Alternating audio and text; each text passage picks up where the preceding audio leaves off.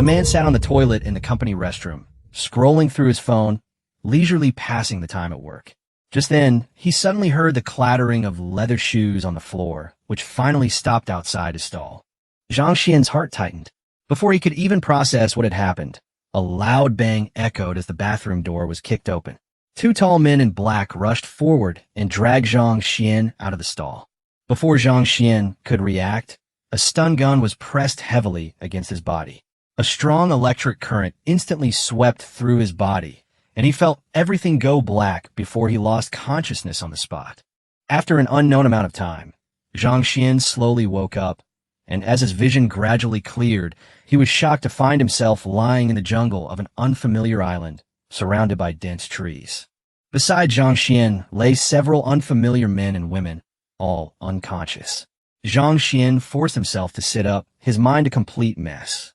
Just as he was trying to recall everything that had happened, a cold and unfamiliar electronic notification suddenly rang in his mind. Ding! Abnormal energy reaction detected. Starcraft system activated.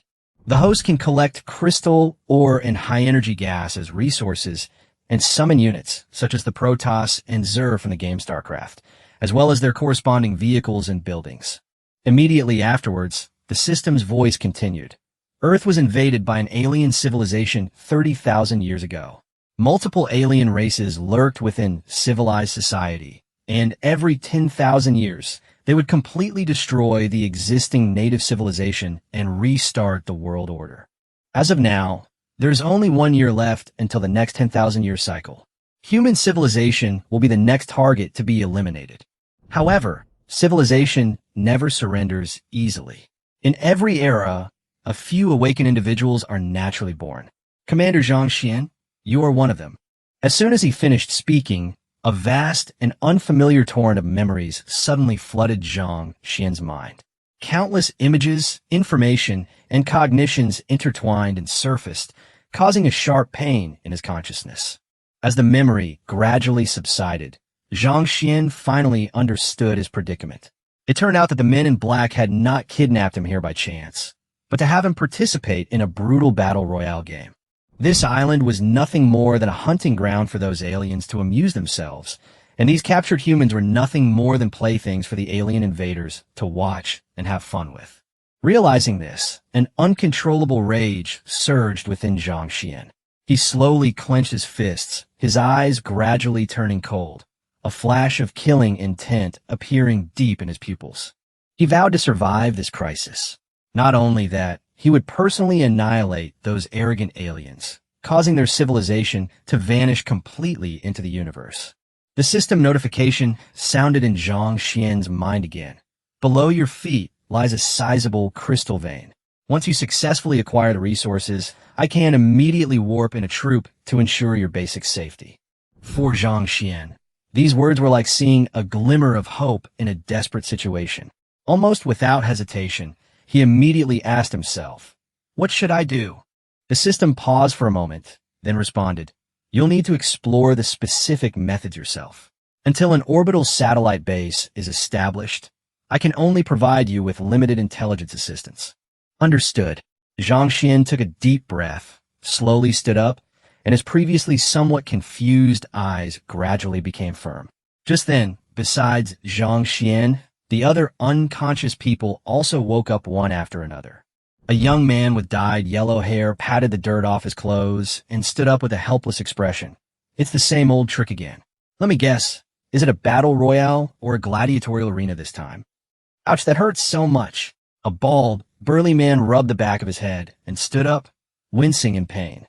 Besides the two of them, there was a college student wearing glasses and two young women. Perhaps they weren't fully awake yet, or perhaps they had already vaguely realized the abnormality of their situation, but surprisingly, none of them cried or made a fuss. Instead, they remained unusually silent. What bad luck. I've been matched with this kind of lineup this time. The blonde youth glanced around at everyone, sighed, and said self-deprecatingly, "Looks like I, Li Han, am doomed today." Upon hearing this, the bald, burly man seemed to realize something. He stepped forward and asked hesitantly, "Brother, are you the one who talked about aliens in the car earlier?" Clearly, he was still skeptical of the aliens' theory. "That's right. It's me, Li Han replied nonchalantly. You probably think I'm talking nonsense, but what I'm saying is all true. The college student wearing glasses couldn't help but come closer, looking anxious. But the people who captured us clearly look human. What exactly do you mean by aliens and cannibalism? I'm too lazy to explain. Li Han waved his hand, his tone clearly impatient. Believe it or not, it's up to you. Anyway, I don't want to stay here and wait to die with you. After saying that, he began to survey his surroundings, his eyes wary. At this moment, a petite girl with delicate features looked up at the sky, observed the surrounding vegetation, and then judging from the types of vegetation and the air humidity here, this might be an island. These words stunned everyone, who all turned to look at her. It was indeed remarkable that she could make such a judgment in such a short time. Zhang Xian already knew this thanks to the system's prompts, so he wasn't surprised, but he still subconsciously glanced at the girl a few more times. As for the other woman, she appeared to be a bit older, with heavy makeup. She had been sitting on the ground since waking up, looking dazed, clearly having difficulty accepting reality. Just then, the system warning suddenly sounded. Commander, please be on high alert. An unidentified energy reaction is rapidly approaching your location. In fact, even without the system notification, Zhang Xian had already heard the strange noises coming from the distant jungle. Trees were shaking, branches were breaking, as if some enormous creature was rampaging through the forest, approaching them. The battle royale has begun. Time to go. Li Han's gaze darkened. He took a deep look into the depths of the jungle, and without the slightest hesitation, he turned and rushed in the opposite direction. What's going on? What happened? The college student with glasses looked at Li Han, who had disappeared into the woods, with a blank expression. Although the bald, burly man was equally confused, his years of experience navigating dangerous situations told him that this place was definitely not safe, and he immediately shouted, "Go!" As soon as the words were spoken, everyone sprang into action, rushing towards the direction Li Han had fled. Staying here meant certain death in this jungle, let alone finding the crystal vein. Less than half a minute after they left, a wolf-like creature, over 2 meters tall, covered in a strange black substance, with a single blue, semi-transparent horn on its head and a collar around its neck, suddenly leaped out of the jungle. It lowered its head and sniffed the ground, its blood-red eyes quickly locking onto the direction the group had fled. The next moment, the monster used all 4 limbs to propel itself forward, moving like lightning, and gave chase. And all of this is being clearly and in real time transmitted to the sky hundreds of kilometers away through the device on its neck. A massive spaceship hovered 10,000 meters above the ground. The interior was lavishly decorated, and more than 20 arrogant aliens in suits sat in their respective seats, watching the enormous live broadcast screen before them. Their faces are no different from humans, but they have a light blue eye between their eyebrows, which gives them an eerie feeling. These 3-eyed aliens, each holding a wine glass, struck an elegant and composed pose. Coupled with their almost expressionless faces, they appeared even more out of place and extremely eerie. A 3-eyed alien in a tuxedo stepped forward, stood in front of the screen, and smiled, saying, "All right, the actors are in position. In this game, who will be the first to die, and who will have the last laugh? Ladies and gentlemen, please enjoy the show." At this moment, Zhang Xian was like a frightened prey, running desperately through the jungle, his lungs burning with pain. Although he was slightly faster than the 2 women behind him, he was still lagging behind the others. For the first time, he deeply understood the importance of physical fitness. If I can survive, I must keep exercising. He could feel that his physical strength was almost exhausted. Just as he was about to give up, a familiar system notification sounded in his mind. Commander, a faint energy reaction of a crystal mineral has been detected about 150 meters to your right front. Hearing this warning, Zhang Xian's spirits lifted, but due to exhaustion, he staggered a few steps and almost fell to the ground. "Run!" the female college student shouted anxiously as she passed him. The other woman of the night didn't even glance at him, simply brushing past him. Watching the others' retreating figures, Zhang Xian gritted his teeth and ran without hesitation in the direction indicated by the system. As Xiao Yu, a college student ahead, ran, she looked back and happened to see the black monster being led astray by Zhang Xian. She stopped in her tracks and stared at Zhang Xian's back in disbelief. Xiao Yu was puzzled, her face full of confusion. Could there really be someone in this world who would go to such lengths for others? The courtesan, Qin Yu, stopped when she saw Zhang Xian stop. Seeing the monster led away by Zhang Xian, she breathed a sigh of relief. "Looks like we're safe for now. Hopefully, that guy will feed the monster." Xiao Yu sighed softly, her expression complicated, and said, "He's really a good person." Xinyu, however, seemed indifferent and shrugged. He probably just felt he wasn't going to survive, so he decided to just give up. After saying that, she turned and walked in the direction the others had fled. Xiaoyu hesitated for a moment, then silently followed. On the other side, Zhang Xian finally found the crystal, or that the system had pointed out. It was a half-person high, bluish-gray rock, unremarkable in appearance. Zhang Xian asked with a look of suspicion, "This is the crystal, or you were talking about?" "Yes, Commander. Please place your hand on the surface. The system will automatically collect energy." Without hesitation, the monster's footsteps drew closer behind him, and Zhang Xian quickly placed his hand on it. A faint blue light immediately emanated from the rock's surface, and a warm energy flowed into Zhang Xian's body through his palm. "Collection successful. You have obtained 5 units of crystal ore. Quick, warp in a combat unit to help me."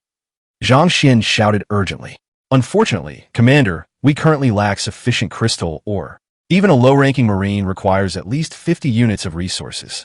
We suggest exchanging for a basic weapon to address the current crisis." Hearing this, Zhang Xian's face twitched. Although he was a little annoyed, he knew this was the only option. "Fine, then let's get a gun that can kill that monster." As soon as the words were spoken, several beams of blue light converged on the surface of the rock, and a futuristic-looking electromagnetic pistol emerged. The gun had a strong metallic texture and gleamed with a cold light. The P-45 electromagnetic pistol used U-238 thermal ammunition and possessed high penetration and long-range strike capabilities, making it the Reaper's favorite individual weapon. Zhang Xian didn't bother to finish the introduction. He grabbed the pistol, its heavy weight giving him a sense of security. He immediately hid behind a rock, raised the gun with both hands, and peered into the dark shadows in the woods. It was already dark, and the sun was casting only a last glimmer of light on the horizon, making visibility extremely low. But Zhang Xian could still vaguely make out the wolf-like black monster approaching. "Come on, you beast!" Rage overwhelmed his fear, and he pulled the trigger. Bang! The bullet, accelerated by electromagnetic force, struck its target almost instantly. A flash of fire appeared, and the black wolf fell to the ground, rolling several meters before coming to a stop. Zhang Xian's eyes lit up, and hope had just risen in his heart when he saw the black wolf shake its head and stand up again, completely unharmed. He had missed. The shot was meant for the wolf's head, but it was slightly too low and blocked by the collar around the wolf's neck. The collar, though not indestructible, successfully absorbed the fatal blow, shattering into pieces and saving the monster's life. "Whoa!" Enraged, the black wolf roared to the sky, its eyes gleaming with ferocity, and pounced on Zhang Xian. Chapter 5 Kill. Zhang Xian fired several more shots, but none hit the target. His first shot was pure luck. After all, his marksmanship was never good. Moreover, the monster had already learned its lesson and no longer foolishly charged forward, instead circling and dodging, making it even harder for Zhang Xian to aim. He gritted his teeth and stared at the monster, gripping the gun tightly in his hand. The recoil made his hands numb, but he knew that if he let go, he would be torn apart. Just then, the system's voice appeared again. "With your current strength, it will be difficult to kill the target in one go. It is recommended to retreat immediately. However, please note that this monster's brain contains 10 to 20 units of crystal ore." Zhang Xian was both amused and exasperated. "So, are you telling me to run, or to kill it?" The system's answer was ambiguous. These two things are not contradictory. Zhang Xian looked at the hesitant black shadow and sighed. "Easier said than done. How much crystal, or do I have left?" 2 units of resources remain, the system calmly replied. "Can I exchange them for some useful equipment?" he quickly asked. "You can choose 4 P-45 pistol magazines, or 2 fragmentation grenades, or a pair of Reaper Smart tactical goggles." Zhang Xian pondered to himself. "I have enough magazines, but the grenades are delayed. It's too unreliable." "What's the use of the goggles?" he asked bluntly. "These goggles are equipped with a HUD display, night vision, aiming assistance, and ammunition display functions, which can significantly enhance combat capabilities." Zhang Xian decisively said, "Then let's get some goggles." A flash of blue light, and a piece of equipment that looked like swimming goggles appeared in his hand. He immediately put them on. His vision instantly brightened. Night vision mode activated, and he could clearly see everything around him. The number of bullets remaining in the magazine was also displayed simultaneously. Even more impressively, the monster's outline was marked with a red line, and there was a bullet trajectory indicator when the gun was aimed at it. With this equipment, Zhang Xian's confidence soared. As long as his hand didn't shake, he could basically hit the target. He aimed at the monster and fired 3 shots in quick succession. The first shot missed, the second hit its hind leg, and the third struck its abdomen. Although none of them were vital organs, compared to his previous complete misses, it was a qualitative leap. The monster's hind legs were injured, and a large hole was shot through its abdomen. It staggered noticeably, looking as if it was about to collapse. Zhang Xian had no intention of letting it go, and fired several more shots until the monster finally fell to the ground. He dared not be careless, observing from behind a rock for a full 10 minutes before cautiously approaching. Even so, his gun remained pointed at the corpse, and he did not let his guard down even as he got closer. Only when he saw the 2 bloody holes in the head did Zhang Xian breathe a slight sigh of relief. He wiped the sweat from his forehead and muttered under his breath, "What the hell is this thing?" The system immediately replied, "It's a genetically modified creature. Its original form is an ordinary grassland wolf." Zhang Xian was speechless. This modification is too outrageous. He crouched down and touched the wolf's horn. A warm current flowed through his fingers, and the horn dimmed considerably, even developing cracks. "Congratulations, you've gained 20 units of crystal or resources," Zhang Xian murmured. "One marine costs 50, so what about warships? Battle cruisers? Are they also priced like in the game?" The cost of warp drive for a battlecruiser is 1,000 times higher, costing 400,000 minerals and 300,000 high-energy gas. "Tisk, that's outrageously expensive." He shook his head and sighed. Reality isn't a game, after all. If he followed the game's pace, he could probably dominate the world in less than a month.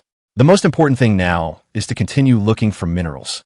Meanwhile, the control center of the 3-eyed aliens suddenly went black, leaving everyone puzzled. The control interface displayed a message indicating equipment malfunction. Baron Monka, sitting in the center, frowned. What happened? The 3-eyed alien in charge of technology wiped his sweat and explained, "The equipment has malfunctioned." The Baron said coldly, "I didn't come here to watch a black screen." Understood. The steward bowed hurriedly. "I'll send someone to investigate immediately. Please rest for a moment. The performance will resume soon." "That's for the best." The Baron's tone was icy. 3 minutes later, an armed helicopter carrying a 6-man combat team headed straight for the island. Meanwhile, on the eastern shore of the island, 5 survivors managed to escape to the beach. The bald, burly man glanced at the 2 women behind him, inwardly sighing that the office worker was probably in grave danger. His face grim, he said, "Without weapons, without food, we'll die sooner or later." Li Han stood on the shore, gazing into the distance, his tone calm. "They won't die so quickly. They'll definitely drop supplies. At most, they'll get some guns before dawn." Hearing this, the bespectacled man breathed a sigh of relief. "Having guns is good. At least we have a way to deal with that monster." Li Han sneered. "That thing is just an appetizer. There's something even worse to come." Everyone's faces paled, and their hearts sank. At this moment, Xiao Yu, seemingly relatively calm, asked, "You said you escaped before. Did you encounter a similar situation? How did you escape?" Li Han shook his head. "I can't reveal too much. These people might be watching us. If I say too much, we'll become prime targets. I still want to live." Chapter 6. The mantis stalks the cicada. Guided by the system prompts, Zhang Xian groped his way to a cave hidden by bushes. He crouched down and carefully examined the ground, finding no trace of large animals, before finally letting out a slight sigh of relief. Luckily, the night vision function of the goggles is effective. "Otherwise, I really wouldn't have been able to find this place," he muttered to himself. "Commander, the energy reaction is inside this cave, but its structure is long and narrow, so I can't fully investigate the interior. However, I suspect there might be crystal mineral resources there, but we can't rule out small, dangerous creatures." Understood. Zhang Xian picked up a stick and quickly cleared the bushes around the cave entrance. After confirming that there was no other movement around, he bent down and crawled inside without hesitation. For him, this island was already fraught with danger, and a cave was nothing. Even if what lay ahead was truly a den of dragons and tigers, he had to venture in. It was his only way out. The cave was damp and cold, with water dripping constantly from above, and the ground beneath his feet was mud and puddles. Although the goggles provided clear night vision, the narrow passageway and echoing footsteps still sent a chill down Zhang Xian's spine. To calm himself, he casually chatted with the system. "You said the apocalypse is still a year away, so could it be that destruction has already begun? We just don't know it yet." "That's certainly a possibility, but with limited information, I can't be sure." If it really happens like in the movies with some kind of virus or biohazard, that would be pretty exciting. Multiple possibilities exist. Zhang Xian muttered to himself as he walked. I was just going to work, and suddenly the world collapsed. It's unbelievable. The system patiently responded to his incantations, which helped Zhang Xian relieve his tension as he ventured deeper into the cave. After walking for about 100 meters, the cave passage finally widened, and he could now stand upright, whereas before he had to bend over to move forward. But what followed was an even more rugged terrain, with a slight steep slope ahead. He had only taken a few steps when he suddenly stopped, staring intently into the darkness ahead. Although his night vision goggles allowed him to see his surroundings, everything beyond 100 meters was still a blur. Zhang Xian vaguely sensed something in the distance, and out of caution, he quickly crouched down against the wall, raised his gun, and held his breath. The sound of dripping water echoed in the cave. Amidst the dripping, he faintly heard a different rhythm. Footsteps. Zhang Xian's heart tightened, and he immediately pointed his gun forward. Sure enough, a figure with a red border quickly came into his view. Human. He was slightly taken aback, but before he could react, the system's voice urgently sounded. Fire. Kill the target immediately. Zhang Xian didn't have time to think. He immediately obeyed the command and pulled the trigger without hesitation. Bang! A flash of light. The gunshot shattered the silence. A headshot. The figure fell to the ground with a thud. Strangely, it actually struggled to get up. Zhang Xian didn't dare to be careless and immediately fired a few more shots until the creature was completely still. Not human, he frowned. It certainly wasn't. Although its appearance was similar to a human, its genetic structure was completely different, Commander. Zhang Xian stepped forward to take a look and saw that the man had a white face with a nose and eyes, was wearing a blood-stained white lab coat, and was holding a pack of cigarettes in his hand. He looked like a researcher who had come out for some fresh air. He crouched down and noticed a thin slit on the other's forehead. He touched it with his finger and revealed a blue, glowing eye. This a three-eyed alien. Seeing this alien life form for the first time, Zhang Xian felt a chill run down his spine. The moment he checked, a warm current surged into his body, and the light in his blue eyes dimmed. He had gained 5 units of crystal or resources. It could even drop or resources? Zhang Xian was taken aback. This was an unexpected delight. He hadn't expected to gain resources from killing this creature, and quite a lot at that. A flicker of excitement appeared in his eyes. This cave definitely held some secret. Judging from the three-eyed alien's attire, it was likely a researcher, and the fact that it was unarmed indicated that the base's security was lax. If they could find the entrance and successfully raid it, they might be able to snatch a huge amount of resources. Fortune favors the bold. Let's do it. Zhang Xian decisively decided to speed up the operation. The gunshots had definitely given away their location, and they had to scavenge as many crystal resources as possible before the enemy could react, hoping to summon new combat power.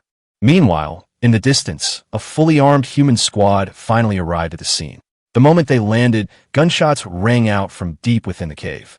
They had already discovered the black wolf's carcass on the way, and given that the target was armed, this commotion was clearly not a coincidence. The team leader immediately reported via communicator. Headquarters, this is Team A1. We have reached the entrance to the target area. We just heard gunshots coming from inside the cave, which may be related to the target. Are they our personnel? Headquarters received. No reports of any firefight. Preliminary assessment indicates the incident was caused by the target. Clear it immediately. A1 understood. The captain loaded his gun, gave a hand signal, and the team quickly activated their night vision equipment, filed in, and quietly approached Zhang Xian's position. Shortly after they left, a one-armed man emerged silently from the shadows of the jungle, his face expressionless and his eyes unfathomable. Chapter 7 Warp-In Marines. Team A annihilated. Inside the tunnel, Zhang Xian, following a system notification, found several more rocks containing crystalline minerals. A system notification sounded. His resources had reached 52 units, just enough to warp in 1 Marine. He finally breathed a sigh of relief. Finally, I've accumulated enough system points. I'll activate warp immediately. I've been putting up with these three-eyed monsters for too long. A blue light flashed, and space slightly distorted, revealing a burly figure. The man before him was fully armed, his entire body encased in CMC 400 power armor, wielding AC-14 spiked Gauss rifle, looking extremely imposing.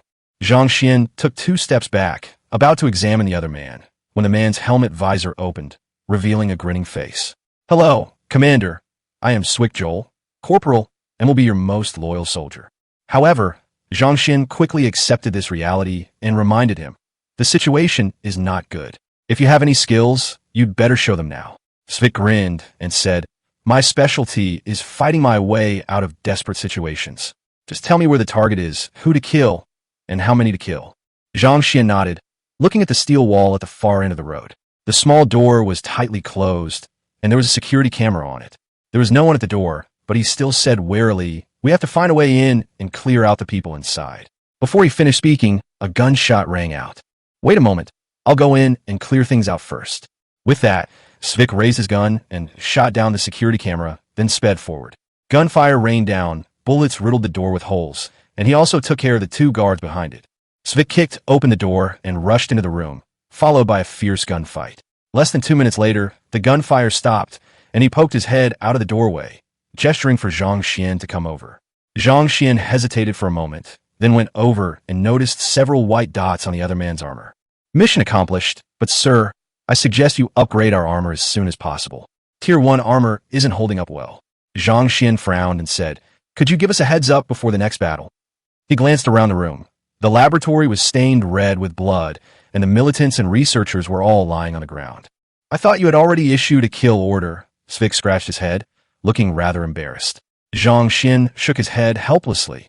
Never mind, the result is the same. Let's check the spoils first. At that moment, Svick suddenly turned his head alertly and whispered a warning. Someone's coming. Zhang Xian's heart tightened. Awakened ones? Impossible. They would have run away long ago. They couldn't possibly be chasing after the gunfire. If it wasn't awakened ones, then it could only be an enemy force. Prepare for battle. Leave no survivors. Yes, sir. Zhang Xian quickly found a corner to hide in, pointing his gun at the doorway. He knew he wouldn't be of much help in a direct confrontation. Svick, meanwhile, hid by the door, waiting for his opportunity. His gun was already loaded. Meanwhile, the members of Squad A were approaching. Alert! Captain A1 commanded. The men quickly spread out, aiming their guns at the doorway. They heard 2 different gunshots, clearly not the work of a single person. Intelligence stated there was only 1 enemy, but they had already assumed there were 2 inside. A1 gave a hand signal, and the 2 men approached the doorway. One stood ready, while the other pulled the pin on a grenade. The click sounded exceptionally clear in the silence, and Svick reacted immediately. Watch out for grenades. He yelled and instantly appeared, though he was hit by several bullets the moment he peeked out. He still decisively aimed at the enemy who had thrown the grenade. A burst of fire quickly hit the target, taking out the enemy and his covering teammates in front of him. Grenades exploded, but Svick didn't stop, switching to full auto fire. Although the tactical squad's equipment was advanced, without heavy firepower, they were no match for Svick's power armor. In just a few dozen seconds, they couldn't even withstand 2 rounds of fire before the enemy was completely wiped out. The C-14 Gauss rifle's lethality far exceeds that of conventional rifles, especially against enemies wearing only body armor. After clearing the area, Svick returned inside, his expression grave. The enemy has been eliminated, but their tactical coordination was too professional. Zhang Xian looked at him warily. Are you injured? No, sir. But their tactical discipline is like that of a regular army. If they had been equipped with the same gear as me, I probably wouldn't have survived. Zhang Xian's heart sank upon hearing this. This meant they might not be facing ordinary mercenaries, but rather special forces from some country. And the one controlling these people might be that mysterious alien organization capable of easily overthrowing governments. Chapter 8 Underground Space, 2nd Marine. Zhang Xian could basically confirm that Blue Star was a kind of entertainment venue. All the weapons and equipment he had seen so far were produced locally on Blue Star, and the combat personnel were all ordinary humans. Only the researchers were the 3-eyed aliens. This indicates that the aliens haven't deployed much actual armed force on Earth. However, he dared not let his guard down. After all, the system had said that these aliens had arrived tens of thousands of years ago. With tens of thousands of years of technological accumulation, who knows how many deadly tricks they might be hiding. Thinking of this, Zhang Xian felt a chill run down his spine. He sighed, thoroughly searched the corpses of the 3-eyed aliens on the ground, and scavenged another 30 units of crystal ore. After doing all this, he began to examine the underground laboratory, which seemed somewhat superfluous. The laboratory contained no finished products, only some reagents, equipment, and messy documents that he couldn't understand. However, at the innermost part, a huge screen was lit up, displaying a 3D data map of the entire island. Zhang Xian's pupils contracted. He noticed that about 800 meters below the island, there was an underground space larger than the island itself. That space was marked as a biological weapon cultivation station. This is truly a treasure trove, he thought, suppressing his excitement, realizing that this place could perfectly serve as his initial base. He was currently struggling with how to establish a team in this enemy territory, but now the problem was instantly solved. This massive underground base could provide cover, supply combat resources, and even bring its own enemies to kill. Even better, the system indicated that there were also numerous crystal mines distributed throughout the underground. A chance to make a fortune has arrived. However, according to the data map, the entrance to that underground space is not in this laboratory. To get there, one must go to a freight elevator located on a cliff somewhere on the island, through which all the bioweapons enter and exit. Zhang Xian patted his armor, his gaze resolute. Svik, retreat. Let's go find an opportunity. The enemy's A squad has been wiped out. Staying here to wait for death is not as good as taking the initiative to attack. Maybe we can even get some resources. Before leaving, Zhang Xian didn't waste any time. He simply stripped the tactical gear off the corpses of the tactical squad and put it on. Wearing the tactical vest, he finally felt a little safer. As for the enemy's guns, he wasn't particularly interested. Meanwhile, inside a circular spaceship, the three-eyed alien leader was listening to a report from his subordinate. What? Team A is wiped out? He asked, his voice filled with disbelief. His subordinate, pale-faced, replied in a low voice. According to the transmitted images, it was a human wearing power armor, wielding a Gauss weapon. This news made the manager's face even uglier. Impossible. Humans couldn't possibly have such a weapon, nor could they have brought it in. Unless it was from an alien civilization, or there was an internal traitor. In his eyes, humans were nothing more than an inferior race, unable to even handle firearms without the support of the three-eyed aliens. We must not let the esteemed guests know about this. Immediately dispatch all tactical squads to wipe out the target, leaving no survivors. Yes, sir. Also, have the incubation station release several different types of biological weapons. The esteemed guests are getting impatient. It's time to serve them something substantial. On the other side, a deep roar came from the bushes. A giant black bear, standing at least 8 meters tall, roared angrily at the sky, its voice shaking the mountains and forests. Unfortunately, its roar lasted only a few seconds before a burst of bullets flew in, riddling it with holes. With a thud, the black bear crashed to the ground. Zhang Xian and Svik emerged from the bushes, their guns still smoking, shouting so loudly, "Are you afraid I won't be able to find you?" Zhang Xian muttered, walking up to the corpse and touching it. 30 units of crystal ore credited to their account. This was already the second biological weapon they had hunted today. The first one was an absurdly fast monkey. The two of them almost emptied their magazines before finally taking it down, earning only 15 units. Sir, you said our base is underground. How will the planes and warships take off? We'll need an elevator, right? Svik started chattering again while changing magazines, letting his imagination run wild. We'll talk about it when necessary, Zhang Xian said, too lazy to pay him any attention, and continued checking the equipment. He'd long noticed this guy was talkative. Despite his cold exterior, he actually loved to chat. But he was reliable in combat, so he turned a blind eye. Zhang Xian quickly calculated that he had 27 units of crystal ore remaining. After deducting the cost of recruiting another Marine, it was just right. Marine's ammunition wasn't unlimited. Each magazine cost 1 unit of crystal ore, ridiculously expensive. Having reserves allowed him to fight with peace of mind. With this in mind, he immediately issued the order, "System, warp in another Marine. I need reinforcements." As you wish. A blue light appeared, and another soldier in CMC power armor emerged. The mask opened, revealing a square face with thick eyebrows and large eyes. The man stood ramrod straight. "Hello, Commander. Corporal James Wayne reporting for duty." Zhang Xian nodded and smiled. "Welcome. That's Svik over there. From now on, you'll both be under my command." James replied solemnly, "It's my honor, sir." Chapter 9, Night and Dawn. Under the cover of night, a lone campfire rose on the beach, its flickering light standing out starkly in the darkness. The occasional growls of wild beasts and intermittent gunshots echoed from the forest, keeping Li Han and his companions from straying too far from the shore. The hungry group managed to pull 2 fish from the sea and were carefully roasting them around the fire. Although the firelight might reveal their location, in this godforsaken place, A source of light for survival was far more important than concealment. The bald, burly man sat down by the campfire, his expression grave, as if ready to face any sudden crisis. Just 2 palm-sized fish, who's going to eat that? The bespectacled man listlessly flipped the grilled fish, his eyes vacant. It's good enough if it's edible. Li Han rolled his eyes, his words laced with disdain. Xiao Yu spoke up. If we still have tomorrow, we could try to go into the woods and find some fruit. Why wait until tomorrow? Qin Yu glanced at her. Can't we go now? The bespectacled man snorted. Go if you want, but it's pitch black. What if something happens? As soon as the two finished speaking, the atmosphere became tense. Enough, the bald, burly man interrupted. 2 have already died today. If we keep arguing, we won't survive until tomorrow. Li Han sneered and didn't say anything more, but the curve of his lips sent chills down one's spine. There might be an airdrop before dawn. We need to find high ground to observe, the bald man added. Everyone nodded silently. This was indeed the most rational arrangement. Prioritizing equipment allocation based on combat effectiveness was currently the only strategy for survival.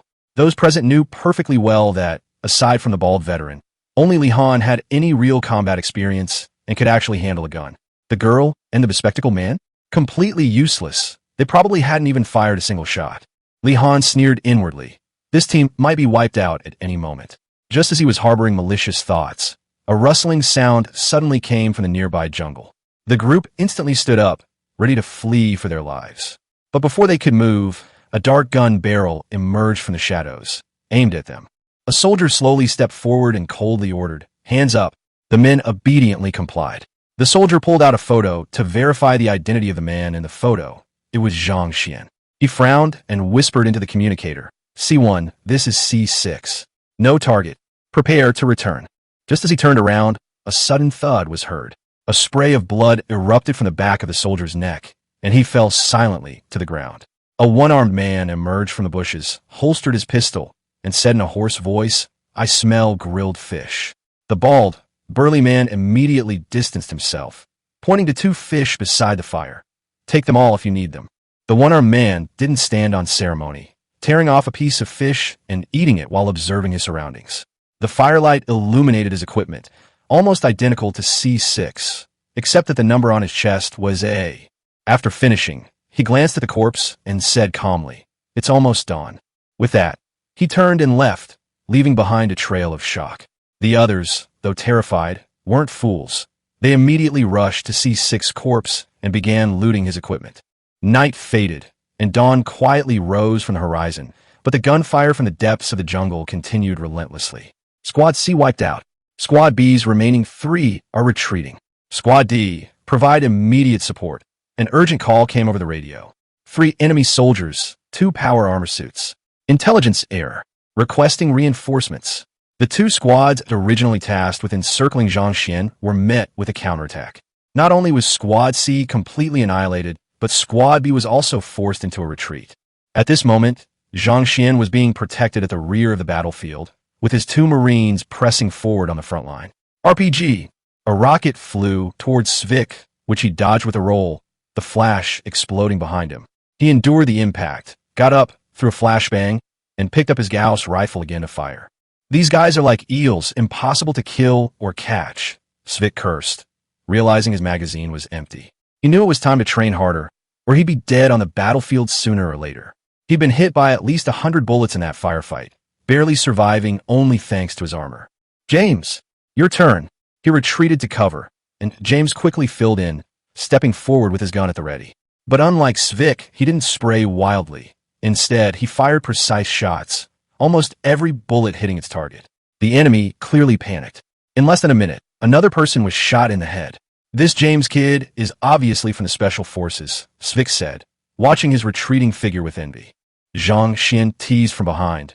"Maybe it's because he didn't expect you to be this bad." Svik complained in a low voice, "Sir, you've changed." In less than a few hours, Zhang Xian had gone from praising him as a tough guy to being sarcastic and mocking.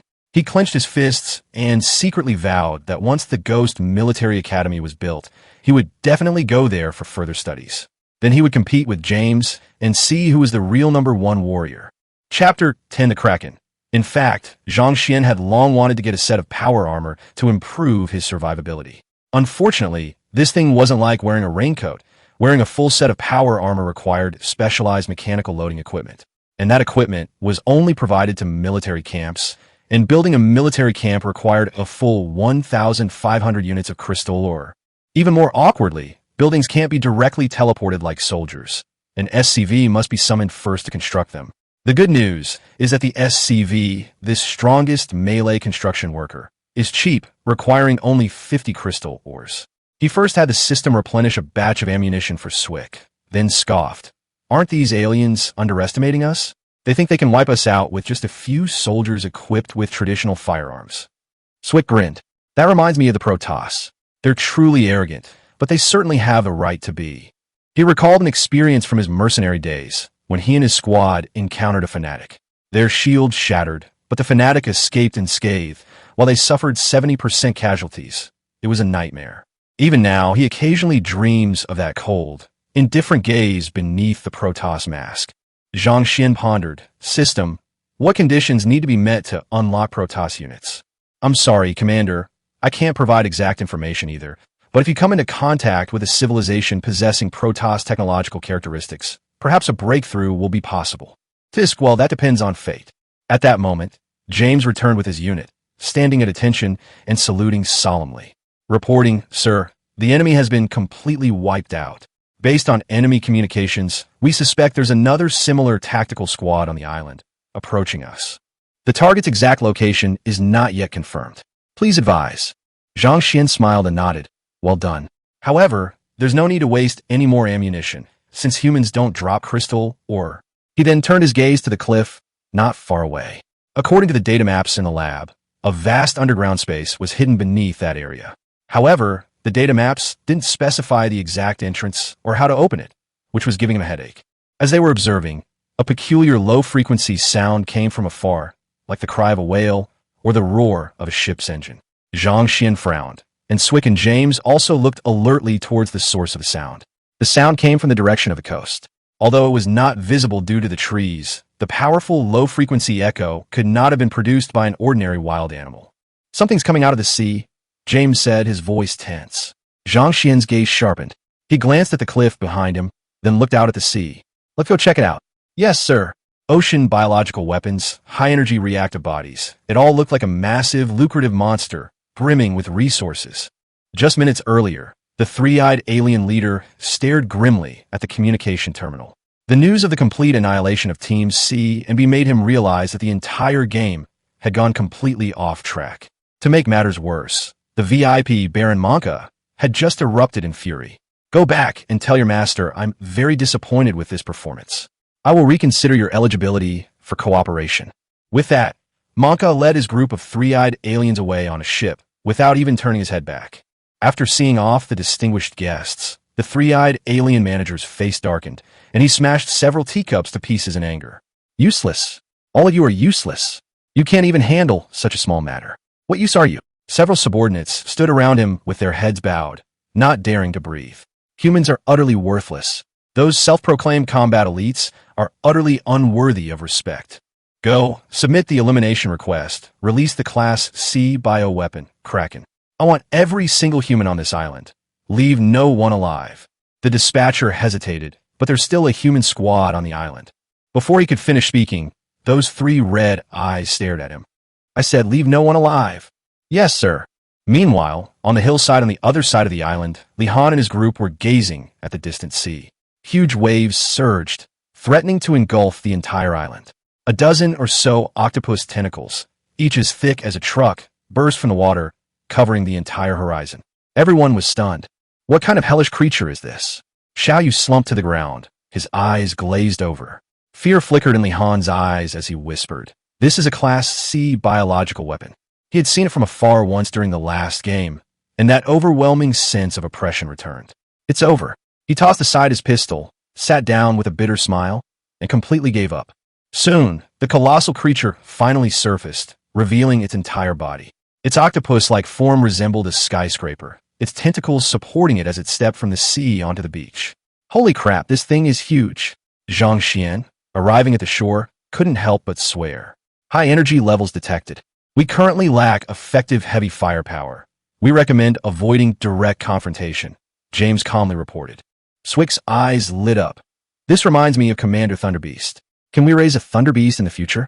I dreamed of being a Thunderbeast knight when I was a kid. Zhang Xian's gaze remained fixed on the enormous creature, and he replied without turning his head, "You're thinking quite far ahead. Why don't you think about how to kill this monster in front of you first? I have a feeling this guy can at least give me a four-figure amount of crystal or..." Chapter 11: The D8 Bomb and the Death of the Kraken. Roar dash. The enormous tentacle slammed into the mountainside, shattering rocks and sending debris flying like bullets.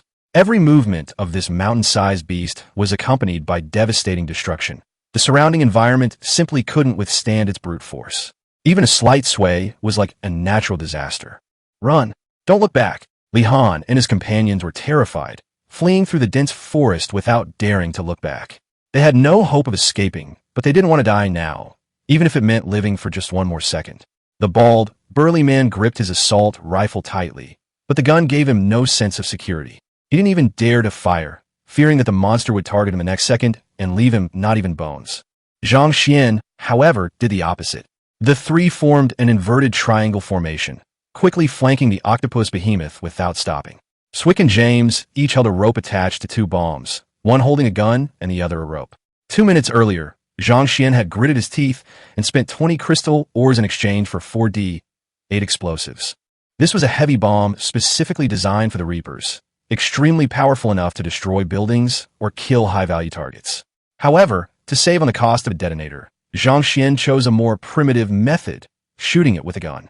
The closer he got to the behemoth, the stronger the oppressive feeling became, as if the air itself had solidified. Zhang Xian raised his electromagnetic pistol, frantically firing the trigger while cold sweat poured down his face. The U-238 bullet, though powerful, only left a tiny splatter of blood on the giant octopus's surface. He even saw the tentacle pierced by the bullet rapidly healing. Finally noticing this little ant after being wounded, the octopus raised its tentacle and slammed it down in fury. Zhang Xian rolled to dodge, shouting in the instant he took cover, "Svick, draw aggro." Svick immediately opened fire from the left, unleashing a hail of bullets. Although one-handed shooting accuracy was slightly lower, it wasn't surprising that every shot hit its mark against this behemoth. A barrage of Gaussian bullets struck the octopus, splattering flesh and successfully drawing its aggro. The octopus roared and turned towards Swick, its tentacles sweeping out like a storm, shredding everything in their path. Bang! Swick couldn't dodge in time and was sent flying more than 10 meters away, his gun flying out of his hand. But he held onto the bomb cord tightly and didn't let go. Even after being knocked away, his power armor protected his body, and he didn't lose his mobility. He sprang to his feet, gritting his teeth and shouting, "James, what are you waiting for? Do it!" James, who was also in position, reacted immediately upon hearing the shout. He threw out 2 bombs from the rope, then aimed and fired them in midair. Bang! Bang! The 2 bombs detonated in midair, and with a deafening roar, 2 of the octopus's tentacles were blown off, leaving a charred crater on its body. Ouch! The excruciating pain caused the octopus to lose its upright posture and collapse to the ground. "Relay!" James shouted, thrown back by the shockwave. Svick immediately threw out his pack of bombs. "Sir, your turn." Zhang Xian was already waiting at a high point, holding his gun with both hands, aiming at the bombs thrown into the air. Bang! Bang! Bang! The bullets flew out, finally hitting the target. Boom! Boom! A violent explosion echoed across the entire beach, the heat wave forcing Zhang Xian to instinctively close his eyes. The next second, the octopus let out an extremely weak roar, its entire body convulsing, yet it was still not completely dead. Zhang Xian's expression darkened. The legendary Kraken of the North Sea possessed 3 hearts and 9 brains, its vitality ridiculously tenacious. Even after enduring 4D8 bombs, it wasn't completely dead and was still slowly healing. But clearly, this recovery couldn't be completed in a short time. The behemoth's color began to fade, and its tentacles grew weak and powerless. Zhang Xian knew the time had come. Strike while the iron is hot. He threw 4 more D8 bombs directly at the wound. In the distance, Svick, who had just retrieved his gun, laughed heartily upon seeing the commotion. "Bring on some firepower." Tot. Bullets from the Gauss rifle fired, instantly detonating the 4 bombs. Boom! Boom! Boom! Boom!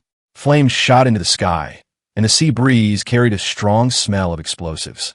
The entire area was ablaze, as if the whole island had been turned into a barbecue stall. After a long while, Zhang Xian cautiously approached and reached out to touch the tentacle still connected to the main body. The next second, a familiar notification sound rang out. Congratulations, you have obtained 800 units of crystal ore and 200 units of high-energy gas. High-energy gas? Zhang Xian was taken aback. The creature contained a high concentration of energy and unknown substances, which the system had absorbed and converted entirely. So that's how it is. This monster is a walking energy factory. Zhang Xian was now satisfied. The crystal mine was there, the high-energy gas had arrived, and barracks and advanced technology were just around the corner. Conquering the universe, this first step has finally been taken steadily. At this moment, James approached and asked, "Sir, are you all right?" Zhang Xian nodded, "I'm fine. Check the bodies to see if there's any live streaming equipment." Understood. On the other side, Svik walked over, swinging one arm and frowning, saying, "This arm of mine seems to be a bit unresponsive." His power armor was already covered in scratches and burn marks, with many parts of the outer shell damaged, making him look like he had fought 100 battles. Zhang Xian patted his shoulder. "Don't worry, it won't be long before we get new equipment." He glanced at the fluctuating numbers in the resource panel and already had a plan in mind. However, Zhang Xian narrowed his eyes and looked into the depths of the jungle. But before that, we might have to deal with our own kind first. Chapter 12, I Become a Coal Mine Foreman? Rat-a-tat-tat. A burst of bullets accurately struck the bald man's feet, sending pebbles flying and dust billowing. Svik, gun in one hand, stood in front of Zhang Xian, coldly watching the group emerge from the jungle. They had witnessed the entire earth-shattering battle and naturally recognized Zhang Xian. They thought he was long dead, but to their surprise, he was alive, and with two powerful armored warriors by his side. Instinctively, they assumed Zhang Xian had been rescued by these two soldiers. With monsters lurking on the island at any moment, it was better to cling to a powerful ally than to wait alone for death. The bald man's heart tightened. Forcing himself to remain calm, he raised his hands, quickly indicating, "We mean no harm." With that, he and Li Han tacitly threw their guns into the bushes, making a gesture of complete submission. Zhang Xian then pretended to have just noticed them, raising an eyebrow slightly. "Huh? You guys aren't dead?" The atmosphere froze for a moment. The bald man gave an awkward laugh. "Thanks to you guys, if we hadn't killed that monster, we probably wouldn't be alive now. My name is Zhang Guofu. Just call me Lao Zhang. It was our fault for not turning back to save you yesterday. I'm really sorry," Zhang Xian said calmly. "I'm not a vengeful person, and if it were me, I wouldn't have risked my life to turn back to save someone either." Zhang Guofu had just breathed a sigh of relief when Zhang Xian raised his hand to interrupt him. "Although we were all dumped in this godforsaken place by aliens, I have no obligation to take care of you. If you want to live, obey my orders." Zhang Guofu glanced at Svik beside him. The other man still had a cold expression, and a strange feeling rose in his heart. Zhang Xian didn't explain much, but simply took out a few small black boxes from his pocket and tossed them over. "I can save your lives, but only if you work for me. I won't force you, much less kill you to coerce you. But if anything happens to you, I won't collect your bodies." Upon hearing this, the group dared not refuse and nodded in agreement, expressing their willingness to serve Zhang Xian. After all, survival was more important than anything else. "Very good," Zhang Xian nodded. "These are mineral detectors. Wearing them will allow you to see rocks containing crystalline minerals. There are resources in the cave ahead. Go in and dig. Put the ore you find in the storage room at the deepest part of the cave first." But no one dared to utter a sound as Svik wiped its armor.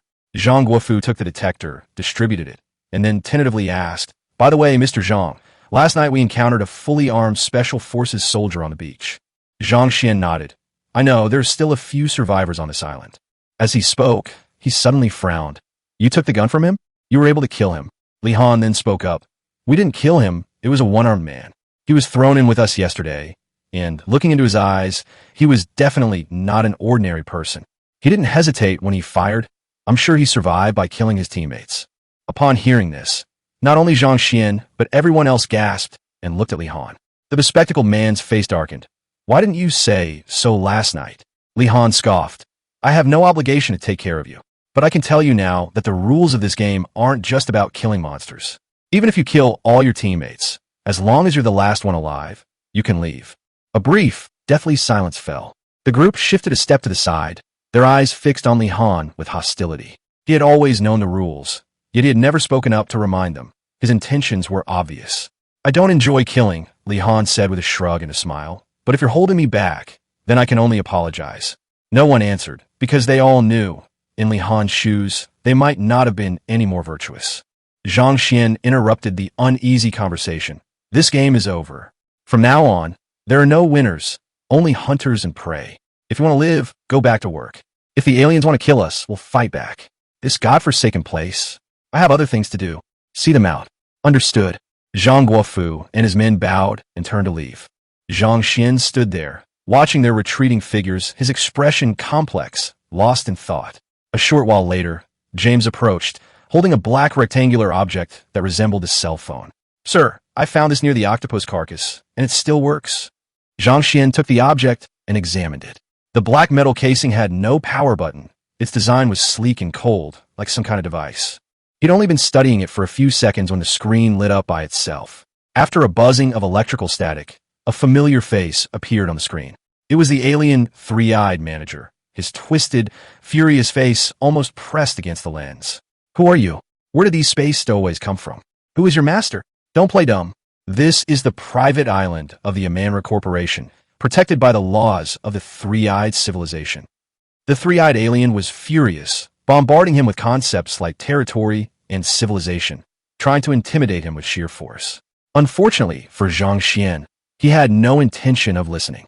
He stared blankly at the screen, then spoke calmly after a moment. Sit in your office and wait for me to deal with you. With that, he threw the communicator to the ground. He raised his hand. Bang! A shot to the head, precise as a headshot, shattered the screen instantly. Chapter 13 Marauders, Rank Advancement System. Marauders are basic infantry units, costing 100 crystal ore and 25 units of high-energy gas. Equipped with CMC 660-5-4 heavy alloy power armor. Its main weapon is a quadruple Punisher grenade launcher, which has strong anti-armor and anti-building capabilities and can deal extremely high damage to ground units. Listening to the adjutant's explanation, Zhang Xian stared at the resource panel and finally made up his mind after thinking for a long time. Spending money is all about having a good time, isn't it? Just do it. He gritted his teeth and waved his hand. Lieutenant, Warp 4 raiders for me first. Command confirmed. Warp procedure initiated. As streaks of blue light flashed, space gradually distorted, and 4 tall, imposing raiders, their bodies encased in steel, appeared. The armored warriors, a head taller than a marine's, stood in place, their imposing presence awe-inspiring. Zhang Xian, having gone this far, gritted his teeth and said again, Bring 6 more Marines, and we'll take care of them all at once. Dozens of seconds later, the 6 Marines also completed their jump, lined up neatly, and stood in perfect formation. 10 fully armed soldiers saluted in unison. Salute to you, Commander. Zhang Xian stood at attention and returned the salute, and then began assigning tasks. The 3 Marines and 2 Marauders were divided into 2 groups, A and B, led by Swick and James respectively. 2 tasks. First, capture the underground base. Second, eliminate all potential threats on the island, including that lurking tactical squad and that one-armed man. If we can capture them alive, we'll send them all to work in the mines. As soon as he finished speaking, a system notification popped up in front of Zhang Xian's eyes. Congratulations! Your unit is now taking shape. Subsystem unlocked. Military Rank Advancement System. You can grant military ranks to your combat personnel. Promotion will enhance their combat and command attributes, but a certain number of personnel must be met. Current troop strength, 12 people. Appointable ranks, 1 sergeant first class, 2 sergeants, 10 corporals. Is that even possible? Zhang Xian blinked and began to carefully read through the functions of the new system. Military rank can improve attributes. That's good. On a sudden inspiration, he immediately asked, Lieutenant, they're currently corporals, so what about me? Don't tell me, I'm just a figurehead commander. As the commander-in-chief of the entire army, your military rank is always at the highest level. You can set your own official position and also receive corresponding attribute bonuses. That's great. Promote Svick and James to sergeant, and I'll become a sergeant first class. The appointment has been submitted, and the military rank system is being updated accordingly. The next second, a refreshing energy rushed into his mind, and Zhang Xian felt as if he had been washed with ice water, and his mind became much clearer. His reaction speed, logical judgment, and even perception range have all been visibly improved. He could even see the trajectory of flying insects' wings clearly. However, he soon discovered that his strength and speed had not changed significantly. Note: rank promotion only enhances mental attributes. If you need to improve physical fitness, it is recommended to increase your training. TSK. Can't there be a universal solution? Yes, building the Ghost Military Academy unlocks the gene modification program, and using the psionic gene modification agent can awaken psionic abilities. It sounds amazing, but are there any side effects? The modification process is extremely painful, with a very low success rate. Most modified subjects do not survive to the completion stage. What happens if you fail? D. Zhang Xian gasped. Of course, this is not to doubt your willpower, but to remind you that as a commander, you'll be leading a 1,000,000-strong fleet in the future, and individual combat strength is not your primary task. That makes sense, but I'll consider it. Zhang Xian already had an idea in mind, but the threshold for building the Ghost Military Academy was frighteningly high. It is not only a training center, but also integrates fusion missile launch silos, and its price far exceeds that of ordinary buildings. Construction requires 15,000 units of crystal ore and 5,000 units of high-energy gas. This number is outrageous. I couldn't raise that amount even if I sold all my organs. He shook his head. Forget it. We'll talk about the future later. Zhang Xian snapped out his thoughts and looked at the two groups of soldiers who had already lined up. Sergeant Svik, leader of Team A, reporting to the commander. Team Leader B, Sergeant James, reporting to commander. After their promotion, the two men exuded a more heroic air, and the crossed short swords on their epaulets also represented their status. Zhang Xian nodded and asked with a smile, "Have the two team leaders chosen their tasks yet?" Svik moved his injured arm and said with a hint of regret, "Although I would love to fight alongside you, my arm is badly injured, so it's better for me to stay on the ground. If possible, please carry more spare ammunition." James stepped forward and reported in a deep voice, "Sir, I will lead Team B to accompany you into the underground base. Due to the complex terrain, for safety reasons, I and two Marines will conduct reconnaissance first, confirm the route, and then escort you to deliver the order." "Well arranged." Zhang Xian nodded in approval. "Let's get started and try to get everything done before dark. I've almost forgotten what a mattress feels like." "Yes, sir." Chapter 14: Pre-War Preparations of Both Sides. Biological Weapons Cultivation Station. After changing into a white lab coat for researchers, Chen Tianming washed up, opened the door, and prepared to go to the lab to continue the work he hadn't been able to finish the night before. "Hello, Dr. Chen." "Good morning, Professor." "Professor Chen." Along the way, researchers and security personnel kept greeting Chen Tianming, and Chen Tianming nodded in response to each one. It was only his colleagues who made him feel a little warmth in this secret research base hundreds of meters underground. Dr. Chen, a middle-aged man in a white coat, walked down the corridor, smiling as he greeted her. "Good morning. How did you sleep last night? You have a lot of work to do today. Can you manage?" Upon seeing the person who arrived, Dr. Chen's previously good mood immediately dropped, and he said coldly, "So it's supervisor pay. The mass production test of the Kraken is nearing its end. What work can we expect today? Due to certain circumstances, you need to start mass production of the Kraken today." "What? Are you kidding me? We haven't even tested it yet. And besides, the conditions in the culture station are far from suitable for automated processing." Supervisor Pei shook his head, interrupting Chen Tianming. "The entire project timeline has already been set. The necessary facilities and resources will arrive within a week. Moreover, this is an order from higher authorities. You just need to follow it." "I understand." Chen Tianming took a deep breath for a while, then turned and left. Watching Chen Tianming's retreating figure, Manager Pei smiled, his blue eyes gleaming slightly through a crack between his brows. "Supervisor, something's wrong." From afar, a security captain in combat uniform ran over in a panic. Supervisor Pei frowned and said, "What's all the fuss about? Have you forgotten the rule against loud noise in the station? You need to be mindful of your manners." "Sorry, Supervisor, but Mr. Jonathan, who's in charge of reception, just sent back a video." He handed her a tablet. "What video?" Manager Pei frowned as he took the video and started watching it. On the screen, the enormous Kraken is wreaking havoc on the coast. As the person in charge of the Kraken project, he was naturally used to it. But 2 minutes into the video, a sudden change occurred. Continuous gunfire and astonishing explosions rang out.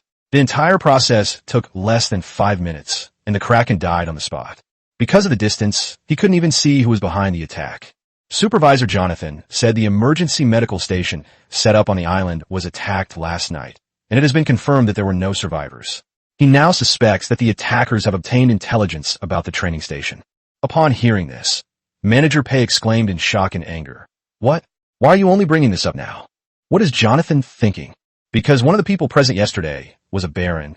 Director Jonathan originally wanted to handle this matter discreetly, but it is clear that he may have misjudged the other party's combat level. The 4 tactical squads on the sightseeing ship should already be gone, and the situation has been beyond his control. Therefore, he hopes that we can provide some assistance before the company's personnel arrive. I've already helped him enough. He lost the Kraken, and he'll probably have to sell his spaceship to pay off the debt. Tell him I don't care if he wants to curry favor with the higher-ups on our home planet, but he can't use our research results as weapons. Even if they are weapons, they are company property, not Jonathan's. As he spoke, he slammed the tablet in his hand heavily on the ground and stomped on it. Not only that, he even ground it several times before calming down a little. Now I'm worried that the attackers may already be trying to get into this incubation facility, whether from the sea or from above. Anyway, notify all the combat personnel in the facility to prepare for battle and be ready to activate Subject Zero at any time. Yes. James asked Zhang Xian for half an hour to prepare, as he planned to go and take a look inside the cave. Since there are computers there, perhaps we can find some information about that underground base from them. For example, the number of armed forces and environmental maps. He needs more information to formulate tactical plans in advance. Meanwhile, Zhang Xian was sitting on a rock under the protection of 2 Marines, holding a piece of freshly grilled octopus in his hands. Surprisingly, although this modified creature looked ferocious and terrifying, its flesh was quite delicious. After the adjutant confirmed that it was non-toxic and harmless, Zhang Xian had a hearty meal. God knows how long it's been since he's had a proper meal. CK-27 carbine, generally issued to local militias or anti-government forces. It can use most Imperial standard ammunition and employs gunpowder electromagnetic hybrid technology. Although its power is weaker than the C-14 assault rifle, it is still powerful enough to penetrate the Tier 1 power armor of a Marine. Price, 5 crystal ore. Before you build a barracks to get your own power armor, I also want to recommend the Ghost's exclusive combat suit. It's lightweight, easy to wear, and has excellent bulletproof protection. Apart from being relatively expensive, it has no obvious drawbacks. Price, 60 crystals. In addition, the Wild Wolf V4 tactical dagger produced by the Imperial Arms Industry is also a good choice. Listening to the adjutant's constant sales pitch in his mind, Zhang Xian suddenly had a feeling similar to when he used to go shopping for clothes and deal with those salespeople. Zhang Xian couldn't take it anymore and said, Stop, adjutant. I don't have that much spare money right now. I just want you to find me a gun that's suitable for my current use. I don't plan on arming myself from head to toe. That carbine is pretty good. Since you intend to conduct operations deep behind enemy lines, no preparation is too thorough. I know this is a bit risky, but I need to absorb more resources as soon as possible to ensure that we gain more initiative before a larger-scale war arrives. Besides, like you said, I'm a commander, and I have complete faith in James and his men's abilities. They'll protect me, so don't worry. Now, give me that carbine. Okay. As soon as he finished speaking, a flash of blue light appeared in front of him, and a rather uniquely designed carbine appeared on the rock. After casually picking up the gun and making a few aiming motions, Zhang Xian said with satisfaction, Not bad. At least it's much lighter than the C-14. It should be fine for short-term combat. Just as Zhang Xian was about to find a tree to test his shots, James had already completed his tactical plan. Sir, James walked up to Zhang Xian, saluted, and said, We're about to depart, but before that, we might need the assistance of an SCV. Chapter 15, SCV ready. We successfully hacked the electronic equipment at the site in the cave using the intelligence system built into the armor and found a map of the underground base. Although it was updated 6 months ago, it should still be sufficient. The problem now is that we can't crack the elevator's smart program unless we send an SCV to cut off the elevator's power and signal, switch it to an external connection, and control it ourselves. Otherwise, we'll have to blow up the elevator and rappel down the shaft, which would be much more dangerous. As he listened to James's report along the way, Zhang Xian nodded repeatedly. The problem now is that an SCV costs 50 crystal ores, while Zhang Xian only has a little over 100 left. If he spends nearly half of that, he probably won't be able to leave enough ammunition on the ground. In the event of an emergency battle, he might not be able to make it up the 800-meter deep elevator in time. Isn't there any other solution? Zhang Xian asked. James shook his head and said, I'm sorry, sir. We have very limited equipment and manpower at the moment. This is the only solution I can think of. Zhang Xian thought for a moment. then suddenly remembered something. Lieutenant, aren't you an artificial intelligence? Can you directly take over the control of that elevator? Yes, Commander, I can not only control that elevator, but I can also directly control the entire underground base. However, all of this requires hardware as a prerequisite. Without a command center, I can't do anything, which is what I told you from the beginning. Well, there's nothing we could do about that then. Zhang Xian hesitated for a moment.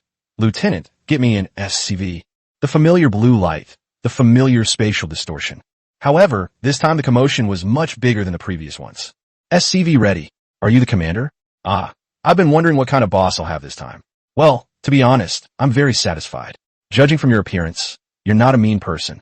A tall, dark figure completely obscured Zhang Xian's entire body, and a slightly exaggerated voice came from above. SCV, Space Construction Vehicle, is a large mecha about 6 meters tall, equipped with bipedal thrusters, a power drill in the left hand, a servo-driven tool pliers in the right hand, and a high-strength steel coating, capable of adapting to high-intensity work in various extreme environments. In short, it's sturdy and durable. Whether it's urban construction or the development of frontier positions, these honest and hardworking guys are indispensable. Hello, I'm Carmel Stark. I serve on the Hyperion, and I am best at surviving life-or-death situations. If there is any dangerous frontline work, leave it to me, and I will handle it without any problems. The hatch opened, and Carmel nimbly climbed down from the cockpit, stood at attention in front of Zhang Xian with a smile, and gave a somewhat imperfect military salute. Hello, Carmel. There's indeed a dangerous job available right now. That's great. Just let me know if you need anything. Just now, he was still hesitant about warping an SCV, but now he can confirm that the money was well spent.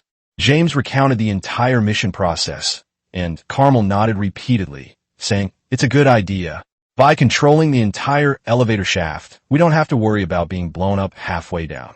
In addition, Zhang Xian added, there are also many scattered crystal mines on the island.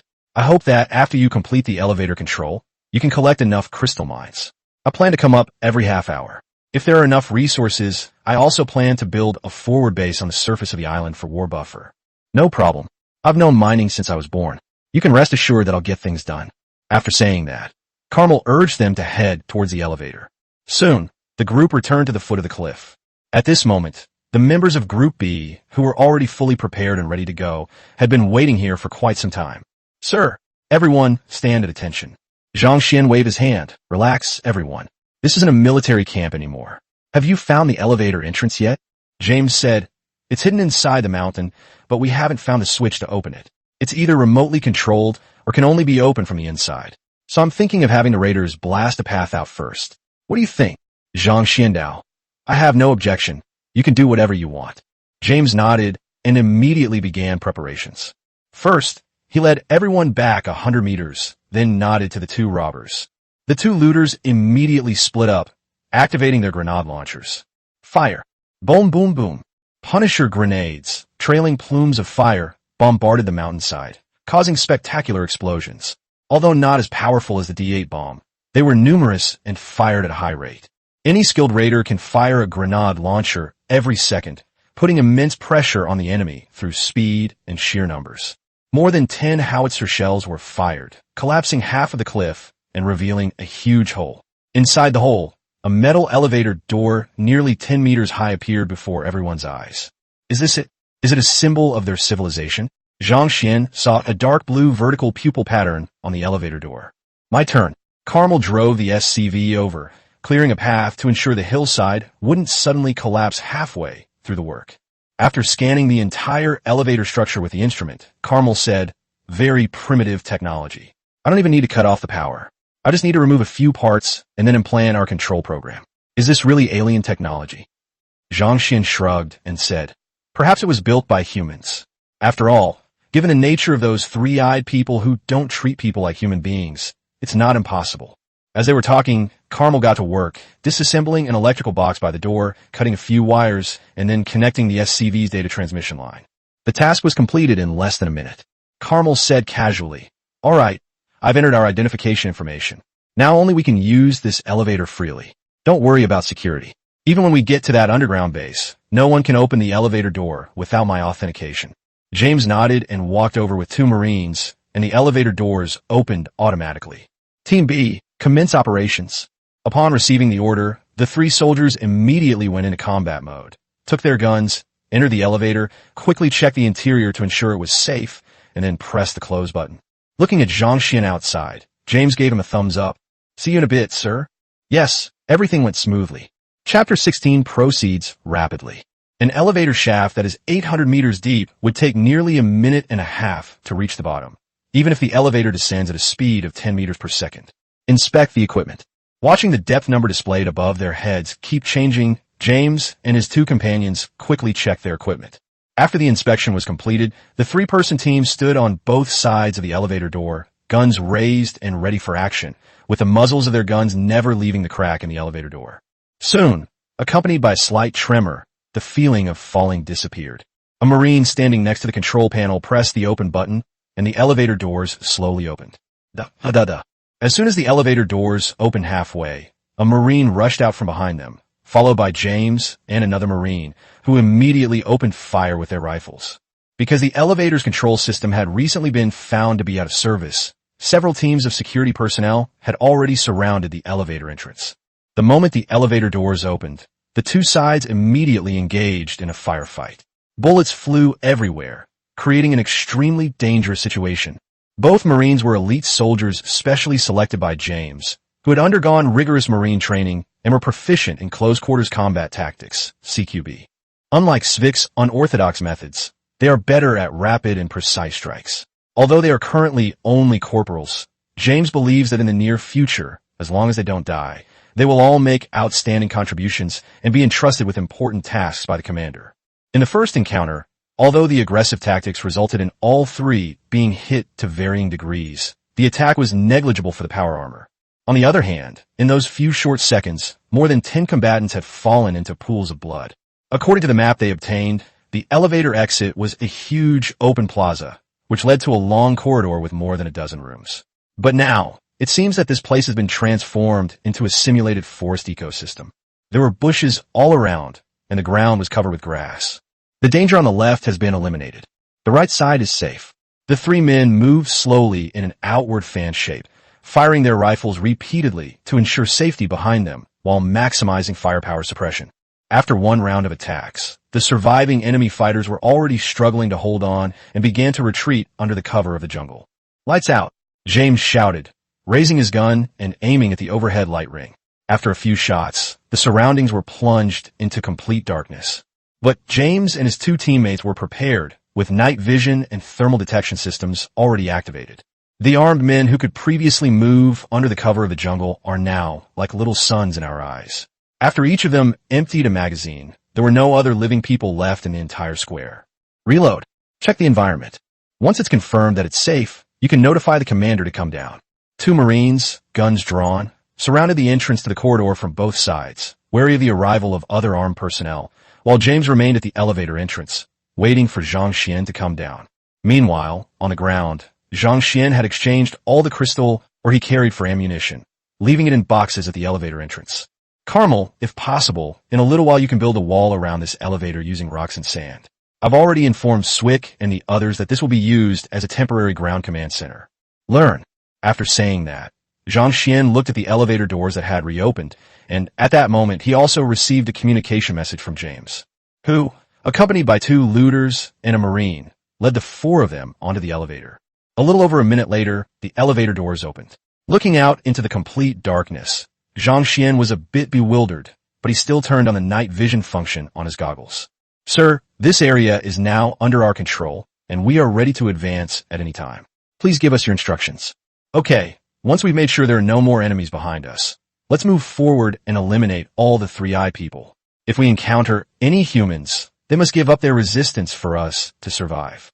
I need someone familiar with this place to be our guide." "Yes, sir." All the security personnel sent out have lost contact and are likely in grave danger. In the monitoring room, watching the monitors continuously lose their feeds, Manager Pei's face was as ugly as could be. It seems those people in the company were right. Humans are all useless, unable to even do this small thing right. "How many of us are left?" he asked.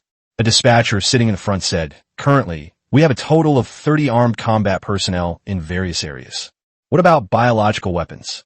How many of those modified creatures with combat capabilities are left?" Excluding some aquatic modified organisms, we have a total of 26 Class E for Class D and 1 Class C. Release them all, and use infrasound to drive them all to the elevator plaza. Ah, the dispatcher exclaimed in surprise. But none of those monsters are wearing suppression rings. If we release them rashly, many of us will die. Manager Pei said angrily. If we don't release them, we'll all die. Don't you understand such a simple multiple-choice question? Sorry, supervisor, I know what to do. After saying that, the dispatcher placed his hand on a red button, hesitated for a moment, and then pressed it hard. The next second, disaster alarms blared throughout the entire underground base. Researchers and armed personnel in various areas turned pale upon hearing the alarm. Then they saw that all the biological incubation chambers were opened, and one after another, modified creatures of various shapes and sizes were awakened and walked out, shaking their heads.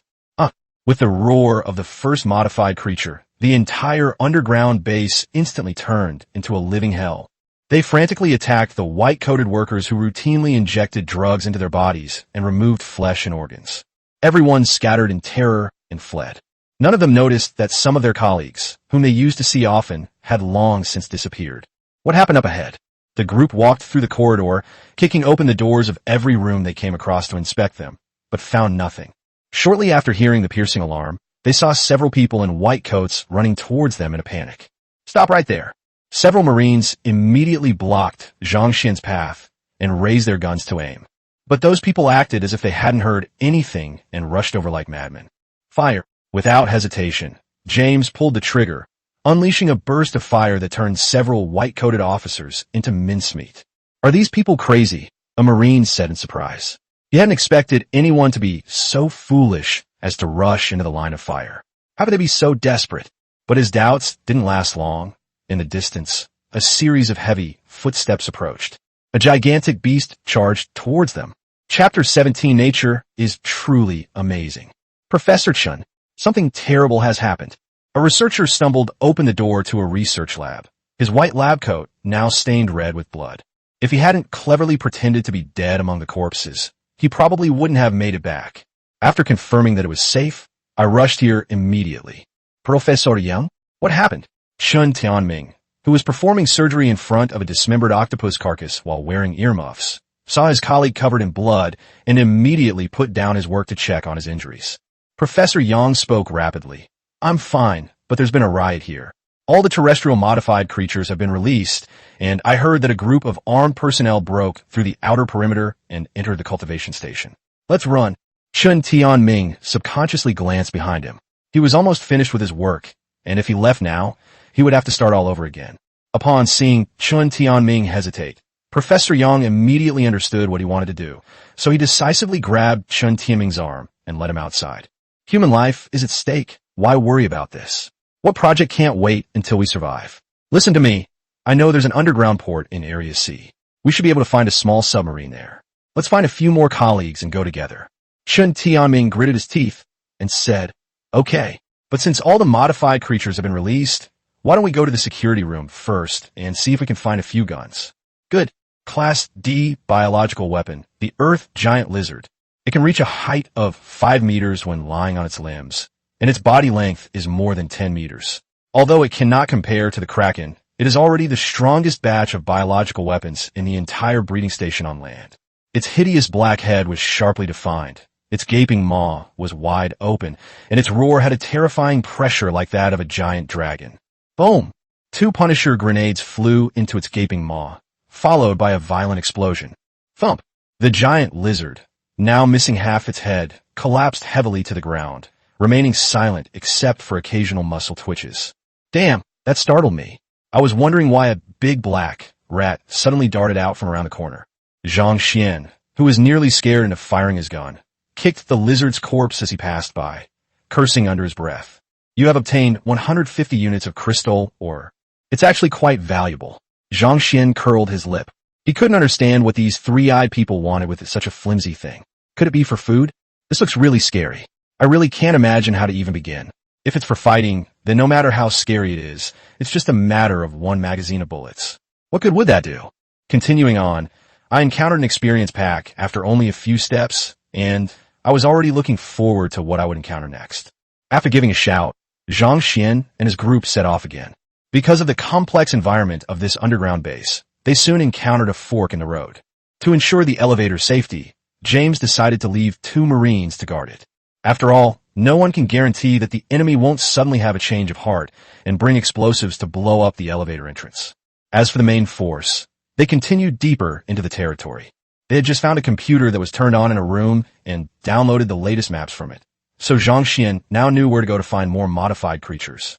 The entire incubation station is divided into 4 areas: A, B, C, and D. We are currently at the intersection of Area B and Area C. Areas A, B, and C are responsible for researching biological weapons in 3 major categories: sea, land, and air. No information has been found in Area D yet, but it should be similar to the others. Another thing to note is that there is an underground port in Area C. We need to take control of that area first so that we can trap and kill these 3-eyed people there.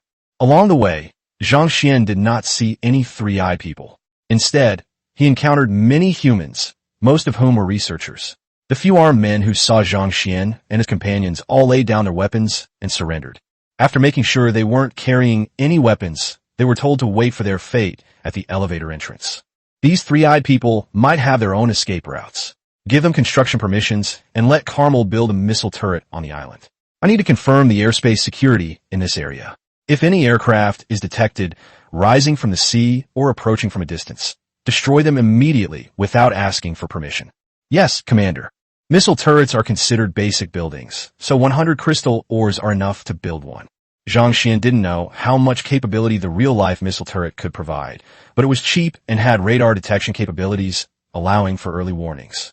This meant Zhang Xian could know about any issues immediately and take appropriate countermeasures. Sir, we're at the location of Incubation Chamber 3 ahead. So far, no trace of modified organisms has been found. James and a Marine led the way. Zhang Xian walked in the middle, followed by 2 raiders. Be on high alert. Perhaps due to the enhanced senses of his sergeant rank, Zhang Xian could vaguely sense that something was approaching nearby. Optical invisibility? Or mimicry invisibility? Zhang Xian frowned, activated the thermal imaging system on his goggles, and immediately spotted an irregular dark shape lying on the ceiling. Watch out! Upon seeing Zhang Xian's movements, James realized what was happening. Just as he activated his thermal imaging, a long tongue struck Zhang Xian's chest, attempting to drag him away. The Marines nearby reacted quickly, shooting the tongue off. At the same time, the 2 marauders behind them opened fire, sending 2 Punisher grenades flying straight at them. Boom! After an explosion, Zhang Xian, who had turned off the heat sensor, saw a large chameleon gradually revealing its true form fall from the ceiling. The chameleon almost got tricked. James, are you alright? I'm fine, sir. James struggled to pull the sticky half of his tongue off his chest and breathed a sigh of relief. Due to preconceived notions, no one would have imagined that there was an invisible guy here. If the commander hadn't been quick-witted, he would have been dragged along. Even if the chameleon couldn't bite through his power armor in a short time, it would have splattered him with disgusting blood. Stepping forward, Zhang Xian, having absorbed 100 units of the crystal ore, remarked with emotion. Nature is truly amazing. It seems we can no longer underestimate these biological weapons. Who knows? There might be some more powerful ones that could potentially harm us. Okay, James, is there anything important ahead? There's a security post ahead. We should be able to find some prisoners there. Great, let's go. Chapter 18, Missile Bombing. In the very center of the island, a steel structure 7 or 8 meters high is slowly taking shape. The sun is shining brightly today, perfect for a volleyball match on a beach. Sergeant Swick, I heard you've killed quite a few aliens with the commander. How does it feel? Driving the SCV, Carmel skillfully installed each part into its proper place. In his experience, a missile turret can be completed in no more than 2 hours. If any SCV engineer takes longer, he must be a problem student who was expelled from some civil engineering college. During this time, he chatted with Swick on the communication channel. Both of them are very talkative, and once they started chatting, it was as if they had found kindred spirits, and they couldn't stop. Aliens? No. In my opinion, those guys aren't aliens. They're not even human. I could take out 2 of them with 1 shot. Swick boasted. At this moment, Swick was leading his men, escorting 6 disarmed members of Team E to the mine. Catching them was easy. They were logging timber to build a boat and escape when Swick and his men ambushed them on the beach. The entire process was conducted without firing a single shot. It was an easy and enjoyable work experience. But the problem now is that they still haven't found any trace of the one-armed man. It's as if he's vanished in a thin air. Haha, well said. Forget about aliens. All living beings are equal under the gun barrel. It's just that our economy is insufficient. Otherwise, we would have gone all the way to their home planet and taught them a lesson in what real warfare is. Now that we have radar, we can use it. After installing the separation unit and activating the weapon system, the entire missile turret is now completely complete. After disembarking from the SCV, Carmel prepared to conduct a final check to ensure that all functions of the missile turret were working properly. Although the missile turret is equipped with a fully automated module that eliminates the need for manual operation, the standard missile turret still retains an operator compartment to ensure that manual control can be switched in a timely manner if the artificial intelligence fails. Standing in front of the control console, I clicked a few times on the virtual screen, and soon a large green virtual screen popped up. This was the radar interface for the missile turret. Okay, let's see him. On the large screen, 2 thumb-sized dots of light flickered, constantly approaching as the radar scanned the area. What bad luck! Carmel's face gradually turned serious, and he immediately connected the communication. Svik, hurry and find some high ground to the east. Take your men. The radar shows 2 unidentified flying objects approaching. What? Received. I'll go right now. Upon hearing this, Svik, who was standing outside the cave, immediately said to the Marines beside him, "You guys come with me. The raiders stay here." Yes. Including Svik, the 4 Marines quickly found a small hillside on the east side of the island, sheltered by coconut trees, and nervously gazed at the distant horizon. They waited for quite a while, but didn't see any unidentified flying objects appear, but none of them dared to let their guard down. Since it has been detected on radar, it must exist. Either the other party's flight altitude or distance is beyond the range of visual detection, or the other party possesses some kind of stealth technology. They're getting closer. Carmel is now sitting in the control room, watching the 2 black dots on the radar approach the sky beyond the island. The missile turret's intelligence system has begun to operate. The turret automatically turns, and the 4 gun barrels, capable of launching long-threaded missiles, are already aimed at distant targets. However, they did not fire immediately, meaning the enemy had not yet entered effective firing range. A little further ahead, Carmel muttered to himself, his eyes fixed on the 3 black dots. But the 2 black dots seemed to sense danger and turned back the way they came. This scene left Carmel somewhat bewildered. They're gone already? But the next moment, he realized something was wrong. For smaller black dots detached from the 2 shadowy figures and were rapidly approaching. Carmel's expression changed drastically, and he shouted, "Missiles!" The next second, the missile turret automatically retaliated, launching 4 long-threaded missiles. However, the missile turret has a drawback. It can only lock onto 2 targets at a time. 2 long-range strike missiles were intercepted and exploded in midair by a long-threaded missile, but 2 other missiles continued to penetrate deep into the air. "Svik, take cover." No sooner had the words left his mouth than 2 supersonic missiles, trailing plumes of flame, crashed down at 2 different locations on the island. Boom! 2 astonishing bursts of fire erupted, the flames and shockwaves sweeping across almost half the island. Vast swathes of land and vegetation have been uprooted, and the island, which originally resembled a primeval forest, has now been transformed into a sea of fire. Because the missile turret was inside the control bay, it shielded Carmel from the shockwave, so he was unharmed, but the SCV mech parked outside were knocked to the ground. Ignoring the damage to his mech, Carmel, ignoring the ringing in his ears, shouted into the communicator, "Svik, Svik, are you alright?" Carmel felt uneasy after waiting for a long time without receiving a reply. Soon, Zhang Xian's voice came through the communicator. "What happened?" "My adjutant just told me that 2 of my soldiers have been killed in action." Carmel spoke rapidly. "Sir, an unidentified flying object just approached. I sent Svik and his men to keep watch, but they fired 4 missiles directly at us, and Svik and his men were hit." "What?" Zhang Xian was shocked. At this moment, Zhang Xian had just received another batch of prisoners and was preparing to blockade the enemy's underground port when the ceiling above his head suddenly shook. The next moment, he heard his adjutant's report of fallen soldiers. Zhang Xian stood there with a very ugly expression, his breathing slightly rapid. He did not expect the other party to be so decisive, showing no regard for the fact that there were still his own people in this underground training station, and directly used missiles to bombard the area. 2 soldiers were killed, and he didn't even know if Svik was among them, although they had only spent a day together, and he was quite annoyed by Svik's talkative nature. As his first Marine, he didn't want Svik to die in such a muddled place. Clenching his fists tightly, Zhang Xian thought to himself, Svik, you better stay alive. I promise you, I'll definitely get you a Thunder Beast as your mount someday. James, you stay here and continue the mission. Seal off the underground port, kill all the modified creatures and three-eyed people here, then use the elevator to transport them to the surface. I'll go up and check things out first, Zhang Xian instructed. James hesitated and said, But, sir, if the enemy can bombard us with missiles once, they might use them a second or even more times. Wouldn't it be a bit dangerous for you to go up now? They won't have a second chance. Zhang Xian knew that his development strategy was still too conservative, but he would not continue like that. 2 soldiers were dispatched to take all the captured prisoners to the mine. Whoever was the first to mine 100 units of crystal, or I would grant them one request within my capabilities. Yes. Chapter 19, A Stroke of Luck Amidst Misfortune.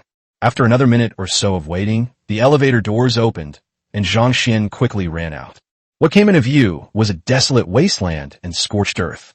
The cliff, which was already half blown up, is now completely a pile of rubble, and even the elevator entrance is half blocked. In the distance, there was a huge crater with magazines and grenades scattered all around. Fortunately, the ammunition did not explode, otherwise Zhang Xian probably wouldn't have been able to get up there. Svik, Svik, answer me if you're not dead. Throughout the journey, Zhang Xian kept calling Svik through the communication system on his goggles, but there was no response. Just as Zhang Xian was about to ask Carmel where Svik had last spoken, a communication call came in. Commander? This is Talus from Group A. Commander Svik is alright, but he's injured and unconscious. I'm bringing him back right now. Upon hearing this, Zhang Xian breathed a heavy sigh of relief. It's good that you're not dead. It's good that you're not dead, Zhang Xian said. Talus, bring Svik to the elevator entrance. I'll warp a medic right now. As he spoke, Zhang Xian asked, Lieutenant, do I have enough money for a medic?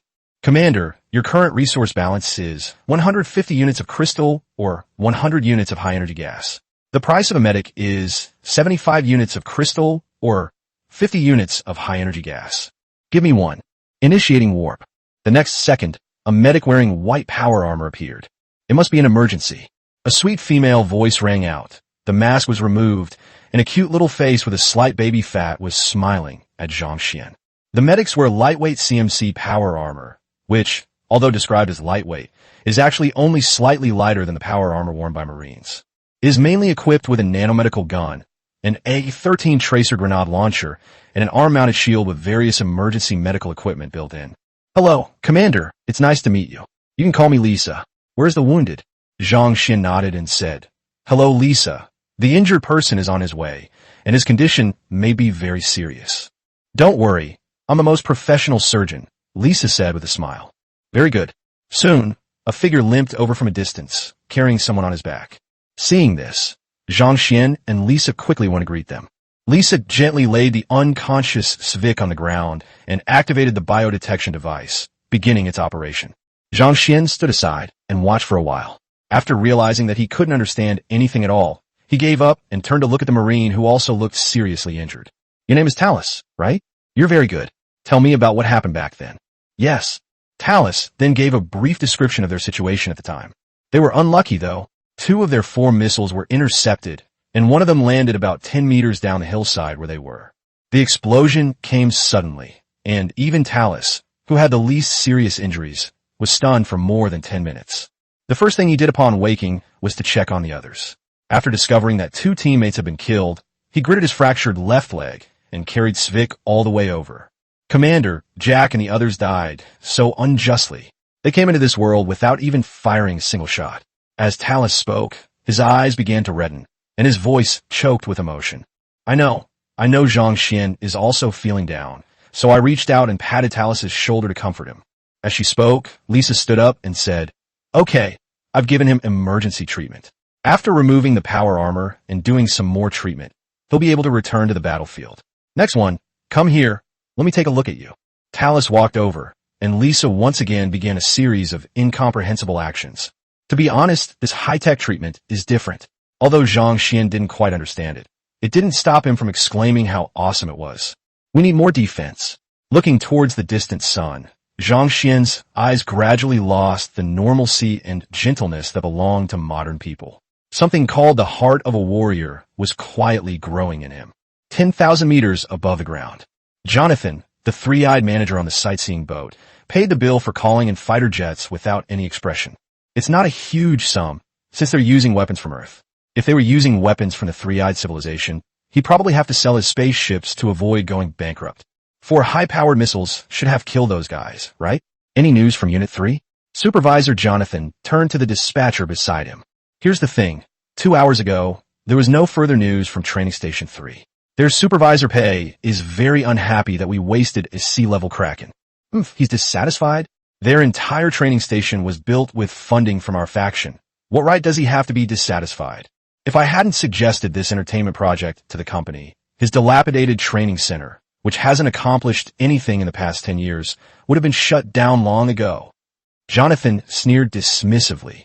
Okay, so what should we do next? Should we send someone to the island to check on the situation? Jonathan pondered for a moment and said, No rush. Let's wait until dark. If those people are still alive, they will be afraid of further air attacks, and will definitely try their best to get into training station number 3. Let that guy's surname Pei help us solve more problems first, and then we can reap the benefits. Yes. At the entrance of the mine, a pile of rubble of varying sizes was stacked here, some of which had a faint blue glow. 2 raiders were guarding the entrance. It was only because the explosion hadn't affected this area that the entire cave collapsed. Commander! The 2 raiders stood at attention, and not far away, Zhang Xian, accompanied by Lisa, walked over. Swick and Talus have been taken underground, and there are people waiting for them at the elevator entrance. They will be safer there. Zhang Xian nodded to the 2 robbers, then went to the pile of rubble and placed his hand on it. You have obtained 230 units of crystal ore. Not bad. Zhang Xian was somewhat surprised that so many crystal ores could be harvested in just 1 or 2 hours. It seemed that there was still considerable room for development in this mine. Standing at the entrance of the mine, he could see 2 soldiers in camouflage uniforms not far away, carrying shovels and spades, working hard. Where did these tools come from? Zhang Xian didn't remember having such a thing in that room in the mine. Chapter 20 Tyrant? Benevolent Ruler? Noticing Zhang Xian's confusion, one of the raiders approached and explained in a low voice. Commander, these tools were brought by them. They were on the beach when they came. They brought a lot of supplies and tools with them, such as shovels and spades, which were readily available, but not in large quantities. Zhang Xian nodded, not bothering to investigate further. What are you looking at? The raider's expression turned cold as he noticed the 2 soldiers glancing at them from time to time. He pointed the grenade launcher at them and said, Keep working if you don't want to die. I'm sorry. The 2 immediately lowered their heads, not daring to look again. Zhang Xian thought for a moment and then asked them, What country's army are you from? Why are you working for those aliens? The 2 men looked at each other, glancing at Zhang Xian and then at the raiders beside him. With their sharp eyesight, they could easily recognize that Zhang Xian was their main target on this island. The raider blocked the 2 men's path, preventing them from resorting to desperate measures to take Zhang Xian hostage. He said coldly, When the officer asks questions, you only need to answer. If I see you exchanging glances or gestures again, I guarantee this mine will be your burial ground. I'm sorry, one of the soldiers said without hesitation. We belong to the U.S. Army's active duty special forces. We were originally responsible for protecting an airship. We came to this island because we were ordered to capture a terrorist. Before he could finish speaking, another soldier chimed in, Sir, we're just following orders. Please don't make things difficult for us. Our superior will contact you to ransom us. I believe it will be a good amount of money. I don't care about money, to be honest. I have no interest in it. He said casually. Then Zhang Xian asked, Who is your superior? Major Jonathan Durand. Very well, I will find him. Now get back to work. With that, Zhang Xian turned and left. The 2 exchanged another glance, both seeing the doubt and seriousness in their companion's eyes. From the moment they landed on the island, they discovered that the target was far beyond their imagination. Indestructible power armor, firearms they had never seen before. It was all like something out of a movie. And he just seemed to have said something. Aliens? Did we mishear? At the elevator entrance, the corpses of 2 modified creatures were brought up, indicating that James and his team were making good progress down below. Along with them came more than 20 prisoners armed with shovels and spades. 2 Marines were in charge of escorting the prisoners. They directed the prisoners to carry the 2 bodies down from the elevator and place them on the ground to the side before leading them toward the mine. They happened to run into Zhang Xian on the way back. Commander, 2 Marines stand at attention and salute. Yes, thank you for your hard work. Zhang Xian returned the greeting, glanced at the prisoners behind them who looked fearful and bewildered, his expression unchanged, and said, "After you two deliver them to the mine, remember to organize them to build barracks, and have someone who knows how to cook prepare some food for them." "Yes." Watching them leave, Lisa smiled and said, "Commander, you are quite kind and benevolent." "Me? Don't be ridiculous." Zhang Xian shook his head with a laugh. Lisa said, "Their boss just killed our men, and you're giving them food and a place to sleep. I used to know several battlefield commanders who never showed mercy to rebel prisoners. This is different." Zhang Xian shook his head and said, "This is not the copperless sector. They are humans, and we are humans too. To me, the ones who killed Jack and the others were the three-eyed people. We must distinguish between right and wrong. Lisa, I am not a tyrant. I cannot do something like slaughtering my own people. I only need them to live, to work for me for the rest of their lives, and to atone for their past acts of aiding and abetting evil through their labor. That is enough.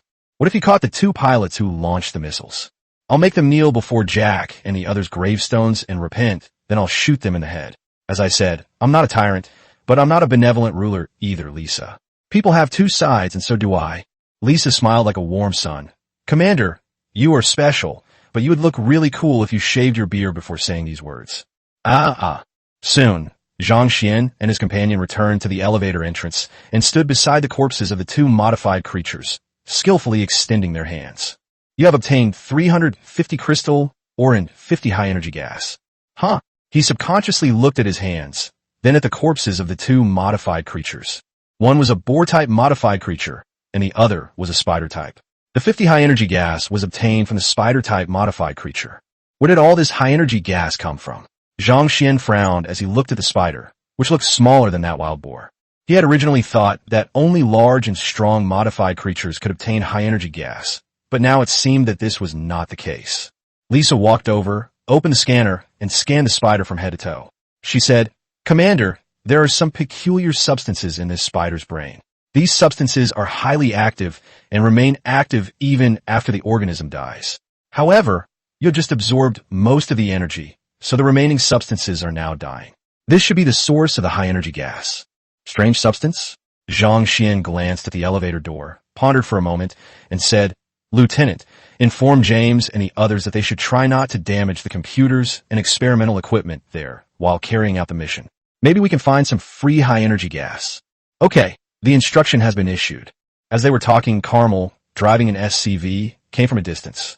"It took me quite a while to fix this big guy. Commander, is Svik all right?"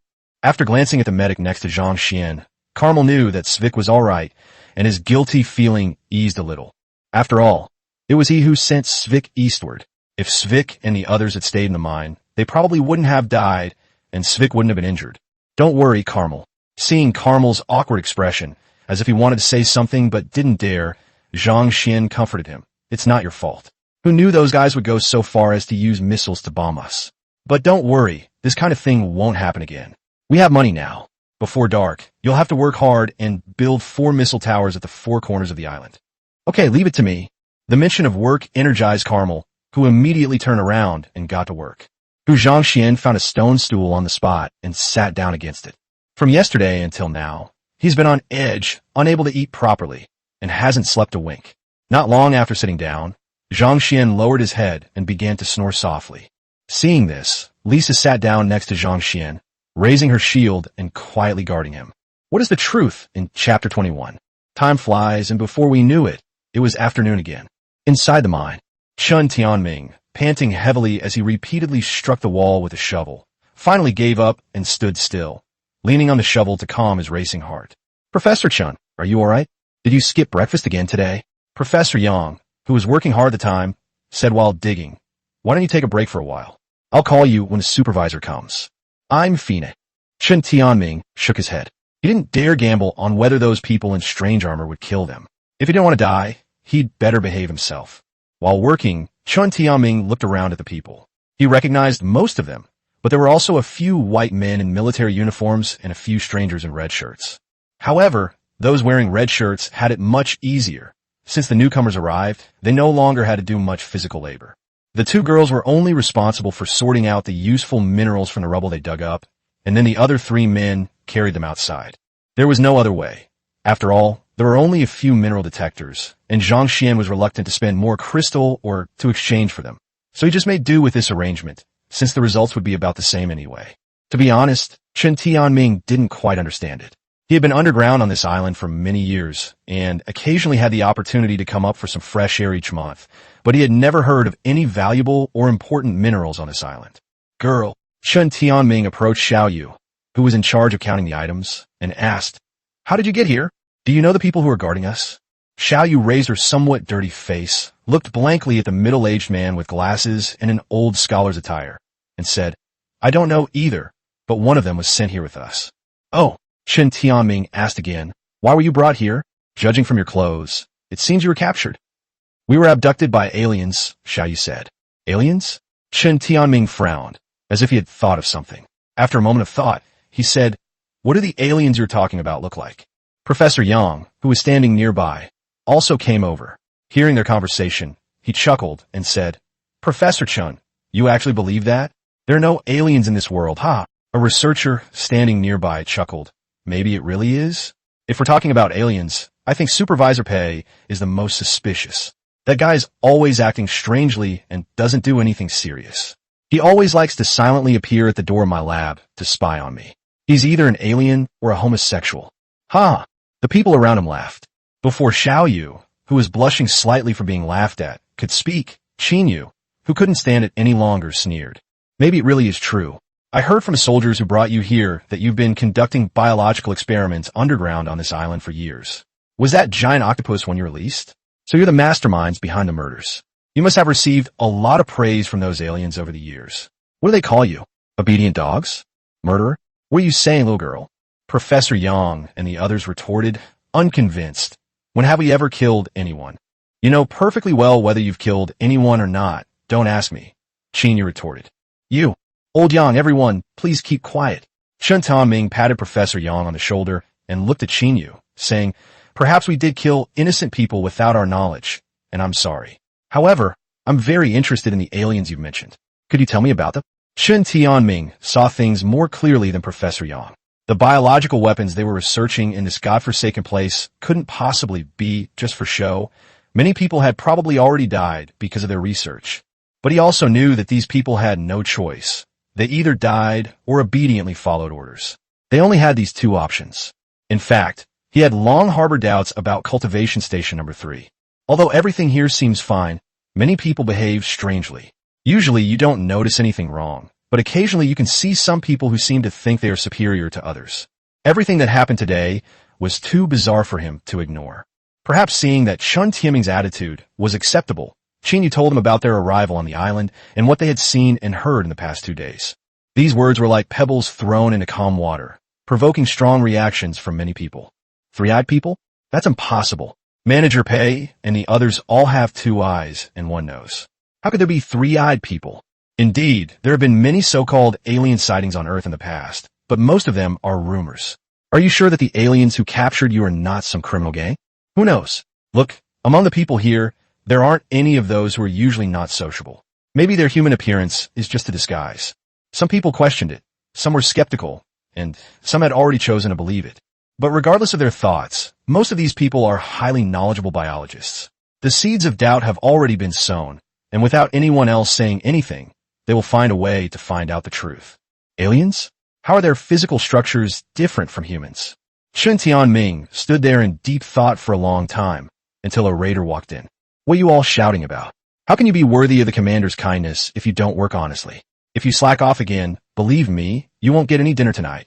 The deaths of their teammates and group made these 2 raiders more or less hateful towards the prisoners, so their tone was naturally not very nice. The fact that they didn't curse was already a sign of their good manners. "Sir," Chen Tianming said, mustering his courage, "although I don't know the truth behind this, please tell that commander that we can provide you with assistance. We lived in that underground incubation station for nearly 10 years. We learned a lot of information that is not available on computers.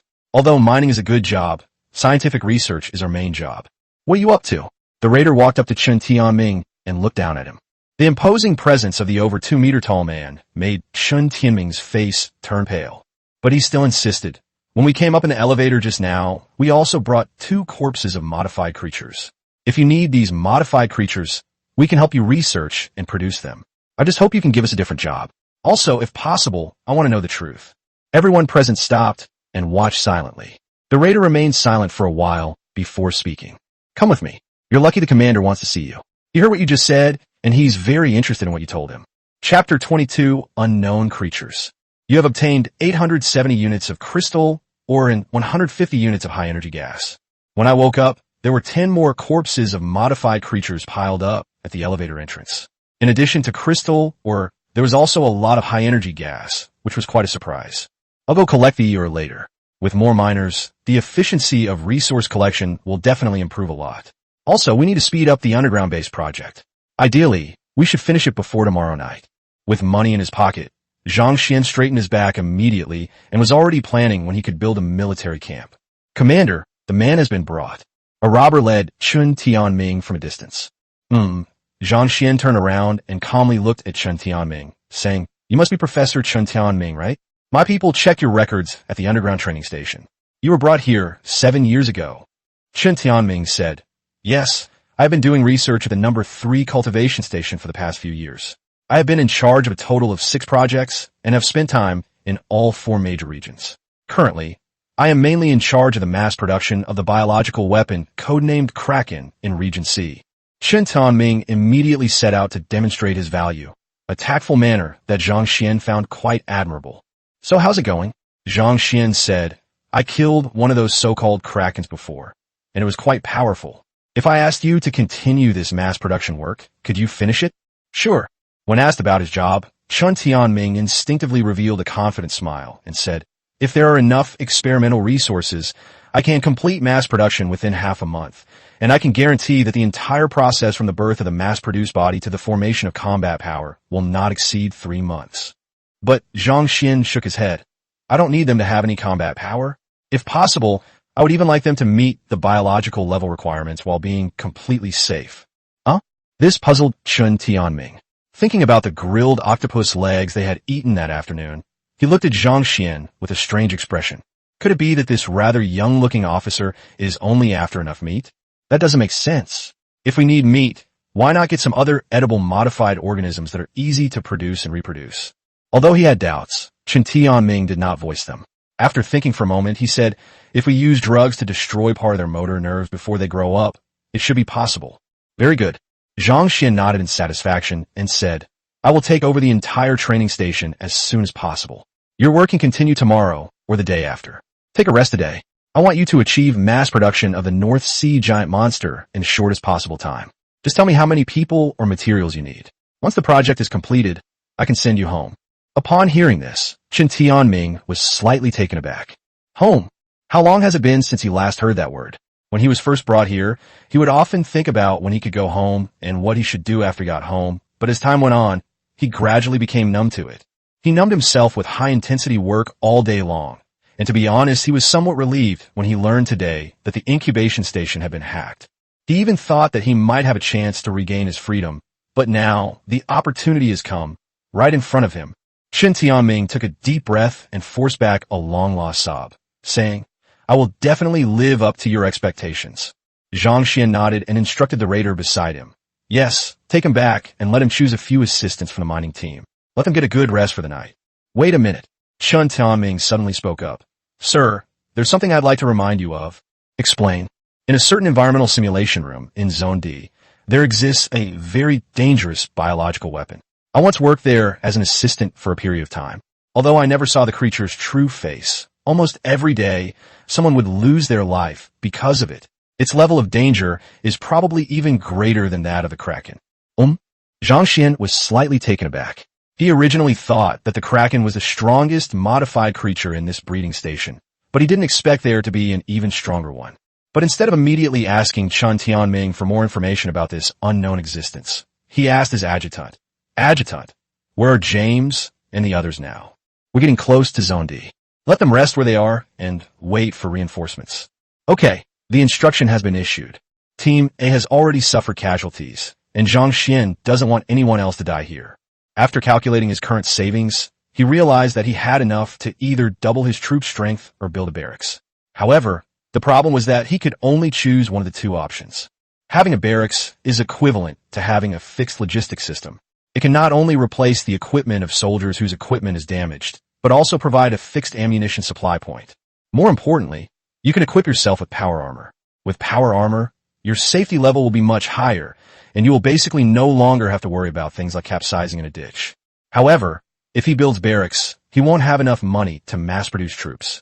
With his current manpower, it will be difficult to take down the underground base in a short time, even with the powerful firepower of the raiders. After all, it was a modified creature even more powerful than the Kraken. The one they killed before was simply because the Kraken is an aquatic species, and it's difficult for it to unleash its full fighting power on land. If you were to encounter a Kraken on the surface of the sea or in the deep ocean, let alone 3 people, even 30 people would probably have a hard time defeating it.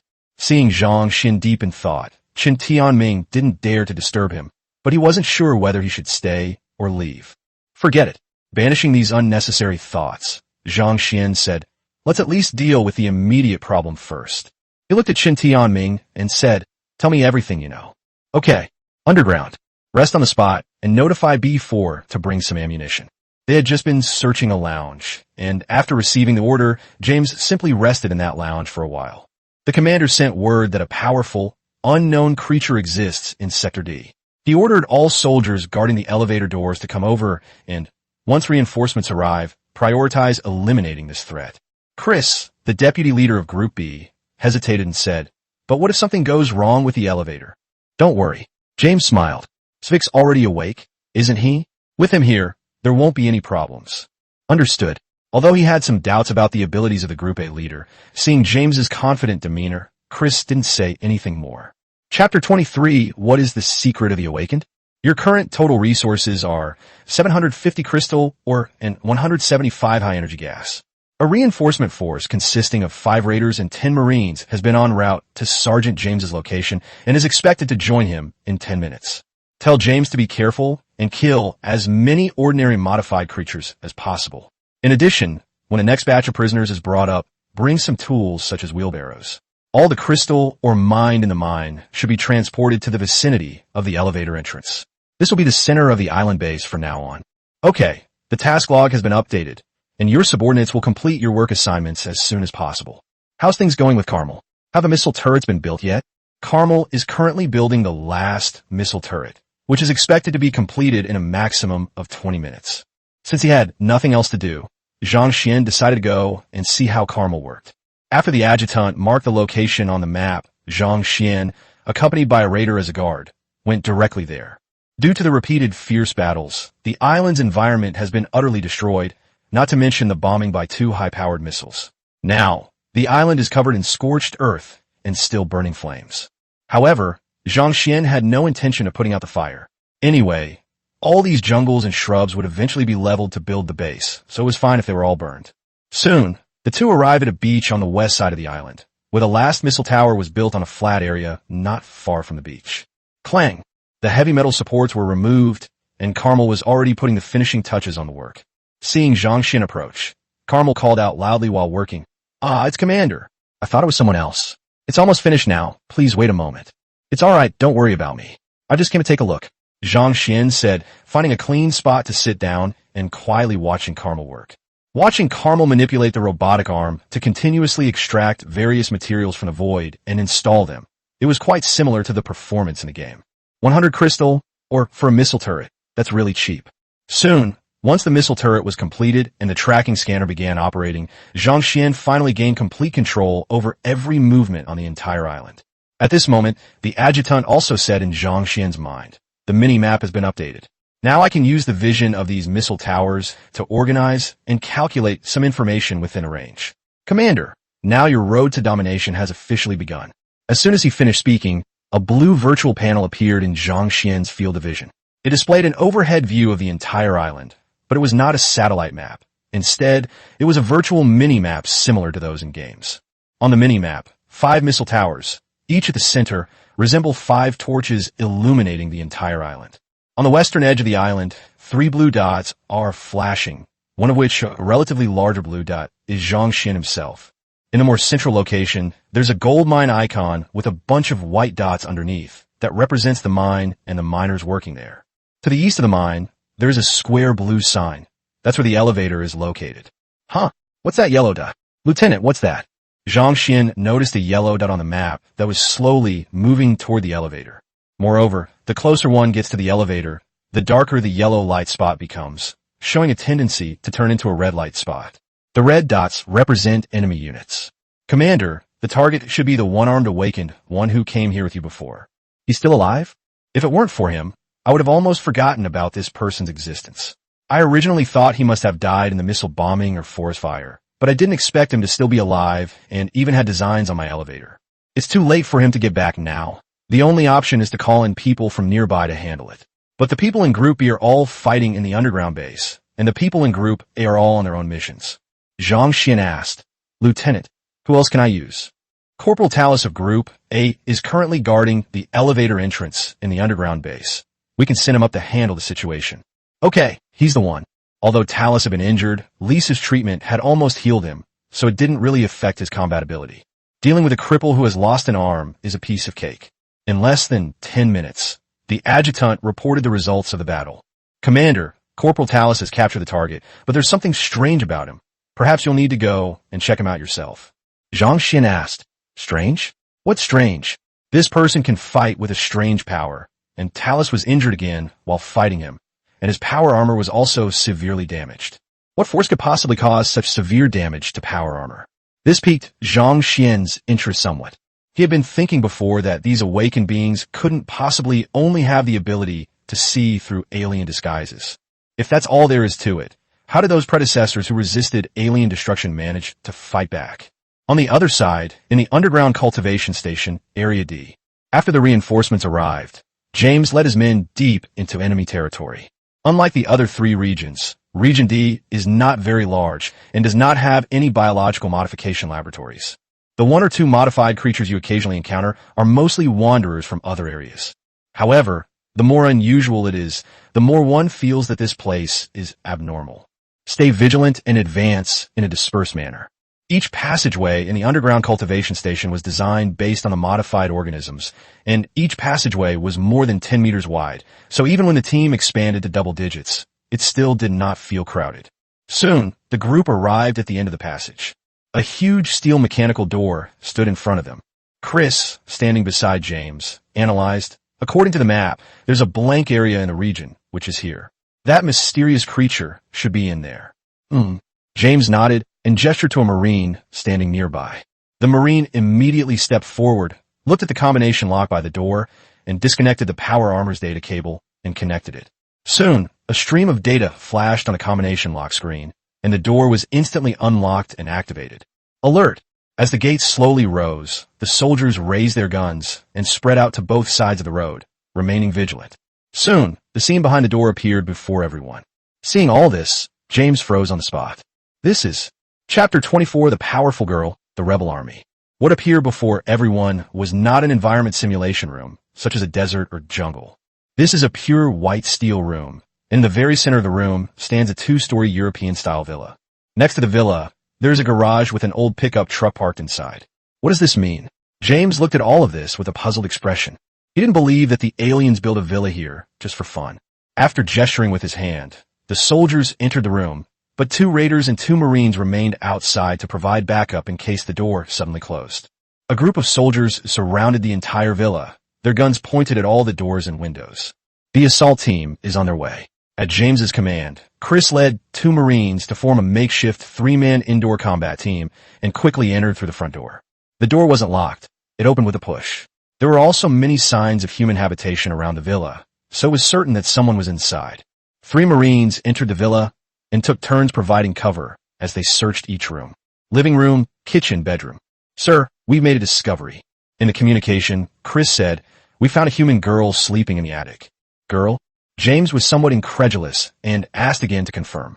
Are you sure it's human? Chris quickly replied again. Confirmed, the bioscan shows that this is indeed a human. The more normal something seems, the more abnormal it is. There must be something wrong with this girl. A cold glint flashed in James' eyes. He wouldn't allow any accidents to happen. Better to kill the innocent than let the guilty go free. Just as the order to kill was about to be given, the surrounding space suddenly began to flicker. Sir, we found something, shouted the Marine responsible for breaching the door from outside. A A string of unknown code has activated an unknown program. At the same time, Chris also said in the communication, "Sir, the girl seems to be waking up." The next second, the originally pure white room suddenly began to display all sorts of scenes. Blue sky and white clouds appeared on the ceiling, and a metal floor underfoot turned into a pebble path. The surrounding white walls also revealed houses, vehicles, and people, making it look like a small town. However, James knew that all of this was just a fake image, and that the instantaneous environmental change had not actually occurred. Everything was fake, except for the girl.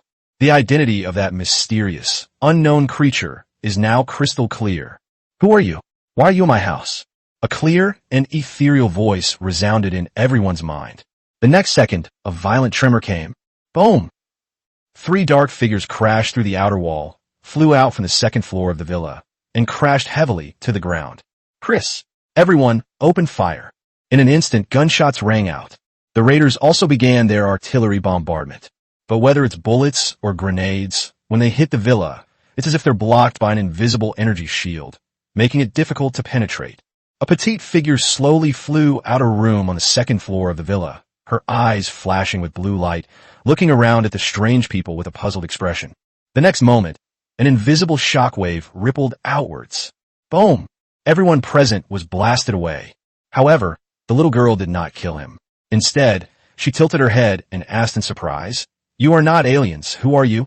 As soon as James stood up, the light and shadow in front of him flickered, and the girl in the distance instantly appeared in front of him. Immediately afterwards, an invisible force bound him to the spot, making it difficult for him to move. Fearing the consequences and the possibility of accidentally injuring James, the other team members quickly surrounded the area, but none of them dared to fire. After all, the volley of fire hadn't even scratched a hair on their heads. Chris, who had barely regained his senses, was already reporting to his adjutant. "You're the leader, aren't you? Why can't I access your memories?" The girl waved her hand, and James's mask was pulled off by an invisible force. She reached out and lightly tapped James's forehead. Her previously unerring memory access had suddenly stopped working, which puzzled her greatly.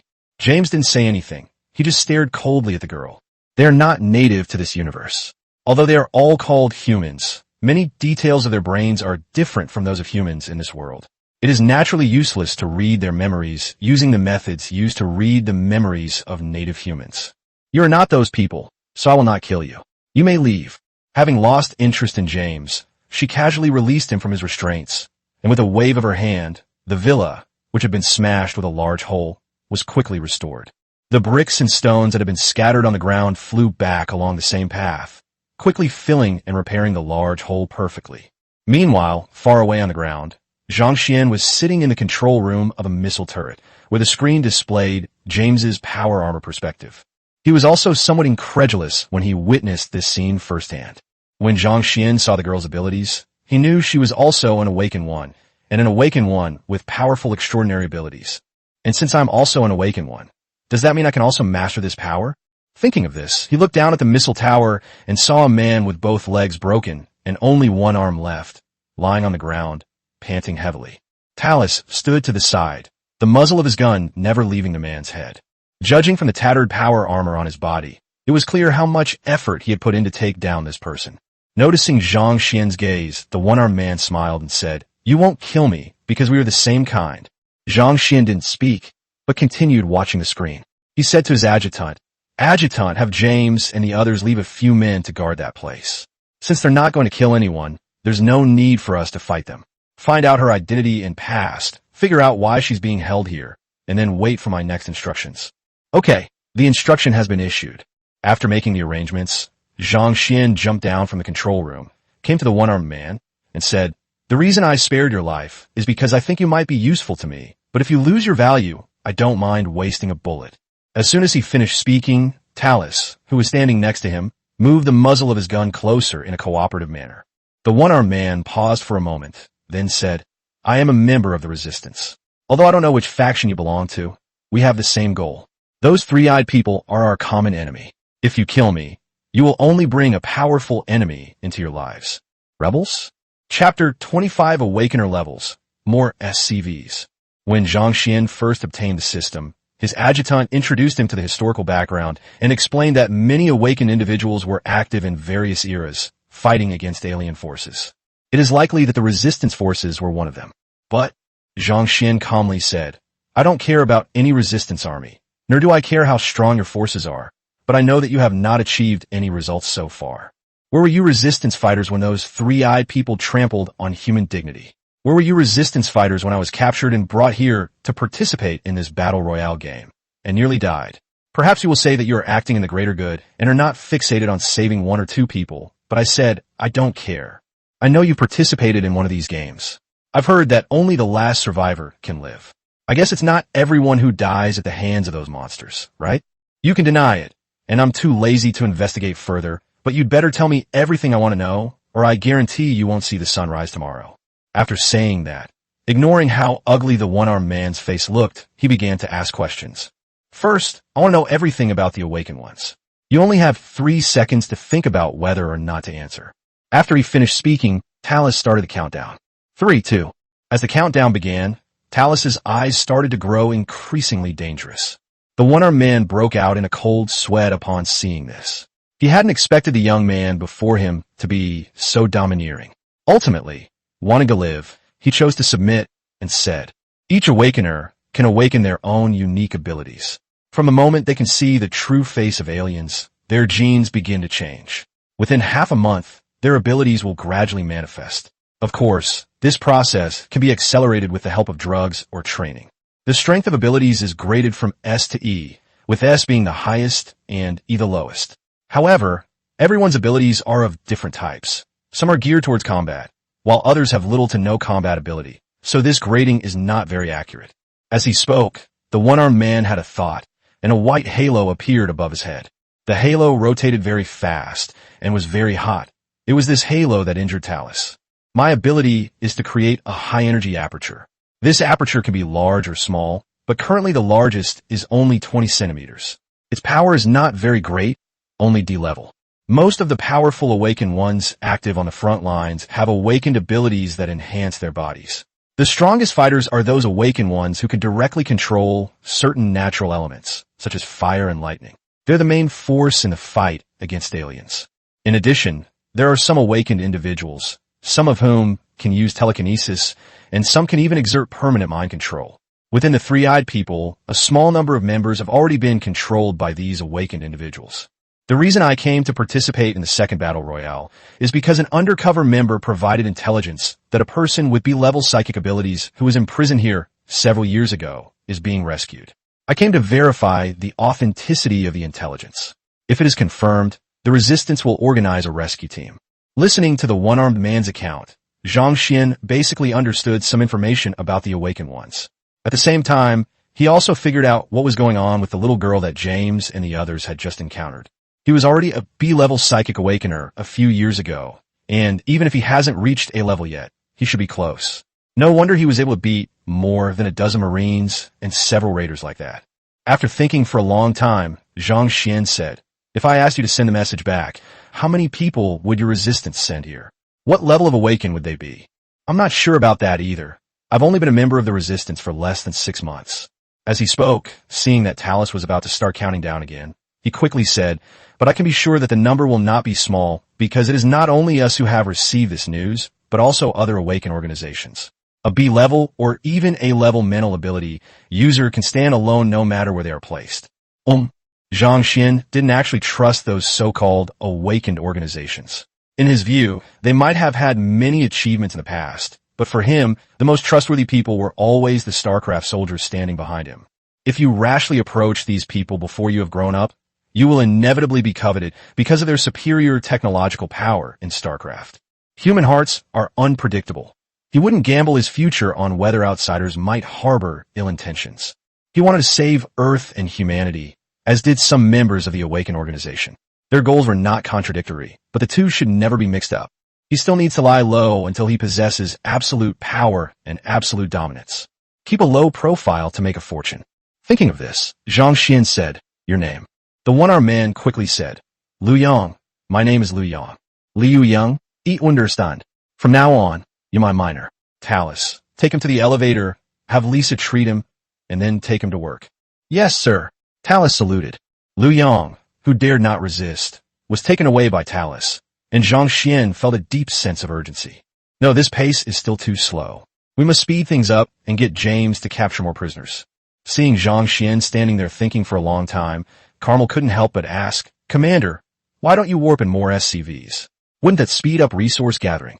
Zhang Xian was stunned. He had used those miners so much that he had almost forgotten that mining was also the main business of SCVs, in addition to building structures. It's my fault. I really put the cart before the horse.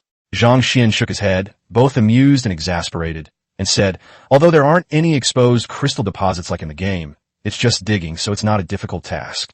Thinking of this, Zhang Xian immediately said to his adjutant, Adjutant, warp 9 SCVs over here. Okay, warp has been initiated. A flash of blue light appeared, and 9 brand new SCV mechs appeared on the beach. Pointing to the SCVs, Zhang Xian said to Carmel, All right, Carmel, now these SCVs are all under your control. From now on, you are my chief engineer. Yes, Carmel exclaimed excitedly. I will certainly live up to your expectations. Just let me know if you need anything. Chapter 26 The barracks are completed. The newly arrived SCVs immediately got to work. Under the scan of the mineral detectors, all the hidden crystal minerals on the island were exposed, and many SCVs began digging pits. Large chunks of crystal were mined by the SCVs and transported to the elevator entrance much faster than the miners.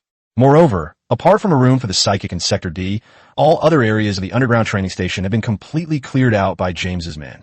Apart from some decent resistance encountered at the underground port in Area C, almost nothing could stop the Marines' baptism of gunfire. In the end, in addition to capturing more than 60 new prisoners, they also killed more than a dozen three-eyed people. Unfortunately, they failed to capture the manager pay and some of the three-eyed high-ranking officials mentioned by those people.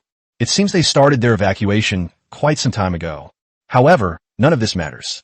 Now that Zhang Xian has completely taken control of the underground base, he has a solid foundation for his livelihood. As darkness fell and night descended once more. At this moment, Zhang Xian was standing in front of a large area of crystal ore and the corpses of modified creatures, taking stock of his spoils. Congratulations, Commander. Your resource quantity has been greatly increased. The current total resources are 4,688 units of crystal ore and 850 units of high-energy gas. Looking at the gleaming resource panel in front of him, Zhang Xian breathed a sigh of relief. Nice, a good start. Now, I finally feel a bit safe. With over 4,000 crystal ores and the next batch arriving soon, the total could easily exceed 5,000. If all of this were used to rapidly build up an army, he could immediately assemble a 100-man squad. However, he was well aware that what he needed most right now was combat power at the middle and even upper levels. Machine gunners alone are not enough to deal with those awakened individuals with bizarre abilities. His ultimate goal right now is to build a space fleet. Perhaps having heard Zhang Xian's deepest desire, the adjutant opportunely began his sales pitch. Vikings are the backbone of the Terran Air Force. Inexpensive and adept at overwhelming numbers, they excel in both atmospheric combat and interstellar fleet engagements. As a mid-tier Air Force unit, each Viking requires only 1,500 crystal ore and 750 high-energy gas to warp into. Zhang Xian was speechless. Adjutant, how much do you covet my wallet? 1,500 crystal ore and 750 high-energy gas. And you're telling me this is cheap? As a basic unit of the Terran Air Force, this price is already very cheap. Have you ever thought that it's not that it's expensive, but that you're too poor? All right, shut up. Zhang Xian's lips twitched, deciding to stop discussing whether he was rich or poor with his adjutant. However, with his current resources, a Viking fighter is more than enough. It's just that there are no modified creatures left for him to kill. James and his team have also searched the entire underground base, but have not found anything related to high-energy gas. In other words, he had no way to obtain more high-energy gas before the Kraken was fully produced. Unless he dared to leave the island and travel the world to find other breeding stations and hunt more modified creatures. However, he currently lacks manpower and Air Force units. A few Viking fighters are clearly not enough. Perhaps those three-eyed people won't even need to use their spaceships. They could simply mobilize the air forces of some countries to encircle and suppress them, nipping them in the bud. Although I have now taken over training station number 3, those three-eyed people don't seem to take me seriously. This is both an advantage and an opportunity. An opportunity to develop secretly. Zhang Xian said, store up grain, build high walls, and delay declaring yourself king. Lieutenant, send 3 SCVs to build a barracks on the ground first, and then send 3 more SCVs to the underground base to check the equipment left behind by the three-eyed man and see if there is anything we can use. Yes, Commander, the order has been issued. It takes about 4 hours for an SCV to build a barracks. If 2 work together, the speed will drop to 3 hours. If a maximum of 4 people work at the same time, it can be completed in 1 hour. However, the barracks are not in urgent need of supplies right now, so 2 hours will suffice. We can afford to wait that long.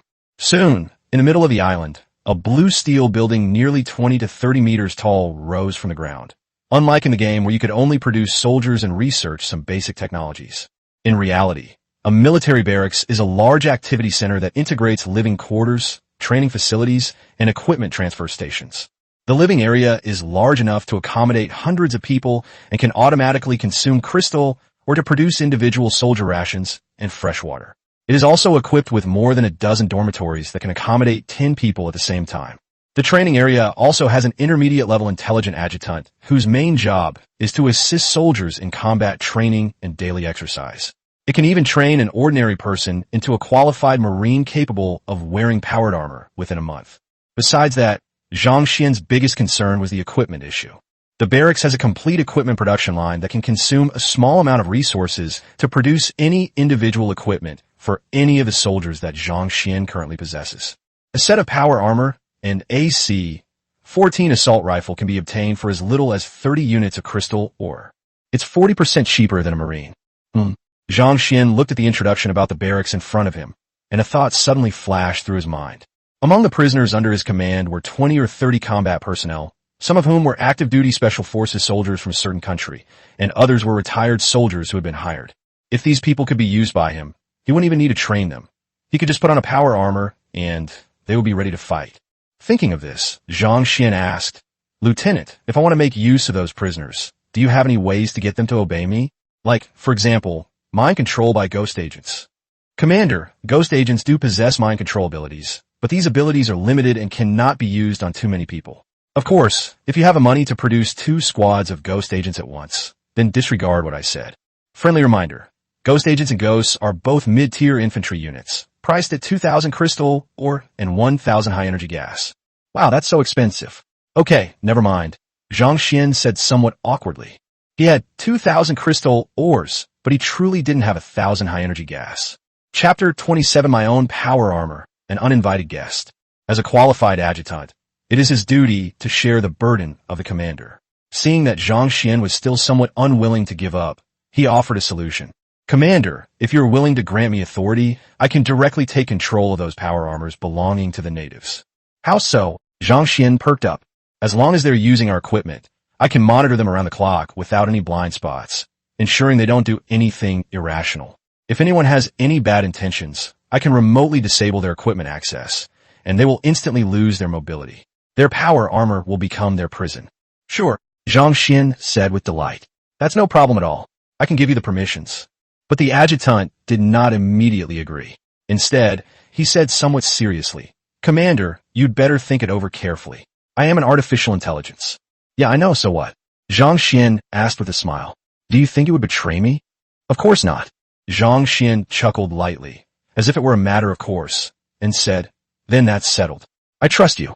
Without you, I would have died in the jaws of wolves yesterday. If I can't even trust you, then who can I trust? I'm handing over the authority to you. I believe you won't let me down. Thank you, Commander. Whether it was an illusion or not, when Zhang Xian heard those words, he felt that the originally cold, mechanical voice had gained a little warmth. After the barracks were built, Zhang Xian had a temporary command post. To adapt to the complex space environment, the barracks' outer shell was made of high-strength alloy and tempered glass, making it difficult for even a small-yield nuclear bomb to destroy it instantly. Moreover, the barracks are equipped with nuclear-powered flight thrusters below and behind, so that even if they encounter an insurmountable enemy, they can fly away directly, even into space. Apart from the questionable flight speed, the safety factor is quite high. The completion of the barracks was witnessed by many miners working in the mines. Chen Tanming and several researchers stood outside the mine, staring in disbelief at the tall, imposing building in the distance. Just as he and his colleagues were discussing the mass production plan for biological weapons and preparing to rest early, they came out and saw this. Was there such a building here before? No, right? Having serious doubts that they were dreaming, Chen Tianming and his companions left the place under the urging of the looters on guard. Zhang Xian was already standing at the gate of the military camp. The hatch opened, and a long staircase extended out, landing in front of Zhang Xian. At the same time, a synthesized electronic voice, distinctly different from that of the adjutant, rang out at the entrance of the barracks. "Welcome, Commander. I am the executive adjutant of this barracks, and I will serve you wholeheartedly." The next moment, a robot that looked like a barrel slid out from around the corner. Why do we say slippery? Because this robot doesn't have hands or feet. It moves entirely using 3 steering wheels. Zhang Xian was a little confused. He walked up the steps and hesitated, then asked, "So this is your body? What should I call you?" "Whatever makes you happy. I'm just a mid-level AI adjutant. You can call me whatever you want." This device was automatically produced after the barracks was built. I usually use it to communicate with other soldiers, guide their work and training, and when necessary, I can even help them by handing them a bottle of water or something. That's quite humane. Zhang Xuani followed it into the barracks, looking around as he went. "Then I'll be called Xiao Yi from now on. I don't have much talent for naming things, so soldier number 1 is easier to remember. There will be number 2, number 3, and so on in the future." Xiao Yi replied, "It's my honor, Commander. From now on, I'll be soldier number 1. Zhang Xian came here on important business and asked, "Xiao Yi, I need a set of power armor. Take me to the armor-wearing pod." "Okay, please follow me." Soon, they arrived at a long corridor with 10 neat metal doors on both sides. You can choose any one you like. You can use whichever power armor you prefer. 1 CMC 400 is enough. Upon arriving at the metal door, the door opened automatically. Inside was a slightly cramped circular room filled with mechanical devices that Zhang Xian couldn't understand. "Commander, please come up to the platform." Xiao Yi's voice rang out from a suitcase. Zhang Xian cooperated and went inside. With his feet planted in the designated spot, the surrounding machinery began to work, and armor components were quickly assembled and put on Zhang Xian's body in less than a minute. "Commander, your armor is fully donned. You are free to choose your weapon. Just give me a C-14. Actually, he didn't have much of a choice. He only had 2 classes now. The Marauder's Punisher grenade launcher came with the power armor, so he could only choose the C-14. Looking at the C-14 rifle handed to him by the robotic arm, he was reminded of the CK-27 carbine he had previously used. That gun was good, but it wasn't as powerful as the C-14. I mainly switched to it for self-defense. Now that there's a better one, then naturally that gun can be retired, although it has never fired a single shot so far. Reaching out to take his C-14, Zhang Xian familiarized himself with it for a moment, then clenched his fist and looked at the reflective blue arm armor, a smile appearing on his face. "Now, I finally feel a little safer." About 30 kilometers from the island, 3 armed helicopters equipped with various weapons rapidly approached. Each helicopter carries a human tactical squad. However, the helicopter at the very front carried 3 people dressed in combat uniforms who were not carrying any weapons. One of them even wore glasses and looked very thin, not at all like a combatant. The other 2 were a man and a woman. The man was a burly black man, and the woman was a middle-aged white woman. The 3 sat in their seats, looking at the distant sea, their expressions very calm. Cultivation Station number 3 has been completely overrun. Our mission is to eliminate everyone on the island, leaving no survivors. The woman was holding a document. It contains a topographical map of the island, as well as an approximate number of enemies. "Sister Mary, it's just dealing with some ordinary people. Is it really necessary to use us?" Even Brother Johnny was sent. The bespectacled man chuckled, looking completely relaxed, not taking the mission seriously at all. The large black man who had been resting with his eyes closed said calmly without opening them, "Whatever it is, once the order is given, we must carry it out." Yes, Johnny's right. The bespectacled man flattered, then looked towards the distant island and said, "However, it seems we've been locked onto by something." Chapter 28 Fiery Terror, Widow's Thunder, Predator. No response received to the warning. Automatic attack system activated. Missile ready for launch, awaiting instructions. The 5 missile towers shared a line of sight and target markers, and locked onto the 3 armed helicopters from a distance of more than 30 kilometers. Compared to supersonic fighter jets, these slow-moving helicopters are no match for the missile turrets. They are just waiting for Zhang Xian's order to unleash a barrage of missiles to cover the target. At this moment, Zhang Xian, who had already changed into power armor, stood in a command room that had been temporarily converted into a military camp, looking at the 3 red dots displayed on the big screen. 10 minutes ago, after receiving a warning from his adjutant about intruders, Zhang Xian had Xiao Yi renovate this command room. Finally, someone has arrived. We've been completely silent all day. I thought they'd given up on this place. Zhang Xian's face practically screamed confidence and invincibility. With his resources skyrocketing, he no longer takes ordinary attacks seriously. But the fact that the other side only sent 3 helicopters seems a bit too much of an underestimation of him. Commander, should we eliminate the target immediately? Zhang Xian tapped the table lightly. Yes, we need to teach them a lesson. Lieutenant, open fire and wipe them out. Yes, Commander. The next moment, on the mini-map, 5 missile towers launched simultaneously, and a total of 20 missiles shot out one after another, appearing on the map like arrows, all rushing towards the target. The long-screwed missile can reach a top speed of Mach 8, covering a distance of several kilometers per second. A mere 30 kilometers is just a fleeting moment. A few seconds later, the two sides collided, and the 3 red dots disappeared completely from the mini-map. It just feels a bit bland. Sitting here, Zhang Xian could clearly hear the sonic boom of missiles being launched from the missile turret outside. However, the feeling of wiping out large swathes of enemies with just a few words still made him feel a little strange. You'll have to get used to this feeling, Commander, the adjutant said considerately. In every large-scale battle to come, you'll be sitting in the command center, watching the appearance and disappearance of various colored dots on the mini-map. Every word you utter will determine the fate of countless lives. I will. Zhang Xian smiled and said, I will try my best to be a qualified commander. I'm just a little unaccustomed to it right now. Perhaps I can participate in some training on battlefield command later. Okay, that goal has been added to the itinerary. You need to get up early tomorrow, and Junior Lieutenant Number 1 will arrange relevant training courses for you.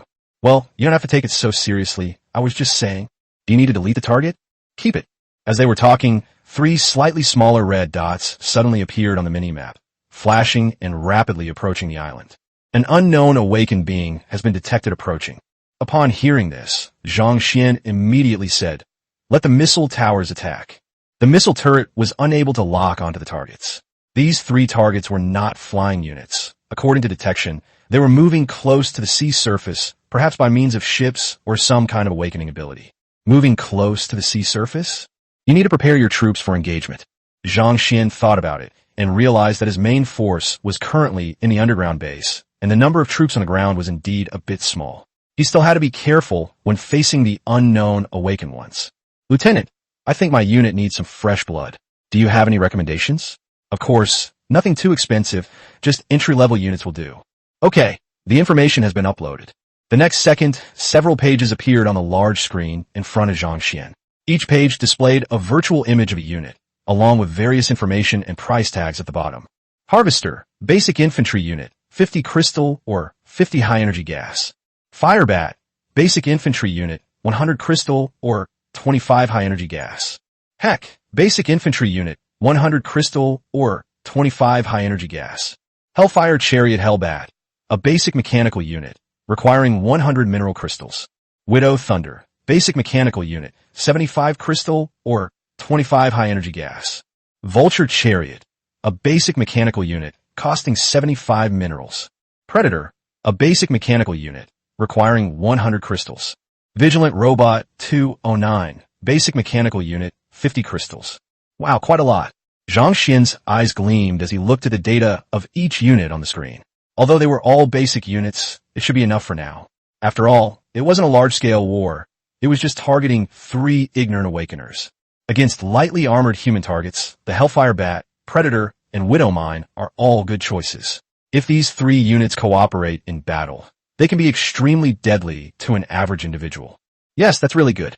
The most important thing is that neither of the first 2 requires high-energy gas.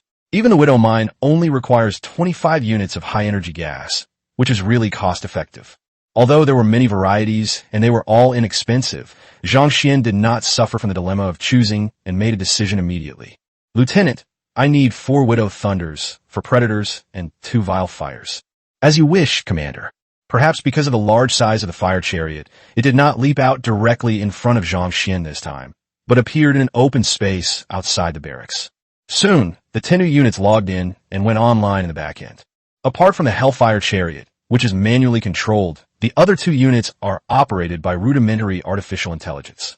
Tell them to wait on the beach. Our guests will be here soon.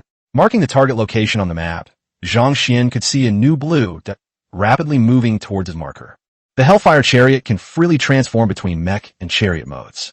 In mech mode, it is called Hellbat, wielding two sturdy shields and armed with a Hellfire sprayer that inflicts fan-shaped area of effect burning damage on nearby targets. The Predator is a leopard-shaped robot, made entirely of alloy.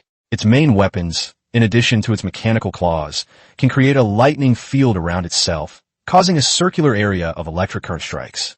Widow Thunder units are relatively simple to deal with. They are small in size, can burrow underground to hide, and are not very durable. However, their main weapon is the incredibly powerful Sentinel missile. Although they are basic units, their attack power is no less than that of a typical mid-level unit. Unfortunately, the Sentinel missile takes a long time to assemble and load, and can only be fired once every 40 seconds.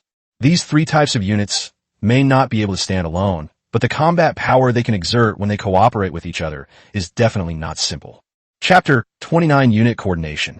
Near the coast, a wave carrying three figures rapidly approached. Mary's eyes gleamed with a faint blue light as she steered the seawater beneath her feet, speeding for over 20 kilometers at full speed, a feat that even she found somewhat strenuous. After all, she was only a sea-level awakener. Thank goodness, the speed and power of those missiles were truly astonishing. They were models I'd never seen before. I wonder what other novelties this island has to offer. The bespectacled man leaped from the waves onto the beach. His eyes, also gleaming with blue light, were scanning the surroundings. His immense mental energy was released, quickly covering the entire island, and he saw many things he had never seen before. Strange machinery, strange buildings, and those towering missile turrets. Johnny held a broadsword made of alloy, his strong upper body gleaming with a metallic sheen, looking very tough. Johnny walked up to the man with glasses and asked, "Did you find anything?" "No, they don't seem to know we've already landed on the island. The closest vehicles to us are two strange cars, about a few hundred meters away. Looks like we don't need to walk anymore. Don't underestimate these people. Their technological level is very high. I just don't know if they have any awakened ones." Mary controlled a large mass of seawater to float in midair and said coldly, "Don't worry, their every move is under my watchful eye." Just as he was making his boast, the bespectacled man suddenly stopped, his pupils contracting sharply. Almost at the same time, two Sentinel missiles, each as thick as an arm, shot out from the sand not far away. "Watch out." Mary only had time to manipulate the seawater to shield the three of them. The next second, the missile exploded. Rumble. The area within a radius of more than 20 meters was covered by a huge ball of fire, and the whirlwind carrying the flames formed an amazing firestorm. The seawater was instantly evaporated. Relying on his peak C-class physical enhancement, Johnny withstood the explosion and grabbed two teammates with each hand as he rushed out of the flames.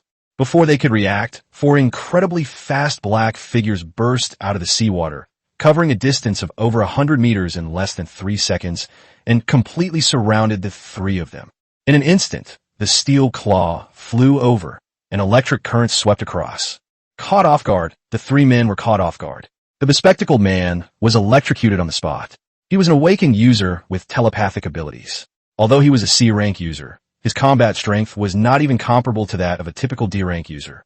Mary was torn to pieces on the spot by the Predator, and the electric current turned her remains into charred remains. A perfectly capable elemental user was instantly killed by a surprise attack before she even had a chance to unleash her power. As for Johnny, he had already broken out of the encirclement in a flash, but this time he couldn't care less about helping his teammates. In just 5 seconds, Johnny was the only one left standing. Damn it! What the hell was that?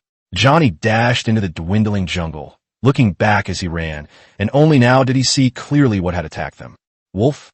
But before he could get a closer look, 2 red tanks roared toward him from directly in front of his escape route. "Get out of my way!" He swung his alloy greatsword forward with a sudden, powerful strike. He once had a record of slicing through an oncoming SUV with a single sword strike. Although I've never seen this type of vehicle before, I imagine it must be... Bang! A metallic clanging sound rang out. 2 shields firmly blocked his greatsword. Johnny looked incredulous. Just now, the 2 vehicles suddenly began to transform while they were driving, turning into red mechs that were nearly 3 meters tall. Just like in the movies, the Autobots transform. From inside the mech that blocked the sword, a cold laugh rang out. "We've been waiting for this for a long time. Prepare to die."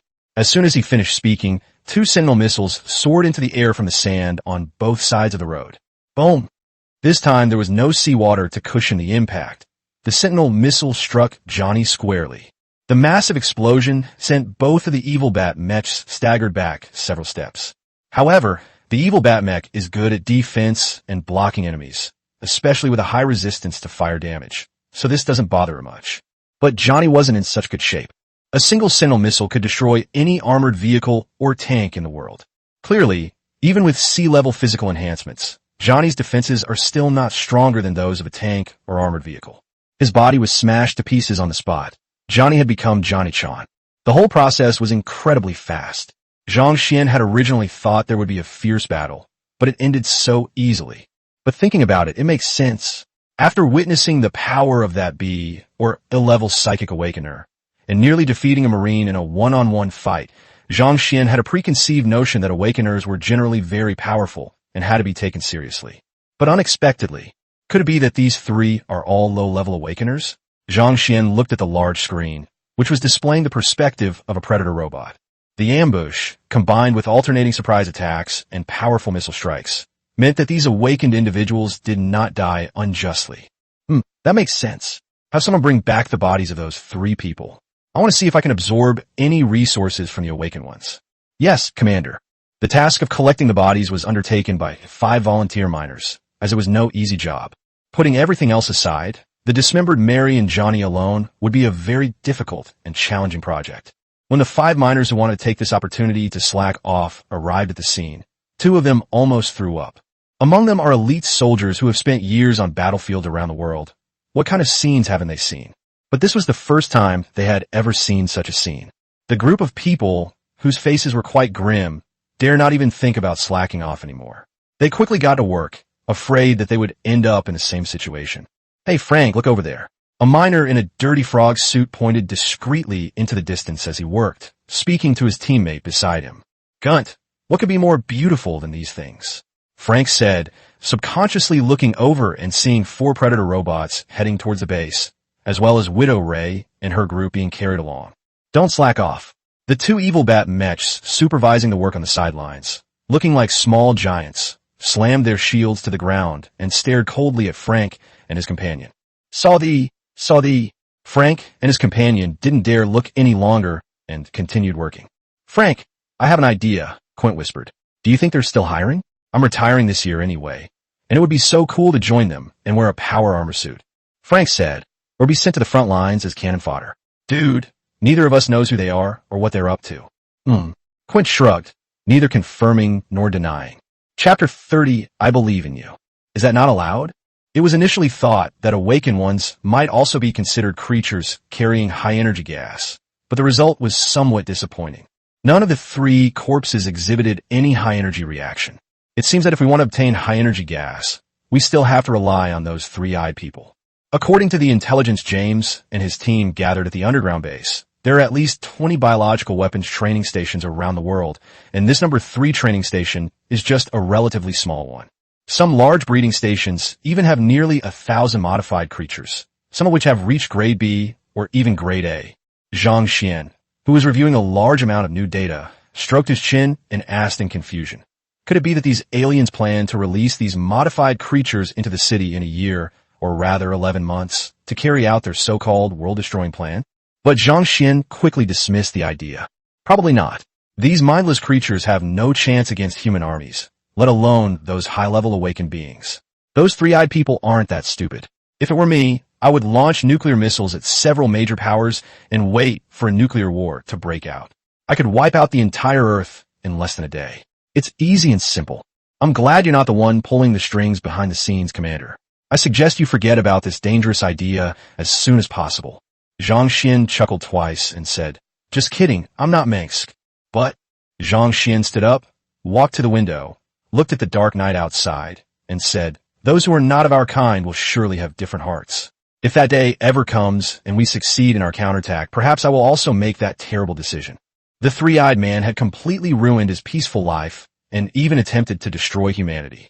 He wouldn't show any mercy to such an enemy. But that's all for later. He doesn't have the right to think about that now. With a strange laugh, Zhang Xian decided to inspect the underground base and, While he was at it, see what kind of monster the living three-eyed man was. In the underground base, at the elevator entrance, Svik sat on the ground with a gun in his arms and a cigarette in his mouth, resting with his eyes closed. Beer, sir. A frozen, ice-cold can of beer was thrown from a distance. Svik didn't even look up, just caught it with a wave of his hand, and said, Talus, do you think the commander has forgotten about me? The setback left Svik somewhat bewildered. After recovering from his injuries, as soon as he learned that the barracks had been completed, he rushed there to change into a new set of power armor, waiting for the commander to give him new orders. But he waited, and still no orders came. It was as if he had always been just a gatekeeper, which made him doubt his own abilities. Sir, Talus walked over and sat down next to Svik, saying, Team Leader James is very capable. He excels in both individual combat and squad operations. I heard he was a top student who graduated from the Imperial Army Officer Academy and joined the 3rd Marine Division of CAR immediately after graduation. If I were in his shoes, I would also give him an important position. These words made Svik somewhat frustrated. Indeed, ever since James arrived, he had realized that he seemed to be inferior to James in every way. He currently commands a dozen or so people. Once his rank as commander increases, he will definitely be promoted to sergeant, at which point he will become a squad leader. Who knows, by the time James gets promoted to 2nd lieutenant, I'll still be a sergeant. Well, Svik sighed and remained silent for a long time. But sir, you have your strengths too, Talus said with a smile. To be honest, compared to Group E, I still prefer the atmosphere of Group. Working with you, I don't have to feel any pressure from the strict hierarchy. Although we haven't known each other for long, I can tell that you really treat us like brothers. When that missile almost hit my head, if you hadn't pulled me up, I probably would have been dead. I talked to the people in Group B, and they all said that Commander James is excellent, but he is too strict with his subordinates. In his eyes, we soldiers are like knives which can be used but can also be damaged. This is probably a common problem among people who come out of the Imperial Military Academy. Svik chuckled, not expecting Talus to say something like that. Thanks for the comforting words, Talus. Svik let out a sigh of relief. I've decided when I have time I must go to the barracks to take some courses. Even if I can't compare to James, at least I can't fall too far behind him. I support you. Let's get together sometime. All right, for the future, for the commander, let's do it. The two men smiled at each other and downed their beers in one gulp. Just then, the elevator suddenly started operating. The two men instinctively picked up their guns and stood up. The elevator doors slowly opened, and Zhang Xian stepped out to see Svik, who was moving normally. He exclaimed happily, Hey, Svik, you've got new armor. How are you feeling? Are you all right? Commander. Svik stood at attention and saluted, saying solemnly, Thank you for your concern, Commander. I am much better now. Relax, I'm not used to you being like this. Zhang Xian waved his hand, wondering what was wrong with Svik, and said, I have nothing to do. Come with me. I don't want to wander around this underground base without a single guard, in case something happens. Yes. The two followed behind Zhang Xian, who walked in front and said as he walked, I've thought it through. Our troops need to expand their manpower. In addition to my own personal guard, I plan to divide the army into 2 parts. You will lead one of them, Svik. But as you know, my unit is short of money, so you'll have to find a way to manage the manpower yourself.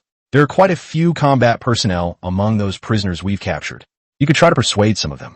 Upon hearing Zhang Xian's words, Svik was taken aback and asked, Commander, what about their loyalty?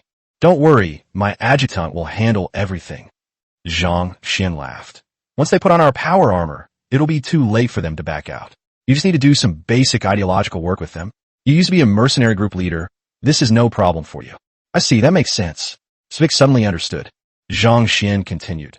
Besides that, I will teleport some more soldiers over as soon as it's light tomorrow. I will then incorporate them into your team. After that, I have a task for you. Svik patted his chest and said earnestly, Don't worry, I definitely won't let you down this time. Yes, I believe you. Chapter 31, The Situation of Blue Star. Although the vast majority of the high-ranking three-eyed people escaped, a few of the lower-ranking three-eyed people were captured. These guys didn't have any intention of fighting to the death. After James's men broke through their defenses, they laid down their weapons and surrendered. They're now being held captive in the underground port of Area C. Led by Talus, they soon arrived at the so-called underground port. It's called a port, but it's actually a huge, untouched natural cave connected to the deep sea. The water is a deep blue, and you can vaguely see the bottomless tunnel beneath the surface. Several submarines were still moored on the water, and there were traces of the battle all around. There was even blood that had not yet dried around the submarines. It seems that the three-eyed people were trying to escape, but they were caught red-handed by James's men. Commander, there were only 3 Marines guarding the underground port.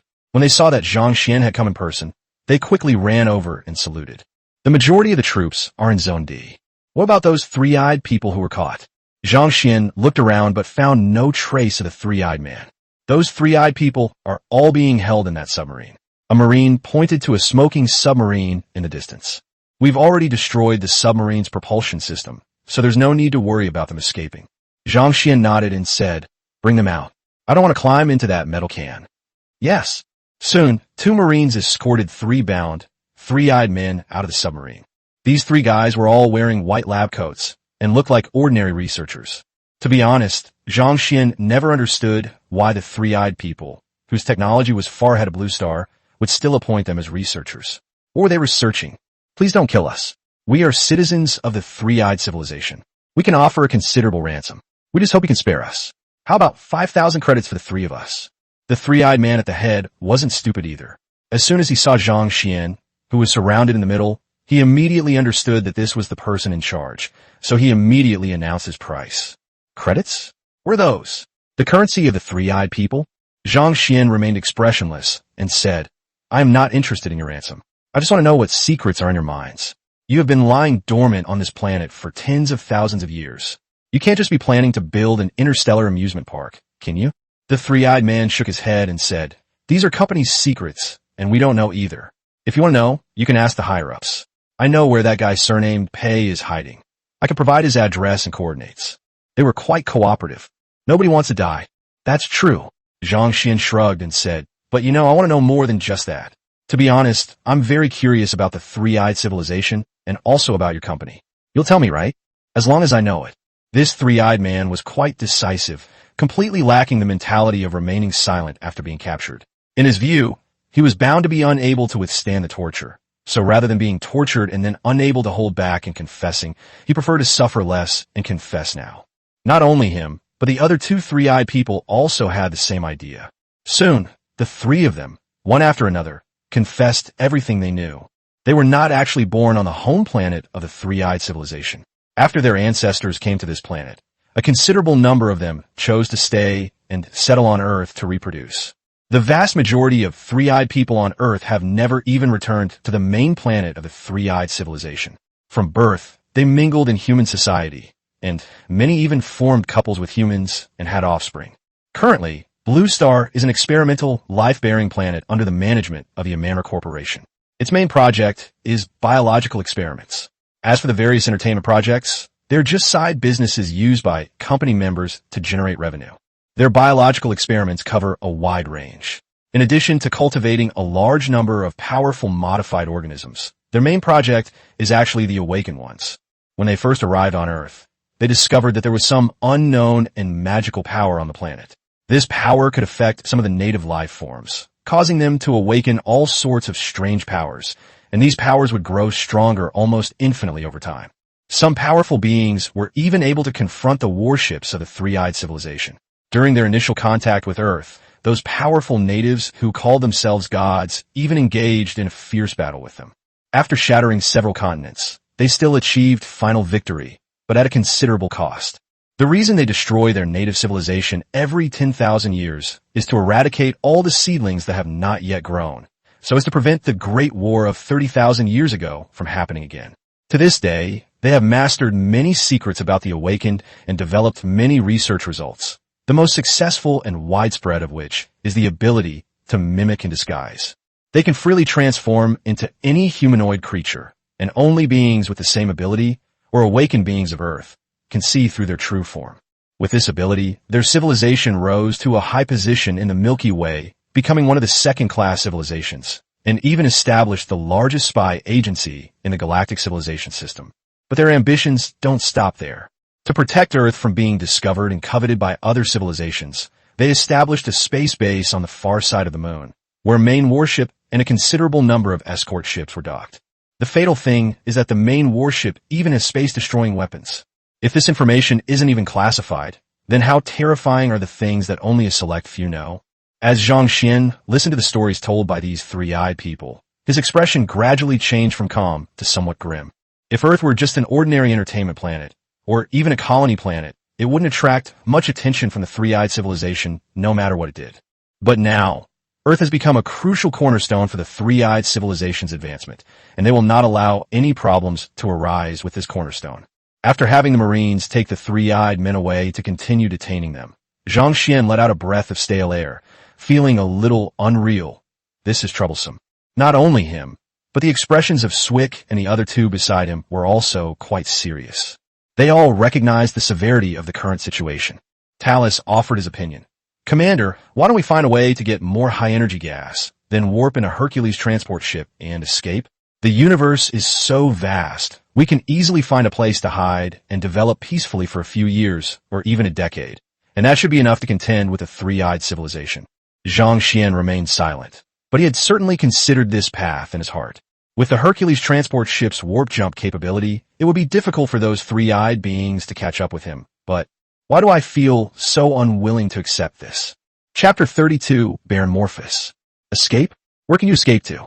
Swick was the first to object to Talus's idea, saying angrily, "The first lesson I learned when I was fighting those bugs on the battlefield was never to turn your back on your enemy. The universe is vast and boundless, but there may not be many places for us to live. Commander, if you give the order, I can lead a suicide squad, carry a few nuclear bombs, and infiltrate their lunar base to blow up their damn main warships. I don't believe that without their main warships, they can't have any other powerful means." Talus did not refute, and like Swick, turned his gaze to Zhang Xian. They knew very well that the moment that would decide their fate was today, right now. After a long silence, Zhang Xian suddenly laughed. Swick and the other looked at Zhang Xian with confusion, not understanding what was so funny. After laughing for a while, Zhang Xian wiped the cold sweat that had appeared on his forehead and said, "Talus is right. As long as the green hills remain, there will always be firewood to burn." Upon hearing this, Swick's eyes darkened, but he said nothing. But then, Zhang Xian's face revealed a chilling smile, a hint of struggle amidst his predicament. "But my green hills are right beneath my feet, right on this planet. No one is unafraid of death, and neither am I. But if I have no choice, I will choose a more glorious way to die. Swick, you don't need to bring any nuclear bombs for a sneak attack. I will crush them honorably on the battlefield, crush their proud fleet, crush their pathetic pride in being above humanity." Swick, his blood boiling from Zhang Xian's words, barely suppressed his excitement and shouted, "I am willing to give my life for you." Talus, who was standing to the side, smiled, then said seriously, "If this is what you think, I am willing to give my life for you." "Huh." Zhang Xian glanced at his resource reserves and said, "In short, since those three-eyed people haven't noticed us yet, we must hurry up and try to increase our strength as much as possible before we are exposed." After glancing at the rocky cave above his head, the adjutant began compiling information on the locations of crystal mineral deposits near the entire underground base. "In short, let's start mining. On the far side of the moon, at the Amamra Company's lunar satellite space station, several patrol ships, each 20 meters long, took off from the space station and headed towards Earth. On one of the patrol ships, Jonathan, with a fawning expression, placed a cup of coffee on a young man's table and said, "Lord Morpheus, please have some." Morpheus is a young nobleman from the three-eyed civilization who is just over 100 years old. Since inheriting his father's title and wealth, his favorite thing to do is to travel between stars. Since he came to this biological experimental planet of the Amamra Company a few years ago, he has been deeply attracted by the local customs and culture. He has played the king of small country and a beggar on the street. For him, experiencing different lives is one of his favorite games. Jonathan is just a low-level manager in the company, with a status far lower than that of the civilized nobles. Relying on his intelligence, he successfully gained the support and help of Baron Morpheus after organizing a human battle royale game. In a few years, he may be transferred back to the company headquarters to serve as a middle manager. However, the game is now facing some difficulties that he cannot resolve. Although the company does not prohibit employees from earning extra money by using native humans, it will not step in to resolve any problems that arise, and may even impose penalties. In order to protect his future and status, Jonathan ultimately chose to seek help from his patron, Morpheus. Upon hearing that there was something interesting going on, Morpheus almost immediately agreed to Jonathan's request. Using his authority, he dispatched some patrol ships to see what these interesting humans Jonathan was talking about were all about, and incidentally, to resolve some problems as well. After all, Jonathan also receives a share of the profits from this game. Director Jonathan, you said that those people built several missile towers with relatively high technological levels in a very short period of time, and also smuggled a lot of combat personnel using power armor to the island using some means you don't know about. So, are there any awakened individuals among them who have mastered the ability? Morpheus looked at Jonathan with great interest. Just call me Jonathan, Your Excellency. Jonathan bowed, his smile practically beaming. Based on our deductions, there should be awakened ones on the island, perhaps even rare ones with spatial abilities. Otherwise, there's no way to explain their sudden appearance of various weapons and personnel. Spatial abilities? Morpheus became interested. If there really are awakened spatial abilities, then we have to capture them alive. In the black market, an awakened spatial ability user is worth a lot of money, and there's no market for them. Even if we don't sell them, if we can study the composition of such awakened users' abilities, maybe I can advance further. At this point, Morpheus became restless. Although he lacked ambition, if his title could be raised, he could obtain a life-bearing planet as his fiefdom. Then he could travel wherever he wanted without worrying about money. You are right. Seeing the excited Morpheus, and knowing that Morpheus had never even considered giving him a share, Jonathan lowered his head, but a cold glint flashed in his eyes. Whether there are any space awakeners on that island is still unknown. If there are, then perhaps I can also make a move. You want the title too? Underground base, Saktode. After warping out another batch of SCVs to mine, Zhang Xian also met James, who was busy collecting useful materials and information. Although James has a lot of manpower, his workload has also increased, and he is almost constantly busy. Commander, we've identified the Awakened One.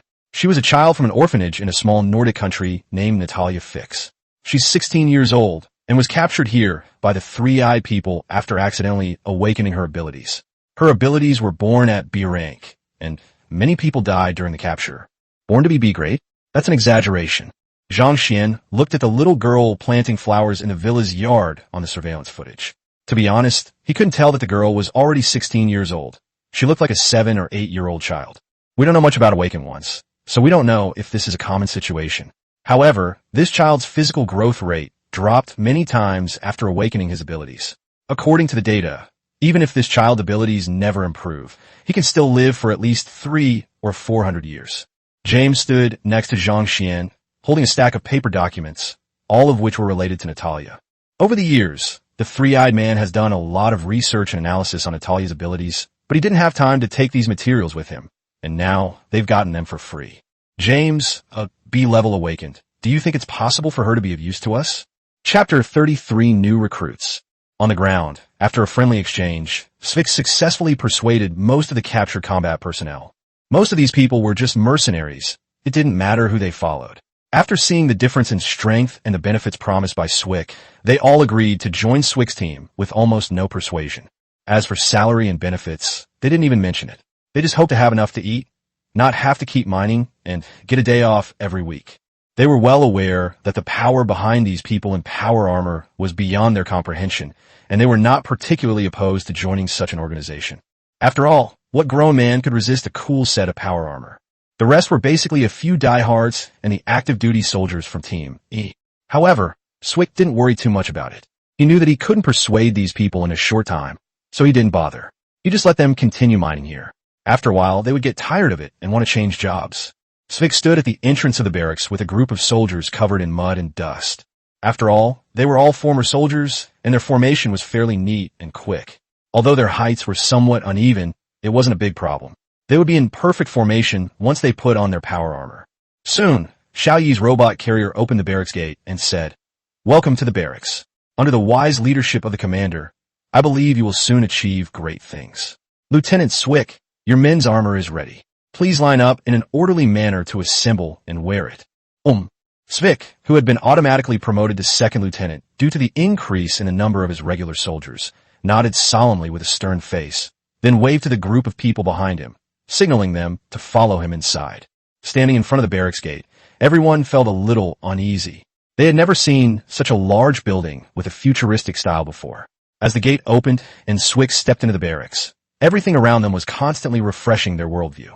The barracks had a strong mechanical feel, filled with facilities and equipment never seen before, especially the seemingly intelligent Xiao Yi. Look at that robot. Is it talking to our future superior? That must be controlled by someone, right? How could a robot be so intelligent? Good heavens, what am I seeing? A smart modular transmission door? Is this organization really that rich? Do you think it's too late for me to talk to that officer about my salary? The group soon arrived at the corridor of the suitcase. Each person will have their own room. Please enter in an orderly manner. Once inside the gear-wearing pod, please follow the instructions. If it's not your turn yet, please wait. Rest assured, everyone will have a set of equipment. Nothing will be missing. Mark Horn, who had previously served in a paratrooper regiment in a certain country, had only been discharged for 2 years. Because of his extravagant spending, he quickly spent all of his discharge pay. In order to support himself and pay for his mother's hospitalization, he had no choice but to become a mercenary in some small, war-torn countries. He's the type who will fight for whoever pays the most. A year ago, by chance, he learned that an international research institution was recruiting security guards, offering several times the market rate. Tempted, he signed up. But after arriving here, he realized that it was a completely closed research base. You could only enter, not leave. They had given them the money they were promised, but if they couldn't leave, what was the point of having more money? At first, he thought of rallying some of the people who came with him to resist, but even with firearms, they were no match for a C-class or even D-class modified creature. After losing several comrades, he gave in. At least the money could be sent to his family. He had thought he would spend the rest of his life here, but today, standing in this suitcase, looking at the power armor parts that smelled of engine oil and gleamed as he put them on, he suddenly felt a glimmer of hope. Perhaps he really did have a chance to regain his freedom, as long as the officer named Swick was willing to keep his promise. Commander? These people even have clear military ranks. Are they part of a hidden force from some country? Completely bewildered, he has begun to familiarize himself with his armor with Xiao Yi's guidance. While power armor can be used immediately upon donning it, every Marine needs to undergo a series of training sessions. At the very least, the Marine Corps Handbook is required reading. Even if we omit some details, we should at least understand some of the main functions and characteristics of power armor. Mark looked at the power armor operation instructions displayed on the screen that had descended and started taking notes. 10 minutes later, the screen retracted and AC-14 assault rifle was delivered to him by a robotic arm. Soldier, this armor will accompany you on your journey, and the gun in your hand will be your best companion. We wish you a successful service and goodbye. After Xiao Yi's voice disappeared, Mark's faceplate automatically opened as he took the gun, and the hatch behind him opened. Somewhat clumsily, but quickly familiarizing himself with the armor's characteristics, Mark slowly stepped out of the hatch. At this moment, soldiers wearing blue power armor also emerged from the surrounding open hatches. Everyone's face was filled with excitement and curiosity. They were all thrilled by this scene and situation that seemed like something out of a science fiction movie. Please leave as soon as possible and proceed to the barracks gate. Your direct superior, Lieutenant Swick, is waiting for you. Private Mark Horn. Hearing the prompt from the secondary AI of the power armor in his ear, Mark subconsciously said, Private First Class? I used to be a sergeant major. Isn't this rank a bit too low? Then the AI said, Private Mark Horn's service record has been found and is being updated. Your rank promotion application has been submitted. Your rank promotion application has been approved, and you have been promoted to corporal. You have been automatically assigned to Squad A, Combat Group 3, and your current rank is Group Leader. Please continue your efforts. Mark blinked blankly. I've been promoted? I'm a non-commissioned officer now. Is he really just a combat team leader? Isn't that a bit too hasty? In fact, besides him, several other veterans with good service records were assigned the rank of corporal and the military positions of squad leader or deputy squad leader. This was Swick's idea. With more people under his command, he couldn't just rush in like before with F2A. He had to first organize his men into groups so that the personnel and troops would be easier to manage. Swick beamed with joy as he watched the names and numbers of soldiers constantly updating and coming online on his facial display. We're rich now. We can finally walk with our heads held high. Chapter 34. Natalia. Zhang Xian, who had expanded his troops significantly, listened to reports about the promotion of military ranks and the increase in numbers. Commander, your current troop strength has exceeded 50 men, and your rank has been updated to lieutenant. Swick and James have also been promoted to second lieutenant. Have Swick mixed the newly recruited soldiers into the various newly formed groups or squads. The veterans should mentor the new recruits. We need some of our own people to keep an eye on them. Although in a sense, wearing power armor meant they were one of their own, Zhang Xian didn't really consider these soldiers with low loyalty as true allies. To prevent any of them from doing anything foolish, he still had to take precautions. Fools are a minority, and these veterans are not idiots. Zhang Xian does not want any team to collectively defect and go offline during certain missions. If you mix fish together for a long time, they will gradually be assimilated. No longer paying attention to Svik, Zhang Xian turned his gaze to the surveillance screen in front of him. In the footage, James is carefully approaching the small villa. The girl, named Natalia, stood expressionless in front of the door, and even through the screen, Zhang Xian could feel a powerful sense of oppression. At this moment, James stood alone about 10 meters in front of Natalia. This was something they had found in the data. Although Natalia's abilities were strong, the further away she was, the less effective her abilities became. For James, who was wearing power armor, 10 meters was just right. Although he didn't bring any weapons as a gesture of goodwill, this distance was enough for him to escape and save his life. I warned you not to come any closer to me. A glimmer of light flickered in Natalia's eyes, a sign that her power was about to activate. James opened his visor, pressed it down, and said in a calm tone, "Calm down, Natalia. We've driven those three-eyed people away. You don't need to stay here anymore. No one will hurt you anymore." Natalia sneered, "I don't trust you. I can sense that you still harbor the desire to kill me, just like when we first met. I don't like killing my own kind, but that doesn't mean I won't." As she spoke, she raised her hand, and the surrounding air churned, forming clearly visible wind blades. James's face darkened. He knew he wasn't suited for this mission, but he hadn't expected the Awakened One's abilities to be so strange, able to read his thoughts from such a distance. It might just be a superficial thought, but it reminded him of some unpleasant memories of certain ghosts. The Marines in the distance had already raised their weapons, and the 4 Widow Rays who had been brought in were already positioned at the entrance. Even if Natalia is incredibly powerful, she's probably still able to withstand the bombardment of high-powered weapons. However, once the fighting begins, no one can guarantee that their side will not suffer casualties. "James, step down." Zhang Xian's voice rang in James's ears. "Yes." James immediately took a few steps back. The next second, the room speakers were already on. Zhang Xian's voice echoed throughout the room. "Natalia, hello. My name is Zhang Xian, and I am the Supreme Commander of this unit." Natalia did not speak. Zhang Xian continued, "I know you don't want to hurt anyone, and I don't want to hurt you either. If you want, I can let you leave here and go wherever you want." Upon hearing this, Natalia's face flashed with a mixture of doubt and anticipation, but it quickly disappeared. After Zhang Xian was promoted to lieutenant, his eyesight and observation skills improved significantly, and he naturally noticed every single change in Natalia's expression. "However, before you leave here, there is some information that I think you have a right to know." As soon as she finished speaking, a predator robot carrying a file folder in its mouth quickly ran into the room and came to Natalia's side. A glint flashed in Natalia's eyes, and the file folder floated up. She looked at her own photo on the folder, remained silent for a moment, and then opened it to examine it. Zhang Xian had only found this document recently, and because it wasn't recorded in the computer, it took him a while to find it. The document records Natalia's past. Both her parents were members of an organization called the Awakeners of Dawn, but this organization was discovered and wiped out by the Three-Eyed Man a long time ago. Natalia actually showed signs of developing the ability when she was very young.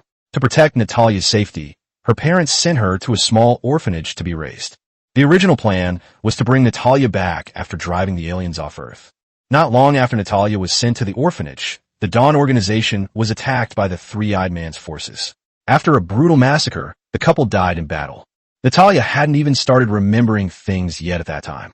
Years later, the orphanage director, who discovered Natalia's unusual nature, sold her to a wealthy man who liked to study supernatural events, who was also the director of the No. 3 biological weapon training station, for money.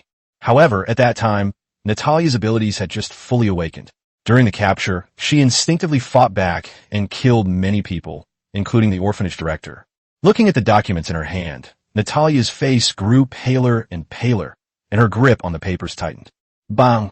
Paper scraps flew everywhere, and the entire document was instantly torn to shreds by an invisible force. Gasping for breath, Natalia suddenly withdrew her protective ability, slumped against the wall, hugged her knees, and stared blankly into her lifeless eyes. "So, you've decided to leave?" "Natalia, return to human society and live, study, and work like an ordinary person." "Where else can I go?" Natalia finally spoke, saying in a daze, "I have no home, no family, nothing left. Where can I go?" Zhang Xian didn't rush to speak. He took the hot coffee handed to him by a Marine, took a sip, and then said, "You can go wherever you want, as long as you want to go. However, I don't have any transportation for you, except for a few old submarines. If you want, you could drive them, as long as you know how to drive them. Natalia pursed her lips and remained silent for a long time. After more than 10 minutes, she finally said, "I want to join you." Zhang Xian heard it, but he still deliberately said, "What?" "Sorry, I was reading a book and didn't notice." I said, "I want to join you. Aren't you fighting those three-eyed people? Take me with you. I'll help you." Chapter 35. These years have been tough. I said, "I want to join you. Aren't you fighting those three-eyed people? Take me with you. I'll help you." Perhaps because she was too embarrassed, Natalia's face turned slightly red. Zhang Xian paused for a while, then said with some regret, "To be honest, I don't lack manpower here, and I can't afford to pay another person's salary." Natalia was getting anxious. "I don't want money, I just want to kill the three-eyed man.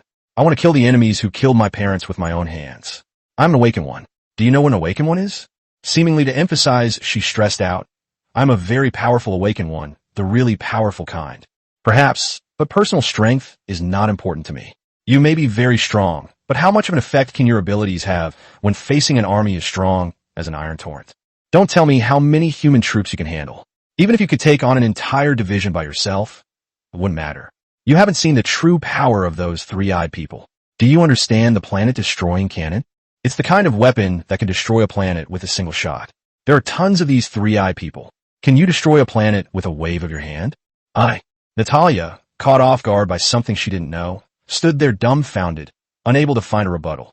Seeing that the time was almost ripe, Zhang Xian pressed his advantage. "Although I don't have a planet-destroying weapon yet, I'll soon have one that can sink an entire continent in a single shot." "Sinking a continent? I doubt you can do that, right?" "No problem. How about destroying a city in one go?" "What? You can't even do that? Then what am I keeping you around for?" Natalia tried to defend myself. "I'm clearly very powerful. Everyone who meets me is afraid of me. So why does this person's words make me seem like I'm worthless? Why do I feel like I'm a complete failure? Commander, is it really appropriate to use your skills on a little girl?"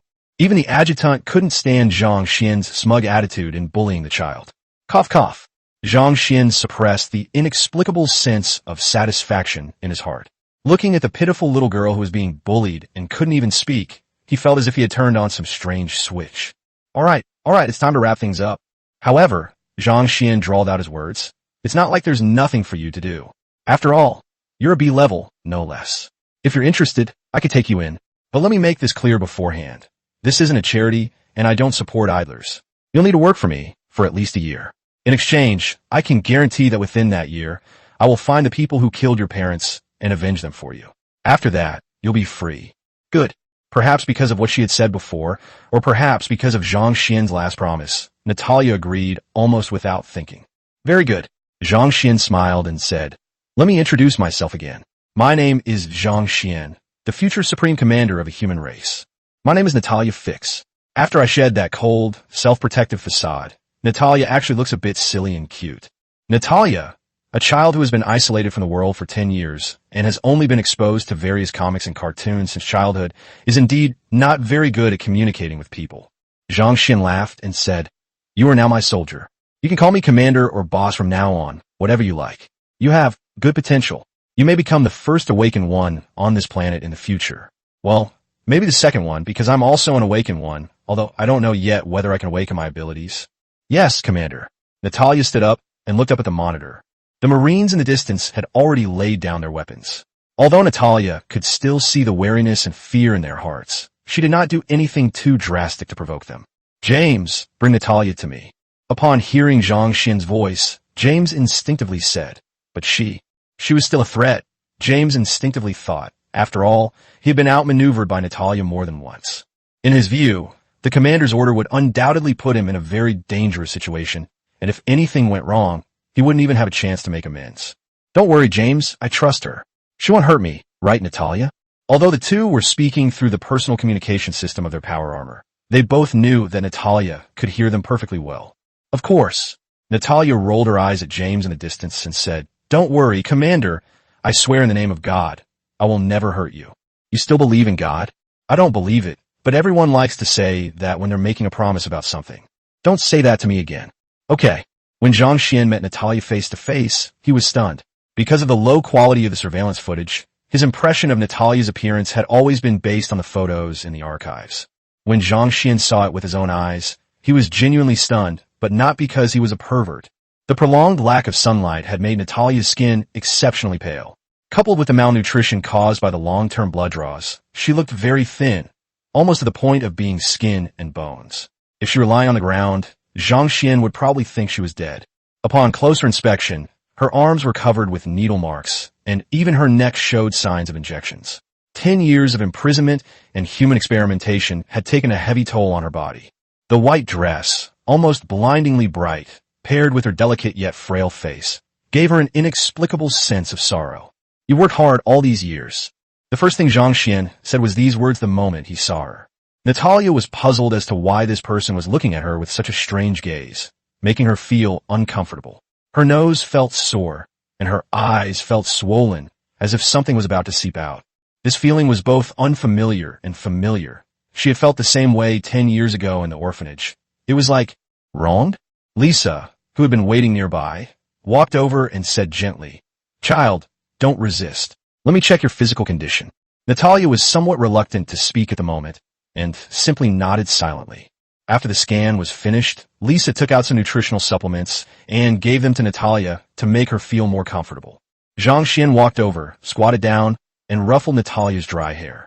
"Let's prepare some food first. I've looked at your recipes, and it seems you've been surviving on nutrient solutions for years. What would you like to eat? Or can I recommend something? How about grilled octopus? But I want to eat chicken wings." "Okay, no problem." Chapter 36, Happy Hunting. Once the tension in one's nerves is relaxed, it is easy to fall into a state of fatigue and drowsiness. After having a light meal, Natalia was taken by Lisa to a lounge to sleep. Zhang Xian returned to the temporary command center of the barracks. "Lieutenant, warp up another 20 Marines. I need more manpower." "Okay, 20 Marines. Total price 1,000 crystals. Warp activated." Outside the barracks, another flash of blue light appeared, and 20 Marines, lined up in neat rows, emerged from the void. "Distribute them evenly between Team A and Team B, and have Swick and James take charge of receiving personnel and assigning tasks." "Okay, the instruction has been issued." Leaning back in his seat, Zhang Xian took a deep breath. He had been thinking about something while having dinner with Natalia. If there was a B-level awakened test subject at Training Station number 3, would there be similar ones elsewhere? Moreover, it is said that the further back the training station is located, the larger its scale and the stronger its guard. Perhaps I can assemble an army of ability users. Although the power of these awakened ones is still very weak at present, at least in Zhang Xian's view. Those awakened organizations scattered around the world may have very powerful individuals, but they are still too weak in the face of a real army of steel. But if I could hold this power in my own hands, it might be able to play a better role. That's an idea. Thinking this, Zhang Xian asked, "Lieutenant, are all those submarines usable? If I were to send people back to human society to contact and recruit those awakened organizations, do you think it would be feasible?" "I do not recommend that you do this, Commander. Your primary task at present is to remain in hiding as much as possible and secretly accumulate strength. This is the safest approach. Making contact with those unknown individuals rashly is very likely to attract the attention of the Three-Eye people." Zhang Xian was somewhat discouraged. Thinking about it, there were indeed examples of awakened beings betraying humanity and joining aliens. He had just killed 3 of them not long ago. Who can guarantee that all the people they come into contact with are wholeheartedly devoted to the Blue Star? However, Commander, incorporating the awakened organization will indeed greatly enhance your power in the short term. Perhaps you need a professional to handle this matter. Tell me about it. Ghost. The Wraiths were a product of the Imperial Shadowblade program, a major branch of the Ghost Agents. Compared to the more specialized and versatile Ghost Agents, the Wraiths were more adept at infiltration and assassination, and their individual combat capabilities were even higher. In addition, they had a higher average psionic level and more psionic skills, especially those Wraiths who broke away from Imperial control and were trained by Gabriel Tosh. They were more deadly and more unpredictable. I remember the Wraith is a mid-tier infantry unit, right? That means it costs 1,500 crystal and 1,500 high-energy gas. I don't have that kind of money. After being persuaded by his adjutant, Zhang Xian was very tempted. However, when he looked at his balance, he realized that while the crystal ore was fine, he only had enough for half of the high-energy gas. Unless the system was willing to sell at half price, he shouldn't even think about it. "You don't have any right now, but I'm just giving you a suggestion. I think you might soon have a significant amount of high-energy gas coming in." "How so?" "According to the missile turret's tracking radar, An unidentified flying object is approaching your airspace. Based on the energy waveform, it is not any known spacecraft on Earth. In other words, the three-eyed people are here to cause you trouble. As soon as he finished speaking, a large virtual minimap popped up on the screen, showing 5 dots approaching at a speed of 20 Mach per second. The guests have arrived. Zhang Xian sneered. Tell Swick and James to prepare for battle. These guys can't be wiped out by just a few missile turrets. Okay, have a nice hunt. The 5 patrol ships were equipped with conventional combat weapons, although they were relatively outdated equipment of the three-eyed civilization. However, they were overwhelmingly superior to the indigenous civilization that had never even left the star system. Use the laser cannon to clear the ground, and everyone else should prepare to land. If we encounter any awakened ones, regardless of their abilities, capture them all alive. This way, we can earn some extra money. However, if we unfortunately kill one, don't waste the corpse. The blood and flesh energy of an awakened one is still quite valuable. At this moment, Morpheus was wearing a light power armor and carrying a plasma cannon that was thicker than his waist on his shoulder. Standing before him was a ground combat force of 23-eyed people, each equipped with standard power armor and electromagnetic guns from the three-eyed civilization's military. There are 5 such units in total. They have absolute confidence in the upcoming battle. Soon, as the spaceship approached the missile turret, the turret launched its attack first. Large numbers of spiral missiles soared into the sky. The 5 spaceships immediately launched a counterattack, with several cannons popping out from under their bodies. In an instant, high-speed laser cannons rained down like rain. The attacks from both sides met in mid-air, and countless explosions rang out. Occasionally, when missiles broke through the defenses and hit the outer shells of these spaceships, a layer of pale purple light shielded them from the explosions. And because those laser cannons have a faster rate of fire, at least 3 out of 10 shots can penetrate the missile net and land on the island. Although the attacks were indiscriminate, a significant number of them still landed on the missile turrets. 2 SCVs are stationed next to each missile turret, ready to rush in and repair it immediately if any damage occurs.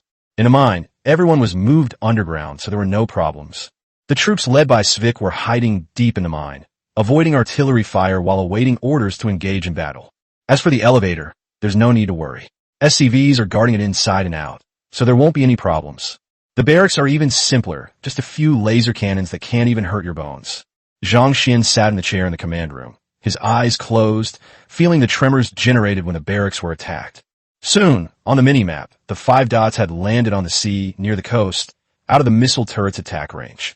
The barracks, which had been shaking violently, were now completely still. Zhang Xian opened his eyes, picked up the gun beside him, and with a click, loaded the bullet, informed the entire army that the enemy is preparing to land. Mechanized units should immediately launch a blocking action. Get Svick and the others out of the cave. We need to get to work. Chapter 37, Fierce Battle. Currently, Team A is divided into 10 combat groups, with each group consisting of a minimum of 3 people and a maximum of 5 people. Including Svick, the total number of people is 37. Team B has fewer players. Even including James, there are only 29 players. However, James' team clearly has more heavy firepower. Therefore, the focus of this mission remains James' B team. The mechanized forces, consisting of Predators and Widows, are few in number, so they are only responsible for blocking and brief interceptions to buy some time. During the interception, Team A will quickly regroup, take over the battle, and reduce the number of enemy troops as much as possible. Team B will then catch up, splitting into 2 groups to conduct an X-shaped tactical infiltration from both flanks, dividing the enemy formation and eliminating the small groups of enemies that have been separated one by encircling and annexing them. Then they will join forces with Team A to wipe out the last resistance of the enemy. That concludes the current battle plan. But the battlefield is ever-changing, and no one can guarantee what will happen in the next second, so they still have to rely on their adaptability. Bang! Bang! From afar, Sentinel missiles could be seen taking off. Gazing at the various colored dots on the minimap, Svick commanded his troops to form a V-shape and encircle them. Although they haven't had time to integrate yet, the newly recruited combat personnel are seasoned veterans who have also benefited from the assistance of powered armor and intelligence, so they are very clear about their mission objectives. Under the leadership of their respective group leaders, the troops advanced rapidly. Boom, boom, boom. Not far from the beach, the moment 4 Sentinel missiles shot out from underground, circular energy shields lit up on the 3-eyed soldiers who were walking on water. At the moment of the missile collision and explosion, several light shields were blown up on the spot, but many more light shields that were affected, although teetering on the brink of collapse, managed to hold on. However, several three-eyed soldiers were still killed on the spot by the firestorm. Pure metal power armor is like an oven. Even if it doesn't look bad on the outside, it's already been roasted inside. What the hell is that? Caught off guard by the surprise attack, the Baron quickly scanned and marked the locations where the missiles had just been launched. There's something underground. Some of the quick-reacting ones had already grabbed their guns and started firing at the sand. Of the 4 Widow grenades, 2 were destroyed on the spot. The other 2 were also hit by bullets. For incredibly fast black shadows darted out from the shadows and rushed into the light shields. It seems that these light shields can only block ranged attacks and do not offer much protection against melee combat. As the Predator unleashed its electric field, its claws lashed out, and many of the three-eyed soldiers were attacked to varying degrees. Especially against electrical damage, their armor doesn't seem to offer much protection. After all, their main defense is on that energy shield, and the power armor only provides some physical protection. Perhaps they didn't expect to be electrocuted at point-blank range. In an instant, chaos erupted. A bunch of useless trash. Morpheus glanced coldly at the three-eyed soldiers, raised his plasma cannon, and pulled the trigger. Boom! A burst of white electric energy erupted, instantly shattering 2 Predator robots into pieces. Several three-eyed soldiers who couldn't dodge in time were also killed by the attack. But Morpheus didn't even bother to look at those good-for-nothings. In his opinion, they had wasted too much time on Earth and deserved to die. There was nothing to regret. The remaining 2 Predator robots were also dealt with by the other three-eyed soldiers. These people even have combat robots? Jonathan was also wearing power armor, but compared to the brave Morpheus, he preferred to play it safe and stay to the back of the group. Looking at the robots riddled with bullets, Jonathan frowned. He had long suspected that these people were not from Earth, or at least that the people supporting them were not from Earth. No one knows the level of technology on Earth better than him. It's impossible for them to have achieved this level of sophistication. Thinking of this, Jonathan lowered his head, a strange look flashing in his eyes. He came up with a plan. If we really have to kill Morpheus in the end, perhaps we can use them to do it, so that we don't have to worry about taking the life of a nobleman. Meanwhile, Svik, who had already arrived at the battlefield, led his men to open fire on the three-eyed people. They were on the shore, while those three-eyed people hadn't even left the water yet. On one hand, it can take advantage of the island's complex terrain and cover. On the other hand, it is openly placed on the beach. It goes without saying who benefited. Open fire. Take down these three-eyed bastards. Both sides are using electromagnetic weapons, so the defensive capabilities of the power armor have been reduced by several levels. However, each of the three-eyed people had a single soldier energy shield, and their numbers were numerous, so for a time, the 2 sides were locked in a fierce and evenly matched battle. Electromagnetic bullets flew around everywhere, and people were hit and fell to the ground from time to time. In just 2 minutes of firefight, nearly 10 of Swick's men had lost their fighting ability, resulting in heavy casualties.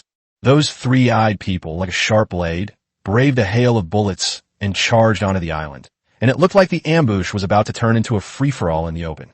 Groups 4 and 5, follow me and cut off their advance. At Svik's command, 2 combat teams quickly followed, 10 men rushing out of cover, firing their guns as they moved rapidly. Although he wasn't good at precision strikes, Svik clearly had his own understanding of melee combat. He knew that if the enemy broke through his encirclement at this moment, it would inevitably be a fight to the death. So he made a decisive move, took the lead, and charged towards the three-eyed soldiers who were at the forefront. Although the energy shields of the three-eyed soldiers are indeed incredibly powerful, they're still far inferior to those of the Protoss. For Swick, such a wide-range energy shield makes him a target, and a single burst of fire can kill 1 or 2 of them. Swick quickly took down several three-eyed soldiers, cutting off the enemy's advance, and then sought cover again. This time, however, the 4th and 5th groups suffered further losses, and now there were fewer than 5 soldiers left following Svik. "Reload!" Svik shouted, then holstered his weapon and retreated to cover, where a Marine immediately took his place. While changing magazines, Svik shouted into the communicator, "James, where are your men? I can't hold on much longer.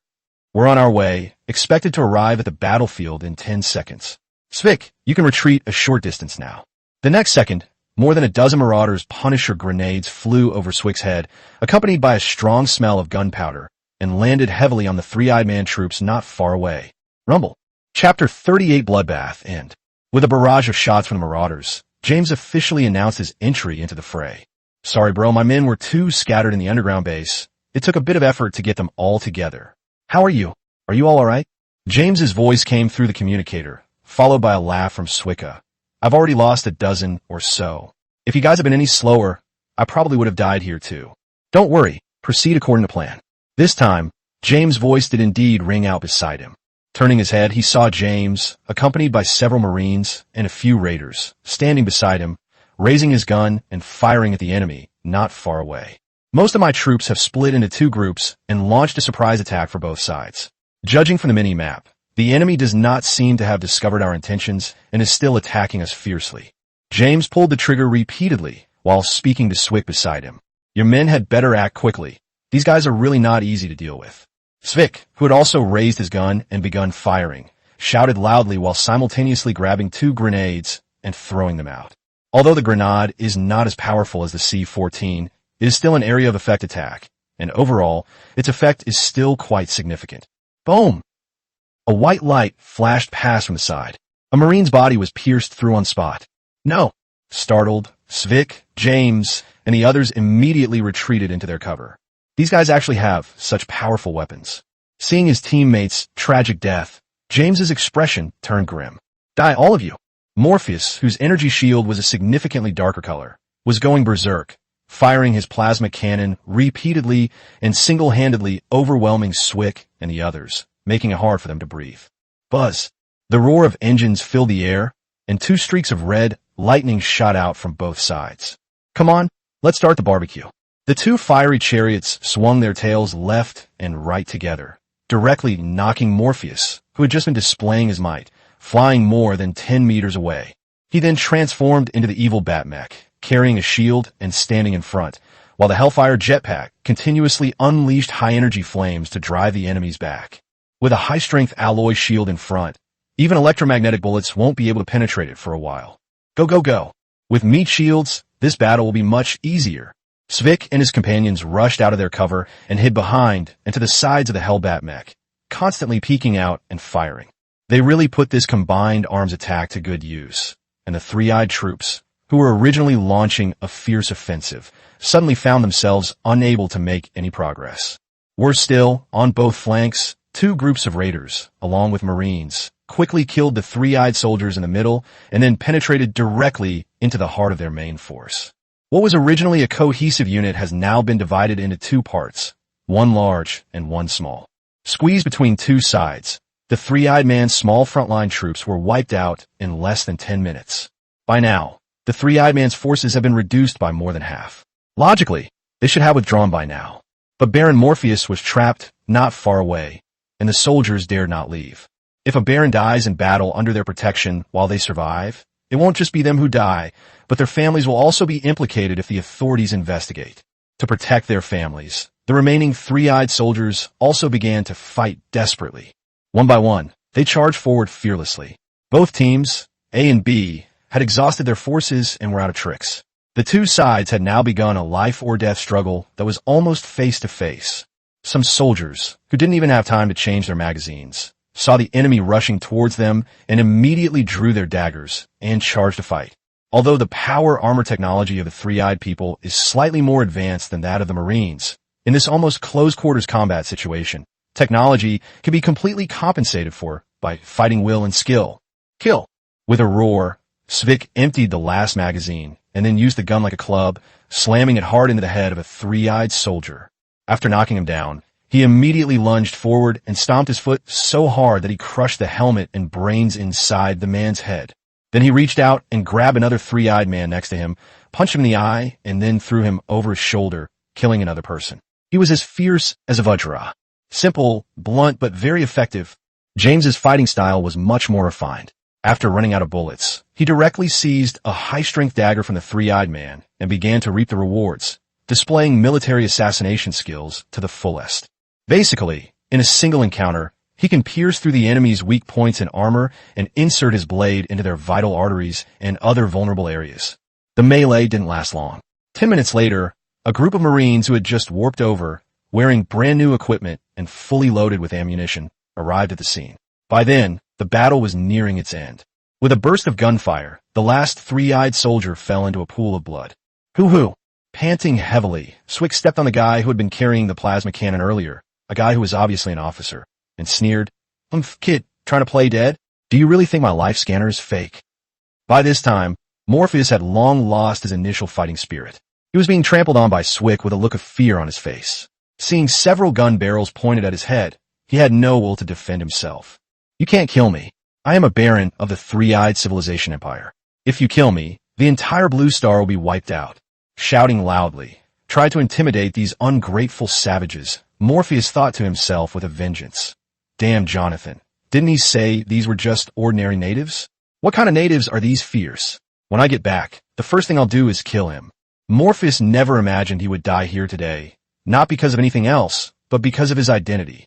In the past, he had been defeated and captured before, but no matter which time, as long as the other side heard that he was an imperial baron of the three-eyed civilization, they would usually untie him respectfully and let him go. I believe this time will be no exception. Baron? What the hell? Swick was completely baffled. What kind of nonsense was this guy spouting? Does this guy really think he can leave alive after falling into his hands? No way, really?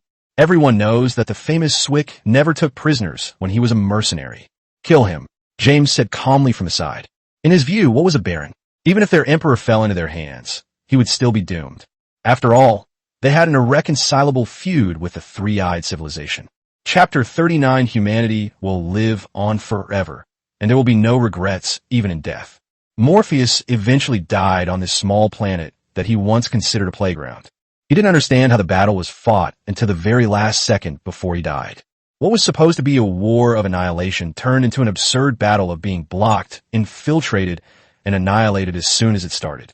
Having personally executed the man who kept claiming to be some kind of nobleman, Swick had already put his death out of his mind and instead picked up the plasma cannon from ground. This thing is interesting. Hey, it's powerful, and although the rate of fire is a bit low, its penetration ability more than makes up for that.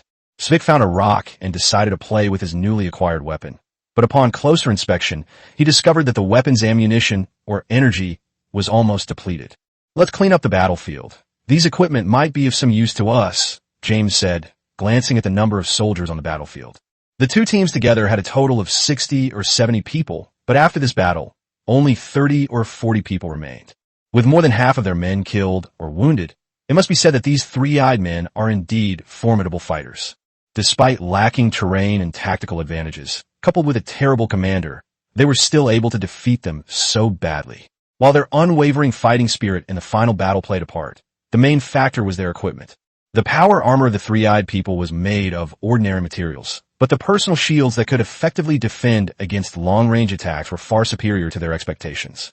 Without this equipment, even without tactical infiltration or B-team support, a team alone could have wiped them out, taking advantage of the terrain.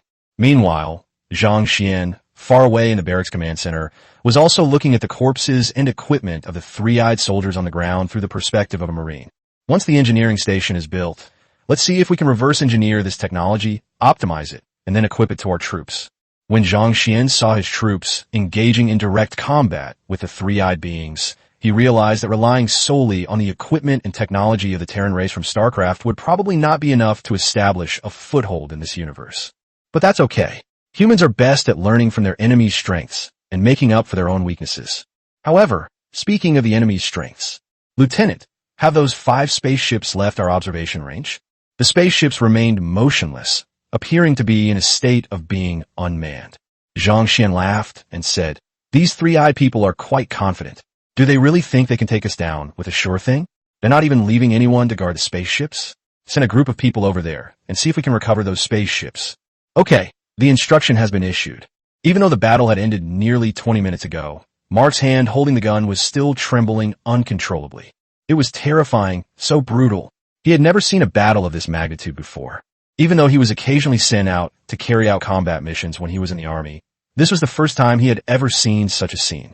Especially when he was moving corpses, he was so shocked when he saw an alien with a broken helmet and 3 eyes that he almost sat down on the ground. Were we just fighting aliens? Mark muttered to himself. A former mercenary, standing nearby, said with lingering fear, "No wonder their equipment is so advanced. When I saw them activate their energy shields, I thought we were doomed to lose this battle." Who didn't? I wanted to run away then, but just as I was about to move, the armor locked up. It was terrifying. I witnessed a veteran get shot in the head right next to me, his brains splattering all over his armor. These soldiers, who had been recruited for less than a day, seemed to have suffered a defeat despite having won the battle. When they gathered together, they realized that the original team of more than 10 people had dwindled to only 7, with more than half of them dead. God, I want to go home. A soldier, clutching his head and looking pained, prayed incessantly to God. Seeing this, Mark's lips moved as if he wanted to say something, but the words just wouldn't come out. The excitement and exhilaration they felt when they first put on the power armor had vanished. Now everyone understood that the true nature of the armor they wore was a prison from which one may never escape until death. Stand up, soldiers. Svik walked over from a distance. He knew these men's morale was beginning to crumble. They were not, after all, rigorously trained Marines, and this was probably the first time they had encountered such a situation. Sacrifice itself isn't terrible. What's terrible is sacrificing without knowing why. Svik casually picked up a three-eyed corpse lying nearby and said, "Now you should understand what kind of enemy we're fighting, right?" Sir, Mark, being the highest ranking among the surviving soldiers, naturally stood up and said, "We have doubts. It's normal to have doubts. I had the same existential questions when I first killed those bugs." Svik shrugged, leaned against a rock, and sat down. "When I first encountered extraterrestrial life, I was only 12 years old. Endless hordes of alien insects descended from the sky, killing my family, my neighbors, and even my dog. Only in despair can one truly understand one's mission. I swore to kill all those damned insects and those outsiders who dare to invade our home. Although I have not yet succeeded, you can. Even if you cannot, someone else will do the same thing as us in the future. The mission needs to be passed on, young men. Time is running out for humanity. In 11 months, those madmen will kill your loved ones, kill your friends, kill every one of us. All we can do is fight them to the bitter end in these last moments. Even if we die in battle, humanity will live on, and I will die without regret." At this moment, Svik was like a life mentor. His usual wildness and fierceness transformed into an incredibly reassuring sense of security. No one spoke or interrupted until the speech was over and Svik got up to leave, at which point someone spoke. One of them shook his head and said with a wry smile, "The aliens never imagined that I would one day be at odds with a character that only appears in science fiction novels. The commander should have made it clear from the beginning, although I might not have believed it at first. My child is only 6 years old. He has the right to grow up. This incompetent father, should try harder." A burly man with a thick beard reached out and picked up the gun he had just thrown on the ground, wiping the dirt off the gun as if caressing a lover. Mark reached out and touched the rank insignia on his chest, looking at Swick's retreating figure, and said, "Humanity will live on, and we will die without regret. Humanity will live on forever, and we will die without regret." At that moment, they gradually understood their own mission. Chapter 40, Surprise and Fright. Bastards, they're all bastards. With his hands trembling uncontrollably, Jonathan rushed into the spaceship's cockpit and frantically began to start the ship. He was really lucky. He hit at the very back at the beginning, and as soon as he saw that the situation was not good, he immediately hid in the water. So far, no one has found him. Upon seeing that these people were going to steal the spaceship, Jonathan immediately swam back, and as soon as he boarded the spaceship, he was about to start the engine and escape. Damn it, I knew Morpheus was unreliable. Why leave any survivors? He could have just blown the entire island up in a spaceship, and there wouldn't have been any problems. He kept complaining, trying to hide his inner unease, but Jonathan never considered that he had initially wholeheartedly supported the plan. But he wouldn't take the blame himself. What he was thinking about now was how to survive his boss's fury when he got back. The death of a Baron is no joke. If the company finds out that I was involved, even if I bear no responsibility, I will definitely lose my life. In fact, this 10,000-year cycle may very well begin ahead of schedule. These people are all dead, all dead. Jonathan finally relaxed a little after starting the power system and hearing the roar that was once incredibly harsh, but now sounded incredibly pleasant. The spaceship, which was originally floating on the sea, slowly started up and took off. "Hey, calm down, calm down. When we get back, we'll send a few intercontinental ballistic missiles to flatten this place. We can't leave any evidence that I was here. We also need to get rid of this spaceship." Jonathan put the spaceship on autopilot, got up, poured himself a glass of ice water, and drank it while planning the aftermath. Drop. A soft sound came from the driver's cab door. Huh. Jonathan subconsciously turned his head to look. But in that instant, a violent explosion occurred. The metal gate was blown open on the spot. The next second, four Marines rushed in with guns drawn, quickly taking up advantageous firing positions throughout the room. One of them ran over and pinned Jonathan to the ground. The other three quickly scanned the entire room. Safety. After confirming there was no danger, one person went to the control panel and took control of the spaceship to land again.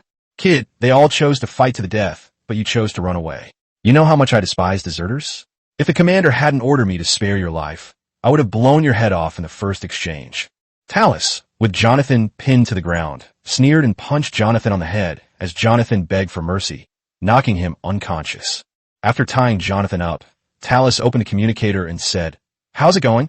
Have any of the other teams found any survivors on the ship?" A reply came quickly through the communication channel. Reporting to the commander, "This is Team A, Group 3. The target spaceship has been secured, and no one has been found remaining on board. This is Team B, Group 6. The spaceship is under control, and no one has been found remaining. All the combat teams on the other ships have completed their ship control tasks. Unfortunately, out of the 5 ships, only Jonathan was found alive. Let's take the spaceship to Port C of the underground base. Such a high-tech spaceship should have diving capabilities." After saying that, Talus began to inspect the spaceship's power and energy systems, and during this routine inspection, he actually discovered something. Talus looked on with ecstasy as he saw the familiar energy formulas displayed on the screen. "Woohoo! We're gonna make a fortune." Inside the command center, "Commander, Sergeant Talus found something on those ships that you might find interesting." Zhang Xian sat in a chair, munching on a piece of chocolate. Hearing this, he rolled his eyes and said, "Lieutenant, can you stop beating around the bush? I know you want to surprise me, but I prefer to be straightforward at times like this." "Okay, then." A formula consisting of more than 100 numbers and letters appeared on the big screen. Zhang Xian stared blankly at the big screen for a long time before hesitatingly saying, "Well, if you're trying to tell me that Talus discovered some kind of century-old miracle in the field of mathematics, then you don't need to tell me. I'm not interested in that kind of thing. This is a basic energy formula, Commander. If you have studied related knowledge, you will find that 96% of the characters in this formula are the same as those in high-energy gas. In other words, the energy used by these 5 spaceships is a treasure that you can absorb and utilize, converting it into high-energy gas. According to the data uploaded by Talus, just one spaceship can provide you with around 1,000 units of high-energy gas." "Hiss!" Zhang Xian gasped, staring wide-eyed at the formula.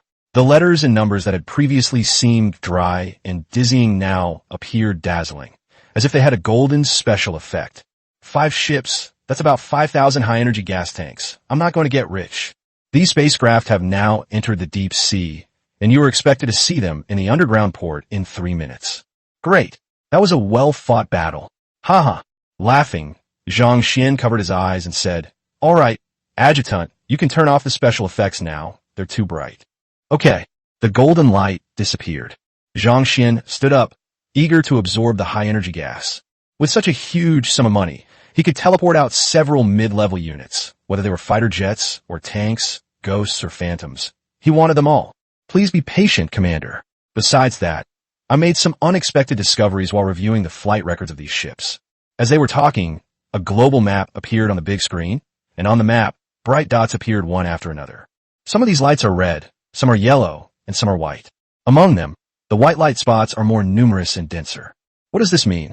The red dots represent the locations of other incubation stations. The yellow dots represent other Amanra Corporation facilities on Earth besides the incubation stations, the specifics of which are currently unknown. And the white dots represent the approximate locations of recent activities by human awakened organizations. Zhang Xian, who had just calmed down from his surprise, frowned and asked, "When were these flight records taken?"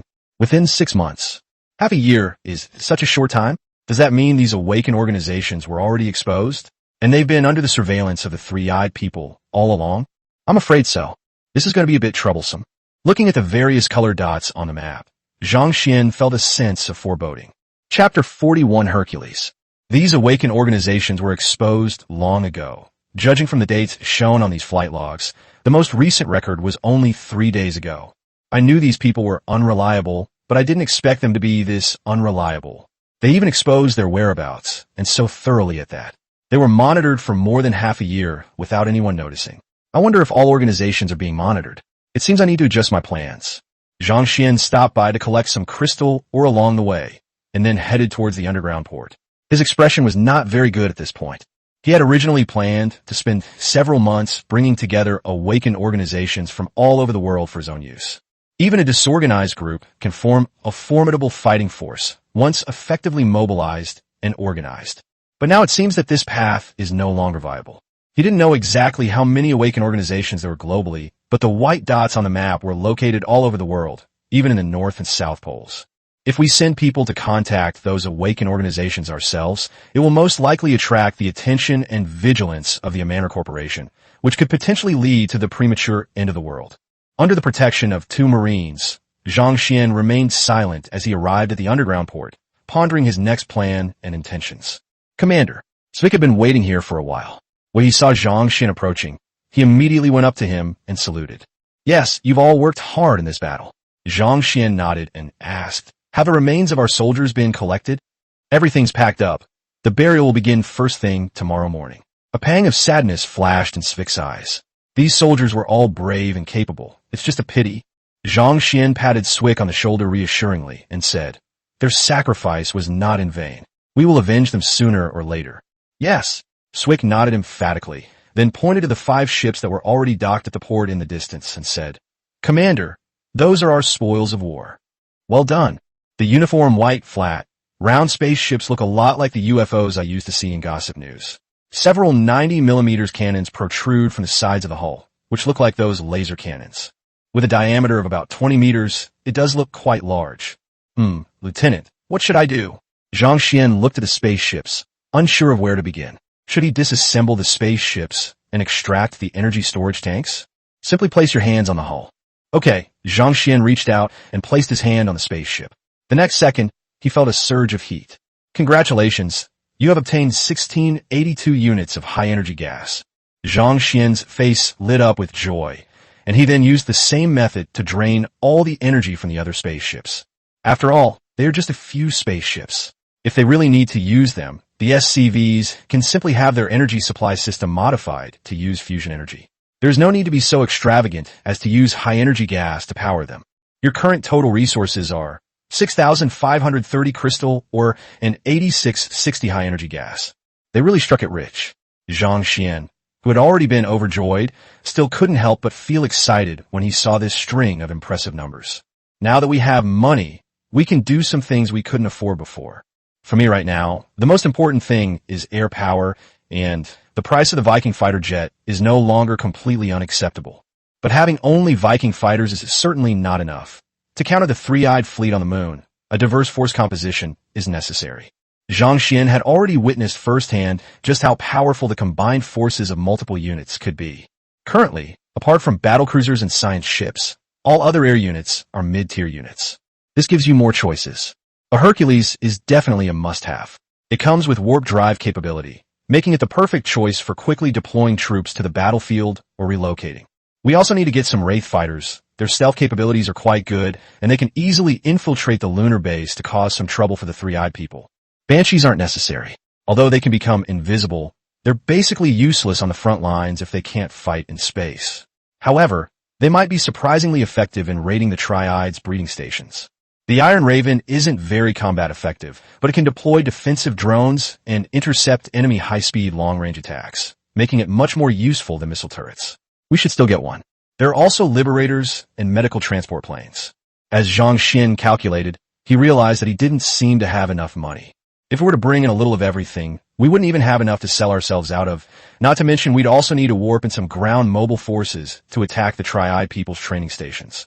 The most pressing issue is firepower. We must have enough firepower, my adjutant. I made up my mind.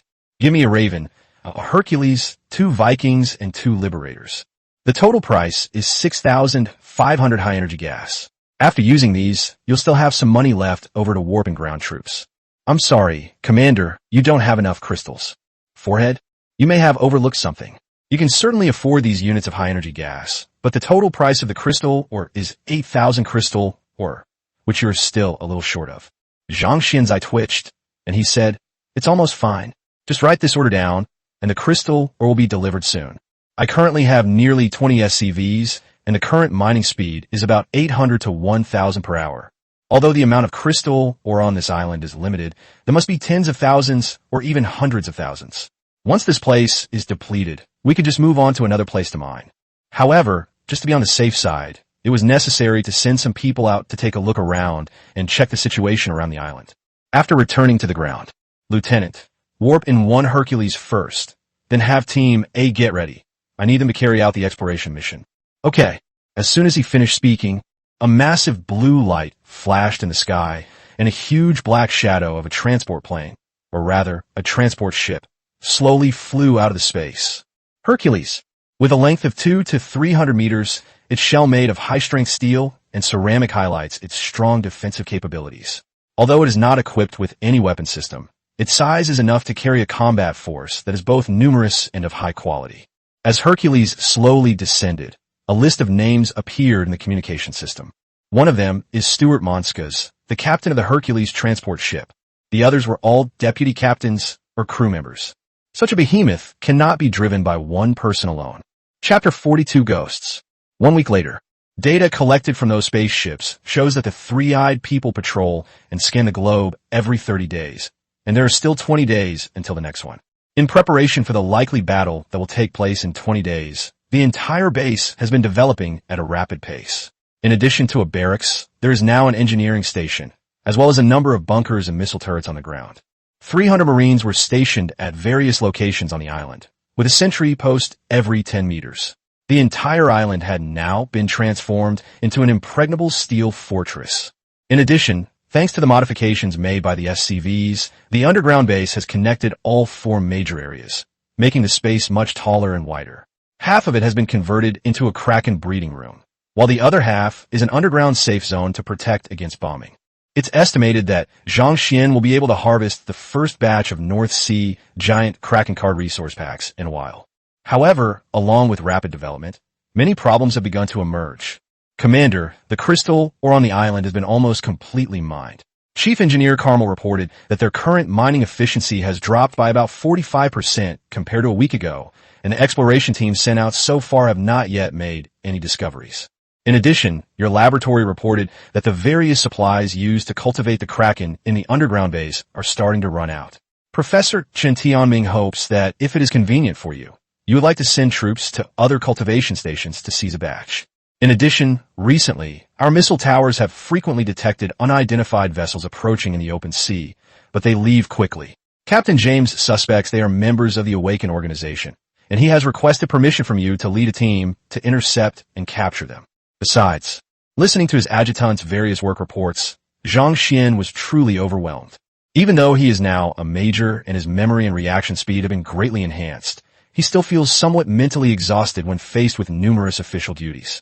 While forcing himself to organize and approve the various tasks and information listed on the big screen, Zhang Xian said, "Adjutant, from now on, don't report minor matters to me. Let the responsible officers handle them as they see fit. Otherwise, I'll work myself to death and still not be able to handle so many things." Okay, the instructions have been updated. The next second, most of the taskbars on the big screen disappeared, which made Zhang Xian breathe a sigh of relief. At first, he had some time to attend the barracks commander training courses, but now all he does every day is work and missions. It was just official business on a small island, but it made him feel like he was an emperor ruling the world. But the emperor gets to enjoy everything, while he gets nothing. That's just too much. Once each command center is built, it will be staffed with a group of administrative personnel to help you handle various tasks. Some of them are proficient in combat command, while others are skilled in administrative affairs. They are essentially your political officers and think tank. With their help, your work will be much easier. Really? How much does a command center cost? High-end building. Total price, 40,000 crystal ore. Do I look like 40,000? Although a week had made Zhang Xian's pockets much fuller, he still needed to continuously add troops and buildings in addition to maintaining the base's daily operations. Putting everything else aside, he now has to add more than 50 combat units every day to ensure the base's defense is maximized, with Marines making up the majority of the cost, amounting to several $1,000s every day. He now has a force of 700 or 800 men under his command. There are 300 combat troops both on the ground and underground as regular defensive forces. The remaining infantry and mechanized units were deployed aboard the Hercules transport ship as a rapid reaction force, directly commanded by Svik, to patrol and reconnaissance missions around the island. Once a battle breaks out, ground troops will make contact with the enemy forces first. Within a minute, Hercules can warp to the battlefield and airdrop troops to support them. If they are still outmatched, the garrison of the underground base will send some troops up to join the battle. 3 layers of insurance, triple protection. He did have 40,000 crystal ores, to be honest, but it was just over 40,000. Once used up, the base's development will be slowed down, and if an emergency occurs that requires the urgent deployment of troops or a large supply of ammunition, but the base cannot afford it, then it will be in trouble. Therefore, he had to leave some crystal ore behind for contingencies until he found a new mining site. Forget about the command center for now. Go and call that guy over, the one with the missing arm. Okay.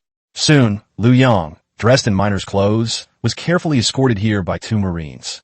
To be honest, before being summoned, he thought he had been forgotten and might spend the rest of his life in these bottomless dark mines. When he learned that Zhang Xian wanted to see him, he was overjoyed. As he walked along the way, seeing the steel base that was already taking shape, any sliver of hope he had initially felt vanished. Just being alive is enough. Why think so much? The humble Liu Yang originally wanted to kneel on the ground to show his respect for Zhang Xian, but Zhang Xian waved his hand and did not let him kneel. I have a task for you. Huh? Liu Yang was taken aback. He didn't know what else he could do now, but he was unwilling to mine for the rest of his life. So he immediately puffed out his chest and promised, "Don't worry, no matter what the task is, I will do my best to complete it." "I don't want your life," Zhang Xian said. "I want to know if you can still contact the resistance organization." "Well, of course it's possible. Although it's been too long to contact them remotely, I still have a way if I can return to human society. The resistance has its own independent means of communication." "Very well. I want you to return to human society today and contact the middle and high-ranking members of the resistance. Bell will tell you the specific details." "Bell?" Liu Yang was taken aback. He was quite certain that he didn't know anyone named Bell. But the next second, an unimaginable sense of oppression and crisis suddenly surged into my heart. A dark red light shone beside Zhang Xian, and a tall figure slowly appeared. A pure black protective suit for harsh environments, a personal stealth device, an AGR-14 assault rifle, and a head-mounted display that enhances vision and target detection. The second batch of trainees in Project Shadowblade, a level 7 psychic controller, a second lieutenant, Ghost, Bell Scatterman. Zhang Xian calmly looked at Liu Yang, whose pupils had trembled, and slowly said, "He'll go back with you. Although you only have half a month together, don't worry, he's a professional." Chapter 43, The Liberator.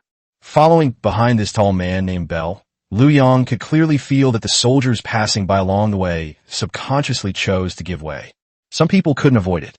Although they stood on the roadside to salute and greet the passersby, they looked as if they had seen some kind of monster and were terrified. When Liu Yang first met Bell in the command room, he was indeed taken aback. Bell's invisibility ability, coupled with his murderous aura, made him seem like an easy person to get along with. But after leaving the command center, Bell's entire demeanor became calm and even unremarkable. Although his face was obscured by a mask, he probably didn't look too scary. If he hadn't been carrying a gun, even he himself would probably have thought he was just an ordinary miner. "Sir, may I ask what mission we're going to carry out?" Liu Yang asked tentatively. Bell didn't turn around, but simply said, "Infiltration, assassination, control." The 3 short words left Liu Yang somewhat bewildered, even though they were all easy to understand. Something feels off. The 2 arrived at the beach, where a combat team of 24 people had been waiting for them for some time. At this moment, James, who was standing at the front of the team with his hands behind his back, saw Bell and the other 2. A strange look flashed in his eyes, but it quickly disappeared. "Just in time. My men are ready. Lieutenant Bell, do you need any assistance?" "Sir." Bell nodded to James, touching the pistol hanging at his waist. "This is enough for me." "Very good." James nodded, glanced at the Marines behind him who were clearly surprised, thought for a moment, and then said to Bell, "I've dealt with people like you before, but it wasn't a pleasant memory. Several of my old classmates died at your hands, right here in New Fulson. But don't worry. Now that we're working together, I won't hold any prejudice against you. But you'll have to show me what you're capable of."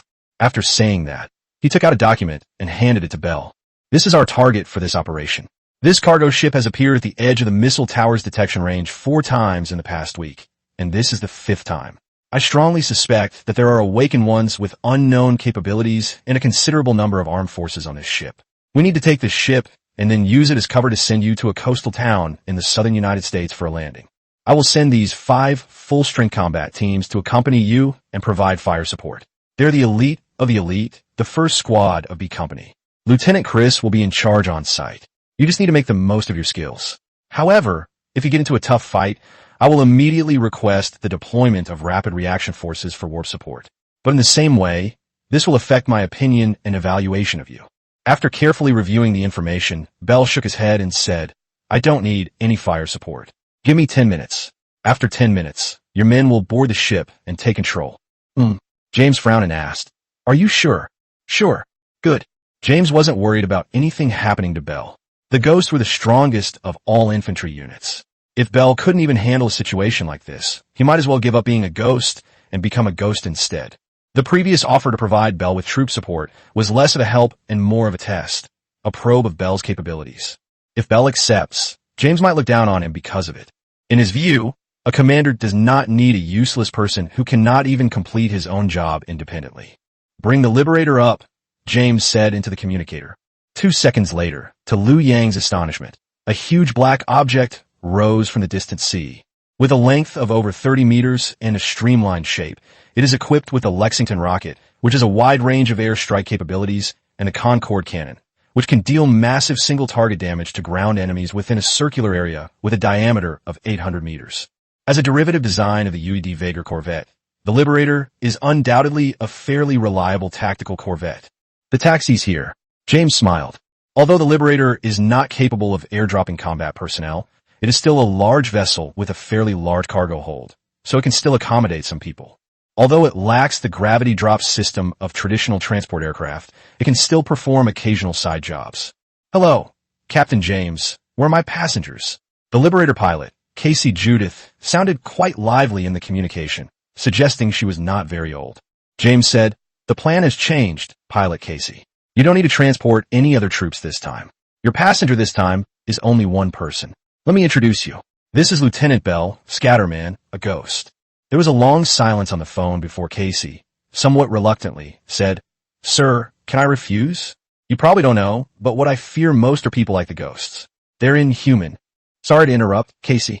James interrupted Casey, saying, If I were you, I would say less because Bell is right next to me, and he can hear everything you say. Excuse me, Mr. Bell, no. Commander Bell, I wasn't talking about you, I meant. Casey frantically tried to explain. Bell was used to this kind of situation, and after calmly saying that he didn't care, he secretly shook his head. People still have too many misunderstandings about his ghosts. We're not murderers. How can we kill our own people? All right, Casey, now's not the time for small talk. The target is close to the designated location. If you don't want Lieutenant Bell to linger on your ship for too long, you'd better hurry up. All right. As they approached the shore, the hatch beneath the Liberator slowly opened, and Bell stepped onto it alone. Casey was still trying to get closer to Bell, hoping to ease the tension in case she suddenly died in her sleep one night. And then the doctor, after examining the cause of death, announced that she had committed suicide due to excessive depression. But Bell didn't intend to pay any attention to this prejudiced Liberator driver, so he didn't even reply, found a box to sit on, hugged his gun, and closed his eyes to rest. Having received no response, Casey sat in the driver's seat, feeling utterly hopeless. Oh no, this game is over. God, please save me. I promise I'll never say anything like that again. Chapter 44 Rampage. About 20 kilometers from the island's shore, a cargo ship fully loaded with goods is slowly sailing on the sea. David, have you found anything? In the captain's cabin, a bearded man in blue camouflage, his tactical vest filled with magazines, pushed open the door and walked in. Sitting in the chair was a blond young man, dressed casually in a floral shirt, flip-flops, shorts, and a small bracelet. But his blue eyes always shone with a faint, eerie light as he stared unblinkingly at the small island on the distant horizon. There are more buildings on this island now, and my abilities are no longer sufficient to observe more things. However, I'm certain that there is currently one Class B and one Class E building on the island, and I cannot see any more than that. B rank? It seems the intelligence about this training station was true. That E rank should be the new recruit that the resistance group sent out a while ago. He's been missing for so long, we thought he was dead. The bearded man stroked his beard and frowned, asking, If we want to take this place, how many people would we need? The island's armed forces are not weak, and an A-level awakener is definitely needed. But aren't our messiahs only 2 A-levels both in Antarctica? Indeed, but this isn't the first time we've asked for outside help. When we get back this time, we'll try to find those free awakeners. Although A-level awakeners charge high prices, if we can get a B-level combatant to join us, the expense will be worthwhile. Maybe so, but I still can't understand why I have to take on such a dangerous job. If those three-eyed bastards find us, we'll probably have a hard time dealing with them. Don't worry, our ship has been shielded, it won't. Just then, the ship suddenly jolted. The ship, which was moving at a low speed, has now come to a slow stop. What happened? The bearded man immediately picked up the communicator and shouted loudly.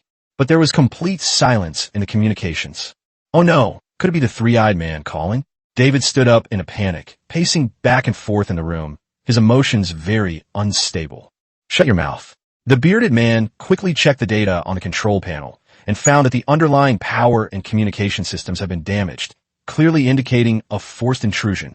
He quickly pulled 2 guns from a nearby cabinet, tossed one to David, and said with the beard, "Take this gun and calm down. Our communications have been cut off. Use your abilities to find out where the enemy is now. How many of us are still alive?" All right. David knew that this was a matter of life and death, and his eyes widened immediately, the light in them growing even brighter. There are no signs of life in the cargo hold on a lower level. There are still more than 30 people in the middle living area. There have been no casualties on the deck yet, but I can't find the enemy. As he said this, David himself could hardly believe it. He widened his eyes and scanned the entire ship again, but still found nothing. There might be an awakened being who can resist observation. Stay here and don't wander off. I'm going down to direct the battle now. After the bearded man finished speaking, he left the captain's cabin. David was restless and dared not stop using his abilities. The clearer he saw, the more deeply he felt how terrifying the enemy was. He could see his own men falling one by one, some raising their guns to fire, but everyone was firing randomly in all directions, as if no one could see the enemy at all. 8 minutes passed in the blink of an eye, and the gunfire outside was getting closer and closer. David, who had to stop using his abilities due to exhaustion of mental energy, suddenly heard footsteps outside the door. David nervously hid behind the table, gun in hand, staring intently at the front door. Clang! The door was kicked open, and there stood the bearded man. David, who had almost instinctively pulled the trigger, breathed a sigh of relief and quickly lowered his gun to meet the attack. "That's great. You're still alive. I can feel how terrible the battle is outside. How'd you get back at this time?" But David did not respond. He stood blankly at the door, his lifeless eyes staring fixedly at David, making David feel a chill run down his spine. Just as he was about to say something, he was suddenly struck hard on the back of the head and immediately fainted. Inside the captain's cabin, a red light flashed and a tall figure appeared. "This is Bell. Mission complete. Team may proceed." The massive Liberator hovered in the air, and several ropes were thrown down from the hatch, where fully armed Marines quickly rappelled down. To be fair, the members of the first squad of B Company were indeed, as James said, the elite of the elite with very high combat skills. Even though Bell had reported that everything was safe, they quickly dispersed as soon as they landed on the deck, raising their guns to guard the surroundings, except for the 5 members of combat team, one who went to the captain's cabin to take control of the cargo ship. The other 4 groups quickly occupied the main areas of the cargo ship with clear division of labor and conducted a thorough search, checking the entire cargo ship inside and out. When the Marines found dozens of unconscious and bound prisoners and nearly 100 bodies riddled with bullet holes in the foreheads from every corner of the ship's hold, almost everyone was impressed by Bell's abilities. It took just over 8 minutes, more than a minute faster than the 10 minutes he had promised. In such a dangerous environment, he not only managed to kill the resistors with such precision, but also had the capacity to leave enough survivors. Such efficiency is something that even the entire first squad of the B Company would find difficult to match. As James boarded the ship, looking at the kneeling prisoners, he couldn't help but sigh. The Ghost's infamous reputation is truly well-deserved. He initially genuinely believed that Bell would choose to infiltrate stealthily, eliminate high-threat targets, and then seize control of the highest authority in order to indirectly control the entire ship. Unexpectedly, Bell went on a rampage right from the start. On the big screen in the barracks command room, Bell was seen killing and capturing as if he were in an empty field. Even the awakened ones with their strange abilities would be defeated by a single large-scale psychic blast. That's not just outrageous, it's downright ridiculous. James glanced at the bearded man following behind Bell. Bell explained, "He's the highest-ranking person in this group. Don't worry, he's under my mental control now. He's no threat, and he'll tell you everything you want to know." "Okay." James nodded, instructing Chris to be in charge of interrogation and recording information. He then surveyed the captured prisoners. Although none of the prisoners were seriously injured, they were all not in a very clear mental state. He even saw a few of the marked awakened ones. During this period, through the research data on awakened beings in Training Station Number 3, the engineering station's intelligent research adjutant has developed a gadget that can effectively identify the vast majority of awakened beings and their levels. It has now been equipped on all combat personnel along with individual energy shields. However, the price was quite high, and Zhang Xian was somewhat reluctant when he paid for a couple of days ago. 7 ability users, 2 of whom are C-level and the rest are D-level. With such limited power, how dare they come here? James expressed his confusion, wondering if these people were all reckless. Chapter 45 Messiah, Preparing for War Again. Messiah is only a medium-sized awakened organization. Its top combat strength consists of 2 A-level members, while the rest are not very strong. Its main areas of activity are mostly in some small and medium-sized countries in Eurasia. This crew composition reveals that they may have some money, but their combat effectiveness is definitely not high. Otherwise, there would be more than one capable fighter on this ship. When the intelligence was placed on Zhang Xian's desk, he only glanced at it briefly and said, "This organization is not very good. Although it has 2 A-level awakened, it is said that in the battle against the three-eyed man, one was injured and the other was crippled. Now they are hiding in a glacier base in Antarctica. If they encounter a high-level situation, they'll have to spend money to hire thugs from outside the organization to help. And if I remember correctly, the three-eyed people have never relaxed their surveillance of Antarctica, yet they haven't taken them down. It seems that this Messiah organization isn't that important. Compared to large, globally spreading organizations like resistance groups, this organization is too small, but perhaps more suitable." Zhang Xian suddenly had an idea. The resistance army was so numerous that there must be places they couldn't cover. Although they had persevered despite the suppression and surveillance by the three-eyed people, it was undeniable that their target was too big. But the Messiah is different. According to the intelligence revealed by the prisoners, the Messiahs might not even be able to fight the three-eyed people all year round, and were not taken seriously by the three-eyed people at all. The reason I risked coming here to investigate Training Station Number 3 was to add a high-end combat force of B-level or even A-level to the organization. After all, their 2 bosses have been taken down, so they needed to find a long-term enforcer, right? However, the Messiahs themselves have quite a few flaws. Although they have fought few battles with the three-eyed people, they have fought quite a few battles with other awakened organizations. Perhaps it was because the 2 A-level leaders' ideas were too conservative that the radical awakened organizations that considered themselves the majority were very dissatisfied with them, and friction and clashes were commonplace. Those 2 A-level members were ambushed and shot at by 10 anti-material sniper rifles from 2 kilometers away during a fight with 2 A-level members from a rival organization. It's incredibly lucky they survived. Perhaps the entry point could be changed to this so-called Messiah. In this way, at least in the early stages, we can proceed with caution and not worry about being noticed by the three-eyed people. Turning the tables might be feasible, but Bell alone might not be enough. After thinking for a moment, Zhang Xian asked, "Lieutenant, how is Natalia's recovery going?" After these days of treatment, Natalia has almost recovered. In another week or 2, she'll be back to normal. "That's perfect. Let her come over here for a moment. I have a task for her, and I also want to inform James's side not to kill the prisoners. They are still useful." "Yes, Commander." Before long, accompanied by Lisa, Natalia, who was clearly much more energetic, skipped and hopped in like a little girl. Natalia's eyes practically lit up as she gazed at the futuristic-looking command center. "What? You like it? If you like it, I'll find you an exact replica." After casually remarking, Zhang Xian handed over Messiah's information and said, "The saying goes, an army is raised for 1,000 days to be used for one. Although I haven't raised you for that long. Didn't you want to kill the three-eyed man? Now your chance has come." Natalia looked at the documents in her hand with confusion, completely baffled and unable to understand them at all. After all, she didn't know any of this. Since she could remember, apart from the orphanage, this number 3 training station had been her only place. Her understanding of human society on Earth was probably only slightly better than Lisa's. "What should I do? Do I have to kill these people?" Natalia asked, pointing to the list of Messiah's high-ranking officials in the document. "You won't need to kill anyone, at least not 80% of the time. In a little while, you'll meet an uncle named Bell, and then you'll follow him. You'll do whatever he tells you to do. With him around, you shouldn't have to lift a finger to kill anyone." Upon hearing this, Lisa's expression changed, and she said, "Bell? Is it the ghost named Scatterman that was released a couple of days ago? Yes, I plan to send him infiltrate the Awakened Ones to recruit more of them as an Awakened One himself. But he's not a true Awakened One after all. If a rank B psychic is with him, the mission will be much easier. However, I've heard that those ghosts are all very strange people, and they talk nonsense all day long. I'm afraid that if Natalia follows him, she might be affected in some way. Probably not. Bell seems pretty normal to me.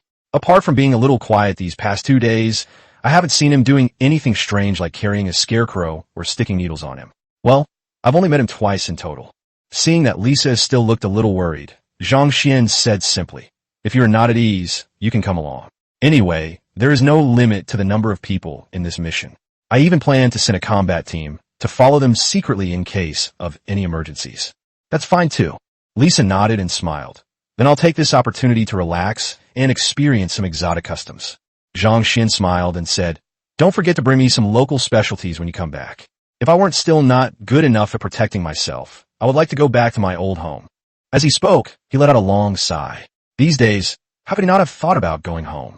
Although there was no one waiting for him at home anymore, it was still a home. Unfortunately, I am destined to sacrifice my small family for the greater good.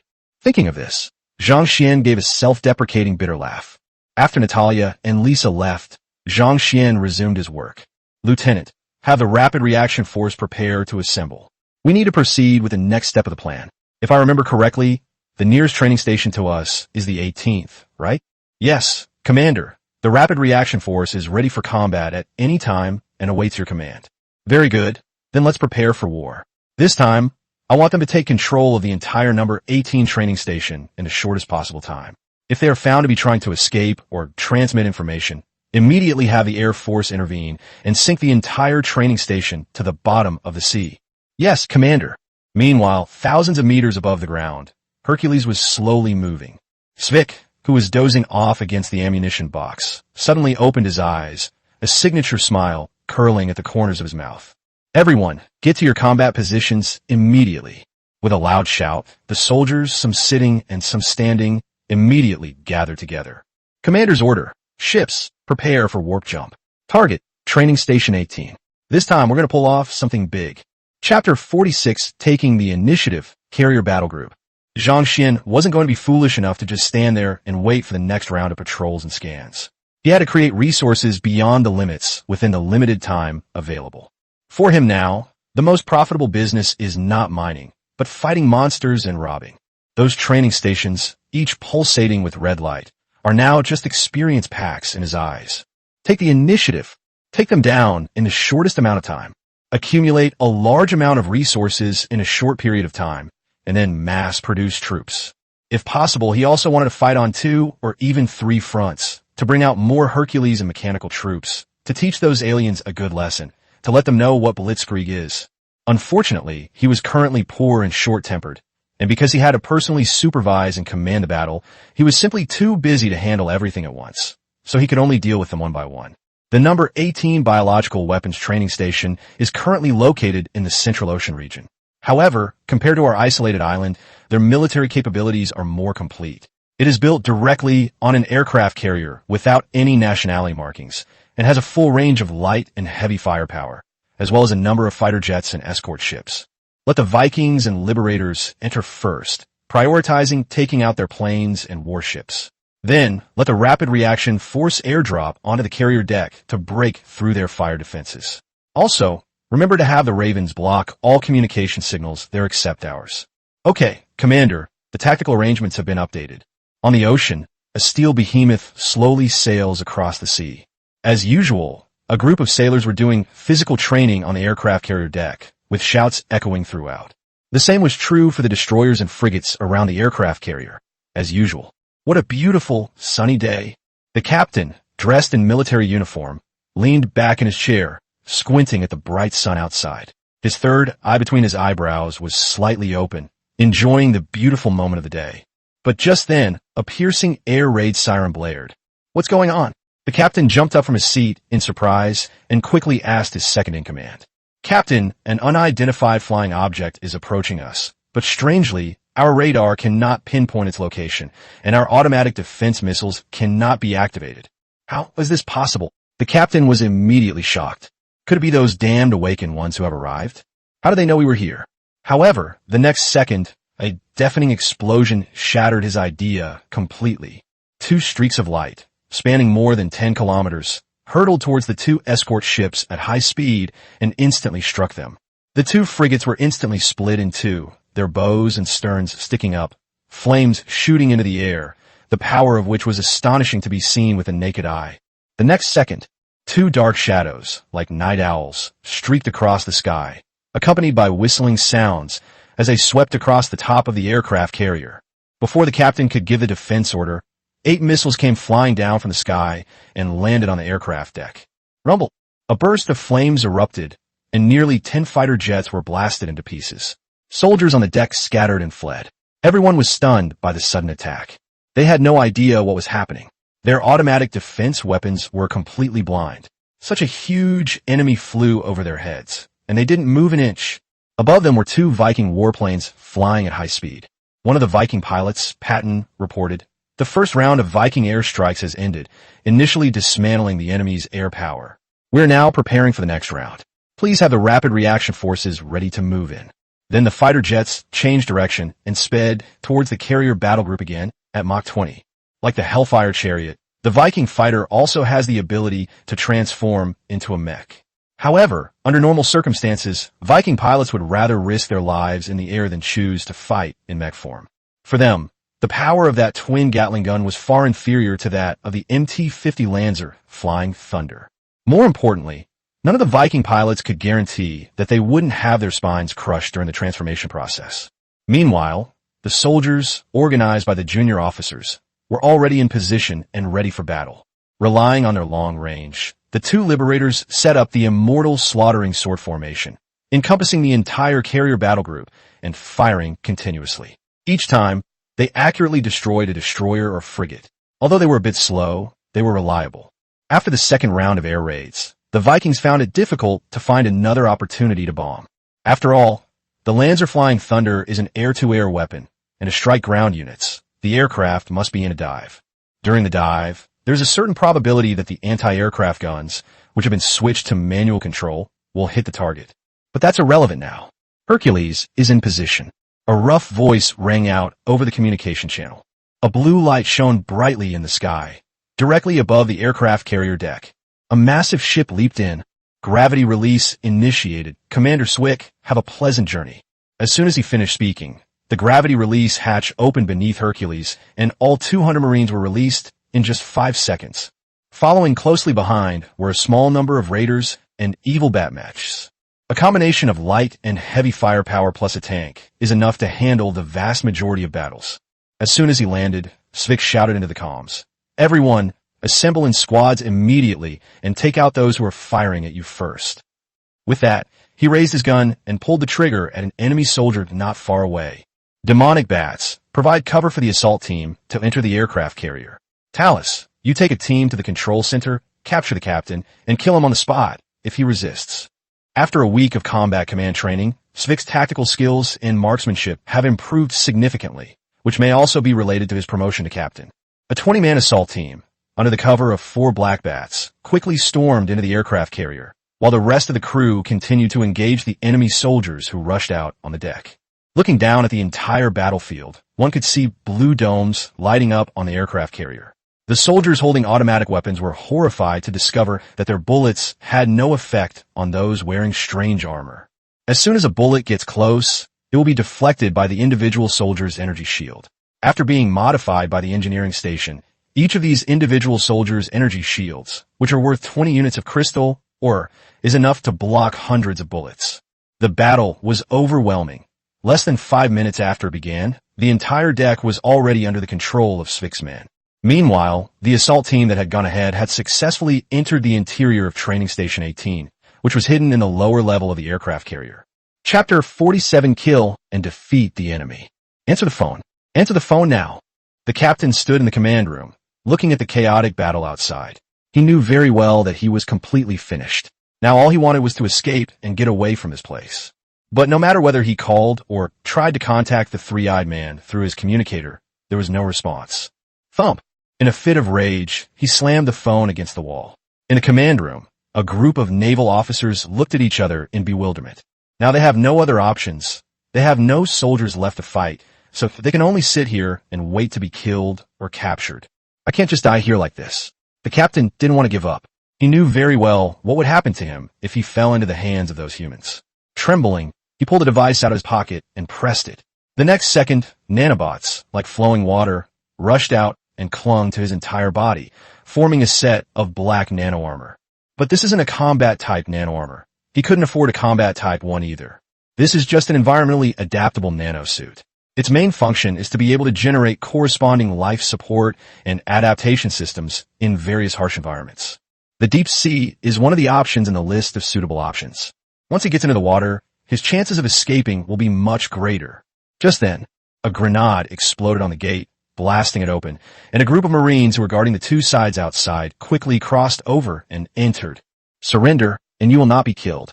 Bang, bang, bang. As the enemy rushed in, some of the more resolute officers attempted to raise their guns in resistance, but they were quickly shot dead on the spot. Mark charged to the front of the crowd, firing his gun repeatedly and killing all those who dared to resist. I'll only say it once. Disarm and surrender immediately. Mark, his nerves on edge, pointed his gun at the captain, who was clad in nano-armor, and shouted at the aircraft carrier captain. He could tell that this guy was a genuine three-eyed man, and that the ones who had fought them on the deck were just ordinary soldiers. Judging from his appearance, he must be a high-value target. If we can capture him alive, it will be a great achievement. However, before the mission began, Commander Swick had instructed that personal safety should be the top priority, and that high-value targets should be killed if threatened. He had never seen this kind of nano-armor before, and didn't know what capabilities it had or whether it would pose a threat to them. All he could do was issue a warning first, and if they didn't listen, he would not hesitate to shoot. The captain seemed to hesitate for a moment before slowly raising his hands. But in the next instant, he suddenly lunged backward, smashed open the porthole, and tried to jump onto the deck. Kill! At Mark's command, several Marines opened fire simultaneously. The bullets left bullet holes on the nano-armor, destroying a large amount of nanomaterials. In just 1 second, several bullets penetrated the armor and hit the captain's body. However, the three-eyed man's physical strength was much stronger than that of humans. He survived several electromagnetic bullets and limped to the edge of the deck, intending to jump off. Unfortunately, Mark wasn't going to let him have his way. He tossed the gun aside, leaped out of the broken window, jumped down from the tower several meters high, grabbed the captain, and the two rolled around in a heap. Although the power armor is very strong, it can't withstand such a high impact. If the captain hadn't cushioned most of the impact, Mark probably wouldn't be able to stand up right now. Although he was so shocked he almost vomited blood, Mark still braced himself, holding down the struggling captain with one hand while quickly drawing a pistol from his waist and pulling the trigger at the captain's head. Bang, bang, bang. After 3 shots, the captain finally stopped moving. Hoo-hoo. Mark, lying on the ground, wore a relaxed smile, as if he had accomplished his mission, and opened his mask to breathe heavily. Well done, kid. Which squad are you from? Svick walked over from a distance, quite admiring of the young man who was willing to jump off a building, even though he looked somewhat familiar. But he sees so many people every day, he probably wouldn't remember an ordinary corporal from a week ago. Reporting, sir. Mark, who had been scrambling to his feet and standing at attention, announced loudly. Formerly, Sergeant Mark Horn, leader of the 3rd Combat Group of Team A, and now, leader of the 2nd Combat Group of the 6th Squad of Company A, reporting for duty. Formerly from Group 3? I remember who you are. Swick exclaimed. Oh, it's you. I was wondering who was so reckless as to jump from such a high tower. I remember you used to be a paratrooper, right? No wonder you dare to do that. Not bad, not bad. Thank you for the compliment, sir. I have high hopes for you, Mark. You've done a great job this time. And this guy is a captain now. I can make the decision right now. From now on, you're promoted to sergeant. You'll continue to be in charge of the 2nd group of the 6th Squadron. When the squadron expands next time, you'll definitely be a deputy squad leader. After saying that, he patted Mark on the shoulder and turned to leave. Mark excitedly shouted, Thank you for your guidance, sir. Seeing Swick walk away, Mark clenched his fist and clenched it tightly, unable to contain his excitement. Sure enough, as long as you dare to fight and risk your life, you will definitely have your day. When I become a captain, I'll be bolder. With my skills, I should at least aim for the rank of field officer. Then I'll really be successful. After entering the aircraft carrier, the commando team encountered even fiercer resistance than on the deck. The enemies on the deck were mostly ordinary human soldiers, but the closer you got to the training station, the more three-eyed soldiers there were. Although they weren't the troublesome characters equipped with individual shields that we'd encountered before, the weapons and equipment they used were significantly superior to those of ordinary human soldiers. However, with 4 evil bats taking turns blocking in front and individual energy shields protecting them, virtually no attack could break through their defenses. The Marauders' grenades were practically free. They would stand outside and fire a round of grenades after sweeping through a room or corridor before the Marines would go in to finish off the rest. The assault team's advance was slightly slower than initially anticipated due to fierce resistance, but this was not a major problem. The lower deck is where the biological culture station is located. Compared to number 3, number 18 has a more powerful military force, but their biological culture stations are much smaller. It is obvious that there will be no large, high-level modified creatures. At least they didn't see any trace of modified creatures along the way. Break down the door. At Talus's command, 2 grenades blasted open the metal door, and the soldiers rushed in. It was described as a biological weapons cultivation station, but once inside, it turned out to be just a laboratory the size of 2 basketball courts. In the center of the laboratory, a large life support device is still in normal operation, and through the glass, you can see that it is full of green nutrient solution. A red, net-like plant is suspended in the nutrient solution. An unknown source of infection has been detected. Please proceed with caution. Chapter 48, The Dangerous Comma Plant. Warning. An unknown source of infection has been detected. Please proceed with caution. Back at the base, Zhang Xian watched the footage from Talus's perspective displayed on the large screen. Upon hearing his adjutant's warning, his heart leaped into his throat. Almost instinctively, he said, "Get everyone out of this room immediately. Right now." Upon receiving the order, Talus did not hesitate and immediately led his men out of the room, leaving only 2 evil bats to block the doorway and carefully observe the plant. This net-like plant is different from ordinary plants. Its blood-red surface emits a faint pink glow, and the plant seems to breathe, sometimes growing larger and sometimes smaller. From a distance, it looks like a heart or blood vessels. According to Talus's report, the power armor would trigger a radiation alarm when Marines approached within 10 meters of it. However, the alarm will automatically deactivate once you move away, meaning that the coverage area of this unknown radiation is not large. But whatever it is, anything with the word unknown attached to it is basically not something ordinary. Send the communication images to the lab so that Shun Tianming and his researchers can take a look and analyze what this is. Okay. In the plaza of the underground base, a newly installed large screen was playing live footage, and a group of people in white coats gathered below to discuss it. A middle-aged man wearing glasses said, "Rather than a plant, I suspect it is part of some kind of organism's tissue or organ. Look, it's like a blood vessel, and it can even move." Another Mediterranean old man retorted, "I could say it's some kind of unknown mineral element. There are many kinds of minerals that have strong radiation. It's hard to say. Although I couldn't observe it up close, this thing has radiation properties and is soaking in nutrient solution. Who knows, it might actually be a certain plant or some kind of viral pathogen." Opinions vary, and everyone has their own thoughts and opinions. No one can convince anyone else. Even Shun Tianming frowned and pondered deeply. He didn't know why, but when he saw this plant, he felt inexplicably familiar with it. However, if he had seen something with such distinctive features before, he would not have forgotten it. Unless, what I saw was another form of it. "I've got it," a man with a large beer belly exclaimed. "Don't you guys find the color and shape of this stuff familiar? Although it looks a little different, it's almost exactly the same as those granules in comma powder." Upon hearing this, Chen Tianming immediately remembered that before modified organisms mature, their diet consists of specially customized energy liquids or high-protein solid mixtures. They cannot be fed just any rotten fish or shrimp. Every 7 days, the staff would add a little something called comma powder to the food. It looked a bit like fishing bait powder, with soft red granules mixed with white powder and a strange aroma. They had always thought it was some kind of potent animal appetite enhancer, because after each use of the comma powder, the appetites of the modified creatures would increase dramatically, allowing them to eat dozens of times more food than usual in one meal. But because it's inconspicuous, and because modifying organisms is inherently abnormal, almost no one would think of it. The man with the beer belly had always been in charge of feeding those modified creatures, which is why he was easily recognizable. Soon, someone found a box of comma powder in the warehouse. It was a small cardboard box about the size of a shoebox, but in the past, it could have supplied the entire number 3 cultivation station for a month. Sure enough, After careful examination, they found that the red particles in the comma powder were almost identical to the red plant in the picture. However, these particles do not emit light or move and show no radiation reaction whatsoever, indicating that they have clearly lost their activity for a long time. Let's go everyone to the lab right now. Shun Tianming picked up the box and ran towards the laboratory, followed by a group of people in white coats. More than 30 researchers worked together and quickly analyzed the characteristics of these red particles.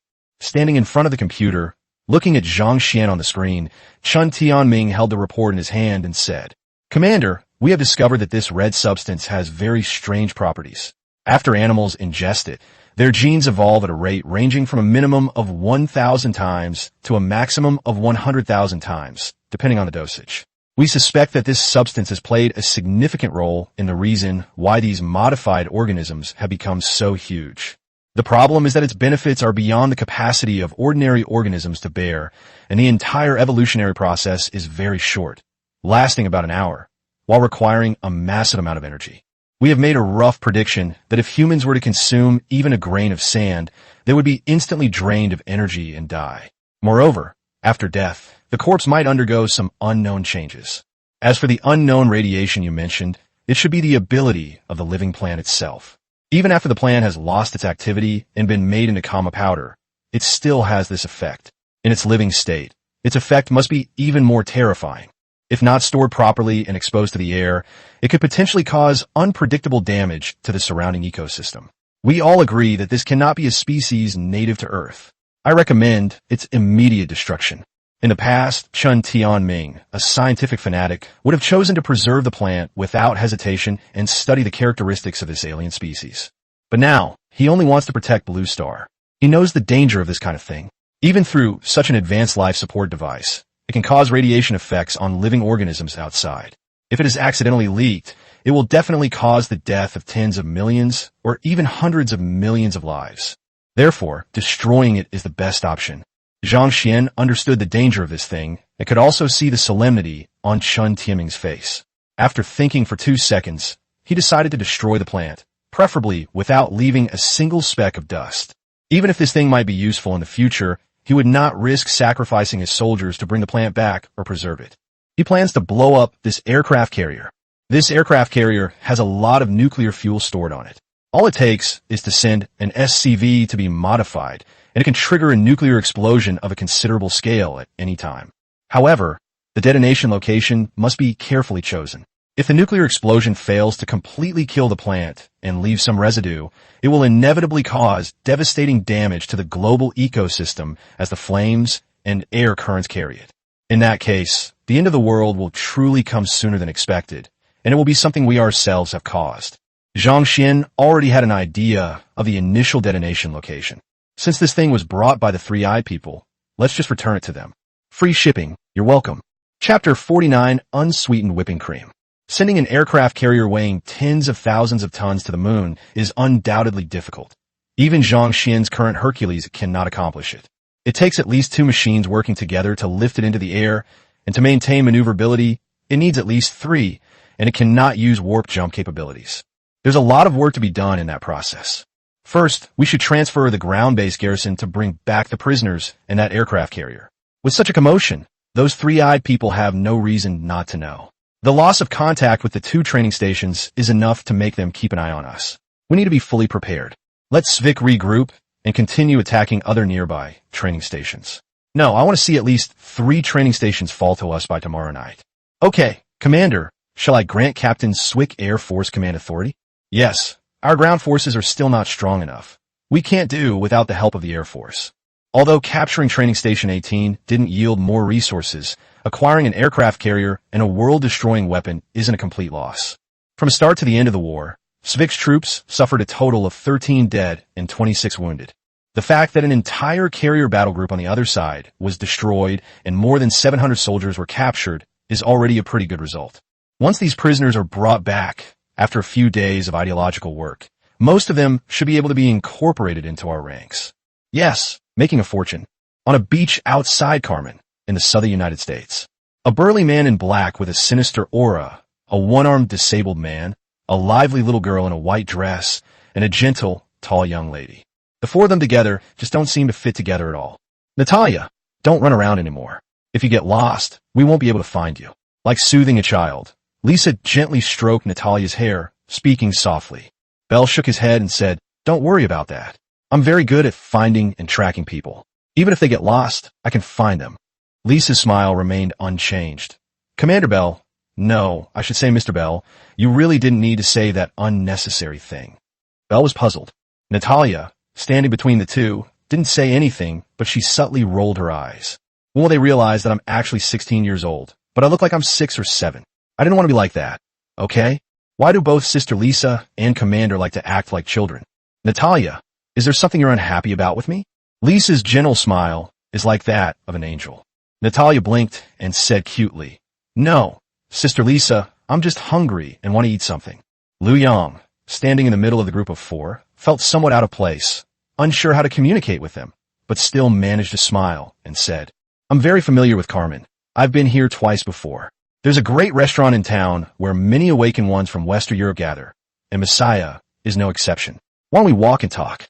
Faced with a mission, none of them refused, since they were originally going there specifically to find the Messiah. Carmen is a seaside town, so tourism is quite developed. Every summer, many tourists from other places come to visit, and now is the peak season. From a distance at the entrance of the town, you can see many tourist vehicles parked on a roadside, either pickup trucks or SUVs, with very few sedans. "Welcome to Carmen." Under a large sign outside the town, Natalia's eyes were full of excitement. This was the first time she had ever traveled far from home since she could remember, and everything she saw along the way was new and exciting. The restaurant was just ahead. The code they gave us, to go in and order a cup of unsweetened whipped cream? How crude. Lu Yang clutched a slip of paper with some important information and precautions about the Messiah written on it. "By the way, Sarav is the bearded man we captured on the cargo ship before, but of course they have been released now.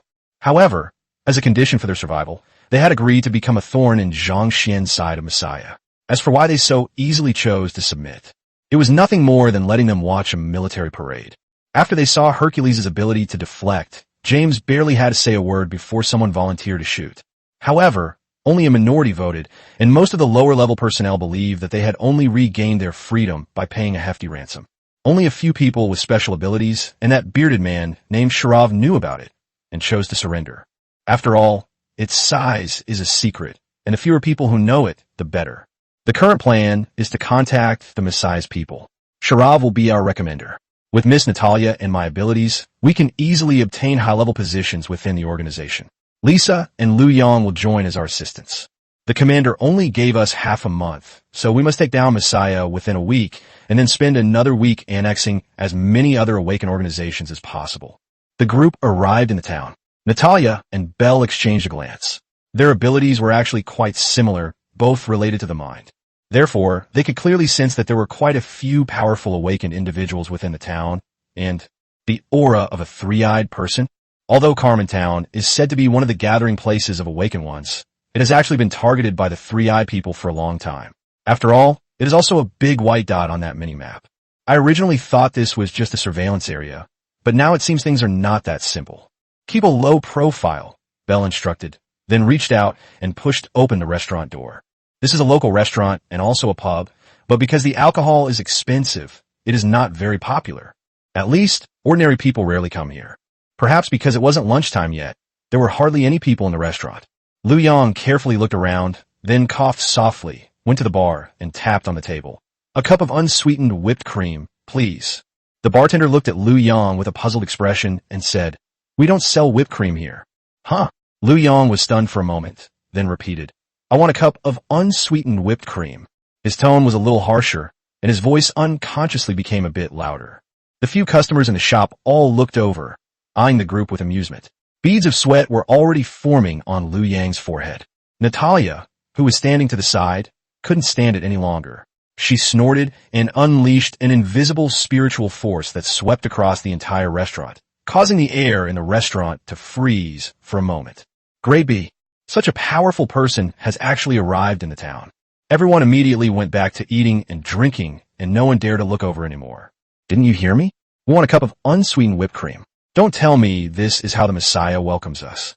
Natalia slowly lifted her feet off the ground, hovering in midair, her eyes gleaming as she coldly stared at the bartender, who only possessed D-rank strength. Chapter 50 Fathermere. The bartender trembled. He was only a D-level awakener. How could he withstand the pressure of a B-level?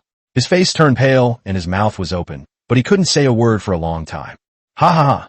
Miss Natalia truly lives up to her reputation. When David told me, I didn't believe it.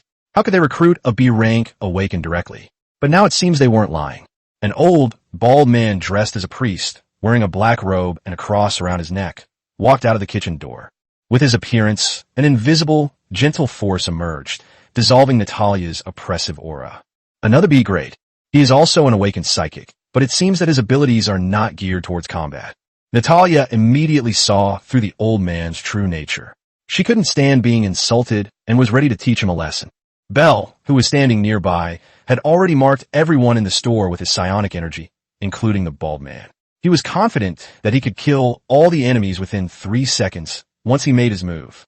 But the bald priest withdrew his powers and bowed slightly, saying, I'm sorry, Miss Natalia, this was just a joke of mine, or rather, a test. It has nothing to do with anyone else. If you intend to attack me, please find another place to avoid attracting attention. At this moment, everyone in the shop, from diners to staff, stood up, made a cross gesture towards the bald priest, and said in unison, Fathermere. Fathermere? Liu Yang, who was standing to the side, was startled. The documents contain some information about this person, though not much, but it is certain that this person is the third in command of the Messiah. A B-level support type awakened one's individual combat strength is at most slightly stronger than a C-level combat type awakened one, and even that strength is limited. But even someone like that can become the number one person below A level, which shows his skill and shrewdness. Fathermere, we have come to join the Messiah at the invitation of Mr. Carmen and Mr. Seraph. Is your probing somewhat inappropriate? Lisa reached out and pulled Natalia behind her, smiling as she spoke. Are you Miss Lisa? I've heard Carmen mention you. You are indeed a beautiful lady. Fathermere smiled. I'm sorry. These are extraordinary times. With the 2 leaders absent, I have had to take on this heavy responsibility. For Messiah's safety, I had no choice but to resort to a little trick. Please understand. Lisa remained silent, and Fathermere continued. Our Messiah is in a precarious situation. Since our 2 leaders were injured and went into hiding, we've been constantly targeted by hostile organizations trying to destroy us. This month alone, we've captured 7 undercover agents with special abilities. The implication is that Fathermere did not trust them. Even if they had guarantors, who could guarantee that the guarantors wouldn't betray the organization? Liu Yang, standing to the side, couldn't help but speak sarcastically. What kind of person would be so wealthy and powerful as to send a strong B-level awakened as an undercover agent? And to infiltrate an organization that's already on its last legs, standing on the edge of a precipice? Oh, sorry, I was a bit blunt. Please don't be angry. Although he was indeed an undercover agent, he just couldn't stand people saying he was an undercover agent. I can be one, but you can't say it. Yeah, we're just being hypocritical. Is this Mr. Liu Yang? Fathermere's smile remained unchanged. What you said makes a lot of sense. It was my fault. Well then, on behalf of the Messiah, I welcome you to join us. Please rest here for a while. Later, I will introduce you to a great person, a B-level powerhouse. I believe that we will be qualified to receive that great person's help. At that time, the Messiah will be saved, and we will be saved. As he said this, Fathermere's face lit up with fervor, as if a Christian had seen the legendary God. The 4 exchanged a knowing glance, all sensing that something was amiss. Something's not right here. Notify the rapid response team to await a signal and be ready to provide support at any time. Bell's voice echoed in Lisa's mind. Lisa had already witnessed the ghost's abilities before she arrived, so she didn't show any strange expression. As if casually brushing a hand across the wristwatch, a message was sent. Meanwhile, not far from the coastline, a patrol ship that Zhang Xian had captured was hidden beneath the surface of the sea. Upon receiving the message, everyone checked their weapons and prepared for battle. The deputy captain of the first squad of B Company was in charge of this rapid response team. Marine, Second Lieutenant Taylor Francis. The spaceship carries a total of 15 Marines, 3 Marauders, 3 Widow Rays, and 3 Predator robots. This configuration is more than sufficient for providing fire support or for carrying out rapid rescue operations deep into enemy territory. After checking his weapons, Taylor began recording the coordinates on the mini-map. If an event occurs that even they struggle to handle, 2 Viking fighters will arrive within 3 minutes. 3 layers of insurance. Zhang Xian's old trick. Soon it got dark. Led by Fathermere, The Messiah members left the town and arrived at a windmill tower outside the town, where Bell and his 3 companions were also present. Not far from the sea, and with its high elevation, Bell could even see the patrol ships hiding on the distant sea from here. With Miss Natalia's addition, Messiah's overall strength has increased significantly, but 1 B rank is still not enough. Our organization needs stronger forces. If we can have an A rank expert to maintain the situation before the leader returns, then Messiah will not continue to decline or even perish. Standing beside Natalia was Father Muir, speaking softly about his thoughts. Natalia ignored him, instead looking curiously at the windmill tower above her head. One of her favorite comic books used to have a picture of a windmill tower. Now I can finally see the actual product. Father Muir continued, but A-level experts are rare in the world. At least, we Messiahs do not have the ability to recruit them. But if one of our B-level members is promoted, then the situation will be different. Natalia subconsciously puffed out her unremarkable chest and said, I'm almost at rank A. I have a feeling it'll happen in the next few days. Otherwise, I wouldn't have been stuck at rank B for so long. Really? Father Muir was taken aback. Although he didn't know what Natalia meant by if, his joy grew even stronger. He said, that's even better. By the way, is Mr. Bell really only a C rank? According to the recommendation materials submitted by Carmen, the man named Bell was a C-level physical enhancement awakener. Father Muir also thought so when he first saw his muscular physique. But perhaps it was a premonition of someone with psychic abilities. He always felt that this man seemed a little too normal. Chapter 51, Turning Against Each Other. Normally, if a C-rank member joined Messiah, he wouldn't even ask a question, let alone glance at them. But today is both so special and so normal that it's almost abnormal. Natalia glanced at Bell and said casually, he is indeed C-rank, so what? There's a problem. Natalia wasn't very good at dealing with people, and her faint expression was too easy to see through. Father Muir pondered for 2 seconds and then smiled. I just feel like you look familiar. Maybe it's just my imagination. As he spoke, he took 2 quick steps and arrived at the wooden door of the windmill tower, where he respectfully knocked 3 times. Come in. A deep voice rang out. You don't need to come in. Natalia, why don't you come in with me to meet that person? Although it was a question, his expression clearly indicated that Natalia was not allowed to refuse. Natalia was about to agree when she glanced instinctively at Bell beside her and said somewhat awkwardly, maybe I should stay outside. Natalia, this is an opportunity you can't miss. Now that you've joined the Messiah, you must follow the organization's arrangements. Father Muir's smile was strange. Bell nodded expressionlessly to Natalia, who then agreed to go inside with him. Father Muir ignored the subtle interactions between the two, perhaps because there was no need to care. Before anyone knew it, more than a dozen Messiah members had surrounded Bell and his companions. As Natalia went inside and closed the door, Bell asked, are you going to come one by one, or all at once? Kill. Suddenly, someone shouted, and all sorts of abilities burst forth in a dazzling display. A psionic military dagger appeared in Bell's hand without his noticing. A fierce glint flashed in his eyes, and his body glowed red as he vanished from the spot in an instant. Before anyone else could react, 2 red blades flashed through the air. Puff, puff, puff. Blood gushed from the necks of several Messiah members who were close to the 3, and their bodies were decapitated. The next second, a gunshot rang out. Bang, bang, bang. With an energy shield glowing around her, Lisa, wielding an electromagnetic pistol, moved nimbly, dodging the blood that nearly splattered on her. She fired rapidly, taking down enemies one by one. Let alone ordinary people without any abilities. Even awakened individuals cannot escape the fate of being killed. Aside from combat-type B rank or higher powerhouses like Natalia, no one has the ability to withstand the power of electromagnetic weapons. Of the 3, Liu Yang was the least skilled. He had no weapon and not even an energy shield. As soon as the fight started, he immediately covered his head and ran away. I must say, even though he's only an E rank and missing an arm, his ability to escape is truly remarkable. Several combat-type D ranks couldn't hit him for a while. More than a dozen people were all dead in less than 2 minutes. Lisa, call for backup. Something's not right here. Having exited stealth mode, Bell had removed his outer clothing, revealing a ghostly battle suit, and was also wearing a mask. Okay. Lisa didn't hesitate and immediately gave the signal. Bell rushed to the door, channeled his psionic energy, and kicked it open. Thump. Confident in her superior fighting skills, Natalia, who had followed Father Muir inside, surveyed everything within. This is a 3-story open-plan library. Although it is not large, the bookshelves are full of ancient books in various languages. An elderly-looking man in a black robe with 3 eyes was examining an ancient book in his hands with a magnifying glass. When Natalia saw the old man's 3rd eye between his eyebrows, her expression changed, and unpleasant memories flooded back. Father Muir, standing nearby, knelt down as if he had seen his own lord, and shouted fervently, "Great Father, I have brought the offering you requested. I wish to perform the blood transfusion ceremony." Traitor! Realizing that this damned priest had betrayed humanity, even Natalia couldn't help but curse him angrily. She then mobilized her mental power, wanting to kill this bastard first. But her previously invincible ability was now rendered useless. No matter how she tried to activate it, it remained completely still. In this room, one cannot use their abilities. As if to answer a question, the 3-eyed old man put down his magnifying glass, stood up with some difficulty, and looked Natalia up and down.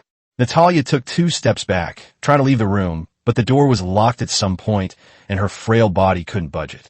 The blood transfusion ritual is fine, but as always, I want to taste this child first. A B-grade human child. The flesh should be quite tender, right? The 3-eyed old man wore a kind smile, but his words were chilling. "I'd be happy to serve you." Father Muir grinned maliciously and pulled out a dagger from behind him, about to bleed Natalia. Drop. With a soft sound, a blue circular energy shield enveloped Natalia. A single soldier shield? An improved one at that. Quite interesting. The 3-eyed elder recognized the energy shield at a glance. Though puzzled, he wasn't too surprised. After all, humanity had been fighting the 3-eyed civilization for nearly 10,000 years. How could they not have some spoils? Although she carried a personal shield, she hadn't anticipated that the ability would malfunction, so Natalia was unarmed and powerless. All she could do was bang on the door and shout, "Sister Lisa, save me. There's a weird old man here who wants to eat me." The 3-eyed old man took a revolver from a drawer in the table, loaded 6 silver bullets one by one, and muttered, "It's no use. This room is specially made. No one can enter without my permission. Load the bullets and aim the gun." Bang! A flash of white light, and the shield exploded instantly. An energy shield that could withstand dozens of electromagnetic bullets was shattered by a single shot. "All right, stop resisting. Don't worry, I'll give you an anesthetic injection. You won't feel any pain before you die." The 3-eyed old man slowly approached Natalia with the syringe, seemingly having everything under control. But the next moment, a loud bang was heard. The wooden door, which had been perfectly still, began to ripple, and even developed a crack. With the appearance of the crack, sound from outside could now be heard from inside. The 3-eyed old man was somewhat surprised. This room had a defensive force field, and ordinary attacks wouldn't even be able to make a crack, let alone move it. Before they could remain puzzled for long, a loud rumbling sound and a shout came from outside. "Fire the spaceship's laser cannon and tear this turtle shell off." Chapter 52, Aircraft Carrier Arrival. This 3-eyed old man probably never dreamed that he would be bombed by his own people's spaceship.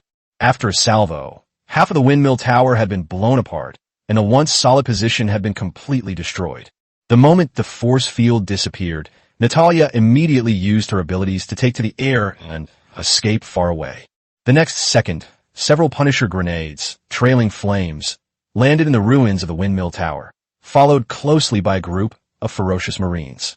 They charged in with guns drawn, with Lieutenant Taylor at the forefront. Before the 2 guys who had survived several grenade launchers could react, he opened fire. More than a dozen Marines were scattered around the windmill tower, attacking from all directions, and the 2 men couldn't stop them at all.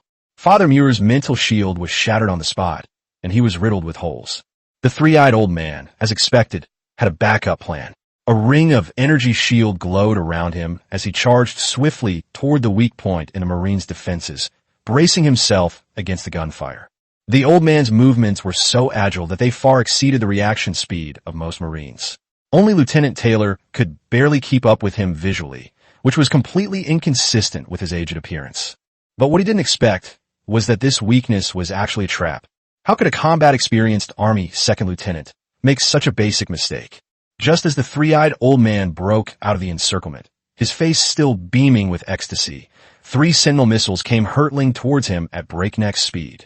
Because he was in such a hurry, he didn't even have time to slow down. To onlookers, it looked as if he was deliberately heading straight for those 3 Sentinel missiles. Rumble! A deafening explosion rang out, and a firestorm swept across the surrounding lawn, leaving an irregularly shaped circular crater nearly 10 meters wide. As for the three-eyed old man, what three-eyed old man? Groups 1 and 2 are on guard around the perimeter, and Group 3 is inspecting the scene, ensuring that nothing of value is left behind. After issuing the mission instructions, Taylor approached Bell and the others and asked, "What happened? What's going on? Why are there three-eyed people here?" Bell shook his head and said, "Messiah's third-in-command is colluding with a three-eyed man, but not everyone should be a traitor. Lieutenant Taylor, please ask the commander for permission. We will continue the mission, but we may have to change our strategy. Appeasement will not work." Taylor nodded. "I understand, but there should be more than one three-eyed person here. In order to prevent the plan from being leaked, we'd better deal with them first. I need your help. Otherwise, we won't be able to find them on our own." "No problem. The situation is dire." Zhang Xian, who had already received Taylor's report, rubbed his temples. "It seems that the situation in human society is more serious than imagined. The three-eyed people have even managed to infiltrate right under the noses of the awakened ones.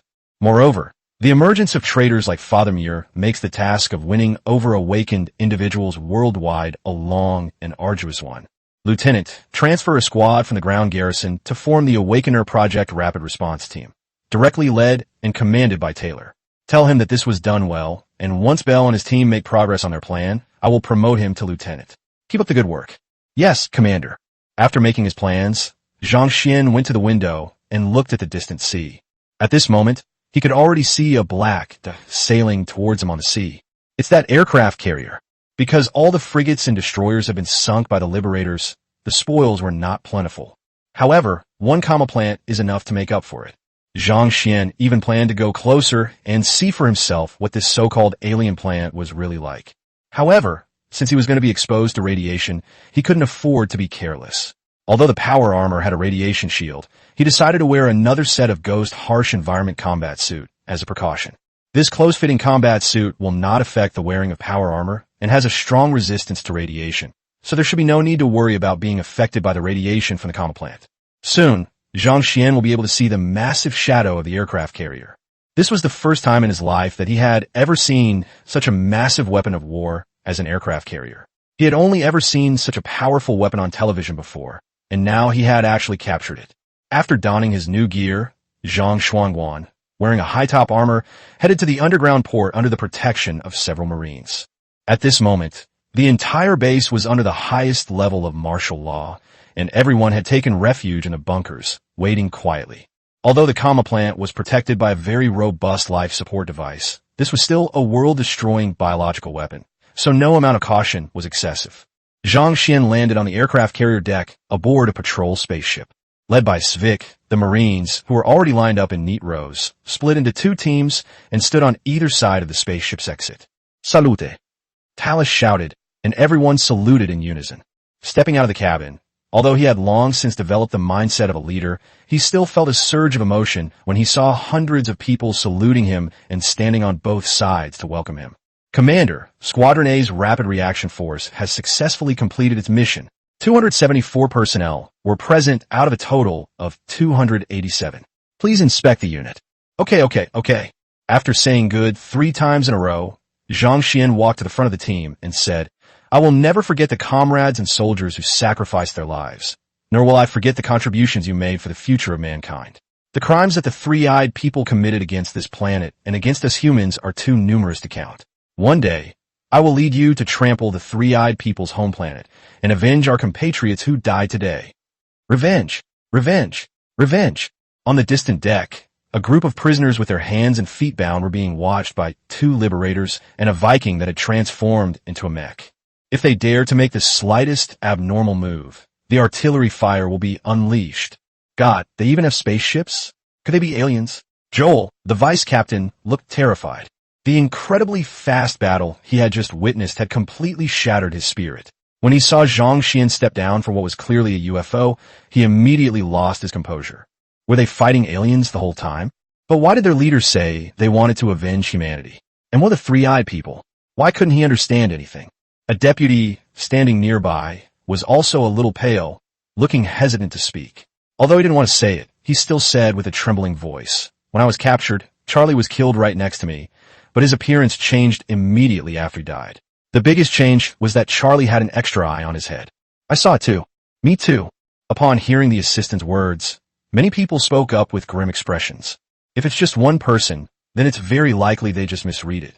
The probability that a group of people will all be wrong is basically zero. Could it be that?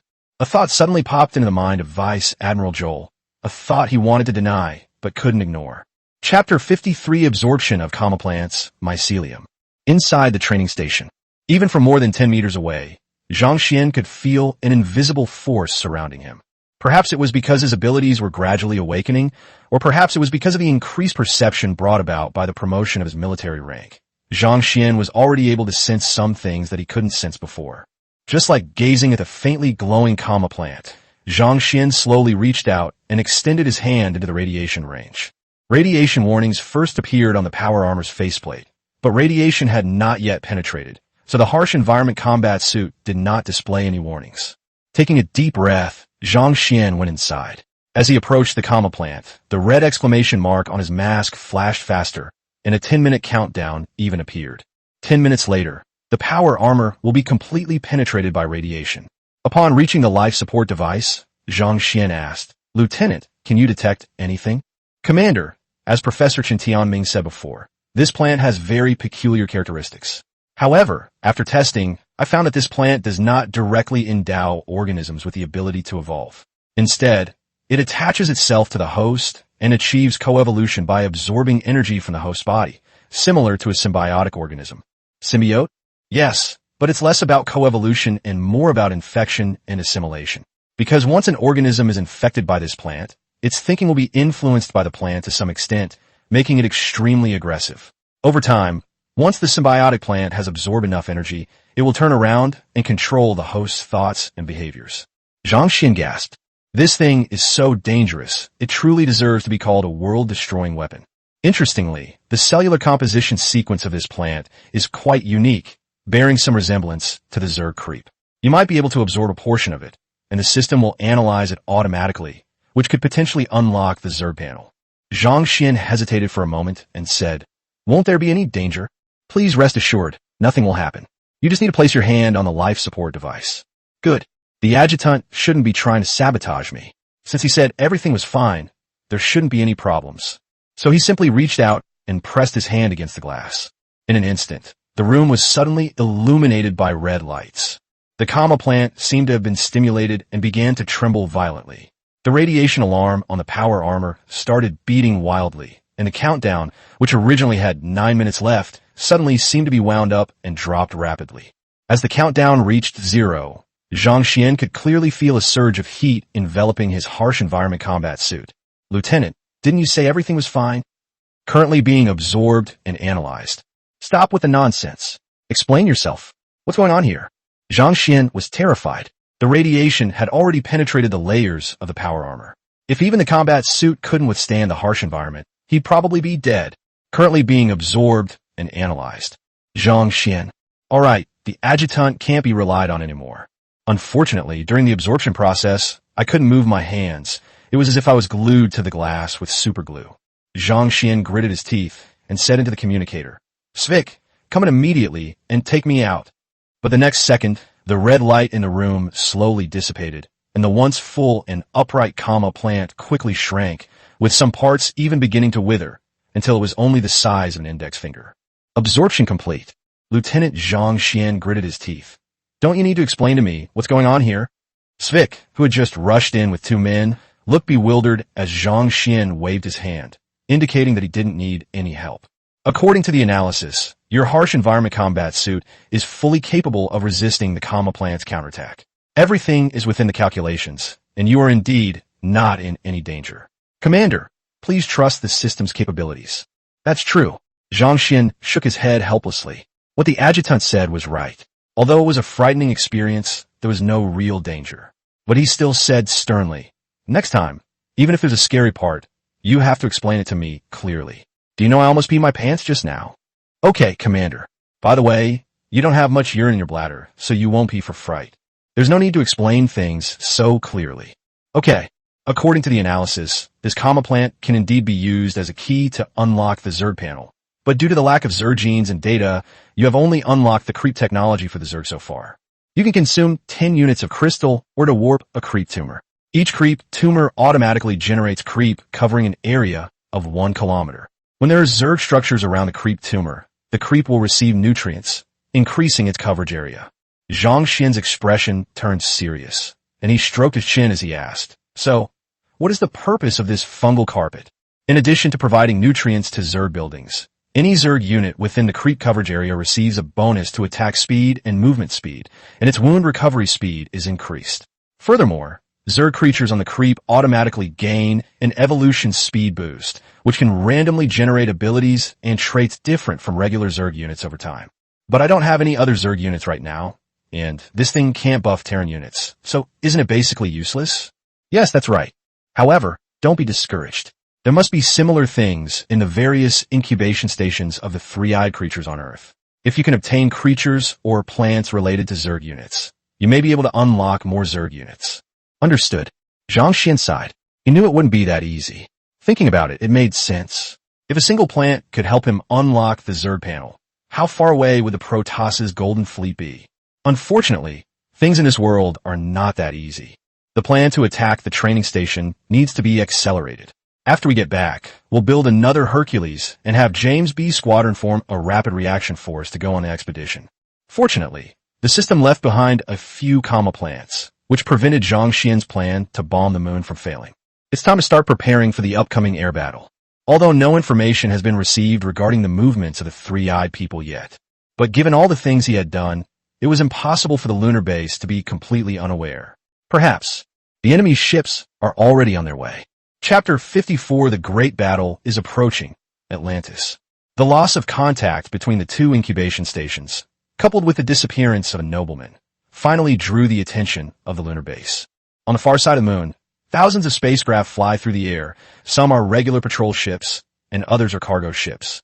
Just as it has been for thousands of years, the base continues to operate in the same way. As the company's highest-ranking leader stationed on Earth, Lunar Base Commander Duncan is currently in a very bad mood. As a planetary level 9 powerhouse who is about to complete the third gene fusion, what he hates most now is variables and trouble. Every time the countdown to the next millennium begins, these damned natives would do everything they can to cause him trouble.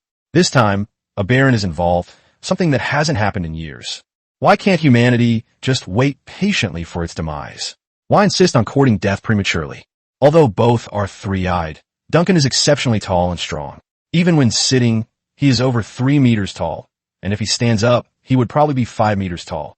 With his muscular physique and gray skin gleaming with a metallic sheen, he was clearly a man of great strength.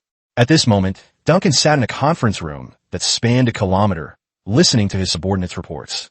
Commander, according to intelligence, we have discovered an unknown civilization's forces in the Pacific Ocean. Some time ago, Baron Morpheus mobilized 5 patrol ships and more than 100 combat personnel to land on Earth. The last location where the signal disappeared was near the original training station number 3. We have reason to suspect that these unknown forces are hiding at the location of training station number 3, and that their troop strength and air power should not be very strong. Otherwise, our detection instruments would not have failed to detect them. Unknown civilization? Duncan scoffed. It's impossible for any other civilization to risk offending our three-eyed civilization by infiltrating Earth. I think they must be a group of lucky ones who accidentally obtained the legacy of their ancestors. Don't forget that the Atlantis civilization still has many arsenals left in the deep sea. The attendant bowed slightly. You're wise. Duncan abruptly stood up from his large chair, an aura like that of a savage beast enveloping the entire room. He walked up to the attendants and looked down at them, saying, I don't care what methods you use, find these people and eliminate them, but don't use high-powered weapons indiscriminately. That little Baron might still be alive. Although I don't like that guy, I don't want to be accused of murdering a nobleman. Yes, the attendant, though a little pale, remained calm and said, I will dispatch a legion. In addition, Lord Axa also wishes to participate in the battle. Oh, Yaxa has already broken through to the planetary level. Duncan grinned. It wasn't for nothing that I went to great lengths to find him a suitable dual gene to fuse with. Let him go. It'll be a good opportunity to test his current abilities. Then I'll go down and make the arrangements. After the servant left, a glint of light appeared in Duncan's hand, and a 6-meter-long metal sword appeared in his grasp. Slowly stroking the blade, Duncan murmured to himself, It'll be soon. Once this 10,000-year cycle is over, I'll be able to officially break through to the stellar level. After I finish my duty, it will be time to take revenge on my enemies. 3 days later, with a large number of spaceships openly searching the Pacific Ocean, it was impossible for Zhang Xian's side not to have noticed them. Commander, nearly 500 unidentified spacecraft are approaching this area. Iron Raven has already deployed attack and interception drones in the sky, but given the current defensive strength on the island, it will be difficult to withstand this attack. Please prepare to evacuate as soon as possible. Inside the command center, Zhang Xian stared solemnly at the dense red dots on the minimap, which were approaching from different directions. It seems those three-eyed people are serious about this. How's Svick doing? Captain Swick has captured 2 more training stations and reaped considerable rewards. He is currently loading cargo onto a ship at Training Station 7 and will be able to warp back once loading is complete. Okay, tell them to speed things up and get the SCV engineering team ready for battle. Once the war starts, the island's various defensive facilities will definitely be the first to be attacked, and I need them to do their best to repair them. Okay, Commander. Also, Lieutenant Bell reported that, with Lieutenant Taylor's help, they have begun to successfully take over most of Messiah's property and personnel and have started contacting other Awakened organizations. They can come to join the battle if you need them. Zhang Xian pondered for a moment and said, although their mission is to lie low and develop, the most urgent task now is the survival of the base.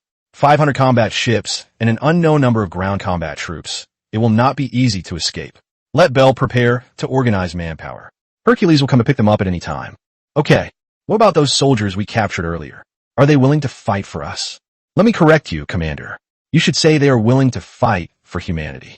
Zhang Xian smiled and shook his head, saying, whatever, they're all pretty much the same anyway. Professor Chun Tianming showed them the three-eyed people's conspiracy and their plan for a 10,000-year cycle. They themselves were members of humanity and could not stand idly by and watch humanity perish. Under the persuasion of the psychological counselors sent by Captain James, most of them had agreed to re-enlist and join the Marines to fight for the survival of humanity. As for the small number of people, most of them were cowards who had lost their will to fight and were useless even if they wore power armor. They have been sent to the underground mines to work. The crystal veins on this island haven't been fully mined yet? 3 days ago, the mining team reported that the crystal veins were becoming increasingly scarce. In the past 3 days, there have been frequent reports of veins being depleted.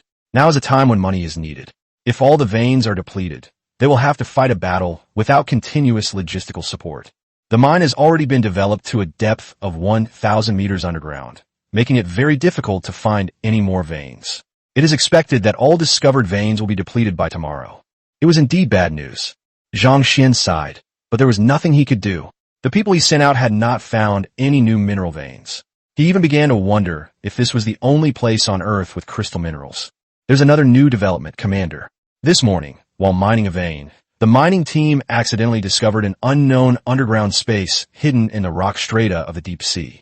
We don't know what it is yet, but the detectors show traces of man-made structures there, which may be related to an ancient civilization. Atlantis? Possibly.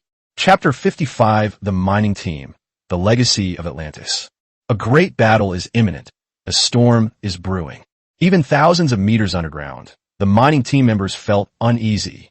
In the past few days, they have seen the base begin large-scale troop movements more than once, and since the higher-ups have not deliberately blocked the news, many people know about it. But it looks like war is about to break out, and it's not just any ordinary battle. If it were just an ordinary enemy, the base wouldn't be making such frequent military movements. Most of the troops in the underground base have now been moved to the surface. Only 2 squads of 50 men remained at the underground port to guard against a surprise attack from the rear. It is obvious that a powerful enemy is attacking. For such a technologically advanced force, only the fleet of the Three-Eyed Man can be considered a formidable foe. With a mining pick and electric drill slung over his shoulder, Zhang Guofu followed behind several SCVs responsible for digging and clearing the way. He had begun to adapt to this life as a miner. They only work 8 hours a day, and even if they work overtime occasionally, it won't exceed 10 hours. They also have a fixed day off every week. Every meal consisted of large amounts of meat and fish, and he would also take special nutritional supplements before resting. After more than a week, he felt that he had gained weight. I never imagined I'd be working for the survival of humanity, Zhang Guofu said, shaking his head helplessly.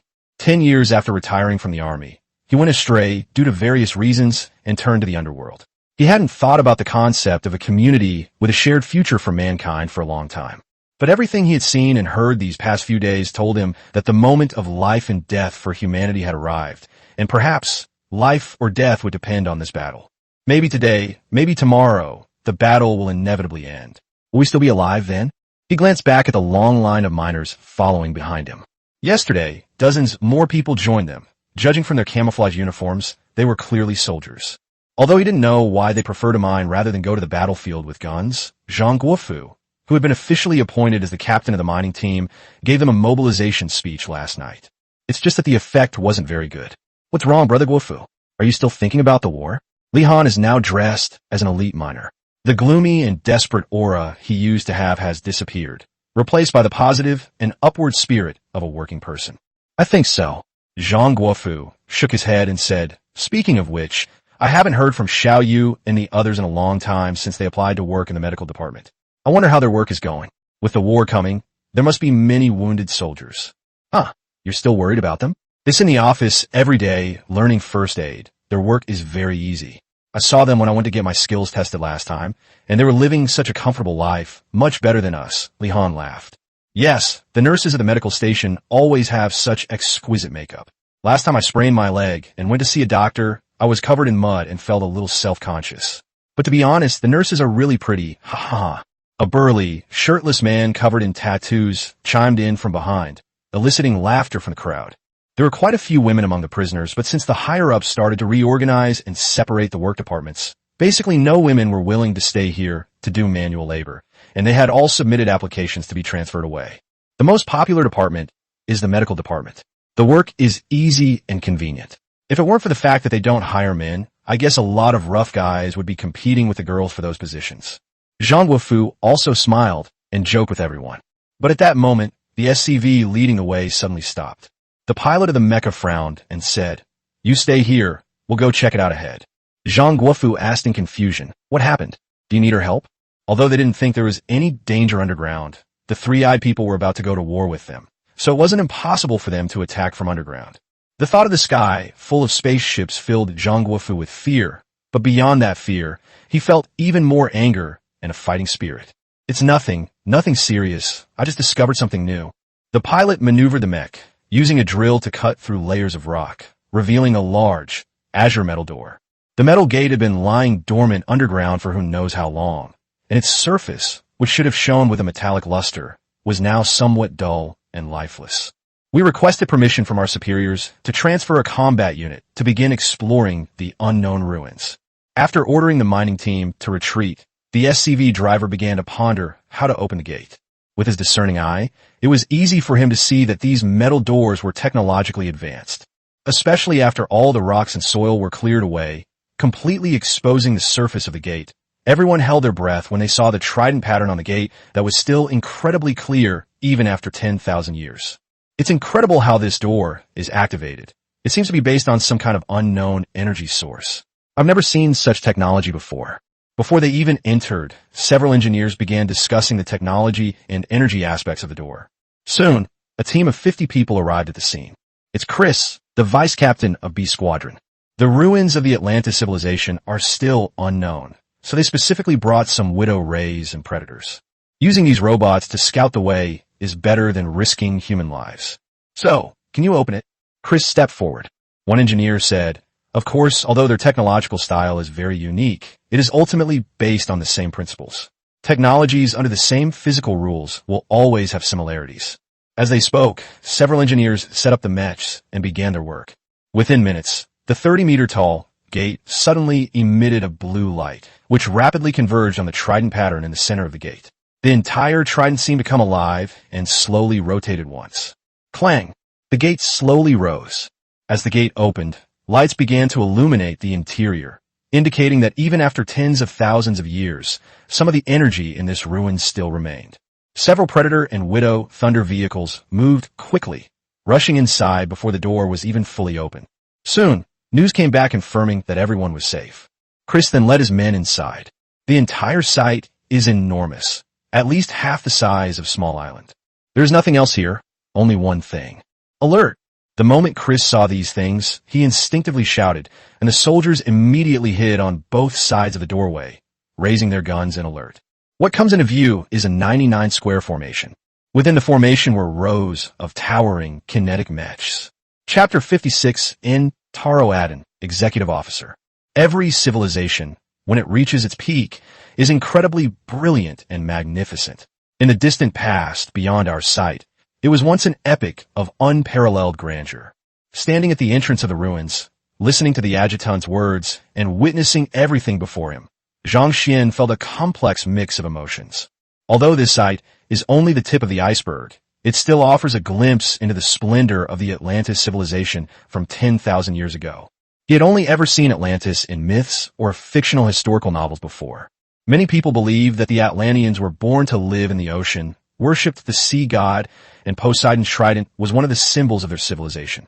He used to read these kinds of books as mythological novels, but now it seems that perhaps the author who first wrote the concept of Atlantis had personally witnessed a fragment of this civilization. The Atlantean civilization was technologically advanced, but they were still defeated by the three-eyed people. 10,000 years ago today, they were probably just like us, doing their best to resist the rule of the three-eyed people and the impending destruction. As I slowly walked into the hall, I looked at the kinetic mechs standing in the middle. These mechs were all dark blue and shaped like humans, with 2 arms and 2 legs. However, they were nearly 3 meters tall. On their chest armor was a crystal that had long since exhausted its energy and looked extremely dim. Commander, this ruin has lost most of its power, but there is still some residual energy. We found something in what should be a control room. Its remaining energy should be enough to power it once more. Chris walked up to Zhang Xian, holding a disc-shaped object in his hands. What is this? An adjutant? He asked the question while taking the small, palm-sized disc. Does a regular photo-taking device need to be activated? Okay, let's activate it and see. Okay, parsing in progress. Parsing complete. A beam of eerie blue light shone from the center of the disc and quickly projected into the air, where a half-body holographic projection clad in ancient blue armor appeared before Zhang Xian. I am the Chief of Staff of the 7th Army of the Atlantis Empire. My name is not important. If you see this video later, I should already be dead. This person's appearance is not much different from that of an ordinary human, but his nose is obviously somewhat shrunken, and he has gill-like organs on his cheeks. After 37 years of extraterrestrial war, we have exhausted the last embers of civilization. I left the last embers of the 7th Army in this military base. To those who come after us, I do not know what race you are, but we all share a common identity, Earthlings. The atrocities committed by the three-eyed people are unforgivable. One day, they will pay the price for everything they have done. We have no chance left, but you do. In another 10,000 years, a new race will take up the torch and begin the journey again. Your time is running out. Perhaps your civilization has developed strong technological capabilities, but I think you still need the help of us, your ancestors. This base has 81 AJ-level intelligent kinetic armors, with a maximum standby time of 6,830 years. If you unfortunately miss this time, you can choose to dismantle them directly, and perhaps you can find useful technology. In addition to these, this base has many other functions, including a military-aided artificial intelligence for the 7th Army Group. You'll have to explore the specifics yourselves. My time is running out, and this will be my last message. If you ultimately triumph, please record our names in the history books. We do not want to be forgotten by time. Please remember our name, Atlantis. But if you fail to win, please do not despair. Blue Star will rise again, and the people of Blue Star will rise again. Perhaps that day is not far away, or perhaps it will be in the next 10,000 years. That concludes the record. As the last word was spoken, the holographic image flickered and then disappeared completely. The disc in his hand also lost its last bit of energy and became a complete waste. The entire process took no more than 2 minutes, and the Atlantean who never left his name showed no sign of pessimism. Judging from the images, they have reached the end of their 10,000-year cycle, and they have even been fighting the three-eyed people in space for 37 years. Unfortunately, they ultimately failed. Holding the torch in his hand, Zhang Xian remained silent for a long time. The weight of history pressed down on his shoulders, making him feel incredibly burdened. But he did not give up. Zhang Xian's eyes burned with fighting spirit, and he said firmly, "Perhaps our decisive battle with the three-eyed people is not far off. This is not a defensive battle, but a counterattack. We cannot lose this battle, nor can we possibly lose. Humanity will ultimately prevail. Chris and the other soldiers standing around him stood at attention, their eyes fixed firmly on Zhang Xian, and said in a deep voice, "Humanity will ultimately prevail, and the commander will ultimately prevail. It is my honor to work for you, Commander. All right, let's not waste any more time. Take everything useful from this base, and let the SCV check if we can use the remaining energy resources." After speaking, Zhang Xian walked up to the kinetic armor and looked at these war weapons that remained untouched by dust even after 10,000 years. He said regretfully, "What a pity. If these armors were still usable, they might have played a crucial role in the upcoming battle." As he spoke, he instinctively reached out and stroked the armor. "New technology detected, Commander. Analyze it." "Huh?" Zhang Xian was taken aback, but quickly recovered and said, "I'll analyze it right away. I knew the adjutant wouldn't let me down. I didn't expect these armors to trigger system notifications. They really are a huge legacy." Soon, the adjutant spoke in Zhang Xian's mind. "Commander, the design concept of this kinetic armor is similar to that of some units in the Protoss Purifier Legion. According to analysis, the Protoss panel has been unlocked, and the following units have been added: Vigilant and Inspirer. In addition, through the armor's built-in network, I found a dormant military auxiliary AI of the 7th Army. After absorbing its source code and completing it, I successfully unlocked the personality program of the Protoss's intelligent executive vice commander, Kalanius. He will serve you wholeheartedly and act as your second-in-command of the Protoss forces." Chapter 57, The Vigilant. To be honest, when Zhang Xian heard that familiar greeting, he felt as if he had returned to the time a few years ago when he was in his college dormitory, huddled in front of his computer playing Legacy of the Void. However, he didn't hesitate for long and quickly recovered, saying, "And Taro Adin, Karanias, may I call you that?" Karanias' voice sounded significantly more emotional than his adjutant's, but for some reason, Zhang Xian sensed a hint of regret and emotion in his voice as he spoke. Perhaps sensing Zhang Xian's confusion, Kalanias said, "Xingho."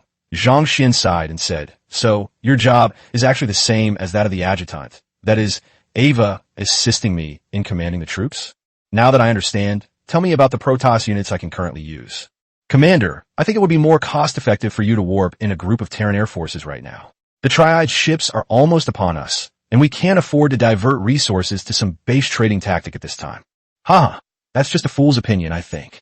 Seeing that the two adjutants were about to start arguing, Zhang Xian's lips twitched, and he decisively interrupted. "All right, stop arguing. I know the Protoss forces are very strong. Even their basic infantry is a mid-level unit. I don't doubt their capabilities. It's just that I have limited resources right now, and I still need to deal with the upcoming battles. I can't bear to trade bases with them.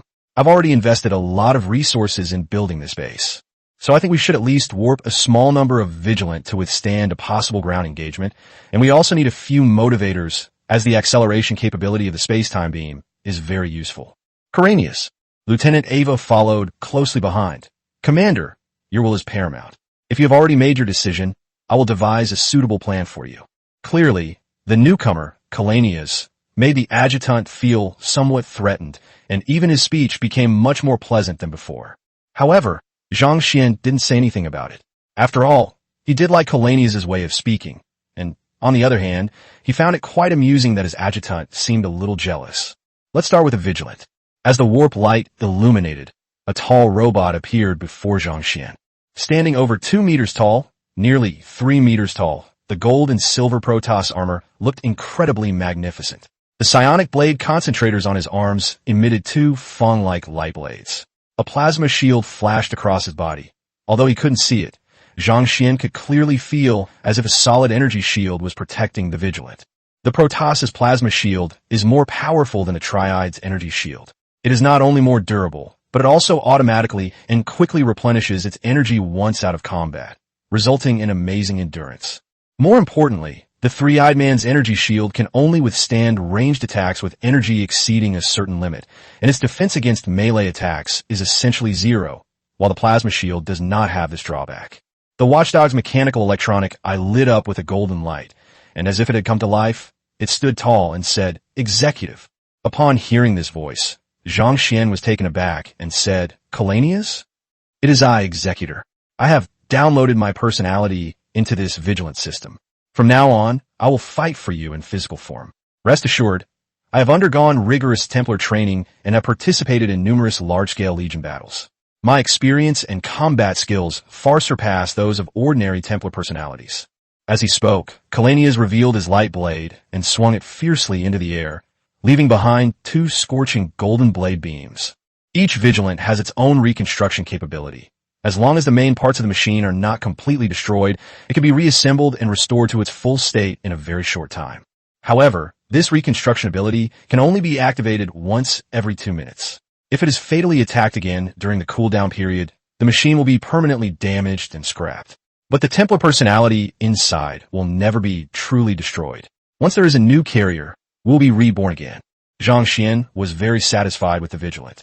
After all, this near-immortal reconstruction ability allowed them to exert combat power far exceeding that of ordinary troops in offensive and defensive battles. A berserker who can resurrect infinitely if you can't kill him twice within 2 minutes. Such a unit would be a mainstay anywhere. Basically, their only weakness is probably their lack of anti-air capabilities. However, Zhang Xian still raised a question. But if you go to fight for me, who will help me command the other Protoss forces? Kalanias' voice echoed in Zhang Xian's mind once again. I understand, then I have no problem. The price of the Vigilant is not high. At least for Zhang Xian now, he is fully capable of forming a Vigilant force. However, the quantity will definitely not be too large. Chapter 58 Before the Battle. 20 Vigilantes stood in neat rows before Zhang Xian. These warriors, who had been infused with the Templar personality, were now living, breathing Templars. Although they are just mechanical bodies, their fighting spirit and strength far surpass those of ordinary fanatic warriors. With a solemn expression, Zhang Xian looked around before slowly speaking.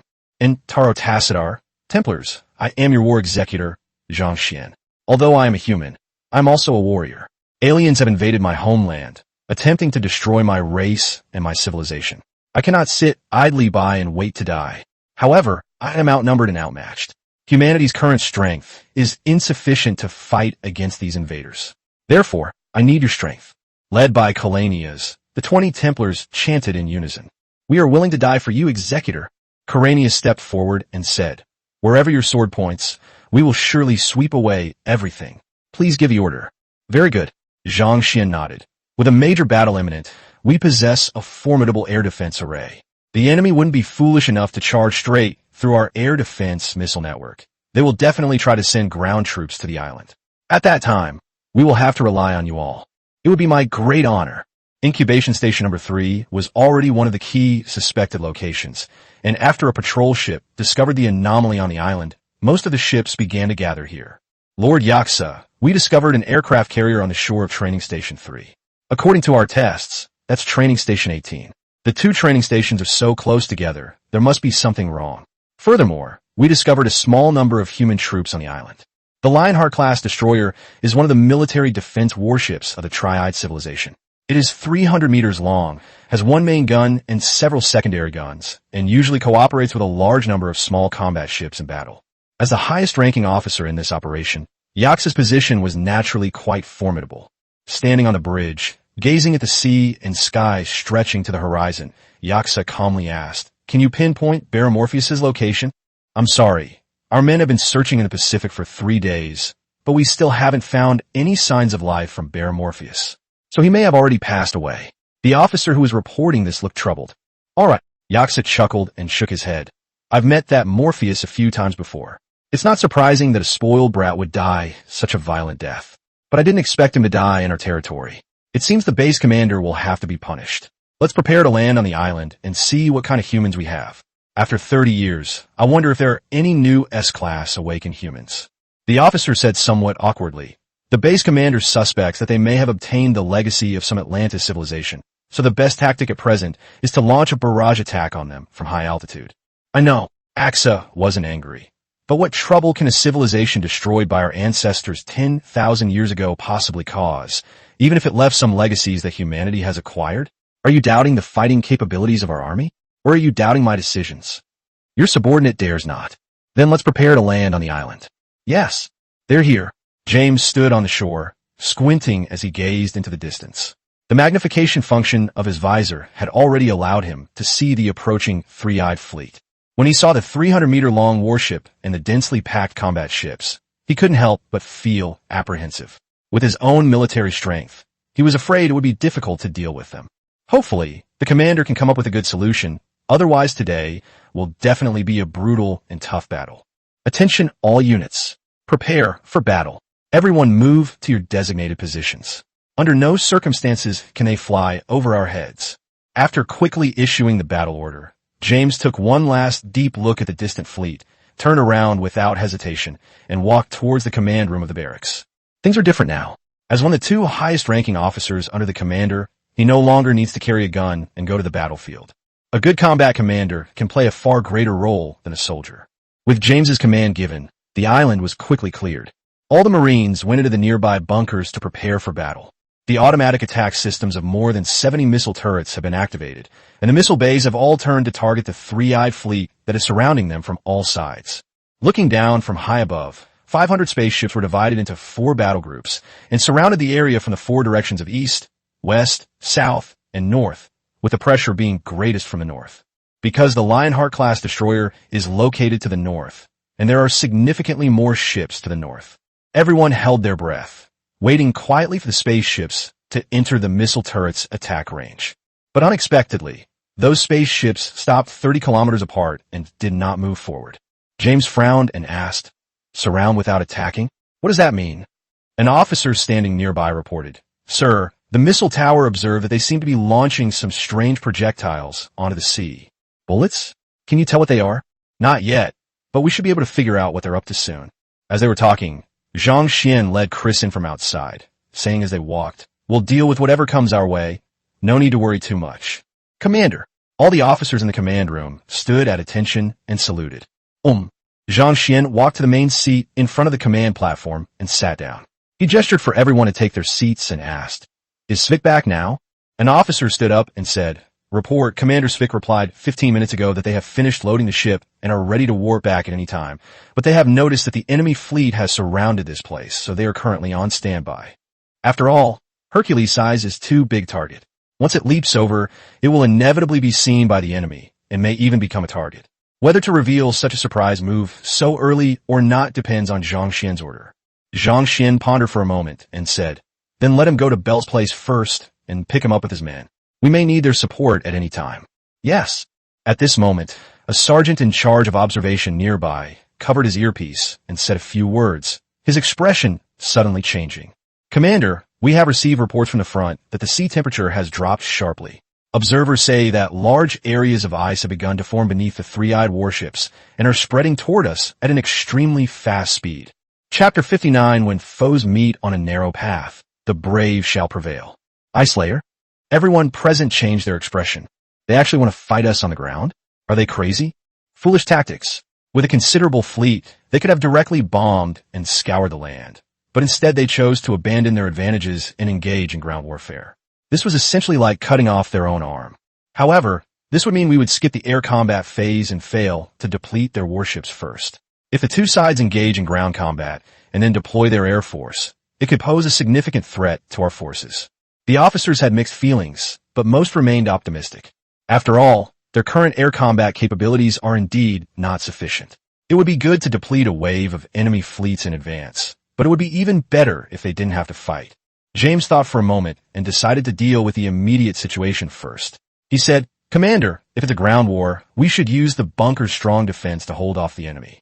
We shouldn't charge rashly. It's best to take out a portion of the enemy's forces first, and then consider a counterattack." That makes a lot of sense. Zhang Xian nodded in agreement, his eyes flashing coldly. "Since they're planning to play some games with us first, then let's play along. I want to see how many of them are capable of dying." When it comes to offensive capabilities, the Terrans in Starcraft might not be the strongest, but when it comes to defense, even the Protoss wouldn't dare say they're stronger than the Terrans. With the order to launch the operation, the previously gathered ground units, such as the Raiders, quickly returned to their positions, and the SCV engineering team, led by Carmel, was also fully deployed, scattered across various key locations on the island, ready to carry out emergency repairs at any time. Soon, the sea surface within a radius of hundreds of kilometers centered on this island was frozen over. Although it is unclear what exactly they threw into the sea, such a strategic weapon is indeed very powerful. It is estimated that the Atlanteans suffered losses from this weapon 10,000 years ago. Spaceships landed on the ice, and squads of fully armed, three-eyed soldiers disembarked. Unlike Morpheus's previous childish battles, this time the three-eyed man's ground forces consisted of more than just ordinary soldiers. One after another, tall and ferocious modified creatures were led down, emitting bursts of beastly roars. Unlike the modified creatures in the original number 3 breeding station, these modified creatures were all covered in steel armor, and some even carried heavy artillery and other weapons on their backs. Clearly, this is the correct way to use biological modification. However, Zhang Xian's eyes lit up when he saw these modified creatures. This is like handing money to yourself. Zhang Xian, who was just worried about what to do if the backup resources were insufficient and the supply could not keep up, was no longer worried at all. There were quite a few of those modified creatures that were brought in. At a rough estimate, there were at least 1,000. This is a huge sum of money, not to mention that the three-eyed people themselves also have a small amount of crystal mineral resources. You can earn money while you're playing. The enemy's forces are constantly being depleted, while my good brothers are endless. With the mobile resource packs about to enter his pocket, Zhang Xian stopped being stingy and spent all the remaining 20,000 crystal ores, leaving only 3,000 to 5,000 as ammunition and supply resources. As large numbers of blue lights illuminated the island, 300 Marines and 50 Predator robots appeared. In this way, there are now over 1,000 troops on the island. Although the three-eyed men clearly had more troops, don't forget that they were the attackers, while Zhang Xian soldiers only needed to wait in the bunker for the enemy to rush into firing range. Throughout history, it has always been impossible for the attacking side to win a city without having several times, or even 10 times, the strength and firepower of the defending side. Interesting. Yaxa stepped out of the warship, his feet touching the ice, and gazed at the distant island. At this point, he also realized the nature of this ground battle. Siege warfare, huh? Let's give it a try. The three-eyed people's army is never afraid of any war. All troops prepare. Forward. The already neatly lined up three-eyed army quickly dispersed, forming small squads, and began to rapidly advance towards the island from 4 directions. One after another, the modified creatures were released and driven away, rushing wildly towards the island. When an energy cannon shot from the back of a giant bear and struck the ice 10 kilometers away. War is imminent. Fire. Several kilometers away, Marines in frontline bunkers pulled the trigger. The range of the electromagnetic gun and the speed of the electromagnetic bullet are astonishing. A distance of several kilometers can be covered in an instant. A wolf-like modified creature braved a hail of bullets and charged into the 1 kilometer-long kill zone, only to have its armor shattered and fall to the ground in a mere 2 seconds. Punisher grenades soared into the air from the island, tracing arcs as they landed on the charging horde of beasts, causing modified creatures to fall one after another. But these modified creatures have no fear to speak of. The death of their companions only arouses their ferocity. A purple laser cannon shot blasted into a bunker, creating a large hole. A Marine hiding inside was instantly hit, and his power armor was shattered on the spot. Kill. The deaths of their comrades also spurred these soldiers to launch a counterattack. After some bunkers were destroyed, the surviving Marines simply abandoned their cover and engaged in close-quarters combat. The three-eyed people following behind the modified creatures also joined the battle. In an instant, the battlefield was filled with flying cannons, and people were dying every minute and every second, but people were also fighting back every minute and every second. Inside the command room, officers stood up from their seats, saluted Zhang Xian straight, picked up their guns without hesitation, and walked out. Zhang Xian did not stop him, because he knew that no one could remain uninvolved in this war. After the sergeant leaves, the second lieutenant leaves, and after the second lieutenant leaves, it's the lieutenant's turn. Commander. Chris was the last to stand up, saluting Zhang Xian and James, saying, "Please have a seat and await our triumphant return." After saying that, he walked out of the command center. James watched Chris's retreating figure with a complicated expression, but didn't say a word until Chris disappeared through the door. Once they leave, some of them may never return. Zhang Xian got up and walked to the window, watching the officers outside take over the newly arrived troops and lead them into various battlefields. This is a soldier's duty and also their destiny. James suddenly picked up the gun that was placed aside, checked the ammunition, and then stood up. He couldn't just sit there and watch his men die one by one. Zhang Xian didn't turn around, but just smiled and said, "Are you also planning to go, Destiny?" "Commander, I can't command operations just as effectively on the battlefield."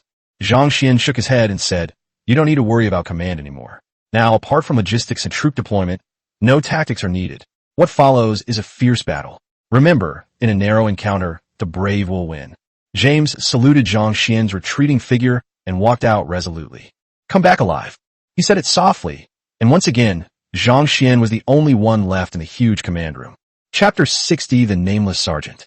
Stand up, soldiers. A stern voice rang in Cage's ears. Cage cautiously opened his eyes and saw a tall figure standing in front of him, reaching out his hand to him as he lay on the ground. Besides the screams of his comrades, he could hear the dense gunfire and the deafening explosions that occasionally rang out nearby.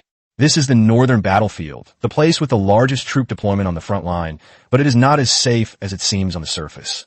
Power armor and energy shields that appear incredibly sturdy in normal times are like paper in such a war, easily torn apart. Not far from him, beside a shell crater 7 or 8 meters wide, lay one of his comrades, or rather, half of him now. Because his lower body had flown off somewhere, maybe it was hanging in a tree. Even so, the soldier did not die immediately. Instead, he struggled in agony, trying to shout but unable to make a sound. He could only look at Cage with desperate eyes. Stand up, soldier. There's no time for you to rest any longer. The enemy is about to reach the secondary kill zone. Your gun isn't just for show. The tall figure picked up Cage's gun from the ground and threw it at him, then pulled Cage up from the ground. Instinctively gripping the gun in front of his chest, Cage stared blankly at the battlefield before him, a scene that resembled a living hell. 6 months ago, he was just an ordinary soldier who had just joined the Navy. He was inexplicably transferred to an aircraft carrier battle group for a garrison mission. Not long after, a group of people inexplicably came and beat them up, then told them that their superiors were all aliens, and that they now had to take up arms and drive all those aliens off Earth. To be honest, he really just wanted to join the army to earn some money. He really didn't want to fight.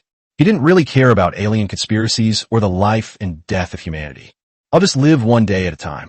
The main reason they chose to wear this power armor was that the instructors who taught them said that as long as they served for 3 years, they could freely choose to stay or retire and go home.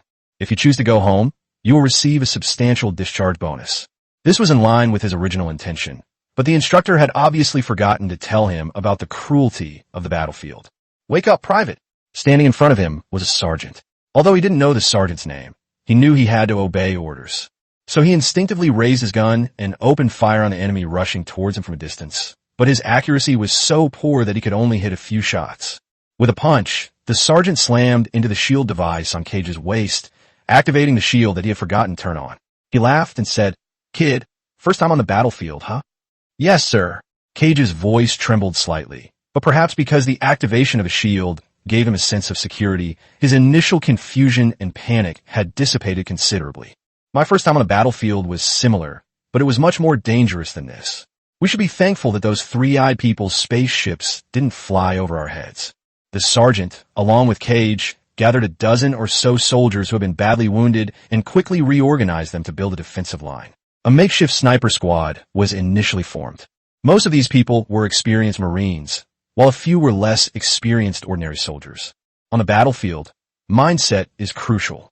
Once you've encountered even more formidable opponents, you won't be afraid of these small-scale situations. After shooting through the shield of a three-eyed man and leaving several bloody holes in his head, the sergeant quickly crouched down to change his magazine. Cage took over the firepower gap and subconsciously asked, "Sir, have you seen bigger scenes?" "Of course." The sergeant chuckled. "I used to fight Thunder Beasts with a main force." "I almost forgot you don't know what Thunder Beasts are. In short, they're monsters that weigh thousands or tens of thousands of tons, are nearly 100 meters tall, and run more ferociously than rhinoceroses. Although I was far away at the time, that was a real spectacle. This is nothing compared to that." Cage didn't quite understand. After all, he couldn't really imagine a monster nearly 100 meters tall. But he figured his superior wouldn't be bragging to him at a time like this, so he nodded in agreement. "It's a pity we can't call in air support right now. Otherwise, this battle wouldn't have turned out this way." Although unwilling, the sergeant had to admit that the other side was still quite capable of fighting. His side was at a disadvantage in terms of both numbers and equipment. Although they were in a defensive position with the advantage of waiting for the enemy to tire themselves out and occupying the terrain, they were still fighting a very difficult battle. Just as the two were talking, a rhythmic rumbling sound suddenly came from afar. It was as if something had jumped up heavily and then fallen heavily back down, and the sound was getting closer and closer. "What is that?" A Marine noticed a dark figure sprinting toward them with a bouncy gait. "A big guy is coming." The sergeant tightened his grip on his gun with a serious expression. Without hesitation, he immediately called out into the communication system. An unidentified high-energy life form is approaching. I need heavy firepower support. Quickly send some marauders or widow mines over. Just then, a dark figure descended from the sky. Boom! A massive shockwave of electricity instantly destroyed the makeshift position. 2 Marines were hit by their shields and were thrown more than 10 meters away. Their fates are unknown. Humans, come and die. A cruel grin spread across Yaxa's face. His 3-meter-tall, imposing body was clad in black steel armor, and he wielded a massive hammer, crackling with electricity, the very hammer that had just unleashed the shockwave. Counterattack! With a loud shout, the sergeant took the lead, raising his gun and firing. The other soldiers who had not yet lost their fighting ability opened fire on Yaxa at the same time. However, the armor on Yaxa's body is clearly stronger than that of ordinary 3-eyed soldiers. Electromagnetic bullets can only leave scratches on at most, and are difficult to penetrate. He held the hammer upside down and suddenly swept it 360 degrees. A ring of lightning instantly swept across an area of tens of meters in radius. Every Marine standing was cleaved in 2 by the ring of lightning. Its power is astonishing. As a sergeant, his higher rank meant his reaction speed was enhanced. He crouched down the instant Yaxa made his move, barely dodging the attack. Without even glancing at the casualties of his comrades around him, he hardened his eyes, flicked out the bayonet attached to the muzzle of his gun, and charged toward Yaxa. Close combat. Such behavior is tantamount to suicide. But Cage, who had fallen not far away and was unable to get up, had seen it all clearly. The sergeant, who had never been able to tell me his name, had a hand grenade with its pin just pulled attached to the nozzle of the cold fusion reactor behind him. No, Cage instinctively wanted to shout, but almost at the same time, boom! An explosion was heard. Chapter 61, The Vigilant Unleashes His Power. To actually think of detonating the reactor and taking me down with him, he is indeed a respectable soldier. As the smoke from the explosion dissipated, Yaxa, who stood at the epicenter of the blast, had his armor damaged. He also had some scars on his face, but the explosion was not enough to seriously injure a planetary-level expert, even if he had only just entered the planetary level. Looking at the remaining fragments of the power armor on the ground, Yaxa bent down and picked up a small metal nameplate fragment. On the fragment, a string of numbers could be faintly seen. A076. This is the sergeant's unit insignia and number. Yaxa respected warriors, especially those who knew they would die, but still chose to sacrifice themselves without hesitation. This nameless warrior earned his respect. Yaxa planned to take the fragment back and display it in his office, just like the previous dozens. Put that thing down. Cage, emboldened by some unknown source, gritted his teeth and stood up, gun in hand, pointing at Yaxa's exposed head, breathing heavily.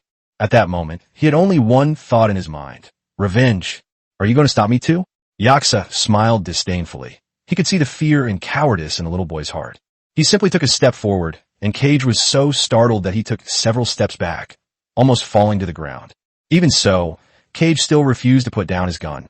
He wasn't confident he could kill the monstrous guy in front of him. The gun in his hand gave him no sense of security whatsoever. Boring. Yaxa glanced around. He could sense many humans closing in. He wasn't going to waste any more time on this weakling. If I'm not mistaken, the tallest and largest building on the island should be the command center for these humans. Once that building is destroyed, the war will be over. So he picked up a heavy hammer and swung it at Cage at random. Although it was just a casual smash, it was enough to easily kill any Marine. Just then, a figure that seemed to be shining with golden light rushed over from a distance. Glory guides me. A loud shout rang out, and 2 parallel blades of light collided with a heavy hammer. Clang! Caught off guard, Yaxa was knocked back a few steps by the impact. Then he saw a golden and silver-armored figure, almost as tall as him, blocking the path of that weakling. The mechanical eyes, gleaming with golden light, seemed to carry a kind of fanatical fighting spirit. Finally, something interesting is happening. Instead of being angry, Yaxa was delighted, a savage grin spreading across his face, just like when he had slaughtered the Marines. He said, "An interplanetary level mech? That's much more durable than those humans." But the next second his smile froze. Golden beams streaked across the island as identical Asiatic-level mechs joined the battle, quickly forcing back the 3-eyed army that had advanced to the shore. 2 of the watchmen appeared on the left and right sides of Yaxa, forming a triangle with Kalanias surrounding Yaksa in the middle. What a joke. This is a battlefield. Who has time to play one-on-one cowboy duels with you? Let's join forces to kill the enemy. Kalanias roared, then charged forward, reaching Aksa in less than a second. It was so fast that even Aksa could only see a few afterimages. Charge, a unique combat technique of the Templars, bursting with maximum speed to quickly close the distance to the enemy and deal single target damage. This is the same move that just intercepted Aksa's attack. The psionic blade sliced through the butter like a hot knife, easily leaving 2 clean wounds on Arx's chest. In pain, Yaksa swung his giant hammer, which spun like a windmill. However, for Kalanias, who has extensive combat experience, such an attack was not enough to pose a significant threat. The next second, 2 more guards rushed over. Despite enduring Axe's attacks, he inflicted 4 more wounds on Axe's body. When Axel's hammer hits the Vigilant's plasma shield, it bounces off directly. Although it consumes a lot of the shield's energy, it is obviously not enough to break through this seemingly fragile membrane in just a few hits. One of the Vigilants stepped forward, his psionic blades firmly wedging the heavy hammer against the opponent's arm. If it were just a one-on-one situation, Axa could break free in 2 seconds, but now it was 1 against 3. Almost the instant his weapon was jammed, another Vigilant thrust his psionic blade into his chest. Although the three-eyed man is known for his strong vitality, such an injury is still a serious one. Not to mention, the guard turned around and used force to lift Yaksa up and slam him heavily to the ground. Kalanias, who was already prepared, leaped several meters high, his blade flashing, and slashed down to execute the enemy. Snap! A huge head, its eyes wide open in death, rolled more than 10 meters away. It rolled right in front of Cage. Target eliminated. All guards, listen to my command. Go all out to kill the enemy. After giving the order, Kalanias walked up to Cage, picked up Axe's head, looked at it, and then threw it to the ground, saying, "Soldier, if you want revenge, stand up." After saying that, without waiting for Cage's reaction, he turned into a golden afterimage and disappeared from the spot. Staring blankly at the head on the ground, Cage suddenly ran quickly to Axe's body and searched through it. Soon, the metal piece was found and carefully stored in the armor storage compartment. He then shouldered his gun and rushed to the battlefield. With the addition of the Vigilant, the three-eyed man's initial advantage quickly vanished. As they were being slaughtered and forced to retreat, they soon discovered that Axa had been killed. With even the highest-ranking officer killed in battle, there was no need for them to stay and die. After all, those newly added APO star-level mechs are truly terrifying. They're like meat grinders on the battlefield, and anyone who gets close to them has no chance of survival. Of course, there were also a few who went too deep into their ranks and were killed by concentrated fire that broke through their shields. But they were soon horrified to discover that the mechs, which had been smashed into pieces, were rapidly reassembling at an unbelievable speed, and even the shields were restored instantly. If they can't be killed, this war is hopeless. The quick-thinking three-eyed officer had already begun calling for fleet support. One by one, the spaceships began to take off, and even the Lionheart-class destroyer slowly started up. Once the Air Force joins the battle, the entire battlefield situation will inevitably be reversed. However, they changed their minds when they saw the strange ship that appeared behind them from a burst of blue light. Chapter 62, Flanking Attack. 10 minutes earlier, after the Vigilant joined the battle and reversed the situation, Zhang Xian then gave the order for Hercules to immediately leap around and sneak into the back door. At the beginning, Zhang Xian did not expect to achieve much in this battle. It would have been quite an achievement to simply repel the opponent. Indeed, this was the case. Before the Guardian troops joined the battle, even the well-rested and prepared defenses were nearly breached by the enemy, who pushed them to the second or even third line. Especially after the appearance of that ridiculously powerful three-eyed man, Zhang Xian could almost foresee defeat. Once the enemy breaches 3 lines of defense, and Zhang Xian's own forces suffer more than 60% casualties, he will have to start considering an escape plan. Fortunately, the Vigilant force's combat effectiveness far exceeded Zhang Xian's expectations. Although the number of Vigilant soldiers was somewhat reduced, and some were even forced to resurrect by concentrated fire, this was still within Kalanias' calculations.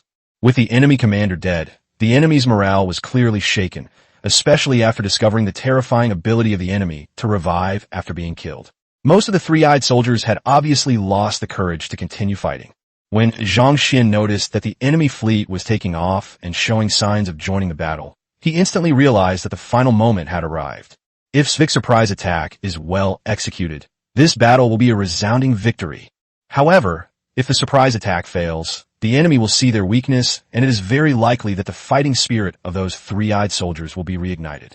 Inputting the coordinates from the command center, the Hercules, which was already prepared, warped directly onto the top of the flagship and began deploying troops almost the next second. Dozens of raiders launched their attacks first, and while the flagship was still in midair, hundreds of grenades bombarded it, interrupting its ascent. Hurry, hurry, hurry! Everyone else, keep up! Svik urged them on from in front of the gravity bridge. Not far away, dozens of people dressed in plain clothes watched the battle under the gravity bridge with some unease and tension. And standing in front of these people was Natalia. At this moment, Natalia was wearing a black combat suit, and even the smallest size of women's combat suit looked a bit loose on her. His once youthful face now showed more confidence. With Bel's covert guidance and assistance over the past few days, Natalia, with her near-level strength and powerful tactics, has become the visible leader of the entire Messiah organization. Few people know that the taciturn Bel, who always stayed by Natalia's side, was actually the one who made the decisions. With the help of Taylor's rapid response team, Messiah has completely transformed from a conservative organization into a radical one, stirring up conflicts everywhere and taking the opportunity to quickly annex other hostile organizations. To maintain control of the organization, the entire Messiah organization underwent a complete overhaul. Those willing to submit were offered substantial rewards, while those unwilling could leave. However, whether they will be killed by a tactical squad that appears out of nowhere that very night after they leave depends on how sensible they are. At least so far, quite a few people have been forced to disappear. As for those two A-level leaders who are far away in Antarctica, no one in Messiah cares about them anymore. The end has come for the three-eyed people. Fellow countrymen, let's take revenge on the three-eyed people. Liu Yang, standing to the side, shouted excitedly. He had changed into a clean and formal outfit, and a metal mechanical arm had been added to his severed arm. These days, Liu Yang is trying his best to prove that he still has value, and he has even participated in planning many annexation plans targeting the resistance armies' affiliated alliances. After passing Bel's psychological interrogation, Liu Yang was completely transformed from a low-level tool into a mid-level tool.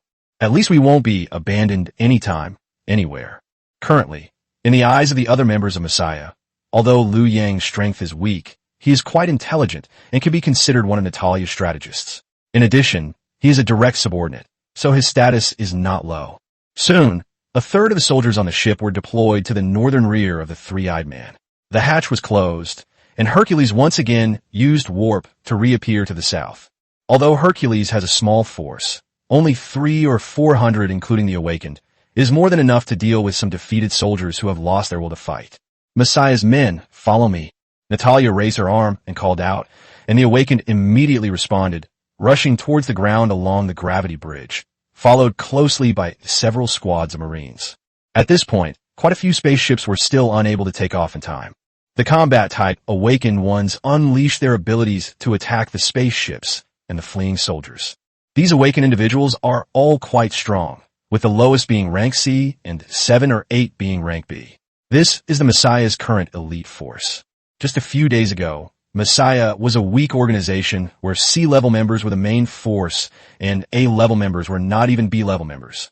In just 3 days, the combat power of the middle and upper levels has increased several times. Natalia, who had long wanted to show off her skills, did not use the gravity bridge for deployment. Instead, she directly activated her abilities and flew out of the hatch. Her peak B-rank mental abilities allowed her to fly at a speed of nearly 200 meters per second. His eyes shone brightly, and he directly controlled a spaceship that had not yet taken off to swerve and crash it into another spaceship that had just left the ground.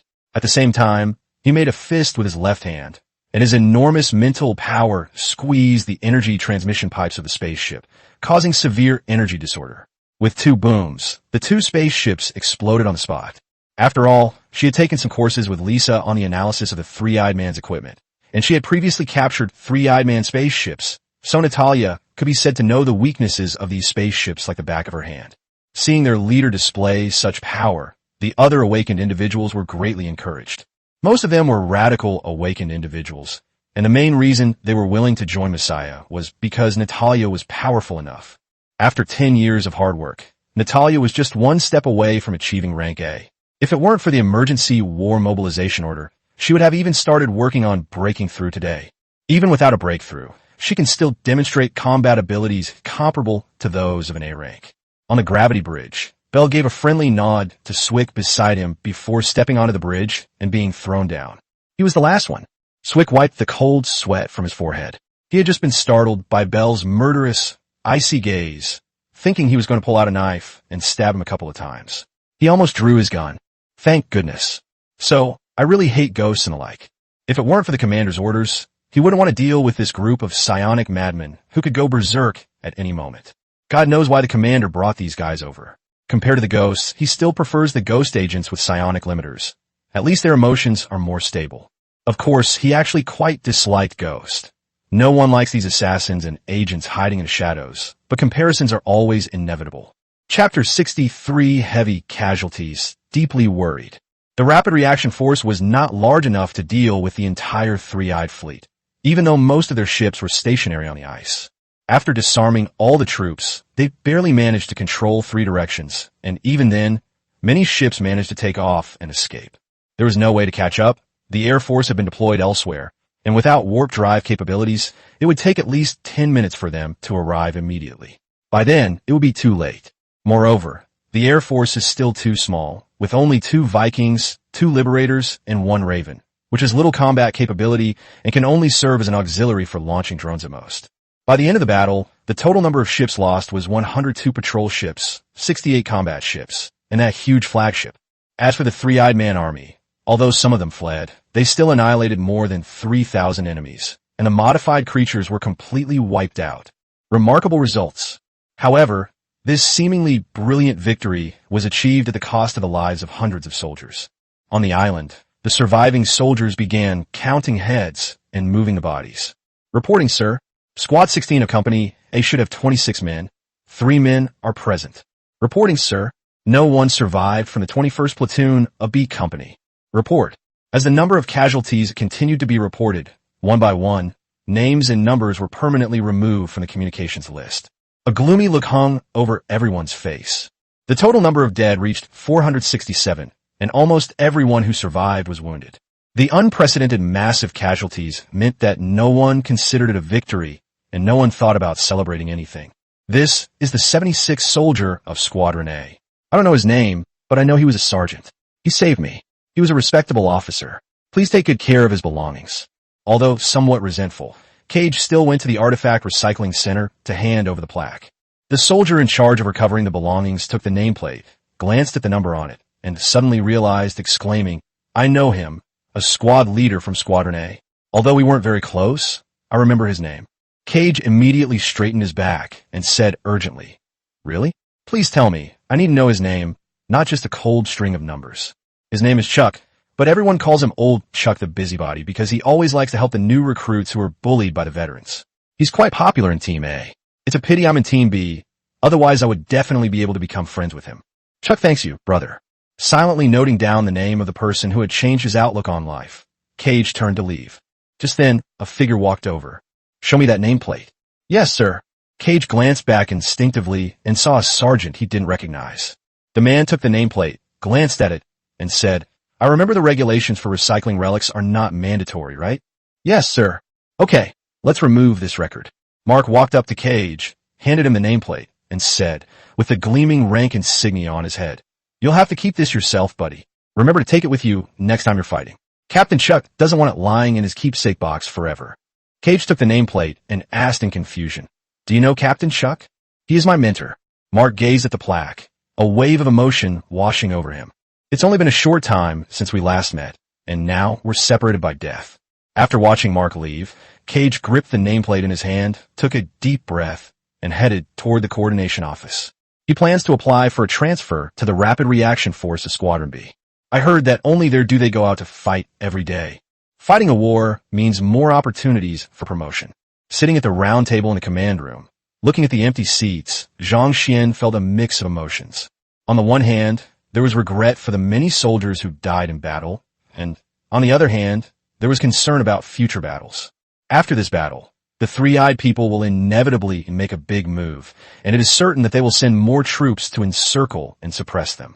It cannot be ruled out that they may even use weapons of mass destruction. Who knows? Next time, the three-eyed man's flagship will sail right over his head. Victory is only temporary. James, sitting to Zhang Xian's left, said, "Commander, I think what we need most right now is air power. The ground forces are basically sufficient for now, but if the air power can't keep up, we will not be able to fight against the three-eyed people no matter what. If we had a sizable Viking battle group, we might be able to launch an offensive against the enemy's lunar base by employing a strategy of besieging Wei to rescue Zhao, thus preventing the enemy from focusing on the battle on the ground." Kalanius, who was standing to the side, said, "Executor, the Vigilant Legion is fearless of death. If this is their tactic, we can also help."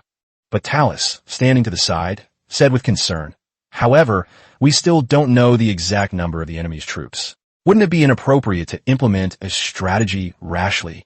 Even the usually impulsive Svik lowered his head and pondered for a while before shaking his head and saying, "Commander, I think we should probably move.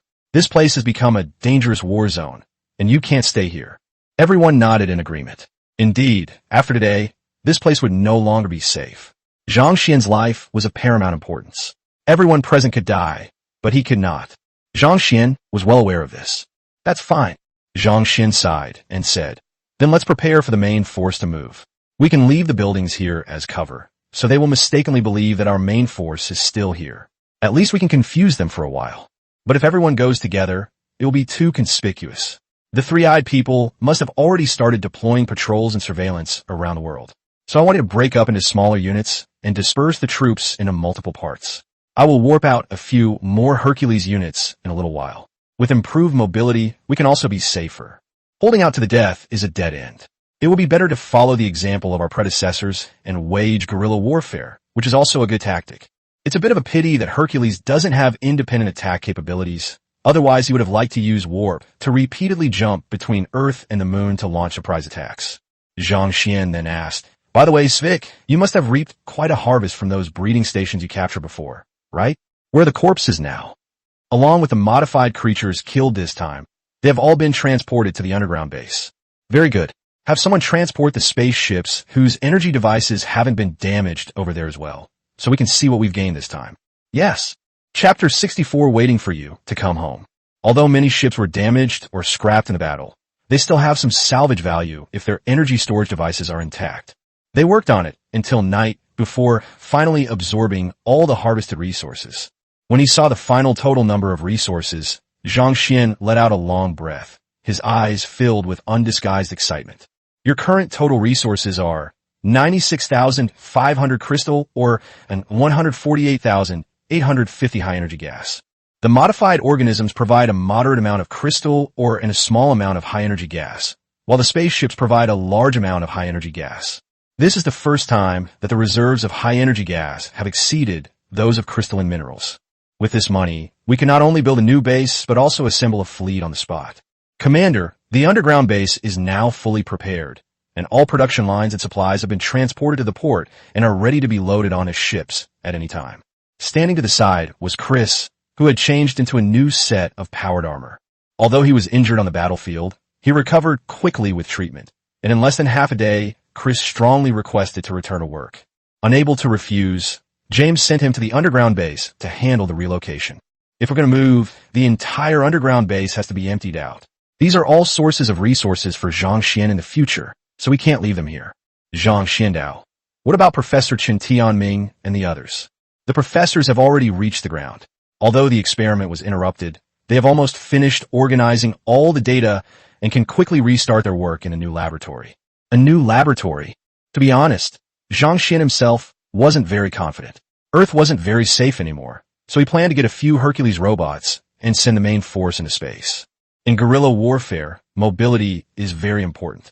However, the new laboratory obviously cannot be built on Hercules. A fixed location must be found. Forget it, I can just find any planet, build a base, and set up a command center there too.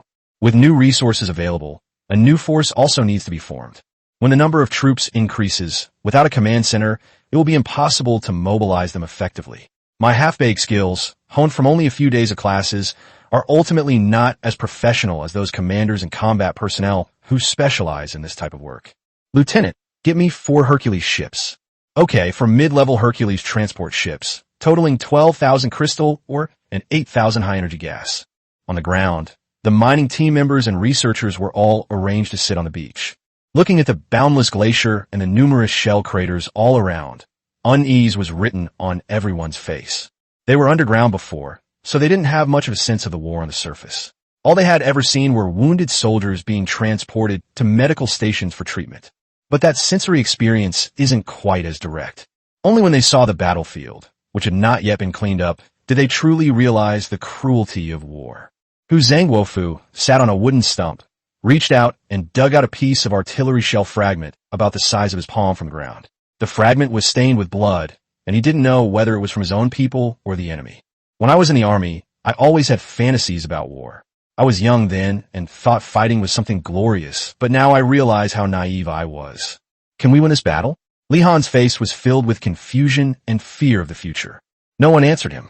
The cold wind blew on everyone's faces, feeling like knives cutting into them, causing a sharp, painful sensation. Compared to this, the researchers gathered not far away were not so pessimistic. While I am equally saddened by the ruthlessness and cruelty of war, I feel even more hope for the future. In their view, the commander and his troops were truly formidable in combat. They were all people who had a deep understanding of the three-eyed people and knew how powerful they were. A commander who can repel these aliens several times must be even more formidable.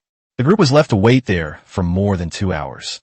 Although many people did not know why they were there, no one asked them anything. Because all the soldiers guarding the area knew was that they were moving, as Zhang Xian's resources were deducted, for huge blue lights lit up in the sky above the island. Rumble.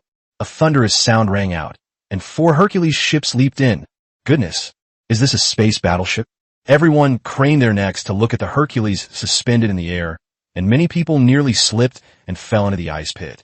Many people even cried out in fear, thinking that aliens had attacked again. Everyone, take your belongings and prepare to board the ship. A second lieutenant came over and greeted him. Someone swallowed hard. Is this our warship? It looks like it, but why can't I see the muzzle? Perhaps they're hidden away? TSK. Now I know where all those troops came from, Commander. Is this some kind of space jump technology? Amidst the murmurs of the crowd, the 4 Hercules ships slowly descended onto the island. Once the hatch opened, all kinds of equipment and materials were first carried up, followed by the entry of personnel. Staff from various departments were scattered and randomly assigned to a Hercules ship. The future of space travel is uncertain, and no one knows what will happen. So to be on the safe side, it's best to spread your eggs in one basket. After everyone boarded the ship, the troops on the island began to withdraw from their various defensive lines one after another. SCVs began dismantling bunkers to recover resources, while the missile turrets were left standing, as they might still be useful. As for the barracks, Zhang Xian didn't plan to take them with him, mainly because although the barracks had the ability to take off and fly, their speed was still too slow. Secondly, staying here can also serve to confuse the enemy to some extent. Upon arriving at the entrance of the barracks, Xiao Yi was already out to greet them. Commander, are you leaving? Looking at Xiao Yi's slightly naive appearance, Zhang Xian said, Yes, although I don't want to either. Evacuation is necessary. I came to ask if you can come with us. I mean you, not this barracks. I can't take the barracks with me. I'm sorry. Commander, my responsibility is limited to this barracks. All the AI programs are already bound, so I can't leave. And even if I could leave, I wouldn't be able to help you anymore after losing my function. Is that so? Zhang Xian remained silent. Rest assured, I am willing to stay here as the last guardian of this base. I will use all available defenses to repel any invading enemies. Have a safe journey home. Little one is here, waiting for you to come home. Chapter 65 Europa. Leaving home is always a sad thing. Although I haven't been here for long, I've personally witnessed the entire base being continuously updated and built according to my plans. It's like watching your own child grow up. You develop feelings for them to some extent. Standing by the porthole, I looked down at the island that was getting farther and farther away, and at Xiao Yi standing at the gate of the barracks, looking up at them as they left. Zhang Xian remained silent. Commander, according to reconnaissance, the Three-Eyed Man's fleet is on its way. The Rapid Reaction Force has also discovered that Three-Eyed Man facilities across Earth are beginning to deploy more defensive personnel. Please make preparations as soon as possible. I understand. After taking one last look out the window, Zhang Xian turned to the officers on the bridge and said, Gentlemen, we can begin work now. Set the course and prepare for long-range warp jump. Yes. As the warp light illuminated, all the Hercules vanish from their original positions. However, not everyone will leave. 2 Hercules ships will remain on Blue Star, fully loaded with combat personnel. Their main purpose is to attack as many training stations as possible, collect resources, and incidentally attract the attention of the three-eyed people, making them think that they're still on Blue Star. The ship Zhang Xian was on, along with 2 other Hercules ships, was far from Earth, searching for a foothold in the universe. There are many planets in the solar system that could serve as sites for new bases. As long as they are far from the Moon and Earth, it is highly unlikely that the three-eyed people will find them. As for which specific planet to establish the base on, Zhang Xian now has the answer. Europa, Europa, a second moon of Jupiter whose entire surface is covered by ice.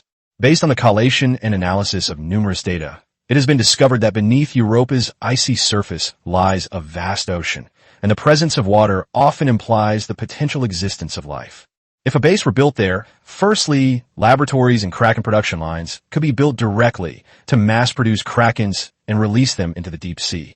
If possible, they could even be allowed to reproduce freely, and then the oceans of the entire planet could become their resource supply stations. Secondly, to ensure the base's secrecy, Zhang Xian planned to build a command center in the deep sea, just like the Atlanteans. The command center would be mobile, so the three-eyed people wouldn't be able to find them unless they tore up the entire ice layer of Europa. Thirdly, we can also search the seabed of Jupiter to see if there are any crystal mineral veins. To be honest, the experience of warp jumps isn't very good. Since it was his first time performing a warp jump, Zhang Xian specifically found a seat and fastened his seatbelt, just in case of any adverse reactions. But the moment the warp was activated, Zhang Xian still felt intense discomfort. His head felt like it had been roughly shoved into a washing machine and spun at high speed. He felt dizzy, lightheaded, and a little nauseous. Through the porthole, one could see that the darkness outside was filled with fleeting points of light of various colors. The whole process was short, lasting only a dozen seconds. But for those entering the warp tunnel for the first time, those few seconds feel like an eternity. With a jolt of the ship and a deafening roar of space distortion, they arrived at their destination. The massive planet Jupiter stands like a towering beast in the universe. When you stand in Hercules and look out, you can clearly feel your own insignificance and the awe you feel for this colossal object. Zhang Xian muttered to himself, "This is Jupiter. Because of the lack of coordinate information, we can only warp to Jupiter first and then transfer to Europa to land. After the coordinates are registered, you will be able to freely warp between Earth and Europa next time." Okay, although I don't really like the feeling of warp. Zhang Xian's face was a little pale, and Lisa, who was standing next to him, had already prepared a glass of ice water and handed it to him. "Thank you." After taking a few sips of the ice water, Zhang Xian said to Lisa, "Lisa, you told me before that you wanted to leave Earth with me instead of staying with Natalia. You should know that Natalia's Messiah, as an awakened organization, is like a blind spot, much safer than here. What are you thinking?" Lisa was wearing power armor and looked perfectly normal, clearly a regular warp user. Her steps were incredibly steady, far superior to that of some newbies. "Natalia is an adult now. I can't stay by her side as a babysitter forever. So, you don't actually want to see me and want to get rid of me?" Lisa covered her face, looking like she was about to cry. But Zhang Xian clearly saw that the corners of her mouth were turned up to the sky, and she was almost laughing out loud. "No, I'm actually quite happy that you're back." "Really? How happy are you?" "They might be as happy as those on the 3rd or 4th floor." Zhang Xian shook his head helplessly. Although Lisa respected him enough, she would occasionally show a bit of feminine playfulness, which was a bit too much for this nearly 30-year-old virgin. Just then, James walked over, breaking the awkward atmosphere, amidst Lisa's slightly displeased gaze. "Commander, we've arrived at a new location. Should we immediately warp in more troops?" "Yeah, what's wrong?" "Here's the thing. If our troop numbers increase again, should we discuss the issue of military ranks? Many soldiers have made significant contributions during the daytime battles, but military ranks and positions are ultimately limited. It would be inappropriate to favor one over the other." James's meaning was clear. He was worried that the allocation of military ranks was not fair enough. He and Swick were undoubtedly the highest-ranking officers besides Zhang Xian. However, as you go down the ranks, many officers have similar merits and seniority, but the higher the rank, the fewer officers there are, so the previous system of sequential promotion is obviously no longer feasible. "Yes, I consider what you said. I'll call a meeting with the higher-ups later to discuss it. Swick won't be there, but it's not a big problem. We can just have a video conference." "Yes, I'll go and inform them now." The Hercules ship was home to almost all of Zhang Xian's senior officers. Although many officers had died in the previous battles, several outstanding sergeants were promoted to lieutenant officers after the war. Excluding those who were not present, there are now 12 officers on board, including 3 lieutenants, 9 second lieutenants, and several warrant officers. Warrant officers and sergeants, as junior officers, are not yet eligible to participate in this meeting. The meeting ended half an hour later. The whole process was very brief, and the final conclusion was that military rank and military position should be calculated separately. Some officers with sufficient merit but lower rank will compensate with better and easier military positions. As for the specific classification of military ranks, the entire army will reorganize them once the new troops arrive.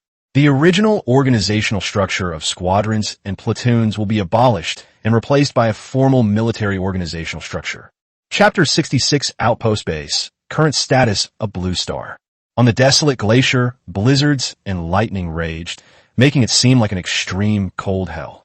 The surface of Europe was simply not a place where humans could survive. As it passed through Europa's thin atmosphere and landed on the planet's surface, a number appeared on the display screen. 12%. Europa's main composition is similar to that of terrestrial planets, consisting primarily of silicate rocks. Its gravity is only 12% that of Earth, and it has very little oxygen, making it impossible for humans to survive without spacesuits. Deploy SCVs and begin constructing outposts. The 3 Hercules ships landed in a glacial valley.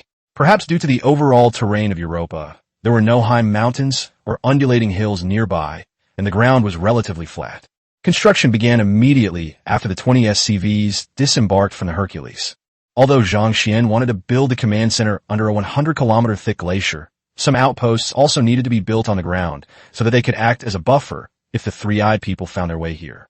Since it's just an outpost, you only need to build some missile turrets, bunkers, and supply depots. You can also build 1 barracks and 1 sensor tower, but not every outpost needs them. According to the plan, 24 small outposts and 12 large outposts will be built on the ground in Europa.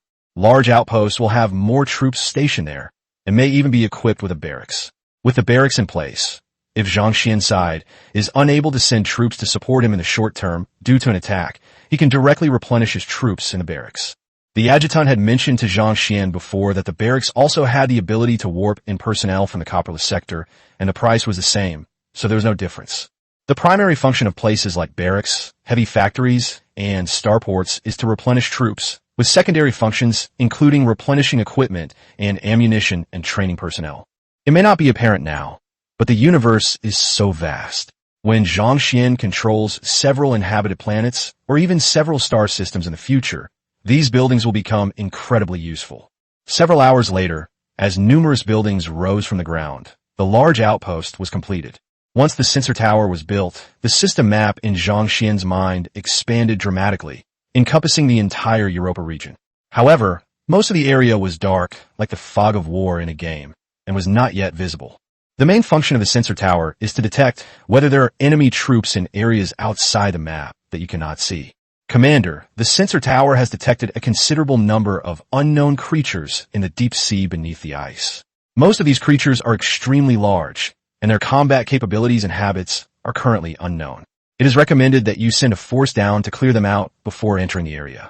Although I had learned about Europa through some short videos and other sources before, and many people online speculated that Europa was a living being, it had not been confirmed before. Now that he knows the truth, Zhang Xian can't help but marvel at the wonders of nature. As for those unknown creatures, he didn't take them seriously at all. He dared to fight even the fleet of the three-eyed people. So why would he be afraid of a bunch of primitive creatures? In the face of high-tech guns and missiles, any carbon-based life form is no different from something made of paper. However, the adjutant was also acting out of safety concerns, since it was an unexplored planet, and no one knew what might exist beneath the ice. Perhaps, in the unknown depths of the ocean, there exists a civilization similar to Atlantis. The fleet was defeated and fled, and Yaxo was killed in battle. All the bad news enraged Duncan, the base commander. After more than 100 years of peace and tranquility, and I was about to step down, why did this have to happen in my final year?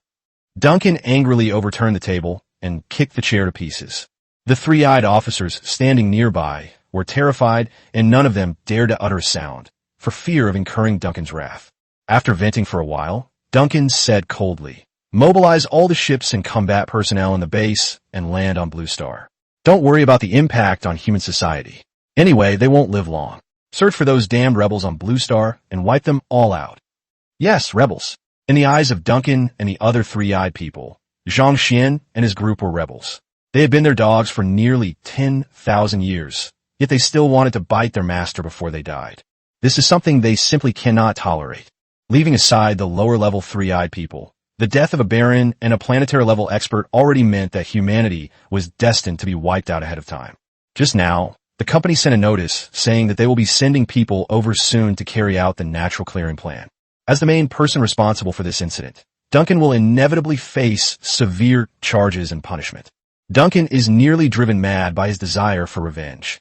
The entire fleet of the lunar base was mobilized, leaving the defenses more vulnerable than ever before.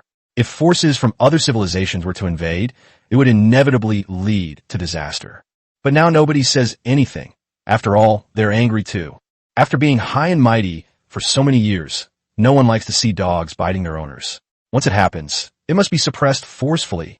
This is the best way to uphold their dignity. They have been doing this for tens of thousands of years. On Earth, when the three-eyed people's fleet appeared in large numbers and with impunity over human cities, everyone was terrified. Many countries experienced severe turmoil as a result, and some small countries even perished due to internal strife. Even large countries have experienced imbalances in social order, and some have even been at war. Many awakened organizations have surfaced under the machinations of those with ulterior motives. Some, unafraid of trouble, have even published the history of the three-eyed people and the awakened. The biggest consequence was that, within a single day, a sect called the Salvation Cult emerged. They worshipped the power of the three-eyed man and believed that the three-eyed man was the legendary Lord who came to Earth to spread the gospel and bring salvation. Perhaps out of fear, or perhaps out of admiration for the powerful, these sects quickly gained a large number of followers. However, this sect did not bring peace and order. Many small countries launched wars under their instigation, and people were displaced.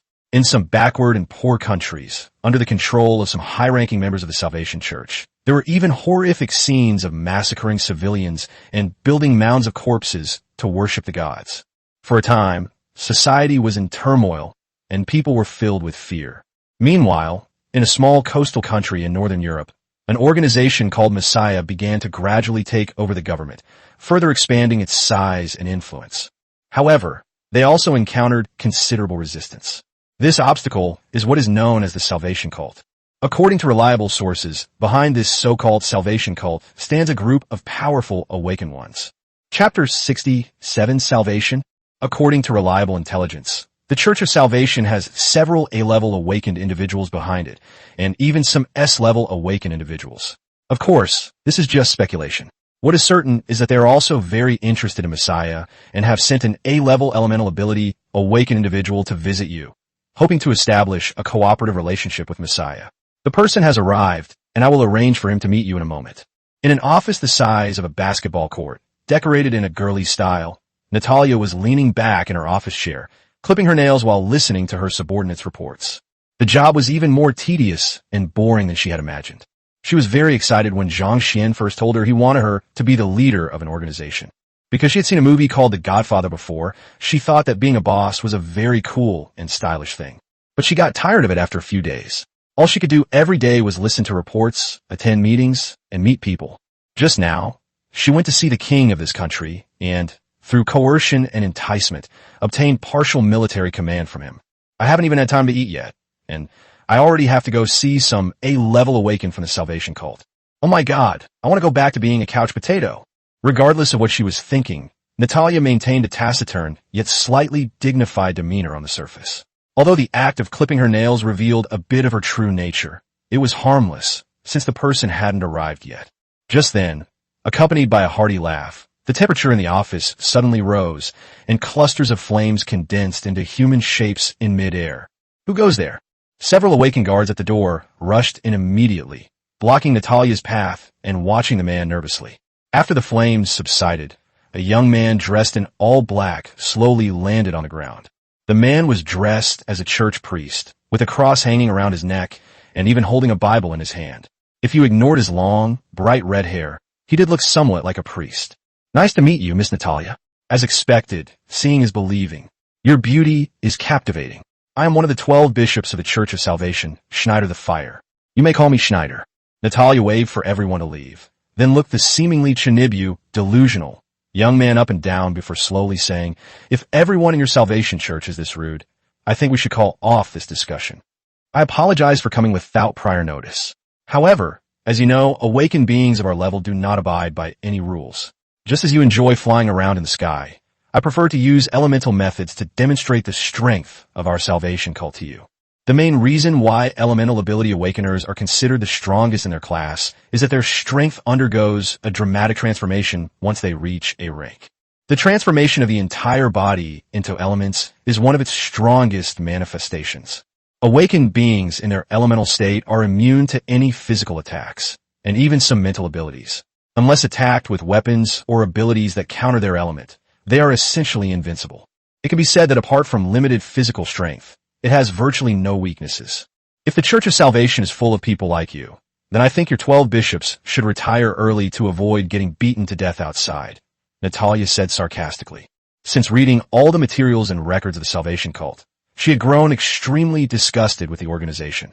The fact that she didn't attack the red-haired dog on the spot was already a testament to her magnanimity. A flicker of annoyance crossed Schneider's eyes, but it quickly vanished, replaced by his usual nonchalant expression. He said, Miss Natalia is indeed straightforward. In fact, I'm here to offer Messiah, and you a way out. You bastard, what are you saying? A B-rank awakened, one couldn't take it anymore and roared. How dare you disrespect Leader Natalia? Are you tired of living? Although he was just a physical enhancement awakener, he had participated in that war with Natalia and knew that behind Natalia stood a behemoth who could fight the three-eyed man head-on and win. Naturally, he couldn't tolerate this little turtle who was slightly capable of fighting but had no power or background. They immediately wanted to roll up their sleeves and show their loyalty. But Natalia said, all right, Cook, all of you get out. I don't need your protection. This guy can't hurt me. But this is an order. Yes, Chief. Although she had only been the leader for a short time, Natalia had already developed some leadership qualities. Despite her small stature and cute appearance, when she put on a serious face, no one in Messiah dared to say a word. Schneider was prepared to fight first before talking, but he looked at Natalia in surprise.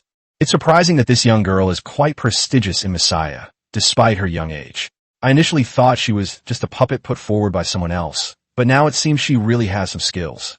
Schneider found a chair, sat down, and said with a smile, I'm glad you're so understanding. So, let's talk about the cooperation. What kind of cooperation? Schneider said meaningfully. Let's share this world cake together. Cooperation is fine. But you have to tell me first what exactly your salvation cult wants to do. Don't tell me that all those awakened ones are just there to be dogs for the three-eyed people. You can't possibly be unaware of the three-eyed people's plans. Once the cycle of reincarnation begins, no one can escape. Of course, we know that. But what does the survival of humanity have to do with us? What's the meaning?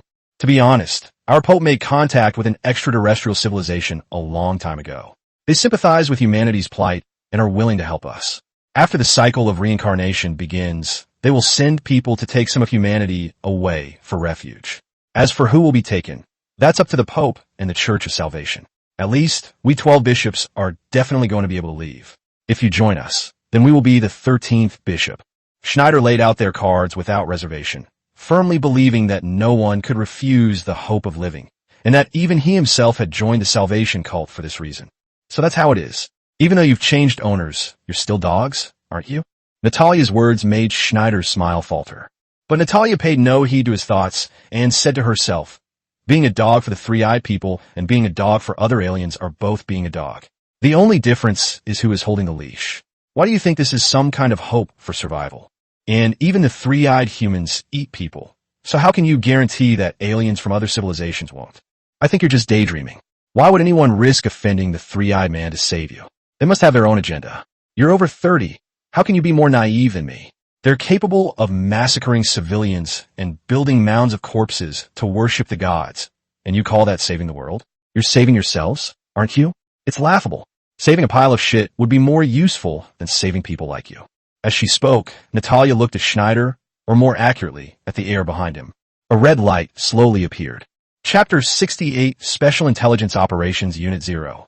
In a direct confrontation, it would definitely take Bell some effort to take down an A-rank awakened who can transform into elements.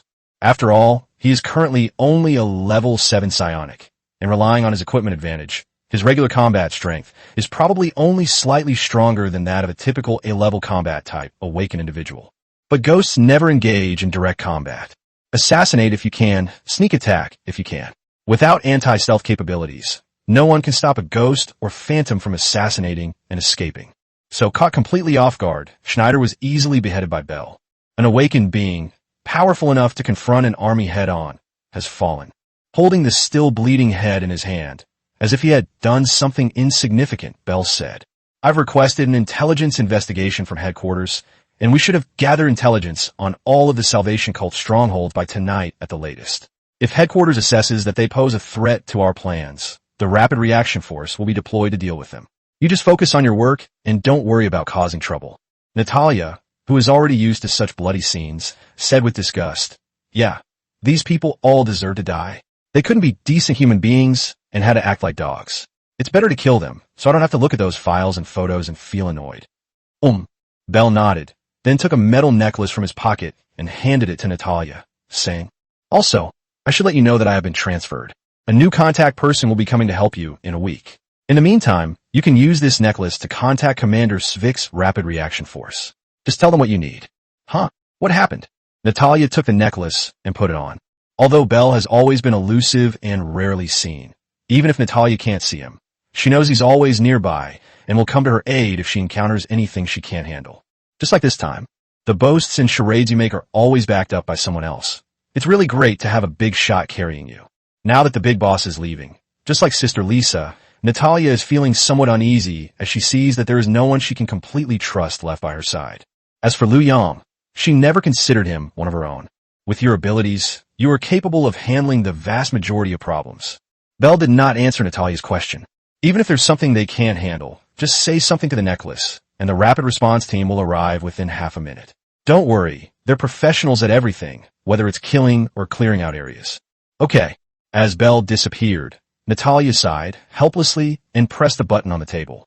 The next second, the door opened and two awakened ones walked in. Move my things to the spare office, then get someone to tidy up this place. After saying that offhand, Natalia flew out of the window, looking at the head on the ground, its eyes wide open and a look of shock on its face. Both of them couldn't help but swallow hard. This isn't the first time they've dealt with something like this. Whenever someone dares to provoke leader Natalia, that person will die suddenly without anyone knowing. Although this looked a bit bloody, it wasn't anything special. However, since both were A rank and the other was an elemental awakener, there were no signs of combat, and the head was cut off without any warning. That was a bit terrifying. The two looked at each other and saw the fear in each other's eyes. But he didn't dare say anything and obediently began his daily cleaning work. Almost a week has passed since Zhang Xian arrived in Europe. In the past few days, 5 large outposts and 10 small outposts have been built on the surface of Europe. Because the ice sheet over Europa is so thick, it's not possible to drill through it and reach the deep sea below in the short term. However, the construction team has been working hard to speed up the process, and we believe the task will be completed soon. Zhang Xian's main force is currently stationed at Outpost Number 1. In the past few days, Hercules has been sending large numbers of modified creature corpses over from Earth. These are spoils of war for Swick and his team. In the past few days, Zhang Xian not only equipped Svick with more troops and manpower, but also specially assigned him a mechanized force equipped with siege tanks and other types of troops, so that he could achieve low losses and high gains when fighting guerrilla warfare. Although the three-eyed people dispatched a large number of spaceships to patrol the skies above Blue Star, and even increased the number of guards at various training stations, they had little ability to fight back against the sudden barrage of air and ground fire. Each rapid reaction force attack lasts no more than 10 minutes, and within 10 minutes, regardless of whether there are any gains or losses, the troops will withdraw. On several occasions, when the three-eyed man's reinforcements arrived, they happened to witness Hercules using warp to leave. Inside the command room of Outpost Number 1, Zhang Xian sat in his office chair, listening to the intelligence officer's report. Commander, a new batch of spoils is expected to arrive at Outpost 2 in 10 minutes. Lieutenant Colonel Swick reported that the three-eyed man's fleet is gradually withdrawing from Earth's atmosphere, and their specific intentions are currently unknown. Miss Natalia's Messiah organization currently has over 200 sea-level awakened and more than 20 B-level awakened, of whom over 70% can become our current reserve special military force. According to Iron Raven's observation log for today, a dense energy reaction has been discovered beneath the ice sheet of Antarctica. It is currently suspected that this is likely the release of energy from a crystal vein. Lieutenant Colonel James's reconnaissance company has been deployed to investigate. One report after another was updated on the big screen. Although Zhang Xian had gotten used to handling these government affairs and had delegated as much authority as possible, he still couldn't handle the sheer volume of reports. So he had the construction team start building the command center a day earlier, and it would be completed in 6 hours. In the past few days, the total number of troops has increased to a massive scale of nearly 5,000. Nearly 2,000 of them were recruited from the Blue Star itself, thanks in large part to the Messiah's help. Given their current status and reputation in the Awakened Realm, recruiting mercenaries for money or for a greater cause would be quite easy for them. They recruit people under the guise of recruiting Messiah's subordinate combat personnel. Those who pass the review will be told the truth. It is all voluntary to join, with a 3-year service period, after which they can freely retire. If they perform well, they can apply to extend their service period. The salary and benefits are generous, and generally no one will refuse. Of course, it's okay if they don't want to. Just to ensure they don't leak secrets, they and their families and friends will be secretly monitored until Zhang Xian completely drives the three-eyed people out of Earth and even the solar system. Of course, in the process of recruiting, it is still inevitable to encounter spies from the Three-Eyed Man faction. From the moment they came into the adjutant's site, all their information recorded online from birth to that day would be investigated, and even their families would be subject to online surveillance and investigation. It can be said that they had no secrets in Zhang Xian's eyes. If any discrepancies are found in the investigation materials, they will be asked to go home and wait for further notice. The interviewer will then submit the file for a second manual review. If nothing is found and doubts remain, they will be allowed to join Messiah as originally agreed, without being exposed to any information about Zhang Xian's forces. However, once any trace of collusion with the Three-Eyed Man is discovered, the file will be automatically transferred to the Assassination Department for covert execution. This assassination unit was recently established and is called Special Intelligence Operation Zero, headed by Bell Scatterman. Chapter 69, The Ancient Battlefield on the Far Side of the Moon. Special Intelligence Operations Unit Zero, including Bell, consists of a total of 4 Level 7 psionic ghosts. Each of the 4 was equipped with a 12-person auxiliary combat squad. These combat personnel were all elite soldiers drawn from various units, highly skilled in special operations. The 4 squads are codenamed with the letters A, B, C, and D. They enjoy the best logistical support and training courses in the entire army. But at the same time, they will be assigned to some extremely dangerous missions that conventional troops cannot handle. Unlike special forces that typically rescue hostages and gather intelligence, their job is solely to kill the enemy. Commander Zero's 4 squads and the Vigilant Legion of Kalanias are all assembled and awaiting your instructions. At this moment, Zhang Xian was wearing a set of black power armor, and his beard had grown quite a bit, making him look much more mature. Now that the Three-Eyed Fleet has left the base, it's a good time to raid it. Get them ready, storm the base, and leave no survivors. Yes, the Three-Eyed Man's fleet is searching the world for his people, so how could he possibly let go of this good opportunity for revenge? Previously, the problem was insufficient troop numbers and incomplete functional division. Now, however, things are different. The number of Kalanias' Vigilant Legion has reached over 50, and with the addition of 4 well-trained assassination squads, they are more than capable of wiping out the entire lunar base before the Three-Eyed people discover them. Outside the window, snow blanketed the sky, and under the brilliant starry sky, Zhang Xian gazed in the direction of Blue Star. Consider this a small interest payment. Soon, my men will come looking for you to collect your principal, Three-Eyed Man. The moon, the only natural satellite of Earth, always presents the same face to Earth because its rotation and revolution periods are equal. Because very few countries have successfully landed on the moon, humanity's understanding of the moon is still quite limited. At least for now, the far side of the moon remains an unknown territory. A Hercules warp jumps over the moon and lands quickly, flying low over the lunar surface. Soon, it reaches the far side of the moon, which is invisible to humans. Similar to the near side, the far side of the moon is full of craters. As Hercules went deeper, they soon discovered something unusual. In a crater about 2 kilometers in diameter, a huge skeleton lies in the middle. Although the flesh and blood had long since disappeared, The shape of the skeleton indicated that it was a giant canine creature with a body length of over 1,000 meters. Through Hercules' perspective, Zhang Xian could clearly see all the details on the skeleton. What is this thing? It's not clear yet, but it should be related to the three-eyed people. Based on the energy reaction, this crater is not just a simple meteorite impact. It may have been caused by some kind of powerful energy weapon. Zhang Xian stared intently at the screen. What happened here before? As Hercules ventured deeper, similar deep pits appeared in many places. Many similar skeletons have also been discovered. Some of these skeletons look like birds, while others look like dinosaurs. What shocked Zhang Xian the most was a fossilized skeleton. That's a dragon. A five-clawed dragon that is nearly 3,000 meters long. Unlike other remains that are just bones, this one is remarkably well preserved. Even the scales on the dragon's body are clearly visible. The lifelike dragon head has its mouth wide open, as if roaring, gazing up at the sky. TSK. Zhang Xian wiped away a cold sweat. He didn't know if it was just his imagination, but even through the screen, he felt a sense of pressure emanating from the dragon corpse. The exact time when these remains existed is difficult to ascertain, but judging from ancient myths, they should all have originated from Earth. Mythical creatures from tens of thousands of years ago? Zhang Xian now asked. Yes. Never mind, Zhang Xian sighed and said, no matter what, these are just inanimate objects. Perhaps they were incredibly powerful when they were alive, but they still perished, and they died at the hands of the three-eyed man. The traces left here reveal a great deal about the technological level of the three-eyed civilization at that time. If it were merely a massive life form capable of surviving and fighting in space, Zhang Xian's current forces would be confident in annihilating it. But it certainly won't be easy. It seems we need to build a ghost military academy or a battle cruiser as soon as possible. Without powerful weapons like fusion missiles and Yamato cannons, we'll definitely suffer in large-scale battles against the three-eyed people. As they spoke, Hercules slowly came to a stop flying.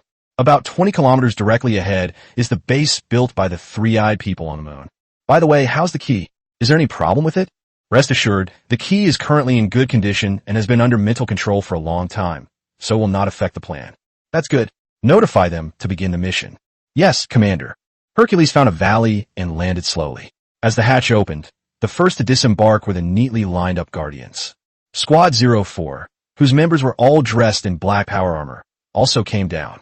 Since the initial phase of this mission mainly involves infiltration, Squad 0 will set off first to dismantle the enemy from within and provide support, while the Vigilant Legion will launch a surprise attack when the time is right. After checking the time with the other three ghosts in Squad 0, Bell said, "Bring the key." Two team members quickly came over with a person dressed in a certain style. And this person was none other than Jonathan, who had been captured earlier. During this time, Jonathan was imprisoned and interrogated, and was even used by the ghosts as a training punching bag for mind control skills from time to time. His consciousness had been crushed, torn apart, and stitched back together many times. At this moment, he had lost his basic self-awareness and stood there blankly. And then Bell activated his psionic power and touched Jonathan's head. Jonathan's eyes quickly lit up, and he smiled and said, "Hello, Mr. Bell. It's a pleasure to serve you." Bell said expressionlessly, "The job of opening the door is yours. Don't make any mistakes. Don't worry, I will cooperate fully, and the three-eyed man will trust me." Jonathan's smile looked like it was painted on. So perfect, it was almost frightening. Inside the cabin of Hercules, some soldiers who were serving as reserve support troops couldn't help but shudder at the sight of this bizarre and chilling scene. These ghosts are all crazy and perverted. All right, all squads in 0, listen up. Begin the operation. Yes. Chapter 70 Trap. Manager, Pei has been having a tough time lately. Since losing the number 3 incubation station, his assets have fallen into negative territory, and due to the large amount involved, he is now facing the risk of being sued. If he loses the case, he will not only go bankrupt, but he may also lose his job. Manager Pei sighed deeply. He was sitting in the monitoring room, holding a cup of tea, his security uniform standing out. Yes, he has now been reassigned to a parallel position, and has become the security supervisor at the lunar base. Although there's no change in rank, and they're all nominally supervisors, there's no money to be made in this department, and there's not even a chance for promotion. No, for him, let alone promotion, if the company's punishment notice comes down, he might not even be a supervisor and can only be a regular security guard. The people under my command are all quite disobedient. Although they don't say anything to my face, the laughter behind my back is quite loud. Sigh, what a mess we've made. Supervisor Pei looked miserable. He glanced at the time and realized that he had been at work for almost half an hour and was still the only one in the monitoring room. Those underlings are openly disregarding me. But what could he do? He could only send a small message in the department group chat, not daring to be too forceful, for fear of being retaliated against if he fell into a bad situation or was demoted in the future.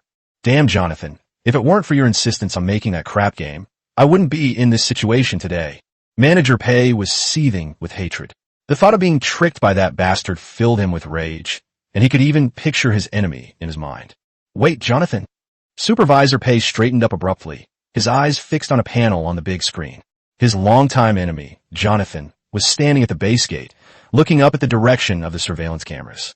What angered him even more was that this bastard was actually smiling. How can he even laugh? Well, you've been missing for so long. I thought you're dead, you bastard. You've ruined my life. How can you still have the nerve to live? Perhaps because of the bleak future and the thought of the miserable life he would have to live for the rest of his life. Manager Pei's eyes immediately turned red. His breathing became rapid, and he drew the pistol from his waist and rushed out of the monitoring room. Kill him. Kill that bastard. That's his only thought right now. The entire lunar base is about the size of a first-tier city, but the monitoring room is conveniently located right next to the main entrance. So, as soon as he stepped out, Manager Pei arrived at the gate without encountering any guards. At this moment, Jonathan was standing in the doorway, his third eye facing the iris scanner. However, because of his previous disappearance, the base had already assumed he was dead, so his identity information had been canceled. Iris recognition failed. Your information was not found. Hearing the scanner's beeping, Jonathan's face remained plastered with a smile. He glanced at the location of the surveillance camera. Someone in the monitoring room should have spotted him by now. Sure enough, it didn't take long for the 100-meter-high metal gate to slowly open. The next second, a gun was pressed against his forehead. Jonathan, you bastard, how dare you come back? The hand holding the gun trembled uncontrollably with anger. Manager Pei pushed Jonathan outside, his head pressed against the ground. Jonathan didn't resist and smiled. Oh, it's Manager Pei. Long time no see. I'm so mad at you. He punched Jonathan to the ground. Now, the sight of Jonathan's smiling face made him furious. Blinded by anger, he didn't even notice that two teams of fully armed Marines were silently surrounding them from both sides of the door. Laugh. You still have the nerve to laugh. After kicking Jonathan several times hard, Manager Pei's anger subsided a little, but only a little. He pointed his gun and threatened, "Let me tell you, there's no one in the monitoring room right now. Nobody knows you're back. I'm giving you two choices. Either I kill you right now, or you give me all the money in your account." He knew that Jonathan had made a lot of money over the years and must have a lot of assets. As long as he could pay off his debts, there would still be hope. But the next second, a pair of large hands suddenly reached out from behind his head and quickly twisted left and right. Crack! The sound of neck bone breaking. Manager Pei, whose face still held a hint of ruthlessness, fell backward weakly, but was gently caught and dragged behind some rubble. The sole witness has been killed. Team C proceeds to the monitoring room, while the remaining teams proceed as planned. The four ghosts had already entered stealth mode and were the first to enter the base. For teams, guns drawn, followed closely behind and quietly began their infiltration and assassination operation. They had already obtained the general terrain of the entire base from Jonathan long ago, so the plan was set from the beginning. Although the lunar base was poorly defended at the time, it was still very large, so quite a few people remained. Apart from some clerical staff, most of them are ordinary security personnel, not even soldiers. With ghosts leading the way, they had already killed more than 200 three-eyed people in just over 10 minutes. There was no disturbance. Everything went more smoothly than anyone could have imagined. At this moment, many soldiers could hardly believe it. Was this really the level of security that a base of an advanced civilization should have? Puff! After killing a three-eyed man who was resting in bed with a single blow, Bell felt increasingly uneasy. Since he arrived, he has not encountered any mid to high-level management personnel at the base. Even though most of the base's troops have been transferred away, it's not like they wouldn't leave behind even some civilian officials. Oh right, that stupid dog that got killed at the door doesn't count. That guy's brain is completely fried. If he were even slightly rational, he wouldn't have done something so stupid as to open the door. Teams B and D report the situation. Team B reports that no mid to high-level personnel were found. The same goes for Team D. The three squads have already dispersed, with their main attack areas being the accommodation area, the ship's elevator area, and the office area. Not only were there no mid to high-level personnel in the accommodation area, but there weren't even any in the office area. This could be a trap. Notify the Vigilant Legion to prepare for support, and have Hercules prepare for warp jumps. All squads, listen up. Immediately assemble at the ship's elevator area. Mission terminated. Receive. Just then, a hurried voice suddenly came through the communication. This is Hercules. We are under attack. Repeat. We are under attack. Immediately afterwards, Team C also received an alarm. Report. This is the monitoring room. A large number of three-eyed human ships are rapidly approaching. Something really happened. Chapter 71, Military Strength. War begins. Europa Outpost 1. Zhang Xian stared intently at the image on the screen. This plan could not possibly be leaked, which means that the enemy had already guessed that they would attack the lunar base. I was careless. Zhang Xian began to think of a solution. The situation is dire. Hercules, which remained on the moon, is under attack by a sizable force of three-eyed beings. The remaining troops are resisting and unable to take off to evacuate. The Vigilant Legion of Kalanias had already set off, and they were probably already at the entrance of the lunar base, waiting for a surprise attack. It was too late to turn back now. Without Hercules' help, Zero Squad 4 would be unable to evacuate the lunar base. With the Three-Eyed Man's fleet about to return home, if they were trapped in the enemy's territory and attacked, the result would inevitably be total annihilation. At present, Zhang Xian can only dispatch 2 troops, one to pick up Team 04 from the ship's elevator area at the lunar base, and the other to help Hercules, which was left behind, repel the enemy and escape. However, if that happens, once reinforcements arrive, they won't have time to escape quickly, and the Three-Eyed People's main force will definitely surround and annihilate them. Zhang Xian suddenly remembered that Swick had reported that the Three-Eyed Man's fleet was gradually withdrawing from the atmosphere of Blue Star. It turned out that they had planned to do this all along. They knew about their warp technology very early on, so it's impossible that they didn't have a countermeasure. The grand and elaborate inspection of Blue Star was just the first layer of the story. The second layer was to create a weakness so that he could cause trouble when he came to the door. And he actually walked right into their trap. Hiss, he's waiting for me here. Upon realizing these seemingly minor details, Zhang Xian gasped in shock. But it's impossible to get him to give up the rescue, and that's probably part of their plan as well. Commander, your fleet is ready and can depart at any time. Zhang Xian hesitated for a moment and said, aside from some necessary garrison troops and apartments, how many troops do we still have that we can draw upon?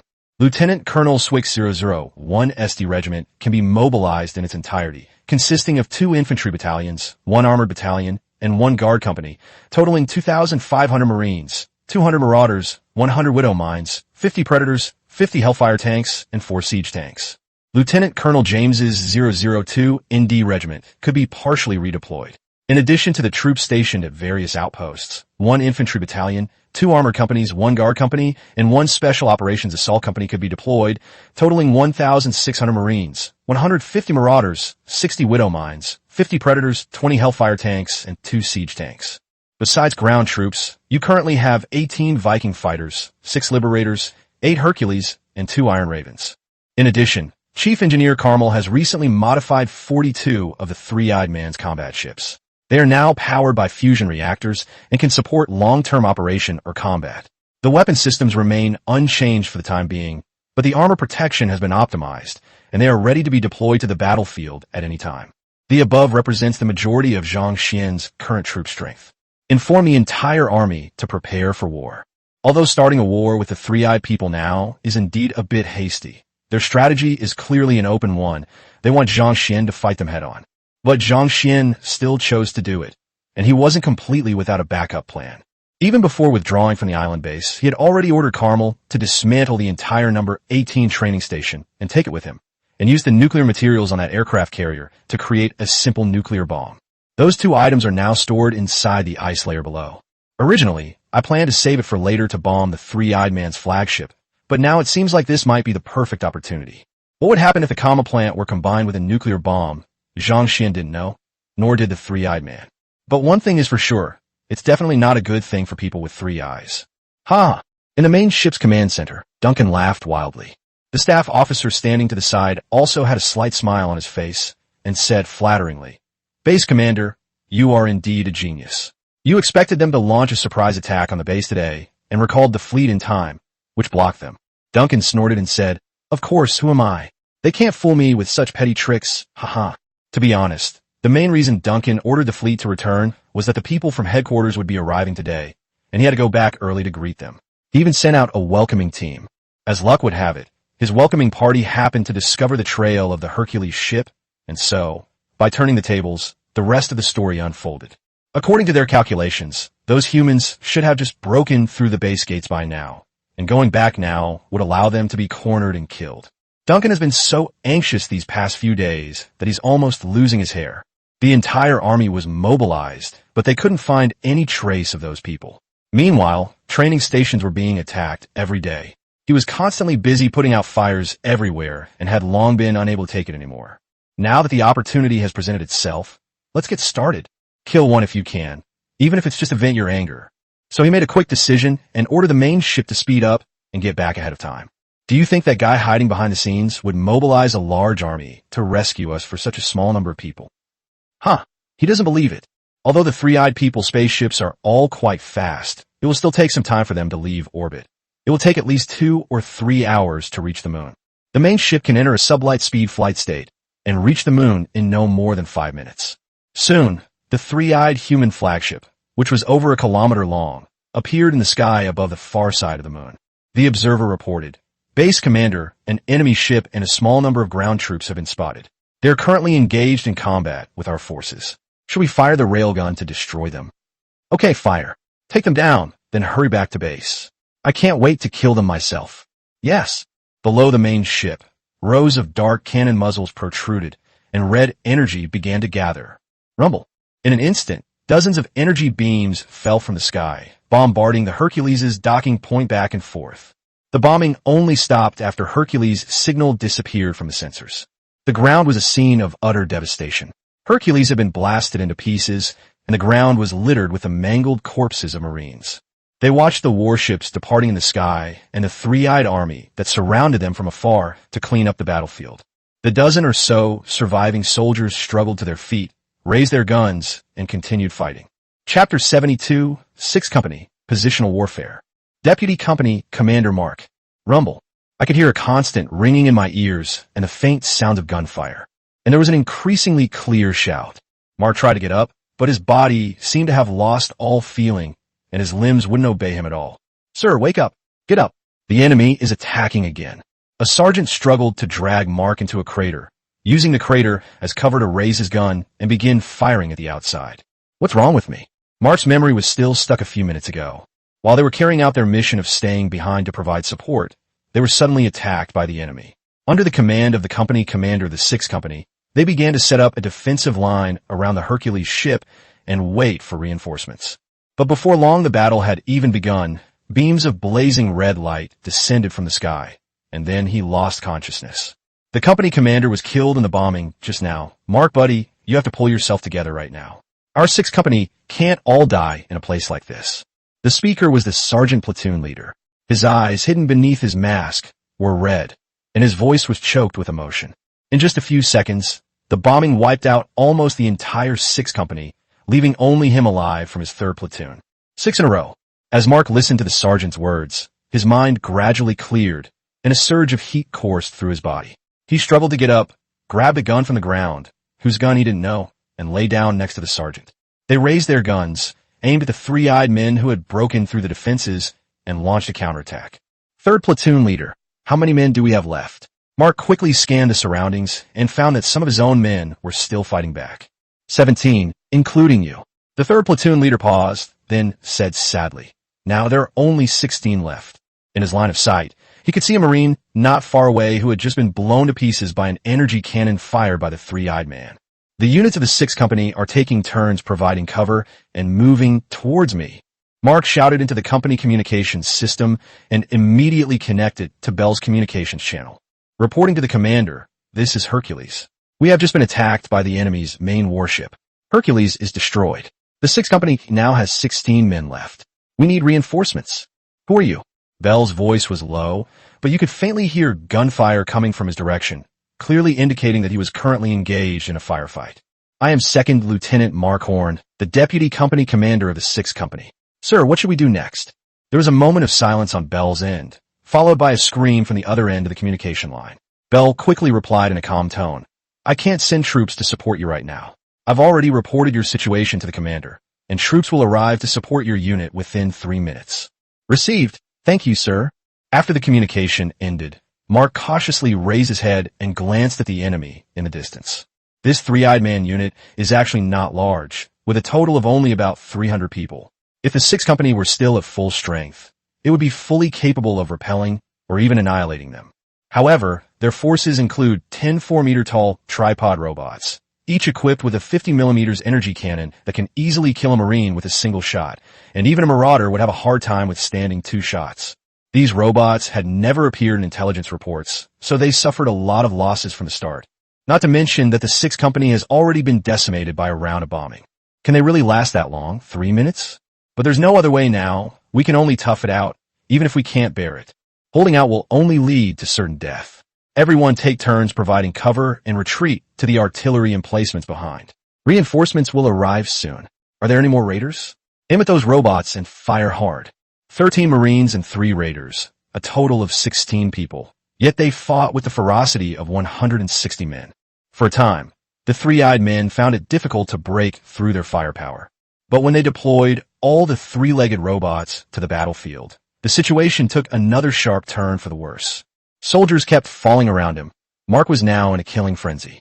Although he wasn't very familiar with these soldiers yet, after just a few days together, he had already grown to like these rough men. Watching his comrades, with whom he used to train, eat, and sleep in the dormitory, fall one by one, Mark was filled with extreme anger, but there was nothing he could do. His hand never left the trigger, but he still couldn't change anything. Just now, the 3rd platoon leader also fell in front of him, and Mark also fell to the ground after being shot several times. The oxygen inside the armor began to drain rapidly, and Mark's consciousness gradually blurred. Only then did he see several blue lights appear in the sky. Are there any survivors down here? This is the 1st Regiment. I am the Deputy Regimental Commander Tallis, 6th Company. Come out and give me a report. Tallis's voice came through the communication. Mark mustered his last strength and replied, I'm Mark. My men are still alive. Save them.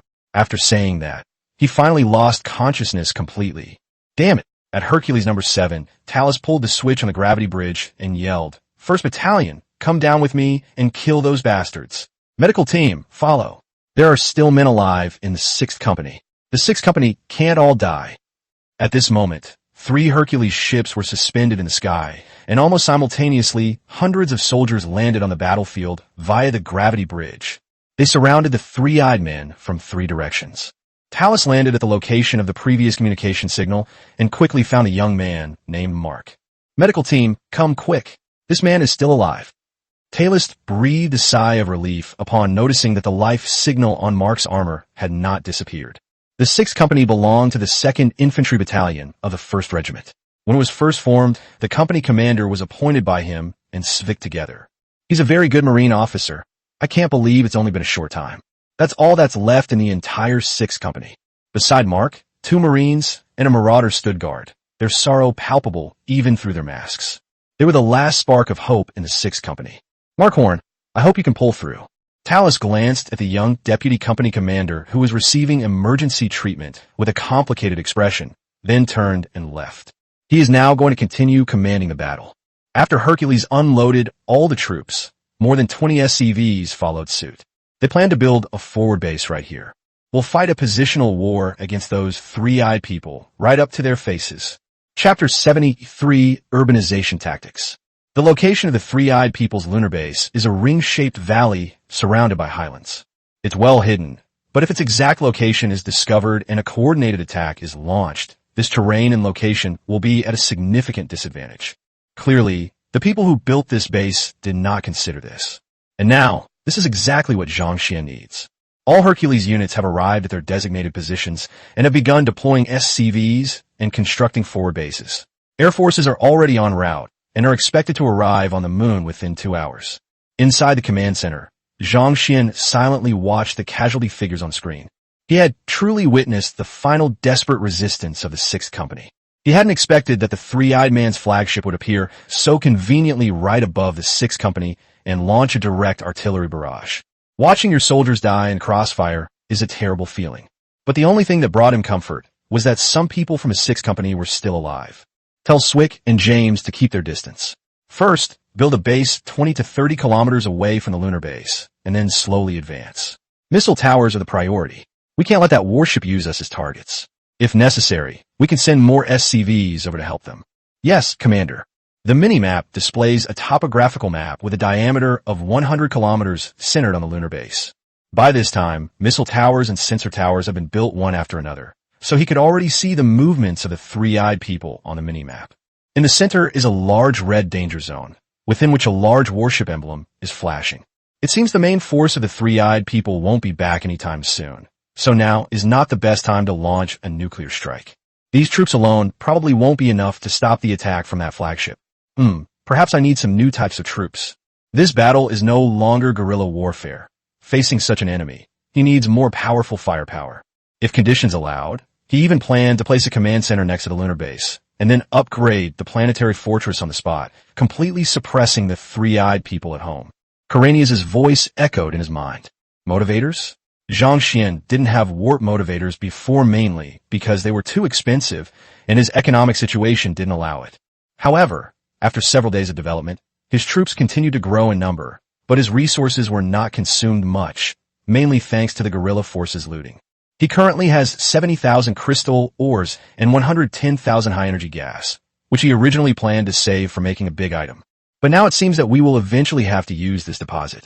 The 50% attack speed bonus, although it requires energy, should enhance the firepower of the troops to some extent. After a moment's thought, Zhang Xian decided to get 20 to test the waters first. The total amount is 10,000 units of crystal ore and 20,000 units of high-energy gas. Set up defenses, build missile turrets. SCV, get moving. To the east, Svik, with the 2nd Battalion and the Armor Battalion of the 1st Regiment, quickly established a position on a high ground. With more than 20 SCVs operating at full speed, defensive structures were completed one after another. The barracks are already half-built. Having barracks means having a continuous supply of reinforcements. There's really no way around it. Hercules' warp jump requires a lot of energy. Once the energy is depleted, resources need to be consumed to replenish it. In terms of conversion, a single warp jump would require approximately 2 to 300 crystal ores and 1 to 200 high-energy gas. The specific figures depend on the number or weight of troops carried by the Hercules rocket. Although the numbers may seem small, they add up to a considerable expense. Sir, Zero's men sent a message on the communications channel saying they're withdrawing. Should we go and help them? A lieutenant staff officer nearby asked. No need. Svik hesitated for a moment, glancing at the information on the communication channel. I flipped through 2 or 3 pages before I finally saw Zero's situation report.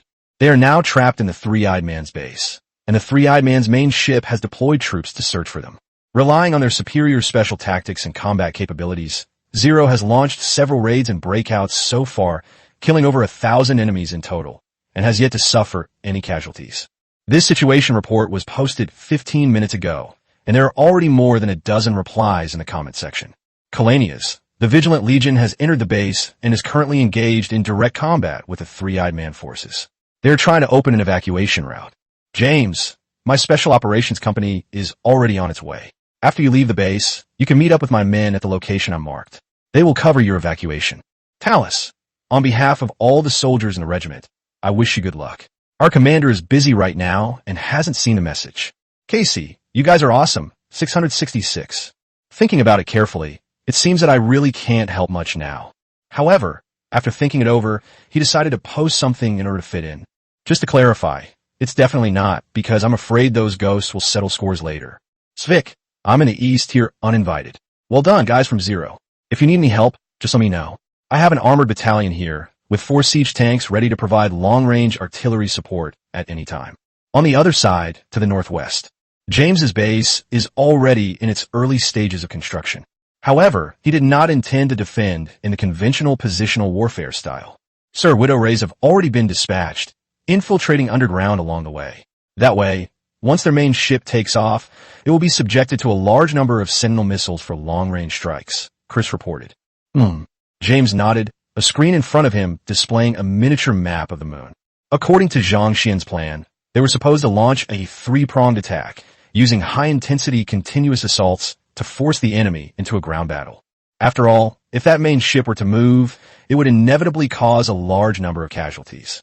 Fortunately, the enemy has not yet discovered their deployment. In addition, since they are currently near their own base, the use of high-powered weapons would inevitably injure their own people. This is a case of being hesitant to act for fear of breaking the law. At least until their highest commander is pushed to the limit, they don't have to worry too much about powerful airstrikes. But now James has a problem. How can he use his current strength to strike or even destroy the enemy's flagship? After all, to him, this was a sword of Damocles, and he didn't want a sword that could fall at any moment hanging over his head. The only way. Perhaps the problem lies with Squad 04. Chapter 74 Viper, Tactical Deployment. Viper Special Forces Assault Company. This is James's direct tactical unit, which is similar in nature to regular special forces, both being elite units used to carry out high-value missions. The entire company has a total of 120 people, divided into 5 tactical squads, each with 24 people. In terms of combat effectiveness alone, this unit might be slightly inferior to Operation Zero, but in a real fight, with equal equipment and numbers, the odds would be at least 40 to 60, with them at 40% and Operation Zero at 60%. If the army size is expanded later, and the number of ghosts and wraiths increases, and they are deployed to various units, the Viper's combat power will be even stronger. The assault company commander, Zhang Xian, had also participated in the selection for Zero a few days ago, but he was rejected because of his drinking problem. But this doesn't mean he's weaker than the other selected people. On the contrary, during the selection process, his performance in all categories consistently ranked in the top 3. If he hadn't said in his personal report that he couldn't live without alcohol, he would at least be a top-tier soldier in Zero by now. But things aren't bad now. He's a captain in a special forces unit and the leader of Viper team, which is worthy of his skills. Sir, there's something strange about this mission. The B team leader, who was reviewing the mission briefing, frowned and said. The briefing was sent out 15 minutes earlier, and the gist of it was that they would go to a designated location to assist the evacuation of the Zero operations team. There's no problem with that. The rendezvous point isn't far from the lunar base, but at that distance, no matter what dangers arise, the rapid response force can arrive to provide support in the shortest possible time. However, the briefing was updated 5 minutes ago. The original plan to provide support and evacuation has been changed to sending them deep into the battlefield to rendezvous with Zero. The subsequent mission has not been mentioned, but it all seems a bit abnormal. John glanced at the mission briefing, looked at the distant lunar base, took a sip from the straw, and drank a mouthful of sweet, hot fruit wine. He seemed to feel much more refreshed. It seems the boss intends for us to carry out a decapitation strike. John, who had served in the secret forces of the tyrannical empire for many years, immediately saw through James's thoughts. But he didn't think there was anything wrong with it. After all, it wasn't the first time he had encountered this kind of thing. Decapitation strike tactics? Killing the enemy commander? Team B captain? Perhaps, but it's also possible we're tasked with a surprise attack on the enemy's flagship. Don't worry, it's a minor issue. John stood up, glanced at the time, and called out to the team members gathered around, checking and organizing their equipment. All right, guys, have you rested enough? Time to get to work. The 5 teams quickly assembled and would approach their destination aboard the Hercules low-altitude aircraft. Although this would certainly expose their location, time was of the essence, and they could no longer be sent on foot. Once they reach their destination, Hercules will immediately warp away, leaving them isolated and helpless. But no one will complain. A significant portion of these people were natives of Earth, and all were former Special Forces soldiers. They were well aware that their next action would determine the life or death of humanity.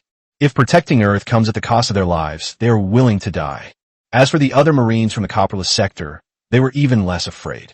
For their commander, and for the rise of humanity, they were fearless. Board the ship and set sail. At this moment, James was telling Zhang Xian his thoughts. Commander, I don't think we can achieve final victory by relying solely on urbanization tactics. I believe we need some other tactics in addition to striking high-threat enemy targets. He had just obtained Zhang Xian's mission authorization and then updated Viper's mission instructions. Send Viper to rendezvous with Zero. While the enemy flagship has landed in the ship's elevator area to unload its troops, use the Vigilant to draw enemy fire, sneak over, and infiltrate the enemy flagship to carry out sabotage. The mission was dangerous, but they had no choice but to eliminate this huge potential threat before enemy air reinforcements arrived. Zhang Xian pondered for a moment and said, the enemy's ground reconnaissance is a weakness that we can exploit, but we are not yet clear about their air reconnaissance. I will have Zero send some people to destroy the lunar base's orbital monitoring center and knock out their eyes. Then, you can have Viper warp drop into the Tri-Eyed Man's landing zone and catch them off guard. Yes, James said seriously. Besides that, Do we need to have them carry out a decapitation strike? According to the intelligence we have, the leader of the three-eyed people on the lunar base is a life form with planetary level 9 strength. With him around, an infiltration raid might not be so easy. Planetary level 9? This was the first time Zhang Xian had ever heard this term. Yes, through reading the memories of the key, we learned that there are many powerful individual beings in the universe. These beings all have a unified standard for combat power level. The three-eyed man we encountered before, who used a heavy hammer for melee combat, was a being who had just entered the planetary level. According to speculation, the combat power of a planetary level being should be above that of a human S-class awakener. Upon hearing James's report, Zhang Xian's brows immediately furrowed. Although he had suspected it for a while, he was still a little unsure of himself now that he had actually encountered a creature with powerful individual combat abilities.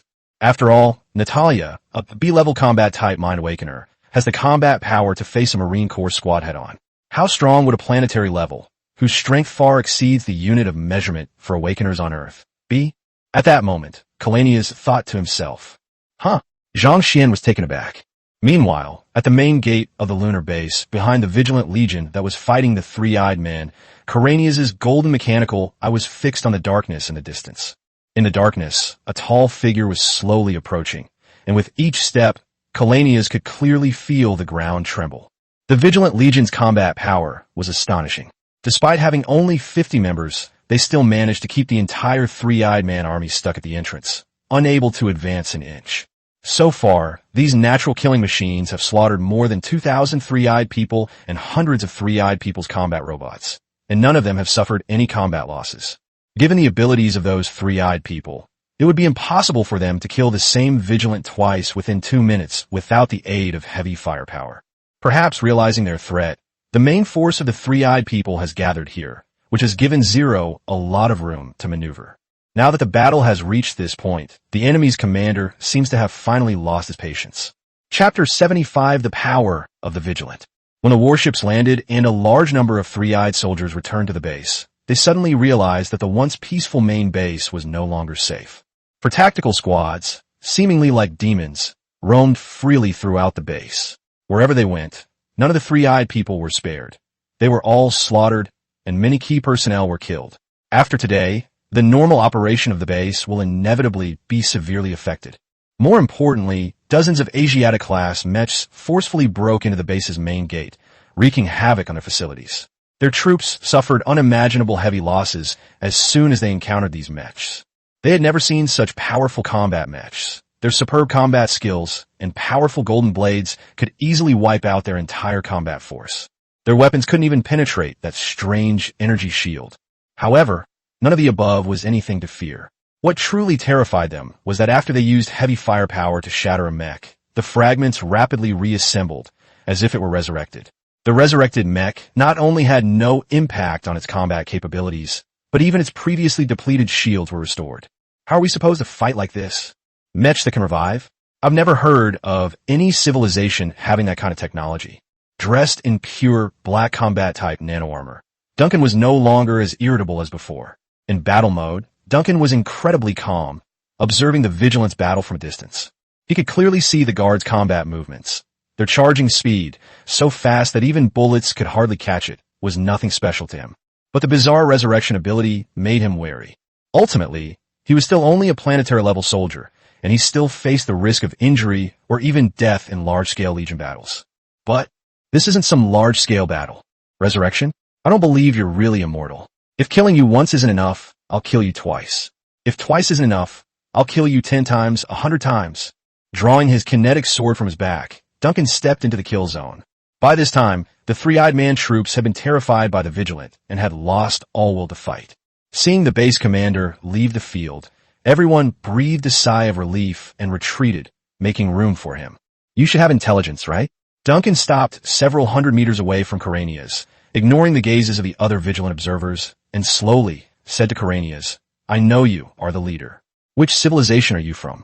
Don't you know this is the home planet of the three-eyed civilization, a Mammoth company? Karanias declared proudly, We are the Spears of the Templars, sons of Galactic, and war executors, and also friends of mankind. Templars? Never heard of them, but you just said you're friends of humanity? You mean those weak and pathetic humans on Earth? Duncan laughed angrily. Don't you know that the entire Earth, including all of humanity, is the property of our Manor Corporation? Perhaps it was true before, but it is no longer true starting today. Kalanias didn't want to say anything more. He clenched his fists and lit his blade. That suits me perfectly. As soon as Duncan finished speaking, he pushed off with his feet and instantly sprinted hundreds of meters. They arrived in front of Kalanias in an instant. The kinetic energy greatsword in his hand drew a blood-red arc as it slashed fiercely down at Kalanias. But Kalanias, who was prepared, dodged the attack with a quick movement and charged forward. After several zigzag changes of direction, he arrived behind Duncan and thrust out his blade. But Duncan raised his leg and spun around, kicking Kalanias dozens of meters away. However, thanks to the protection of the psionic shield, Kalanias was not injured. Well done, Templar. To dodge my attack, your combat system must be quite advanced. After I've completely dismantled you, I'll sell your corpse for a good price. Duncan sneered and launched another attack. But this time, the other Vigilants weren't going to just stand by and watch. They all lit up their battle blades and joined the fight. Duncan is, after all, a level 9 planetary expert, and he's not even on the same level as the previous AXA. Despite being surrounded by 50 Vigilant guards, Duncan remained composed, demonstrating not only superior strength, but also exceptional combat skills. But no one can remain calm in the face of such a large number of vigilant individuals. For a time, the battle reached a stalemate. During this time, Duncan did kill some of the Vigilant Guardians. In 10 minutes, he cleaved at least 20 Vigilant Guardians in two with a single strike. However, the Vigilant's resurrection ability is too overpowered. Under such a large number of attacks, Duncan was also unable to kill the same Vigilant twice within 2 minutes. Every time the resurrection went on cooldown, the frontline Vigilant would be replaced by the backline. Although he realized that the resurrection abilities of these mechs had a time limit, Duncan was currently unable to counter them. The crucial point is that Duncan discovered these Vigilant individuals' combat capabilities were rapidly improving. I used to be able to chop several pieces every minute, but now I'm lucky if I can take down one per minute. After his third resurrection, Kalanias' mechanical eye flashed with golden light and uploaded the death data to the Purifier network once again, which will be shared by every Vigilant. As the number of deaths increased, they have figured out a way to fight Duncan. They are learning and cracking Duncan's moves, and they are getting stronger every second. 20 minutes later, Duncan was shot for the first time by a guard. He didn't know what weapons these self-proclaimed Templars were using, but they were definitely not ordinary lightsabers or anything like that. The nano-combat armor he purchased at great expense was suddenly torn open. Although the nano-armor can continuously repair itself, this is an extremely dangerous sign. With a sudden sweep of his long sword, Duncan forced back several guards before leaping dozens of meters into the air and landing some distance away. This time, the Vigilant Legion did not pursue, but moved quickly and surrounded Duncan from a distance of over 100 meters. Something was wrong. Duncan reached out and touched the spot where he had just been injured by the psionic blade, his expression turning serious.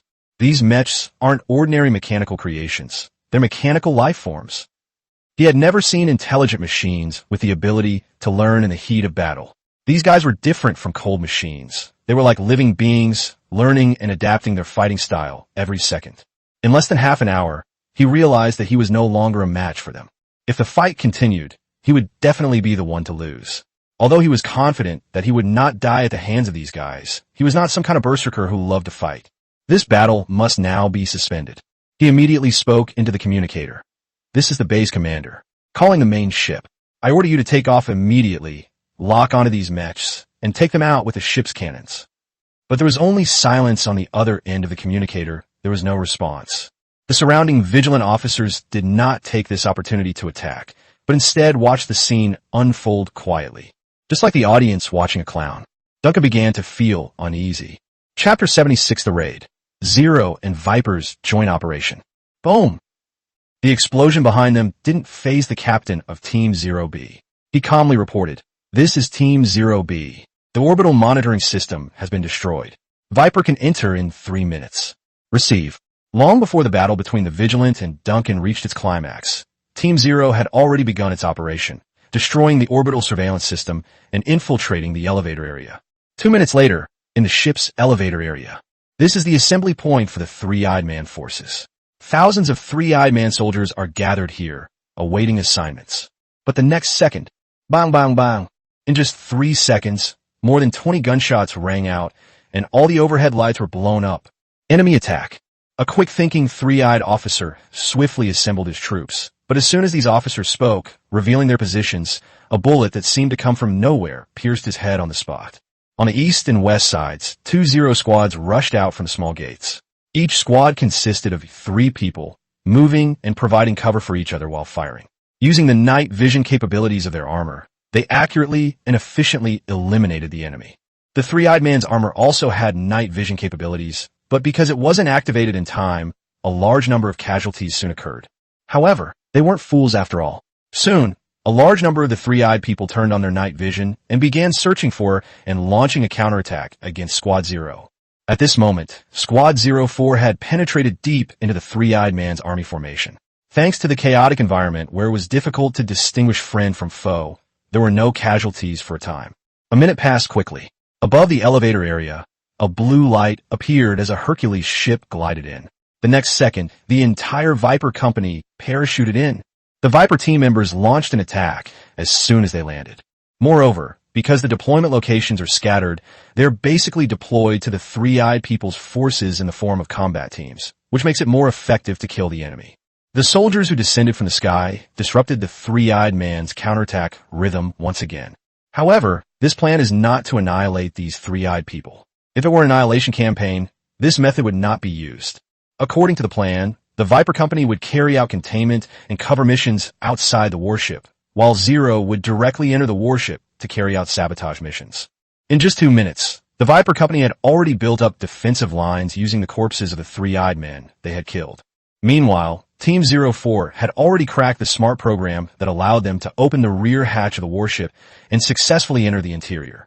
The mission lasts 3 minutes. Once the 3 minutes are up, you must evacuate, regardless of whether we have emerged or not. Bell was communicating with John. Received, sir. Good luck. John was no longer the lazy drunkard he usually was. His eyes were now as sharp as a hawk's. He fired a machine gun in quick succession, each shot accurately killing a three-eyed soldier who hadn't activated his shield. All team members, hold your position for 3 minutes, then evacuate. After the orders were issued, the Viper Company fully demonstrated its combat skills as a special forces unit. Even when facing an enemy force many times their size, no one felt fear. A defensive line made up of several corpses kept the three-eyed man troops out, and the three-eyed men were obviously afraid of death and would not launch a pointless charge. They each took cover and launched a counterattack. Inside the warship, Squad 04 acted like 4 sharp knives, dividing the entire interior of the warship into sections from bottom to top. While placing bombs in key locations, they also searched for key personnel on the warship.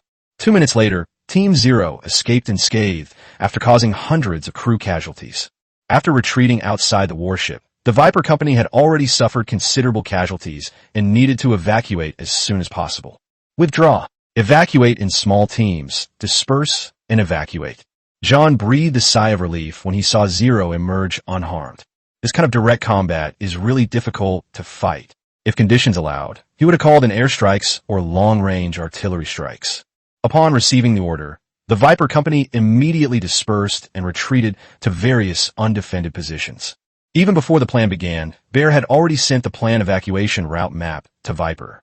The lunar base was vast, and its various passageways were intricate, which conveniently provided them with at least 3 alternative evacuation routes for each squad. They will eventually withdraw through the main gate, where they will be met and brought back by the Guardian Legion. If nothing unexpected happens, by the time they arrive at the main gate, the three-eyed planetary level 9 being will probably have already realized that there's a problem with the main ship and is rushing back towards the elevator area. Indeed, just as planned, Duncan had barely left the main entrance when Zero and Viper's team members rushed out from various side paths and killed all the three-eyed soldiers left at the main entrance. Well done. John reached out and bumped fists with one of the team members, feeling incredibly relieved. Although the process was somewhat difficult, they had still successfully completed their mission and made a safe withdrawal. Hurry up, the bomb's countdown only has 5 minutes left, and there are only 2 minutes left. If we blow up their flagship, the three-eyed men will go crazy. Bell glanced at the Vigilant Legion not far away. Human warriors, you just need to retreat. Leave this to us. Karanias led a group of Vigilants past Bell and John, heading deeper into the base. At this moment, A large number of three-eyed people had arrived, and judging from the numerous high-energy reactions displayed on the minimap, they had clearly activated a lot of heavy equipment. Okay, then you guys be careful. Everyone knew that these metal shells wouldn't actually die, so no one was polite to them, and they quickly ran out of the base gate. After they had run several hundred meters, they heard a series of explosions behind them. From high above, dozens of explosions could be seen inside the three-eyed man's main ship, with flames shooting up. However, the icon of the main ship did not disappear on the minimap, indicating that the explosion was not enough to completely destroy the main ship.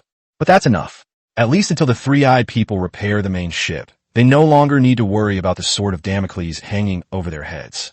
The mission was successfully completed, but the Viper Company lost 17 brothers, almost a whole squad. Sir, you need to replenish our manpower. After returning to James's camp aboard the Hercules, John immediately went to James to report the losses. James said with satisfaction, "You guys did a great job. A frontal assault, killing over 1,000 people in just a few minutes, and losing only 17 is already a good result.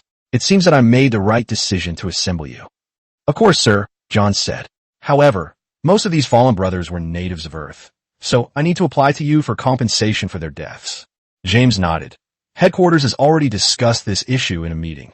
"Don't worry, the compensation will be substantial. Messiah has plenty of savings, more than enough."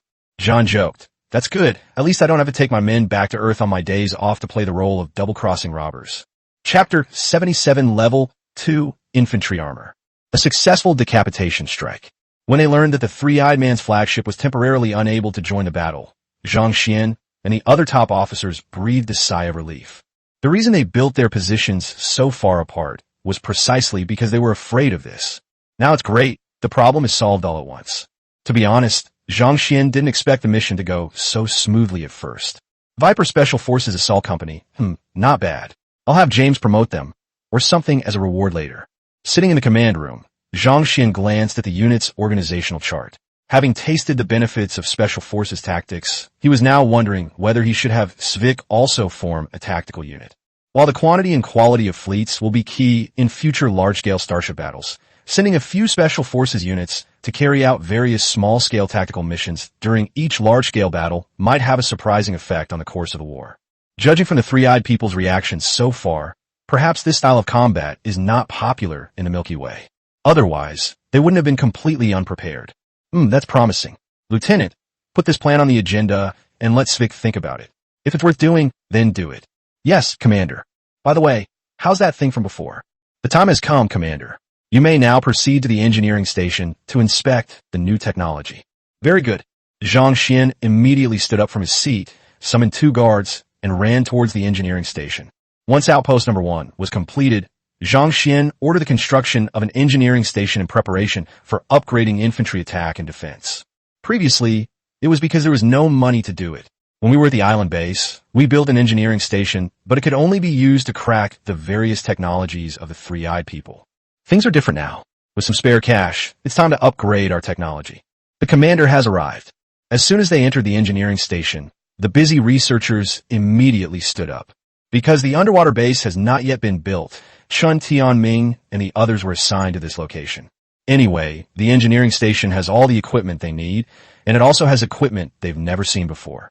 It can basically meet the needs of daily research. Chun Tianming greeted him with a smile and said, "Commander, you've come at just the right time. The first batch of Kraken seedlings has been cultivated. Would you like to take a look?" "Oh." Upon hearing more good news, Zhang Xian was overjoyed and said, "All right, take me to see it." The engineering station is actually quite large. In addition to the control room, where you can choose to upgrade the technology, there are more than 10 research departments, one of which has been converted into a marine culture chamber. Just like an aquarium, you can stand outside the glass and clearly see everything inside. 100 square meters is not a large space, but it's not too small either. At this moment, through the glass, Zhang Xian saw more than a dozen miniature versions of the Kraken, each about the length of an arm, hunting in the water. The fish, shrimp, and crab supplied to them were all transported from Earth and were quite fresh. We plan to add a small amount of Kama powder every 3 days. This might accelerate their growth. This room will soon be too small to hold them all, Commander. Within a week, we'll have to release them into the sea, Chun Tianming said. Zhang Xian thought for a moment and said, "Do you think these little things can adapt to the ocean beneath the Europa ice sheet?" Regarding this, we have already conducted relevant experiments. The Kraken are highly adaptable and will generally not have any problems. However, if we were to destroy some of their motor nerves, as you previously suggested, then we cannot guarantee their survival. Zhang Xian had previously planned to raise these North Sea giants until they grew up and then kill them, since the North Sea giants without combat power were just resource boxes. But if they were to be released into an unknown alien ocean, it's hard to say whether they would survive. After all, who knows what terrifying marine creatures might exist beneath the waters of Europe? Well then, there's no need to damage their motor nerves. Once they grow to a certain size, just let them develop freely. You have a way to control their range of movement, right? Of course, don't worry. We can use a special sound wave to attract the Kraken. We did the same thing back on Earth. That's fine. After taking a few more glances at the little things, Zhang Xian left for the control room. The control room is not very big, about the size of a classroom. There are only 6 monitors and a sofa chair inside. As you sit in the chair, the 6-sided display screen lights up automatically. Upgrade options and progress for each unit type were soon available. Commander, the Tier 2 infantry armor upgrade is complete. You can check it in the equipment technology interface. Yes, Zhang Xian had already arranged for the upgrade to level 2 defense. I must say, it's really not cheap. A total of 10,000 crystal minerals and 10,000 high-energy gas. But it's definitely worth the price. According to the adjutant, after the infantry armor upgrade, all infantry units can replace their power armor with new power armor at the barracks. The new Tier 2 armor will have twice the defensive strength of Tier 1 armor. This means that the soldiers' survivability will be greatly improved. A mere 10,000 ore and 10,000 gas is nothing.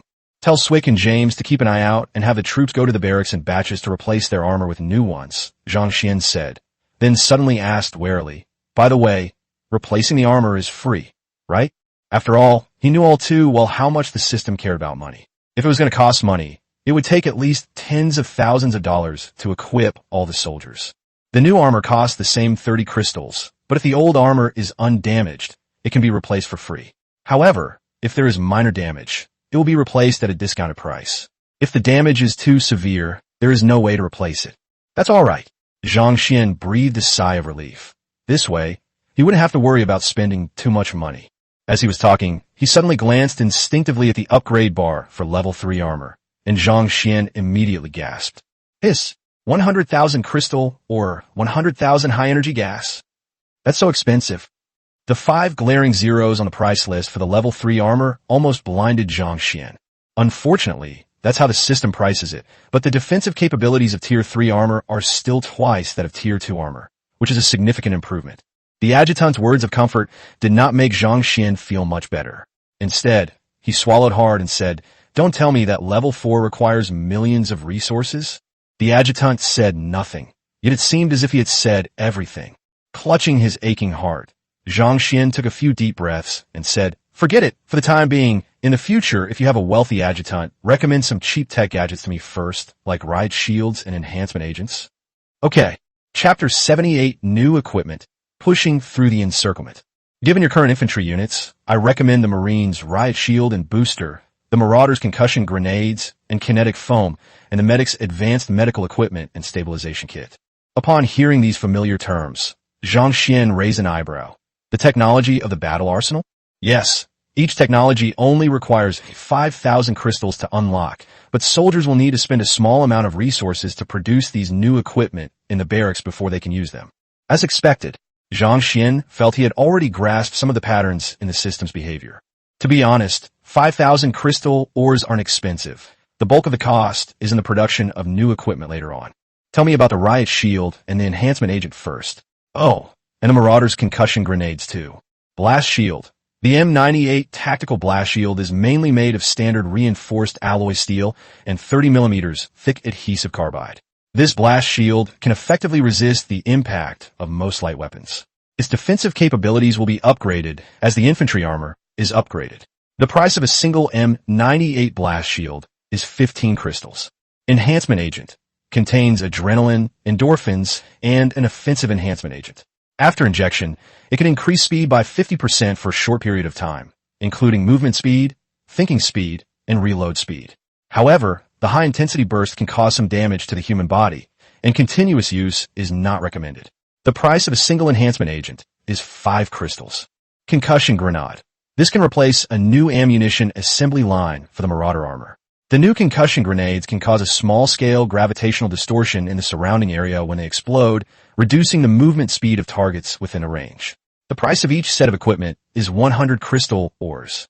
All things considered, the Marauder's concussion grenade technology is the most expensive, but its cost-effectiveness is actually quite high. The Marauder's armor can assemble ammunition by consuming raw materials and parts on its own, so its resource consumption is not much higher than that of the Marines.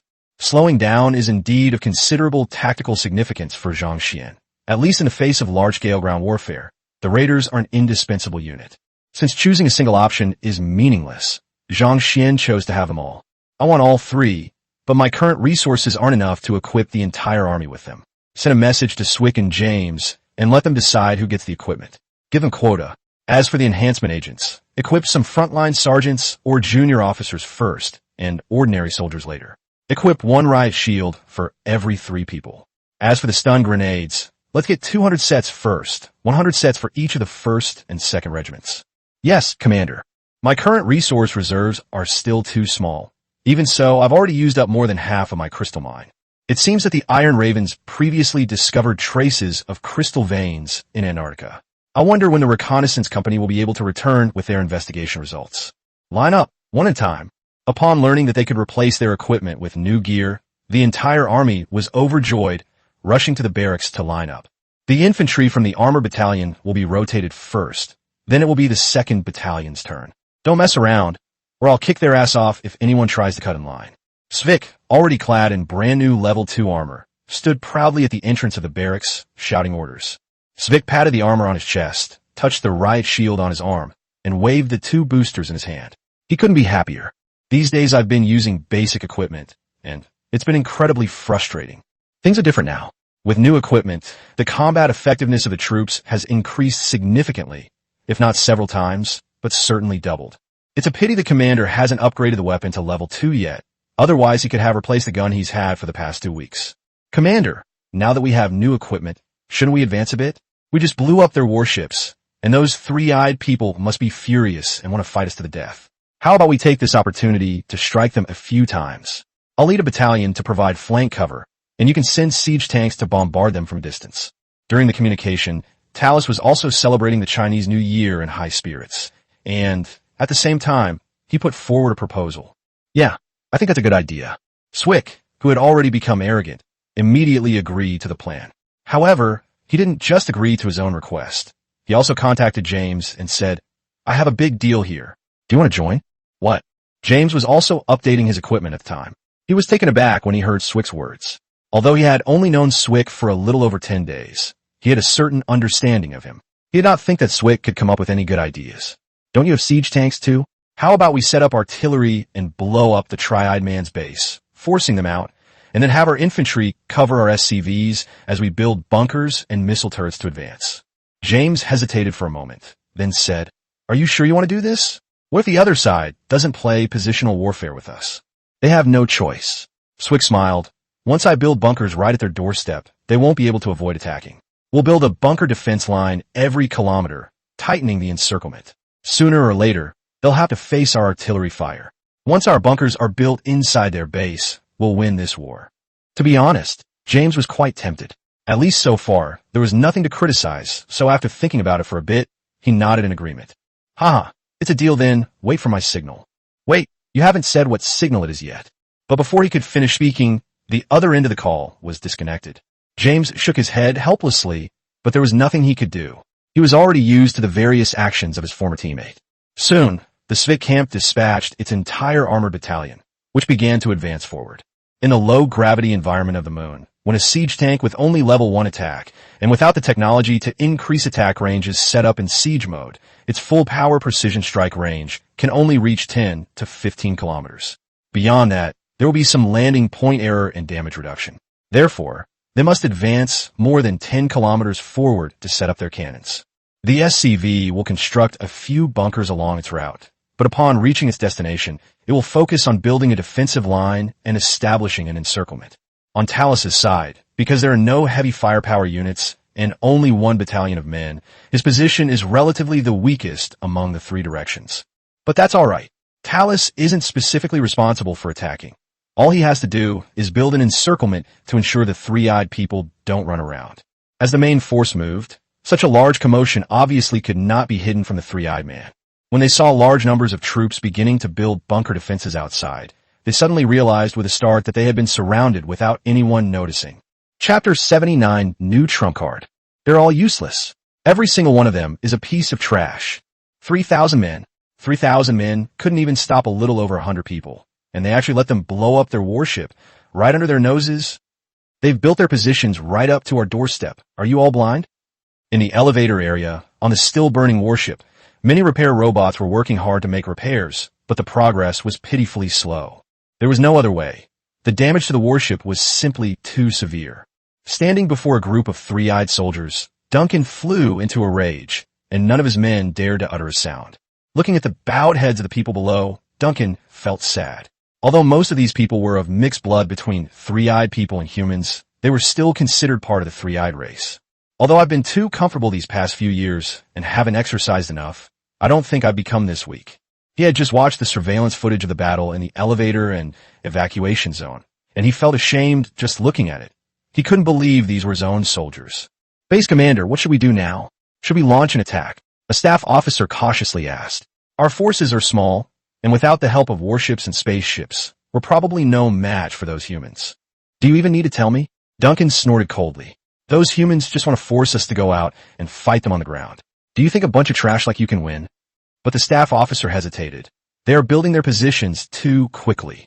If we keep defending, we may still suffer heavy casualties. Indeed, anyone with a brain can see the current situation clearly. If they cower and refuse to come out, they will definitely be forced to confront and be severely punished. The consequences will not be much better than fighting back. Duncan was well aware of this, so after thinking for a long time, he finally gritted his teeth and said, "The fleet will be back in an hour. We must hold out until then no matter what. Is there any usable equipment left in the base?" Everyone looked at each other, noticing the awkwardness in their colleagues' eyes. At this moment, the staff officer who had spoken first had a sudden inspiration and said, "I remember that in the last 10,000-year cycle, we captured a batch of those fishermen's subplanetary mechs, which are still preserved on the third underground level. Perhaps they can come in handy." Duncan looked at the staff officer with the eyes of someone looking at an idiot and said, "Have you gone mad from drugs? Those mechs haven't been maintained for years. They're just a pile of scrap metal. They're useless. If they were useful, would we have gotten a chance to use them? They would have been sold off cheaply by countless previous base commanders." "Hee, you don't know this," the staff officer flattered. "Those mechs haven't been maintained for thousands of years, but they can still be activated. You may have forgotten, but there's something in the base left over from that battle 30,000 years ago, specifically to prevent what happened today." Upon hearing the staff officer's words, Duncan suddenly remembered that there was indeed something stored in the base, but he had never seen it with his own eyes.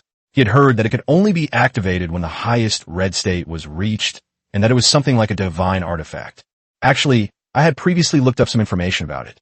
That artifact has the ability to activate and power all mechanical creations. Although the number of uses is limited, it should be able to work on those subplanetary mechs. Duncan pondered that if he used this thing, it would definitely add a heavy stain to his resume, and the examiners after his departure would definitely say that he had failed in his duty. TSK, this will affect my career. But if I don't use them, it seems like I really don't have any cards left to play. Just as I was pondering this, a loud bang suddenly came from above. Rumble. The ceiling above my head was trembling slightly. An observer exclaimed in alarm. "Commander, something's happened. Those humans have started long-range artillery bombardment." Upon seeing this, the aide quickly said, "Sir, we cannot hesitate any longer." The pressure suddenly mounted, and Duncan had no choice but to make a decision. He gritted his teeth and said, "You'd better pray that thing is of some use." After saying that, he turned and walked toward his office, where the item was stored in a secret compartment for easy access. Outside the lunar base, a nascent encirclement has already surrounded the entire circular valley. From their elevated position, the siege tanks were incredibly effective at firing, each shot hitting the lunar base with pinpoint accuracy and inflicting massive damage. The Vigilant Legion has now withdrawn. It's our turn to shine. Stepping onto the steps of a bunker, Svik excitedly looked at the 4 siege tanks not far away. Siege tanks in siege mode not only have a significantly increased attack range, but their destructive power is also much stronger. The The 180mm concussion howitzer was incredibly powerful. Each shot could leave a huge hole in the outer wall of the base.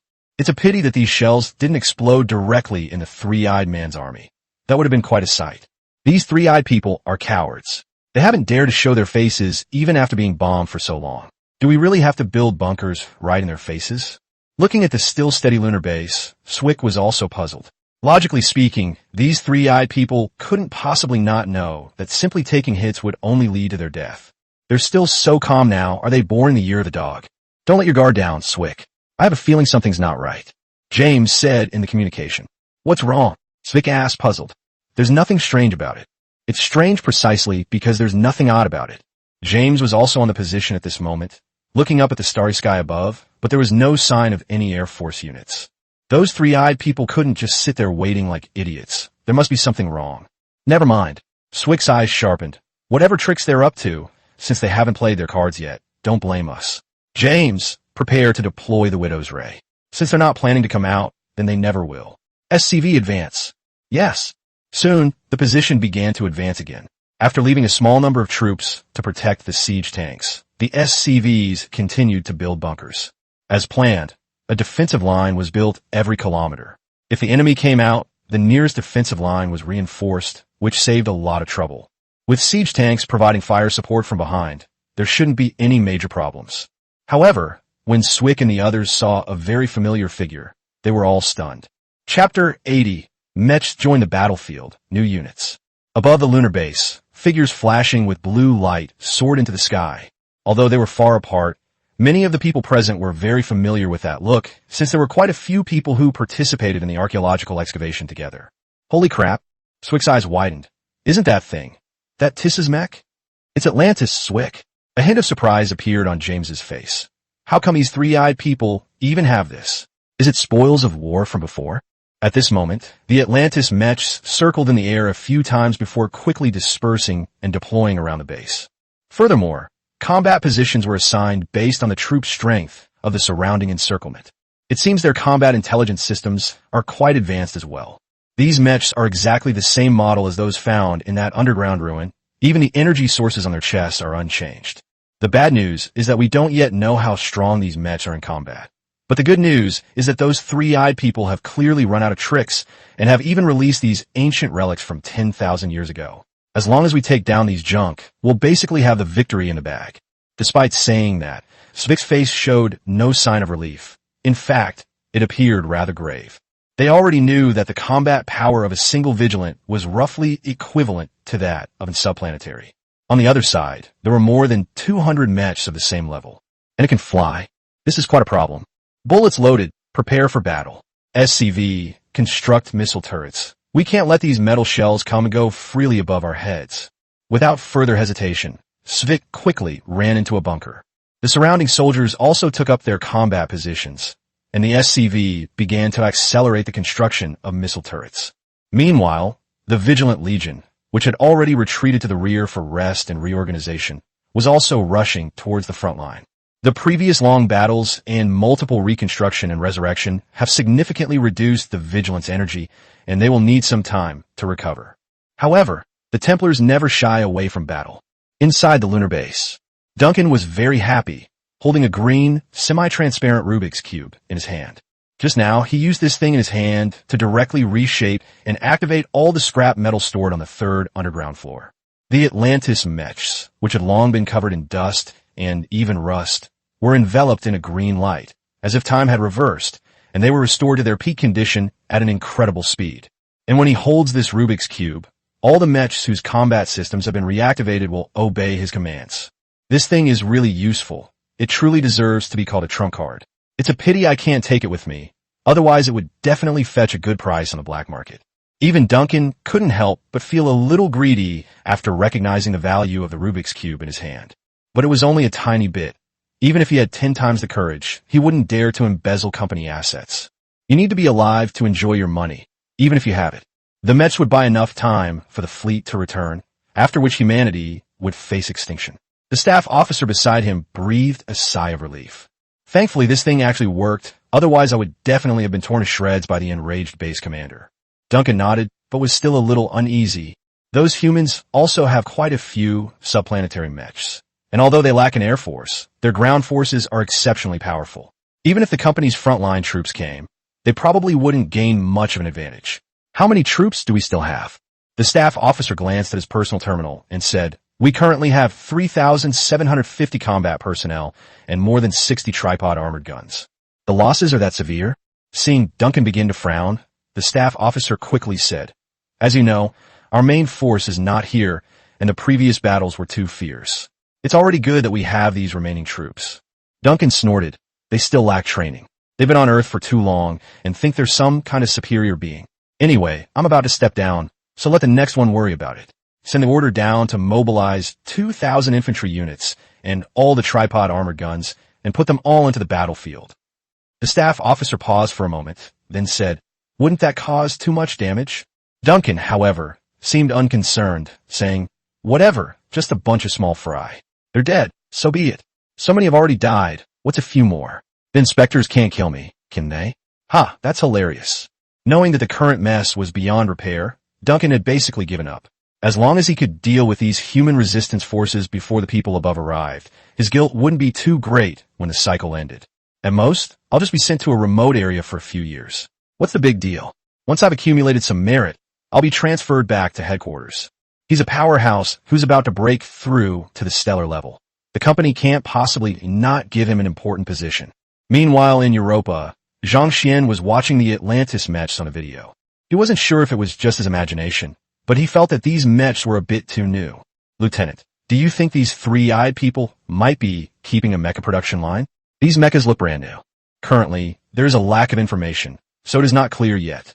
However, the condition of these mechs is not quite right. I have previously analyzed some of Atlantis' technology, so I can basically conclude that the intelligence systems of these mechs should not have been replaced." So what does this mean?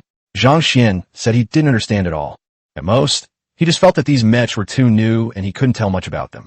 If the AI systems of these mechs hadn't been replaced, they should have attacked the three-eyed humans first after activation, but they didn't. Perhaps they were being controlled by something. Could those three-eyed people have modified their system? After all, their technology is so much more advanced than Atlantis's. That possibility cannot be ruled out. However, Commander, if these mechs are the same model as those in the previous ruins, then you may need to prepare some reinforcements. Otherwise, your troops will definitely suffer considerable losses. Zhang Xian didn't rush to speak, but instead took a sip of the hot tea beside him. The adjutant knew more about the technological capabilities of the Atlantis civilization than he did. Since she had said so, it was probably true. But reinforcements? My current wallet balance can't afford much more. Any recommendations? Preferably something good quality and inexpensive, Zhang Xian asked. Of course, we recommend using the Hurricane tank or the Goliath armored robot. If you have the money, you can have both. Chapter 81 Melee. A beam of blue energy descended from the sky and landed on top of a bunker. Boom! A ball of blue flame instantly rose up. Although no sound could be heard, just looking at the shattered top of the bunker and the several Marines blown into the air was enough to tell you how powerful it was. High in the distance, the Atlantean mechs were moving rapidly, dodging a hail of bullets. Because they are flying units, the vigilant combat advantages are difficult to utilize, so for now, they can only rely on ordinary soldiers for combat. Call out. A Sentinel missile shot out from underground and hurtled towards an Atlantis mech. But in the next instant, a laser beam shot out from the arm of the mech, and the Sentinel missile was intercepted and detonated midway. They're so fast they're difficult to aim at and capture. Even Sentinel missiles struggle to hit them. This battle won't be easy. James knew very well that even if they destroyed these mechs, their troops would suffer heavy losses if things continued this way. However, the missile towers at the frontline positions have not yet been built, and their air defense capabilities are extremely weak. They now only have two options. They could choose to retreat and use the missile turrets behind them for defense, which would greatly reduce their losses and might even give them a chance to annihilate these mechs. However, this plan has a drawback. The Three-Eyed Man's forces will definitely take this opportunity to rush up and occupy the position, and it will not be easy to take it back then. We could either hold out to the death, which would certainly result in heavy casualties, but at least we wouldn't lose the position. Just as James was at his wit's end, Swick suddenly connected to the comms and shouted, "James, I can't take this anymore. These flying guys are taking advantage of our weak anti-air firepower. Let's just fight them to the death." Let's lead the charge and attack their base directly. I don't believe those mechs can stay in the air. This is a classic case of besieging Wei to rescue Zhao, attacking its vital interests. James thought about it and realized it was a good idea. Although many people would die on the way, it was better than staying here and being passively attacked. So he gritted his teeth and said, "All right, let's charge. Wait for my signal." After saying that, he hung up the communication without giving Svik a chance to speak. As James burst out of the bunker, he shouted, "Where are the Viper Special Forces Assault Company men? Get them on their Hercules suits, prepare for a flank attack, and the entire regiment, listen to my command, prepare for frontal assault." In an instant, a large number of troops rushed out of the bunkers, no longer needing to assemble according to their unit numbers, and charged directly toward the location of the lunar base. Not only here, but after seeing James's troops launch an attack, Swick's troops also rushed out of the bunker. The Mech's attack frequency wasn't high, and their kill range was limited. As long as they maintained distance, the casualties from charging wouldn't be too high. Templars, draw your lightsabers. The Vigilant Legion roared, their psionic blades ignited, and they charged at full speed toward the distant lunar base. In an instant, the momentum was overwhelming. Seeing the humans launch their attack, the three-eyed people, who had just left the base and hadn't even had time to set up their defenses, panicked. The three-eyed soldiers, already ravaged and demoralized, began to show signs of desertion. No refunds allowed. Everyone, keep pushing this up. At this moment, Duncan also came out of the base. He had no choice but to come out. Those damn humans were clearly planning to fight them to the death, and if he continued to hide in the base, he would definitely lose. Duncan cleaved the deserter in two with a swift stroke and roared, "All troops, listen up. Begin the counterattack. Anyone who retreats will die." The aura of the planetary-level powerhouse was like a raging storm, and the three-eyed army, which was initially somewhat panicked, gradually regained its stability. "Screw you, you three-eyed dog." 2 or 3 kilometers away, Svik raised his gun and fired at the three-eyed army that was building up their positions. Electromagnetic weapons have a very long range, but their accuracy is still a bit lacking. After firing a whole magazine, no one was seen to be hit. But it doesn't matter, let's just go for it now. Although the Vigilant Legion was the last to set off, they ran faster and had already bravely and fearlessly crashed into the three-eyed man's position. Although they had to split into 3 batches due to mission requirements, the Vigilant Legion's combat power was still not to be underestimated. 3 golden lines slowly separated the black cloth. However, the three-eyed people had almost all come out, and under the suppression of a large amount of light and heavy firepower, Vigilants were constantly being forced to revive. Just as a Vigilant finished reconstructing, a large sword fell from the sky. One strike shattered the shield. Another strike killed the Vigilant on the spot. Looking at the motionless remains of the Vigilant, Duncan was finally able to determine the Vigilant's resurrection interval. Concentrate fire. Once these mechs are destroyed, immediately focus fire again. They are not immortal. Lift up the head of the guard, Duncan said to his men. Seeing that an immortal enemy had finally died at the hands of their own leader, the morale of the three-eyed soldiers began to rise. At this moment, several golden lights came from afar, quickly clearing away the three-eyed people around them before surrounding Duncan. "It's Coranius." Here we go again. Having already seen through the Vigilant's weakness, Duncan lost his previous apprehension, sneered, and charged forward. On the other side, above the base's takeoff and landing area, the familiar blue light flashed again, and a group of burly men, as fierce as wolves and tigers, descended from the sky. However, this time there weren't many people in the elevator area to greet them. As soon as John landed, he saw the robots repairing the warship. He made a hand gesture, and a Viper squad began to clean up the mess. As for completely destroying the warship, they don't have that capability yet. They can only try their best to prevent it from recovering too quickly. Teams B and C start clearing from the right. Teams D and E start from the left. Team A, follow me. Although the Viper squad suffered heavy losses in the last battle, this time the Viper squad is not coming alone. This time, each of their squads was equipped with 5 Predator robots, which will make the squad's cleanup mission much smoother. According to the mission instructions, they needed to disintegrate the enemy from within, first eliminating a portion of the remaining soldiers, and then launching a surprise attack from behind their frontline troops. In the sky, after the 2 sides engaged in a chaotic battle, the Mech's intelligent programs automatically determined that ground combat was more efficient. After all, their initial orders were to protect the base, and now that the base has been attacked, they naturally won't stay in the sky any longer. This is exactly what Swick and James were calculating. Chapter 82 Hurricane, Ambush for Duncan. A Hercules-class ship gyrated in and quickly landed on the ground. 10 four-wheel drive, tracked combat vehicles drove out of the ship's hold. The Hurricane Squadron has arrived on the battlefield. On the lead Hurricane, Lieutenant Eric was the pilot and also the captain of the Hurricane Squadron. Eric will serve as a commander until they are assigned to their respective armored companies. Before they arrived, Zhang Xian had already instructed them that this mission was extremely serious and that they must be careful. But when they arrived at the battlefield, they found that it was slightly different from what the commander had described. Looking down into the valley at the two sides locked in battle, Eric fell into a brief moment of contemplation. A hurricane? Great, you come at the perfect time. Come and give me a hand. Svik immediately noticed the new recruit in the communication channel and sent a message. Those mechs are too troublesome. You guys lock onto them and take them out. At this moment, Svik was crouching behind an Atlantis mech that they had just destroyed. Not far away, another mech was being held down by two Marines, and a marauder aimed his cannon at the mech's head and fired a headshot. The mech's head shattered instantly upon impact. Since these mechs landed, the pressure on their side has been greatly reduced, but they are still at a disadvantage in the face of the ever-increasing variety of new mech land combat tactics. Although I quickly adapted to the rhythm of the battle, and even took down quite a few mechs, I still felt a bit uncomfortable. Yes, sir, Eric responded instinctively, then led his Hurricane horde towards the battlefield at full speed. The Hurricanes are more like mechs than armored vehicles.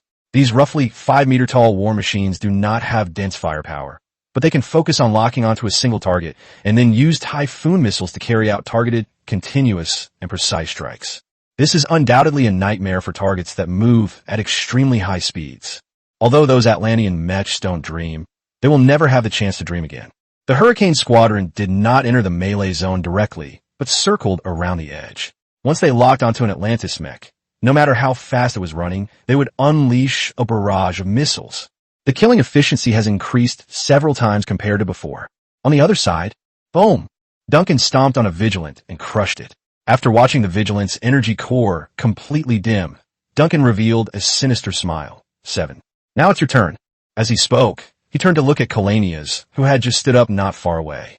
Even though you all look exactly alike, you're the one who talked to me before, right? How does it feel to suffer a crushing defeat? Kalanias didn't speak, but quickly downloaded all the information about Duncan from the Purifier network. If you hadn't split up, I wouldn't have one so easily. But you're too arrogant. You dare to come looking for me with just a few people? You're not looking for me. You're courting death. As soon as he finished speaking, Duncan moved his feet and instantly rushed in front of Kalanias, kicking him with one foot. Kalanias dodged to the side and swung his psionic blade at a tricky angle, leaving a wound on Duncan's chest. But Duncan completely ignored it, seemingly intending to trade injury for a kill. He swung his long sword suddenly. Boom! Kalanias was knocked away again, and his shield, which had just begun to recover, shattered once more, while one of his arms was also severed off. While calculating, when Kalanias stood up again, he didn't fight desperately anymore, but instead charged and ran into the distance. Want to leave? Too late. Duncan leaped hundreds of meters into the air, and a burst of powerful propulsion flames erupted from the back of his nanotech armor, instantly reaching a speed of 800 meters per second. The instant he charged down, Kalanias turned around at the same time and thrust out his remaining right arm psionic blade. Rumble. The machine was destroyed, and Kalanias is temporarily offline. Standing on the fragments of the Vigilant vehicle, Duncan felt as refreshed as if he had drunk a mouthful of ice water. The frustration from losing to these guys earlier vanished instantly. But not far away, 4 squads had already crept over from a distance. Squad 0 on the move. Scatter your fire and aim for weak points. Attack. As soon as the order to attack was given, all the players pulled the triggers at the same time. A large number of bullets were fired at high speed, and the vast majority of them landed on the spot where Duncan had been wounded during his previous fight with the Vigilant. Although the nano-armor can self-repair, the nanomaterials are limited. After fighting for so long against 8 Vigilant Guardians who already knew his weaknesses, Duncan's nano-armor has suffered several damages that are temporarily irreparable.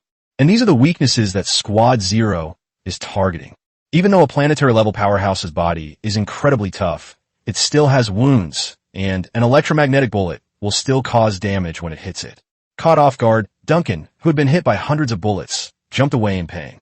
But Squad 0 relentlessly pursued him, with the squad taking turns attacking. Almost everyone on the team was a sharpshooter, and with the help of their equipment, they were able to keep Duncan pinned down. Damnumans. Duncan raised his hand to shield his face armor and swung his long sword. A ring of pale blue energy blades swept out. However, the attack range of this blade light was only 200 meters, while the Zero Squad was generally 300 or 400 meters away. Therefore, the blade light disappeared before it could reach Zero. After all, he is a powerful individual, and Team Zero will not approach him rashly. Block them. He shouted a loud call, and immediately a number of three-eyed soldiers surrounded him. Many of the Zero team members' energy shields had been shattered earlier, and they could not continue the pursuit while enduring so many enemy attacks. However, no one was discouraged by this. After all, they were not the main force behind this attack. Duncan quickly ran towards the base.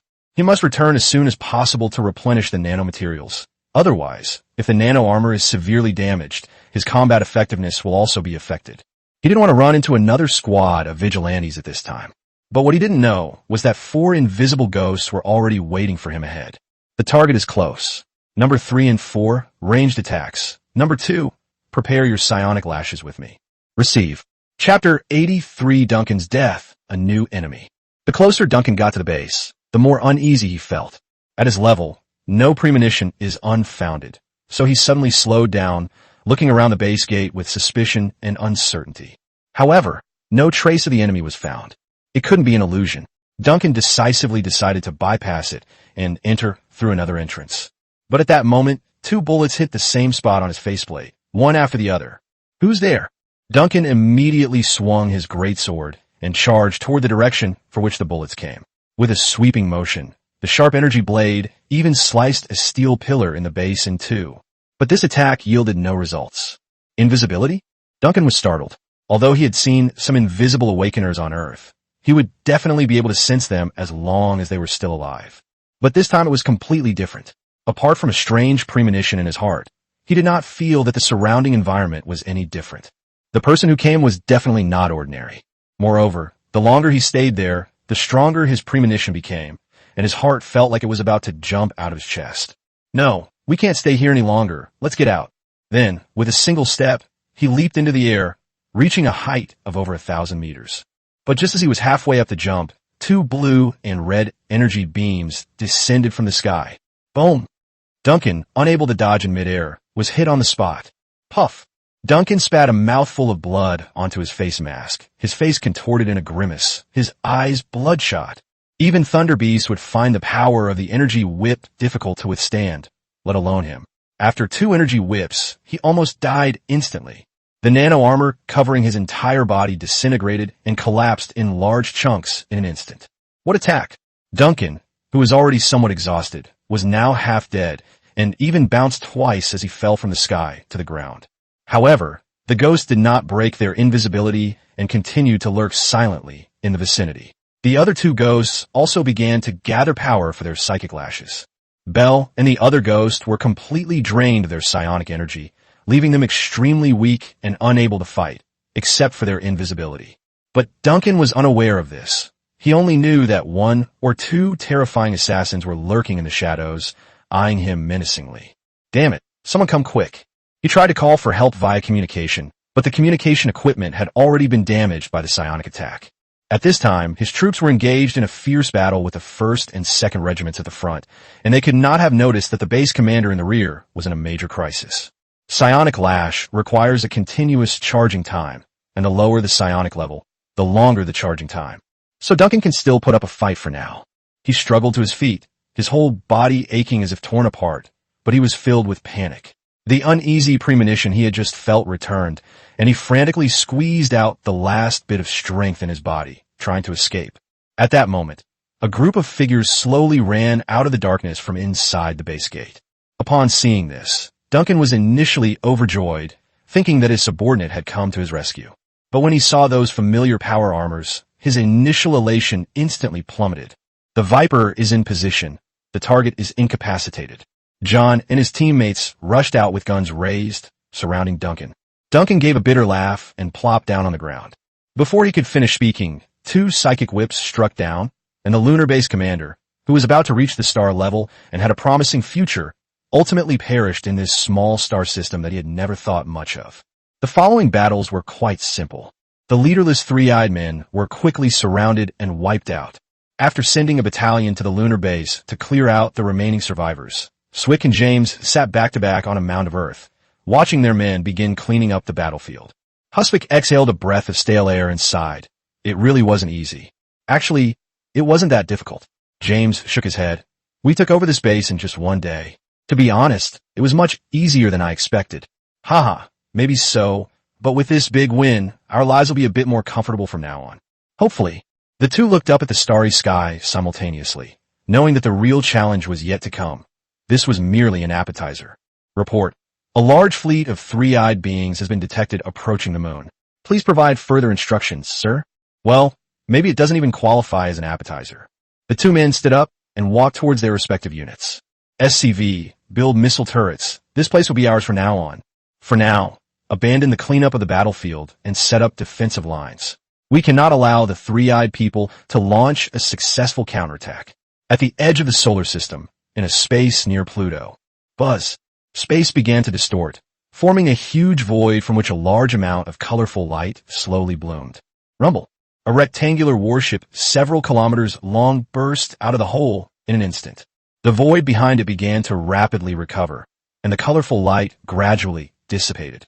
Inside the warship's command center, three-eyed officers in black uniforms were carrying out their work methodically.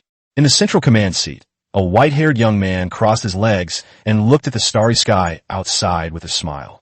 It seems like the last time I was here was more than 200 years ago, right? A bald, burly man standing nearby nodded and said, Yes, Your Excellency. Your third gene was obtained from here. Yes, I really miss those days. The white-haired youth stood up from his seat, stretched, and said, Who's on duty on the moon now? Duncan, Planet 9. Then I'll contact him and tell him to prepare for the arrival.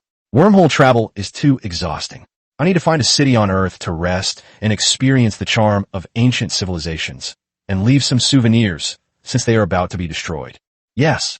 The burly man closed his eyes, but his third eye suddenly opened wide, and an invisible force quietly emerged. A few minutes later, the burly man opened his eyes, his expression somewhat strange, and said, Sir, Duncan is dead. What? The white-haired youth asked, startled. What's going on? A human rebellion has broken out, and a large human force has already captured the lunar base. Duncan's fleet is still on its way, and it seems that they've been lured away from their base. Such a thing is true.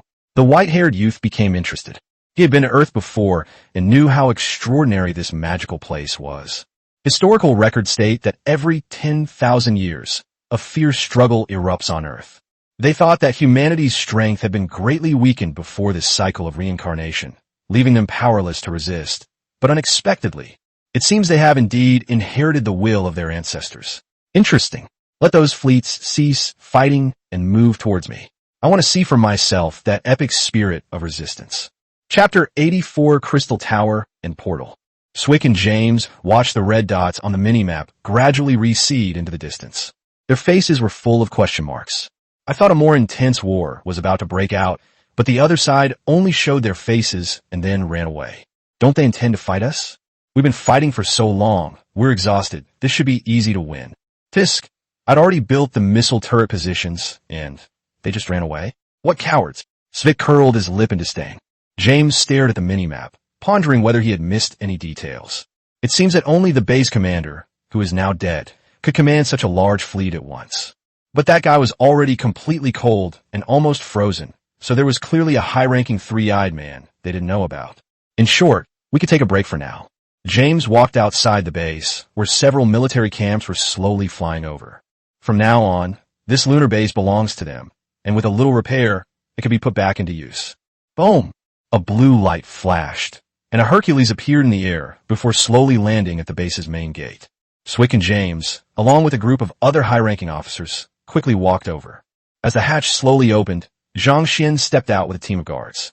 Everyone stood at attention, saluted, and shouted in unison, Commander, thank you all for your hard work. Standing on the steps, Zhang Xian also saluted everyone.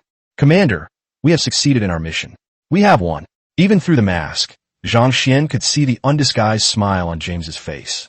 Swick laughed and said, This place is ours now. The three-eyed fleet has already retreated to who knows where. As long as we clean up the remaining three-eyed people on Blue Star will be completely safe. Zhang Xian walked up to the crowd, looked at the bullet holes and scratches on their armor, and sighed with a smile. This victory belongs to each and every one of you. I am proud of you, my future generals. A smile appeared on everyone's face. Yes, as long as they followed the commander and dared to fight, all the officers present would at least become major generals in the future. General. When honorable title. Karanias' voice echoed in Zhang Xian's mind. Oh right. Zhang Xian suddenly remembered that he had forgotten to get a new vessel for Kalanias. A vigilant immediately teleported out. The vigilant's eyes lit up. Kalanias had logged in. Executive. Karanias nodded to Zhang Xian. Okay, let's go check out our spoils. The group quickly arrived at Duncan's body. Looking at the enormous corpse, Zhang Xian was also taken aback. Although he had seen on the big screen before, he could only truly feel the oppressive aura of that powerful creature when he was face to face with it. Even though Duncan had been dead for some time, Zhang Xian still had a feeling that he might be resurrected at any moment. Kalania stepped forward and pulled the green Rubik's Cube from Duncan's body. No harmful substances, such as radiation, were found, sir. This is the one. Zhang Xian reached out and touched the Rubik's Cube. The next second, congratulations. You have come across an artifact from an unknown civilization. This item is very valuable and is currently being analyzed and processed for you. As a familiar suction force came from his hand, Zhang Xian was no longer surprised and silently waited for the system to absorb and analyze it. 2 minutes later, as the light from the green Rubik's Cube gradually dimmed, the adjutant spoke. Some Protoss buildings have been unlocked for you. Crystal Tower and Portal. It has been detected that you have not yet unlocked the Protoss Basic Unit Probe. You can temporarily build it using SCVs based on blueprints, but this will significantly reduce the construction efficiency. Crystal Tower, using the power of the Keteran Crystal, projects an invisible psionic matrix that can power surrounding Protoss structures and allow Protoss units to warp into the Crystal Tower's matrix via warp gates. Teleportation Gate, a ground unit teleportation structure that allows any ground unit passing through it to be teleported to the location of another teleportation gate. After building the control core, it can be researched and upgraded into a warp gate. Zhang Xian's face lit up with ecstasy. Crystal Towers and portals are arguably the most strategically valuable buildings. With these two structures, your main force no longer needs to undertake long interstellar journeys. Send an advance force to the target location first, then build a Crystal Tower portal so the entire main force can be transported there at once. What a steal! Zhang Xian looked at the Rubik's Cube, which had lost its luster, and picked it up. It's quite heavy. Keep this safe. It might come in handy later. Handing the Rubik's Cube to the guard beside him, Zhang Xian turned to look at the open space not far away. At this moment, thousands of three-eyed corpses were piled up there. So many three-eyed people must bring me a lot of crystal ore, as well as the main ship in the base. The main ship's energy source must also be something like high-energy gas, right? Blue Star, Antarctica. A reconnaissance company of 100 men is trekking a long distance through the glacier. Wearing power armor, they are completely unaffected by the glacial climate. If there is any problem, it is that the job is too boring. Sean, the reconnaissance company commander, had just lit a cigarette when the deputy company commander next to him shouted, nearly causing him to drop his lighter. Sean looked over with displeasure and said, "My dear Lieutenant Commander Miles, have you discovered a crystal mine? If not, you'd better give me a reasonable explanation, or your dinner tonight will be mine." But Miles didn't reply. Instead, he ran a few steps forward, waved the detection device in his hand, and said excitedly, "Found it! We really found it! Company Commander! We found the crystal mine!" What? Sean's expression changed, and he quickly stepped forward, snatched the instrument, and began to examine it. His expression shifted from initial dissatisfaction to seriousness, and then from seriousness to excitement. "No, we finally found it. We actually made a discovery in this godforsaken place, Antarctica." Ha ha! Sean laughed a few times. Just then, several sharp-eyed scouts seemed to sense something and instinctively pulled back the bolts to chamber a bullet. Although Sean was emotional, he was still a captain and his reaction speed was naturally not slow. He immediately drew the electromagnetic pistol from his waist and looked warily at a pile of ice not far away. Chapter 85, The Awaken's Refuge. "Who goes there? Come out right now." The words had barely left his mouth when a gunshot rang out. Bang!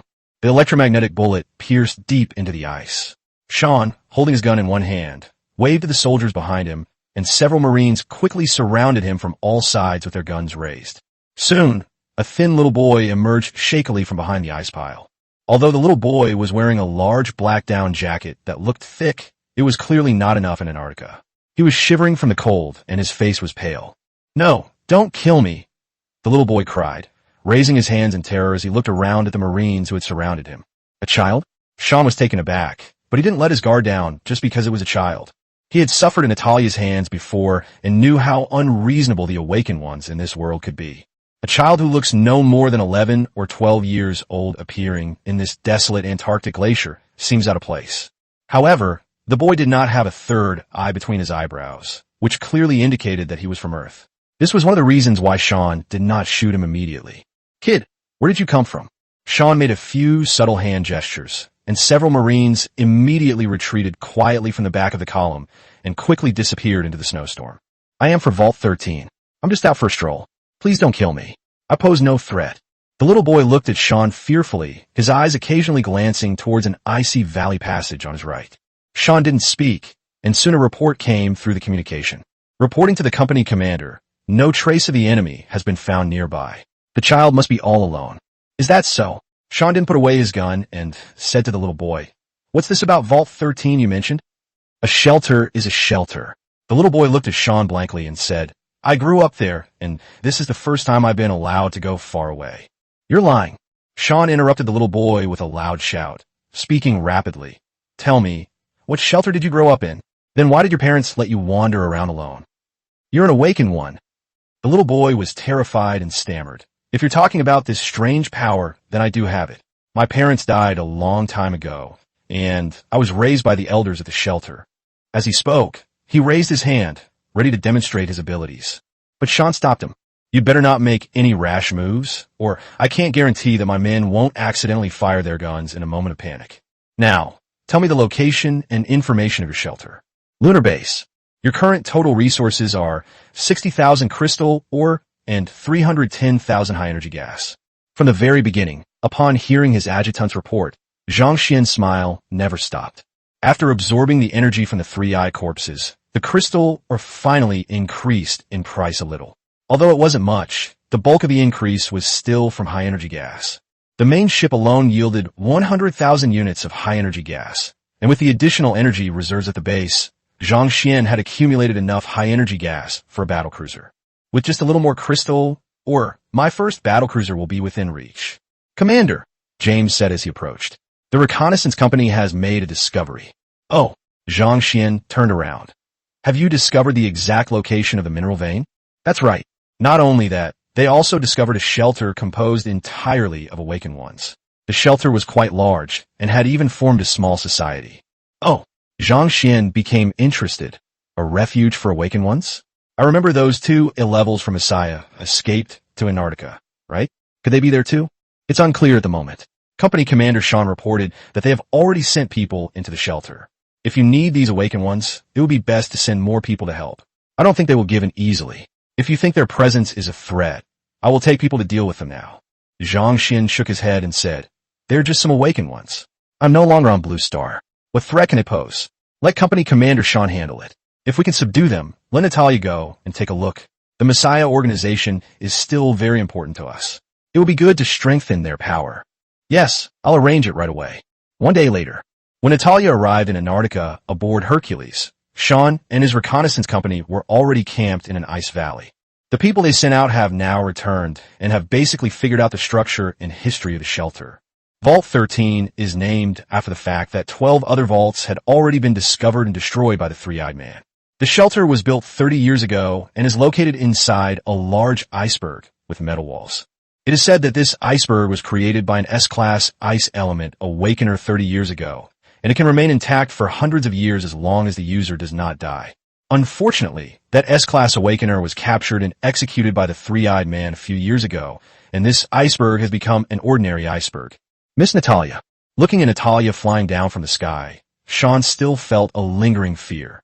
The feeling of helplessness I experienced when facing Miss Natalia is still fresh in my memory. I remember you. Natalia, after all, is an awakened being. Her memory is quite good. Noticing Sean's nervousness, Natalia smiled gently and said, I'm sorry for how I treated you back then, but we're on the same side now, so you don't need to be so nervous. Here it is, Lisa's signature smile. Natalia did learn something from spending those days with Lisa. Natalia was already very beautiful, and with that gentle smile, Sean's nervousness disappeared without him realizing it. He awkwardly laughed and said, "Miss Natalia, you are indeed worthy of being trained by Miss Lisa. Yes, it's been a long time since I've seen Sister Lisa. I heard she just finished her work and will have a few days off. I'll have to visit her then. But let's get down to business first, shall we? Is that the right place?" As Natalia spoke, she looked at the iceberg not far away. She had already sensed several awakened beings whose auras were no weaker than hers. Chapter 86 Inside the Shelter, Otto. Vault 13, a refuge built by the awakened to escape the cycle of destruction. It would be an exaggeration to say that the shelter is full of awakened ones.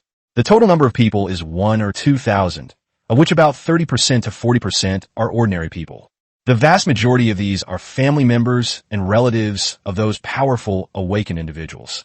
After all, awakened ones aren't born that way. Many of them had their own lives and families before. Although the shelter is currently able to achieve basic self-sufficiency, it is still somewhat short of supplies. Therefore, merchants who have passed background checks often come here to conduct some trade. Because no awakened being will ever lack money, and some powerful awakened beings with their own influence outside the home control unimaginable amounts of funds. Furthermore, many awakened individuals know that reincarnation is imminent, and regardless of whether they live or die in the end, money is no longer of any use to them. Therefore, with each transaction, those merchants can make a fortune. Sometimes, watching the merchants leave in high spirits, the awakened ones who paid would let out a disdainful laugh. "Miss Natalia, what should we do next? Should we go straight to the boss here?" Natalia and Sean had just entered the shelter's passageway through the main gate.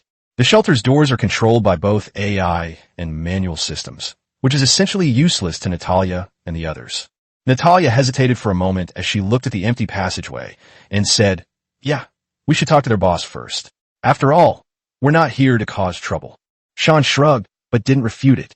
"But we didn't come here looking for trouble, did we?" At this time, Sean and his team were not wearing power armor, and their only basic weapon was an electromagnetic pistol. You can say it's for disguise, or you can say it's to express goodwill. Sean and his group didn't take these awakened ones hiding in the glacier seriously. They're nothing but ostriches with their heads buried in the ground. They've lost even the basic will to resist. What threat could they pose? If it weren't for the fact that these people could still play a role, they wouldn't even give them a second glance. However, just to be on the safe side, they weren't entirely without contingency plans. Not far away, a man in camouflage ran over. He was one of the 2 Marines who had infiltrated the area earlier. "Company Commander." The newcomer saluted Sean and said, "We just found out that the person with the highest strength and status in the shelter right now is an S-Class Fire Element Awakener named Otto." "An Elemental Awakener?" Xian scoffed. "And an S-Rank one at that. Do you know where he is?" Natalia asked. Otto has always worked in the administrative hall of the shelter center. His main job is to coordinate communication between the shelter and the outside world. Victor and Otto have a good relationship, and Otto used to visit him often. Victor is the name of the little boy from before. 10 hours ago, the 2 Marines were able to enter smoothly mainly because of Victor, the insider. Sean didn't want to waste too much time, so he walked forward and said, "Let's go find him now." But then, Natalia suddenly frowned, and a massive mental force surged forth, instantly creating an invisible protective shield around everyone. Almost simultaneously, streaks of golden red flames surged out of the ventilation ducts, quickly enveloping everyone. Several powerful figures emerged from each corner of the passage. "Although guests are welcome, isn't it a bit impolite of you to hold a child hostage like this?" From within the flames, an elderly man with a white beard, dressed in a sharp suit and leaning on a cane, slowly appeared. Ambush.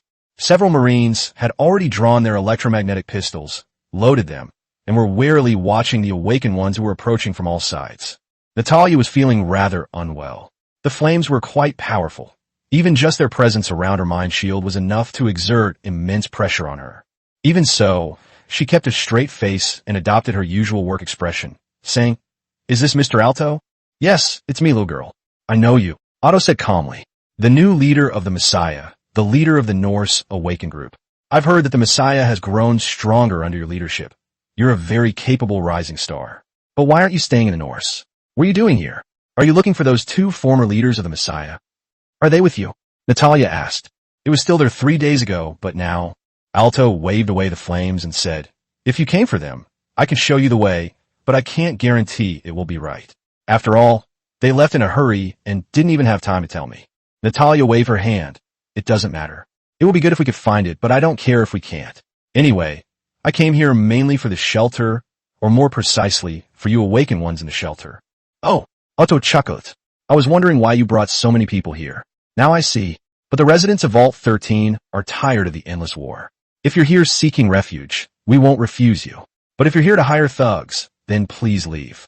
Have you given up resisting? Natalia looked at the old man whose eyes held a hint of twilight and said, you should know that the cycle of 10,000 years is imminent and destruction is inevitable. Even if you hide in this tortoise shell, you will never escape. Instead of sitting and waiting to die, why not fight with all your might? Together, we are not without a chance of winning. What are the odds of winning? Otto scoffed. What chance of winning? I've lived for over 300 years and fought for over 300 years. I know the strength of the three-eyed people better than you do. You know nothing. Xian interrupted him with a cold laugh. Several A-rank awakened individuals nearby showed anger, with one tall, thin man even shouting, why are you interrupting when the adults are talking? Is this how the Messiah manages his subordinates? Who said we're subordinates of the Messiah? Xian scoffed. Let's get this straight. Miss Natalia, we're not here to discuss things with you. Please step back and leave this to us. These rats really think there's something special. Talking nicely won't work, so let's give them a beating first, and then they won't dare to raise their voices at us. These words made many awakened individuals laugh in anger, and even Alto showed a hint of displeasure on his face. In their eyes, Xian and his companions were just ordinary people, and even if they were soldiers with weapons, it made no difference to them. With a wave of his hand, he could kill countless people. But the next second, a violent explosion instantly engulfed the area. Chapter 87 Cooperation, Factional Struggle. A single Concorde cannon shot traveled several kilometers, piercing through the entire iceberg with a deafening roar, and even splitting a section of the shelter's passageway in two. The violent explosion alarmed the entire shelter. What happened? The three-eyed people are attacking? The explosion had just happened right next to everyone. The closest A-level awakened was nearly scared to death. Alto, being a seasoned veteran, didn't show any panic. Instead, he frowned and looked at Xian, who was still sneering. Xian said, there are now 10 space fighters and 4 heavily armed warships parked 7 kilometers away. In just 1 second, the entire iceberg and the entire shelter will be reduced to ashes. Alto, who had been so gentlemanly at the beginning, was now furious but dared not make a move. Although he couldn't judge the truth of Xian's words, he hadn't even reacted to the artillery barrage. If this happens a few more times, perhaps, as he said, the entire shelter will be destroyed. But Xian didn't care about any of that. He couldn't wait to finish the mission and go back. It was freezing cold without power armor in this icy landscape. Now, let's talk about cooperation. Europa, Command Center. The Command Center was finally completed a day ago. Unlike its small and exquisite appearance in the game, the real Command Center is much larger than the barracks. A heavy equipment base integrating military, data collection, political affairs, and equipment production, although originally designed for temporary war command, is still hundreds of meters high and covers an area of thousands of square meters. Multiple support legs hold up the entire Command Center, and the large power thrusters below indicate that the Command Center also has the ability to take off and move. In the command room on the top floor of the Command Center, Zhang Xian was sitting at the head of a round table. To his right were a group of senior military officers, and to his left were several civilian officials in blue uniforms. The two sides were divided into 2 distinct groups, creating a clear division between them. Commander, I prepared a document regarding the detailed breakdown of troop management and command. Please take a look. A refined-looking middle-aged man handed a document to Zhang Xian. Edward Pennell is one of the civilian officials in this command center. He is also the lieutenant colonel in charge of the military command department, the highest-ranking civilian official in the entire command center. His main job is to assist Zhang Xian in coordinating and commanding the troops. Although for the vast majority of junior Marines and frontline officers, these high-ranking officials who sit in their offices and can easily get promoted without even touching a gun have no way of empathizing with their military life and war affairs, and often assign them tasks that are incomprehensible or even offensive. However, it is undeniable that with the addition of these clerical staff, Zhang Xian's work has become much easier than before. Many things that were difficult to decide before have been resolved quickly and efficiently with their help. At least now Zhang Xian has enough free time to attend training courses in the barracks, and he also has time to read books and newspapers. Zhang Xian took the document and glanced at it briefly before saying, "There are some professional things I haven't learned yet, so I don't understand them very well. Why don't you explain them to everyone?" "You're too modest," Edward laughed. "Your military command talent is the best I've ever seen. If you're willing to spend the time learning, you'll definitely surpass me 1,000 times over in the future." Zhang Xian neither confirmed nor denied. Edward is a good person in every way, except for one thing that Zhang Xian is not used to. He's such a suck-up. I don't know how he could say such shameful things. Swick, standing to the side, snorted coldly and said, "Commander Edward, what adjustments and arrangements are you planning to make for us this time?" Edward smiled modestly. "Commander Swick, you're too kind. Just call me Edward. Although we're of equal rank, you're a combat unit, while I'm just a civilian lieutenant colonel. I don't deserve the title of commander." After saying that, he stood up, took the materials from Zhang Xian's hand, and said, "Regarding the current allocation of command authority in the armed forces, I have some thoughts. While the previous military system was good, its functional division was somewhat imperfect. Of course, I'm not saying that you, commander, are wrong, but I believe that the overall command of the military can be further subdivided. For example, the Viper Special Operations Assault Company of the 2nd Regiment and the Lion Special Operations Assault Company established yesterday by Commander Swick of the 1st Regiment can be separated and independently led and commanded by the Special Operations Command of the Command Center. To be honest, I personally do not agree with Commander James's previous use of the Viper Special Operations Company." Upon hearing this, the expressions of Swick and James, several senior frontline officers, immediately changed. The idea of separating them into independent command and control is just a way to strip them of some military power and weaken their overall voice and influence. Everyone knows that the Special Operations Command is Edward's subordinate unit. This bastard is just trying to steal the credit. But Edward ignored the change in their expressions and continued. "I find it very difficult to understand why Commander James previously dispatched Viper to carry out the decapitation operation. There was neither rapid reaction force support nor heavy long-range firepower. If the enemy hadn't been so weak and lacked heavy weapons, the Viper's losses would have been much greater. The sacrifice of a total of 17 elite special operations personnel raises the question.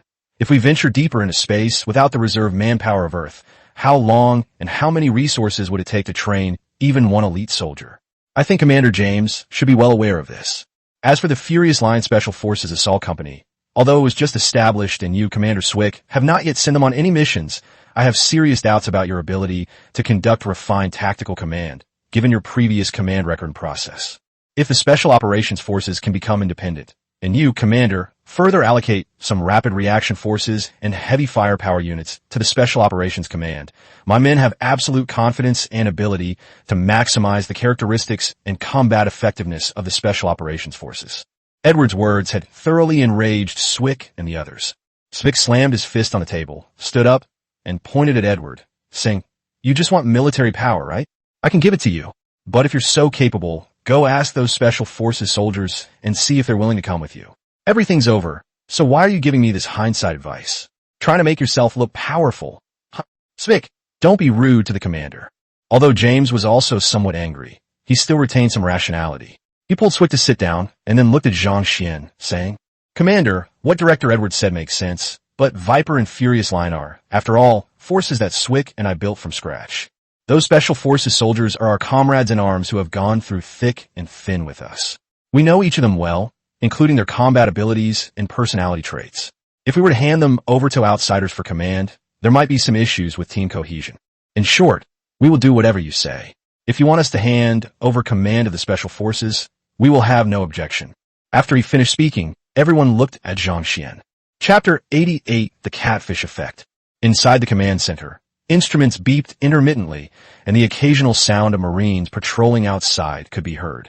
When everyone turned to look at him, Zhang Xian took a sip of coffee and rubbed his temples helplessly. As the team grows larger, some issues that we hadn't paid attention to before started to surface. Previously, there were occasional frictions between the 1st and 2nd Regiments. Although Swick and James had a good relationship, the soldiers and officers under their command often argued about the status of their regiment in the whole army.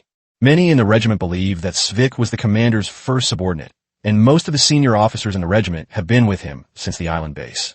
Although it hasn't been that long, they can still be considered veterans. The so-called merit of following the dragon refers to this kind of thing. So at certain times, the veterans of the 1st Regiment will intentionally or unintentionally ostracize and suppress the people of the 2nd Regiment. The 2nd Regiment, of course, was unwilling to suffer this loss. Considering themselves the elite of the entire army, they always believed that their abilities were far superior to those of the 1st Regiment, and that most of their officers had been promoted based on their abilities and combat achievements. Especially after their regiment formed the 1st Special Operations Assault Team in the entire army, they looked down on the old veterans in the regiment who only knew how to act recklessly. Although Zhang Xian couldn't see it, his subordinates would occasionally report conflicts or even fights between lower-ranking and mid-level soldiers and officers. Zhang Xian chose to do nothing. Whether it was one group or two, they were both his flesh and blood, and it wouldn't be good to favor one side over the other. As long as guns are not used, there is still room for maneuver. If guns are used, whoever it is must be punished. Of course, this may not necessarily be a bad thing. The establishment of the 1st and 2nd Regiments, besides distinguishing them, was also intended to make them compete with each other. With pressure on both sides, they would naturally have a motivation to improve. So sometimes Zhang Xian is actually quite happy to see this situation. Of course, all of this is on the premise that it does not affect the overall situation. He might ignore disputes or frictions in normal times, but once on the battlefield, no matter who it is, everyone must unite against a common enemy. Just like now, although it has only been a short day, the addition of civil officials has directly united the previously conflicting groups into one. Although they didn't say it, Zhang Xian could tell that, no matter where they were, combat troops held a hostile attitude towards civilian commanders. Perhaps it's because civilian staff don't have to go to the battlefield and face the cruelty of war and bloodshed, or perhaps it's because they're dissatisfied that they can easily get promoted just by talking in the office without having to do anything. Today's meeting, with Edward's forceful attempt to seize power, has completely ignited the powder keg. Whether or not there will be an explosion depends on the outcome of this meeting. Edward. After remaining silent for more than 10 minutes, Zhang Xian finally spoke. Commander, please speak. Edward nodded slightly. I know that your department is in charge of combat command, so having command authority over troops is very important to you. Edward was about to speak with a smile when Zhang Xian interrupted him, saying, but I also participated in those previous battles. I know very well how deep the soldiers' understanding of the battlefield is, and I also know the overall camaraderie among comrades in the army. Therefore, I cannot hand over the command of the special forces to you. Edward remained expressionless and nodded. Say, you're right. I'm willing to follow your arrangements. However, Zhang Xian added, I know you are professionals in the overall troop movement and command. Although this professionalism may seem somewhat impersonal to some rank-and-file soldiers, I will still grant you partial command authority during wartime. You can discuss the specific details with regiment commanders Svik and James. In addition, although I can't give you the special forces, I can give you the authority to form a unit. You can recruit and form a special operations unit for the entire army. You can decide on a unit number yourself and then report it to me. In addition to the work of the special forces, some combat missions within the Blue Star will also be assigned to you. Of course, the recruitment and selection of soldiers is entirely voluntary and cannot be done arbitrarily. However, given your conflict with the combat troops, I can grant you the authority to liaise with the Messiah recruiting office. You can directly recruit personnel from Earth, and you can handle the training and other arrangements yourself. I will give you your first mission in a week, and you'd better not disappoint me. Edward wanted to weaken the voice of military officers and strengthen the status of civilian officials. Zhang Xian could not agree to the former. After all, this was not a time of peace. The latter is worth considering, as the addition of these civilian officials is already showing the beginnings of a catfish effect. Haven't you noticed that officers who usually don't get along with each other are now starting to unite and talk to each other? Edward and his men want command of the troops, so just give them a portion of it. The idea of discussing it is actually a very vague statement. As for manpower, let them build their own. Who knows, they might actually be able to put together a fairly strong fighting force. To some extent, the rights of military officers have not been weakened, but the rise in the rights of civilian officials will inevitably stimulate the overall ambition of military officers. As I said before, in critical moments, we must stand united against external threats. Edward, being a shrewd man, had already seen through Zhang Xian's plan and readily accepted it. Swick, James, and the other officers stared expressionlessly at the several civilian officials with gleeful expressions, probably already thinking about how to teach them a lesson. Another thing is, Zhang Xian then looked towards the martial arts department. I think Edward's previous statement made some sense. Although our forces had been overwhelming the three-eyed men in previous battles, it wasn't enough. We were lacking in both tactics and strategy, and we needed to learn and improve. We couldn't let our guard down because of a temporary victory. Yes, Commander, the crowd shouted in unison. Is there anything else? If not, go get to work. After saying that, everyone stood up and watched Zhang Xian leave. Swick glared at Edward, who was all smiles, snorted, and turned to leave. 10 minutes later, Edward arrived alone at Zhang Xian's new office. Commander, Edward laughed. You are indeed brilliant. After the meeting, even Commander Swick went straight back to attend the tactics course. The overall training enthusiasm of the troops has increased by more than 10 percentage points. This catfish strategy was perfectly executed. You truly deserve to be called a leader. Huh? Zhang Xian looked completely bewildered. Chapter 89, Returning to the Old Ground. The Possibility of Resurrection. Outside the lunar base, a massive, pale blue Calderon crystal tower floated in mid-air, slowly rotating, its invisible psionic matrix covering an area of several thousand meters in radius. Right next to the crystal tower, a golden building rose from the ground. Amidst the classic and ornate foundation and a ring of golden arches, a piece of Keteran crystal gleams brilliantly. Even with the blueprints, these Protoss buildings are still so difficult to understand. Luckily, we have the materials and parts, otherwise we really wouldn't be able to build them. Carmel and a dozen or so SCV engineers looked at their masterpiece and nodded in satisfaction. Human engineers, you can build Protoss structures with just a blueprint. Your comprehension and creativity are beyond imagination. Kalanias, standing to the side, couldn't help but exclaim in surprise. Ikamer said somewhat awkwardly, I don't know how you Protoss say this, but to be honest, it's a bit embarrassing. Actually, the readily available parts were a big help, although I've repaired Protoss buildings and equipment before. In any case, with the portal, we now have the ability to move freely within the Milky Way. Once we have all the major planets in the solar system under our control, our journey will officially begin. Yes, Carmel sighed. Back when I was building missile turrets on that island, I never imagined we'd be talking about it like this. How's that island doing now? I don't think the commander has ever mentioned it. Kalanias' eyes flashed, but he didn't say anything. You'll probably find out about this soon enough.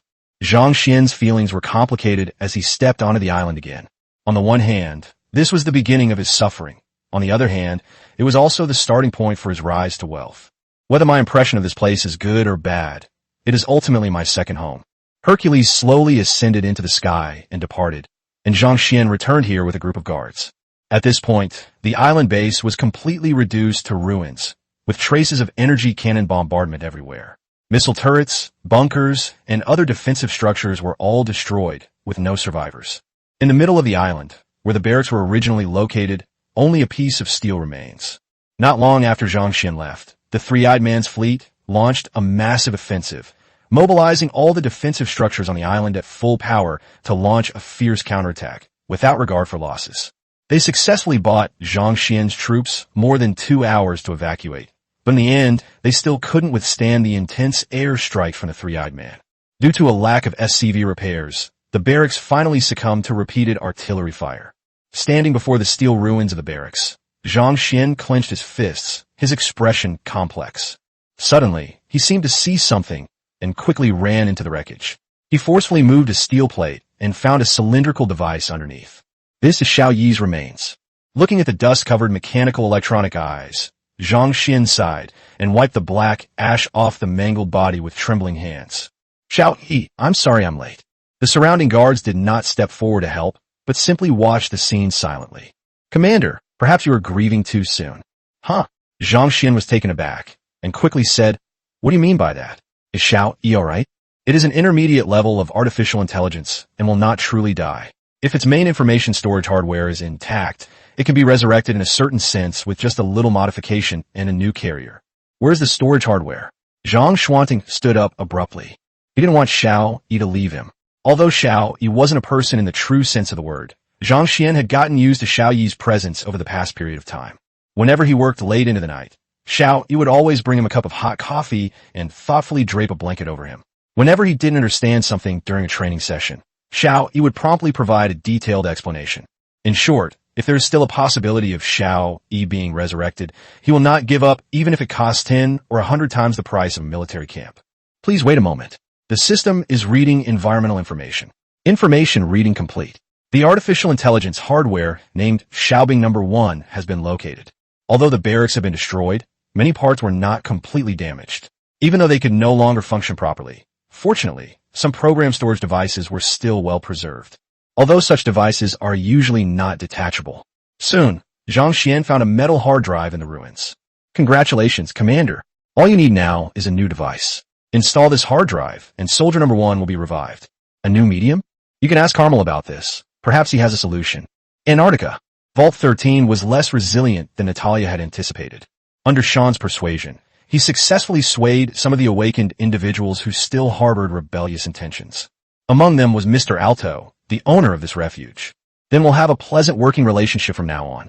At the entrance to the shelter, Sean chuckled and extended his hand to Otto.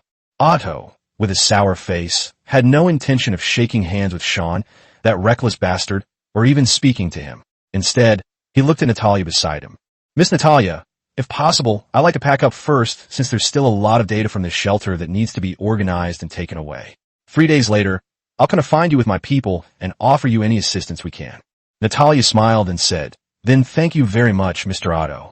With your addition, I think the entire Awaken One Circle will be willing to listen to me. Otto sighed and said, Actually, you don't need to go through all this trouble.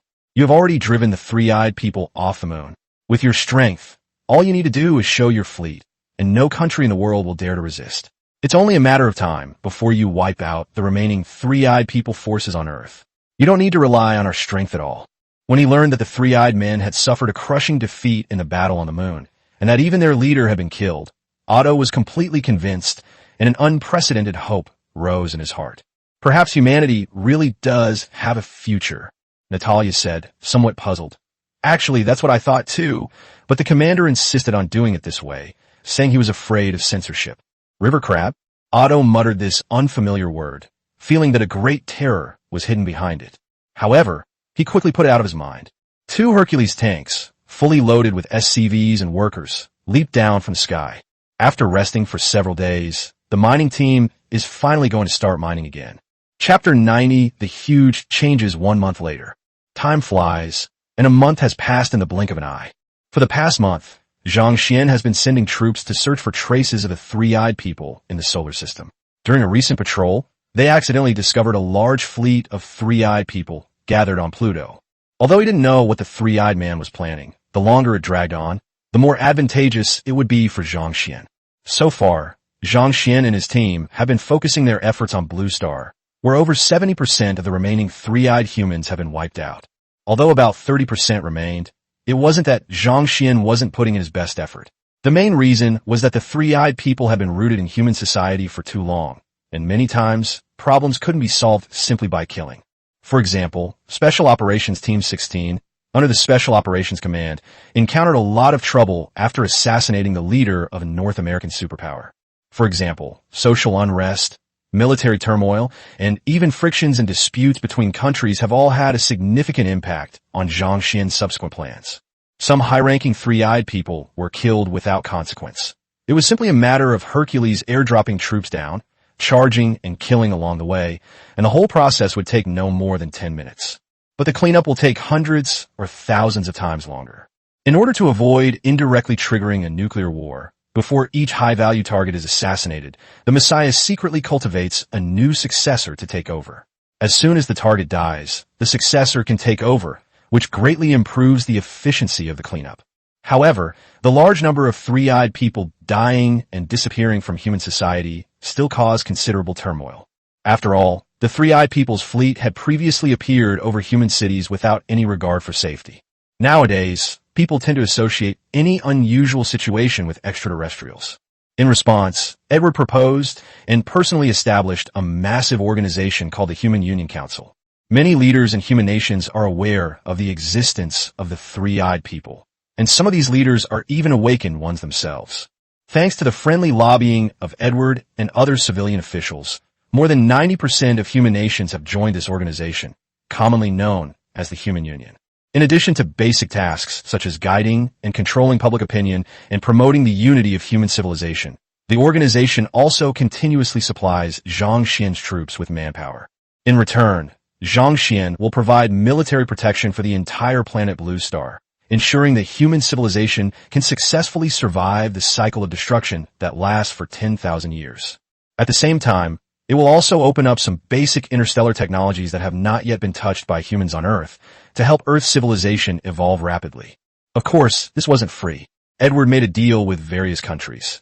In exchange for selling these technologies, each country would send people around the world to search for and mine crystal mines for them.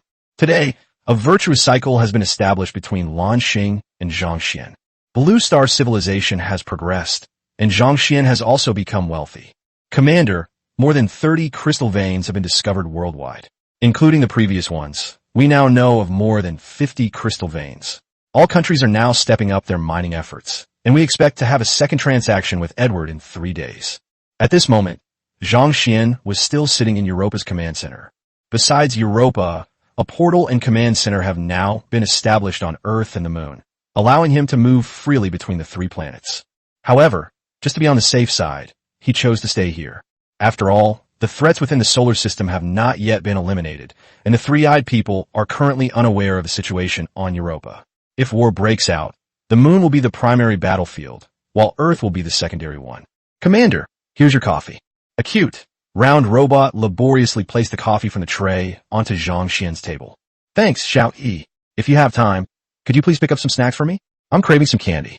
Zhang Xian picked up his coffee, took a couple of sips, and casually patted Xiao Yi's head. Yes, Commander. Looking at Xiao Yi's chubby figure, Zhang Xian laughed and said, Xiao Yi is practically my personal little servant now. By the way, Adjutant, why don't you get a vessel too? After all, even Kalanias can move around in the body of a vigilant. You should be able to too, right? Yes, but it's unnecessary. I don't need such a burden on my body, and I'm quite satisfied with my current work environment. Zhang Xian shrugged. Looks like you're living quite comfortably in my head. Although Kalanias was the executive adjutant of the Protoss faction, Zhang Xian still always gave instructions to his adjutant when assigning tasks. Perhaps it's because he's used to it, but if the adjutant really wanted to move sometime, he wouldn't refuse, but he would definitely feel a little uncomfortable. By the way, Adjutant, what is my total resource balance now? Also, please report on my income and expenditure. Your current total resources are 870,000 crystal, ore, and 530,000 high-energy gas. Without considering the increase in troops, you need about 8,000 crystal, ore, and 2,000 high-energy gas per day as fixed expenditure. If you enter a state of war, the fixed expenditure will increase by about 2 to 3 times. Your current average daily income is about 100,000 crystal, ore, and 10,000 high-energy gas. In addition, the extra income from the trade with Edward is currently impossible to estimate. Overall, the income from crystal mining is relatively stable, and the crystal veins under the Antarctic glaciers should be able to be mined for some time, but the high-energy gas mining is still a bit lacking. All the three-eyed human breeding stations on Blue Star have been dismantled. All your current high-energy gas income comes from the Kraken project. We suggest you find a new and stable source of high-energy gas as soon as possible. Easier said than done. Zhang Xian shook his head. None of the 3 planets I currently control have revealed any high-energy gas wells, let alone any sustainably circulating high-energy gas-carrying organisms. We've already achieved quite a bit, unless... At this point, Zhang Xian hesitated for a moment. But the adjutant still said what he wanted to say, but hadn't. Unless you are willing to start another war. Yes, to be honest, peace is truly wonderful. Lately, I've been thinking that I wish life could continue like this forever. Leaning back in his chair, Zhang Xian let out a long sigh. But even if the adjutant hadn't said anything, he knew it was impossible. The three-eyed people could not abandon Earth, just as they could not abandon the hope of living. A fleet hidden on Pluto? Give me a little more time. It'll be ready soon. Chapter 91 Cage's Day. CQB, short for Close Quarter Battle, is a mandatory course for Special Operations personnel. Hello, I'm Lieutenant Mark Horn. I serve in a special aircrew regiment of a certain country and am currently the deputy leader of Team C, 1st Regiment, Angry Lion Special Operations Company. I am also the 2nd assault soldier in Team C's assault group. Today, I will explain the CQB tactics used by Special Forces and some practical combat skills. First, let's look at the floor plan of this room. It's a typical T-shaped corridor. In a small room of less than 20 square meters, more than a dozen soldiers wearing military green shirts were sitting around Mark, listening to his lecture. Mark was writing and drawing on the whiteboard with a marker in his hand, and the soldiers below were also taking notes in their notebooks. They were all as serious as elementary school students. Cage, sitting in the crowd, was dressed like everyone else, but his clothes were slightly different from theirs. The unit designation badge on his left shoulder did not have a normal number. Instead, it featured a design of two swords crossed behind a round shield. Below the design is a string of dark red letters and numbers. 19C6. This is the logo of the Special Operations Unit under the Special Operations Command. The letters and numbers represent his identity. The full meaning is Special Operations Team Number 9, Class C Support Group, 1st Special Operations Brigade, Combat Personnel Number 6. Looking at Mark lecturing in front of him and the notebook in his hand that was almost full of writing, Cage suddenly felt like he was dreaming. Last week, the Special Operations Corps established Special Operations Team Number 19. Cage filled out the application form with the idea that since it was free, he might as well give it a try, thinking that he would almost certainly be rejected. After all, he had inquired beforehand and found that those who could be selected for the Special Operations Corps basically had experience serving in Special Forces, while he was just a new recruit who had been in the Army for less than a year and had previously served in the Navy. With such qualifications, they're simply not qualified.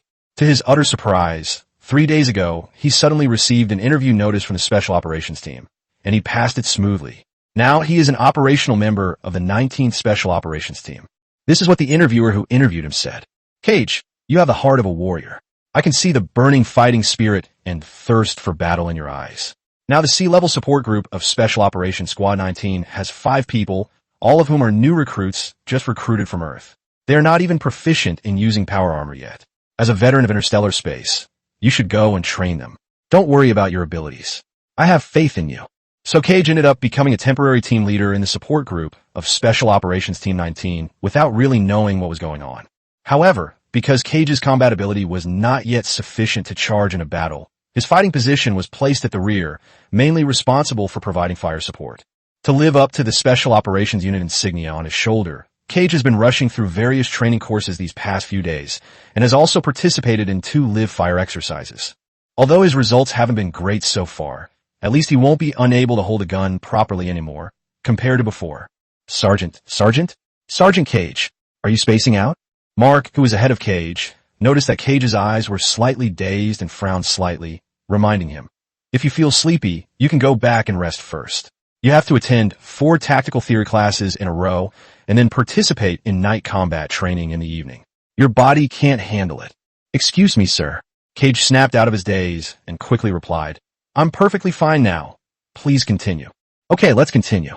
2 hours later, Mark, his mouth dry, picked up the water on the table, took a sip, and said, all right, that's all for today's CBQ explanation. Tomorrow we'll have our practical training. Please don't be late. Get out of class dismissed. Oh, right, Sergeant Cage, you can stay behind. After everyone else had left, Mark, who had maintained a stern face for the past 2 hours, finally smiled and said, how was it? The Special Operations Command wasn't easy to work in, was it? I heard that the officials in the Special Operations Command never really considered you guys as one of their own. It's all right. Cage scratched his head awkwardly and said, my teammates are all great. I learn a lot from them. Although I don't really like the tone of those officers when they're giving instructions. Isn't that how the military is? At least they're reliable when they're working. Ha! Mark laughed twice and said, it's a pity your resume is too blank. Otherwise, I would definitely recommend you to join the Vipers Youth Training Team. But it's good. The training intensity of the Vipers Youth Training Team is not low. Perhaps I'll have a chance to return to the 2nd Regiment someday. Cage smiled and said, by the way, tomorrow is our team's first real combat mission, so I might miss the training session. What mission? Mark had barely finished speaking when he immediately realized what he meant and said, oh, sorry, you can't tell me that, right? Never mind, just be careful. Thank you. The day passed quickly. The 27 members of Special Operations Team 19 have assembled in front of the lunar base. A Hercules ship slowly descended, and, at the command of the squad leader standing at the front, the entire crew boarded the ship. As Hercules began to ascend and prepare for warp jump, Cage, who was sitting in his seat, opened his mask and took a few deep breaths. Although he had gradually gotten used to the feeling of warp jumps, this was, after all, his first combat mission, and the motion sickness he had tried so hard to ignore still surged up. Are you all right, team leader? A member of the C-level support team next to him also took off his mask, revealing a slightly weathered middle-aged face with stubble. Cage said, I'm fine, Max, just a little nervous. It's normal to be nervous. Max, a retired Special Forces soldier, could easily see through Cage's condition.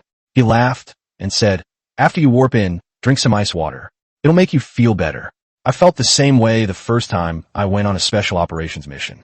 Our captain even laughed at me for being a greenhorn. Hey Max, you got guts. Daring to say the team leader is a new recruit?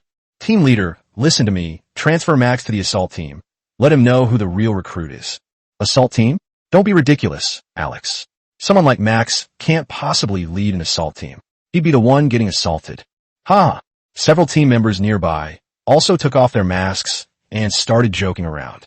Before he knew it, Cage had relaxed a lot.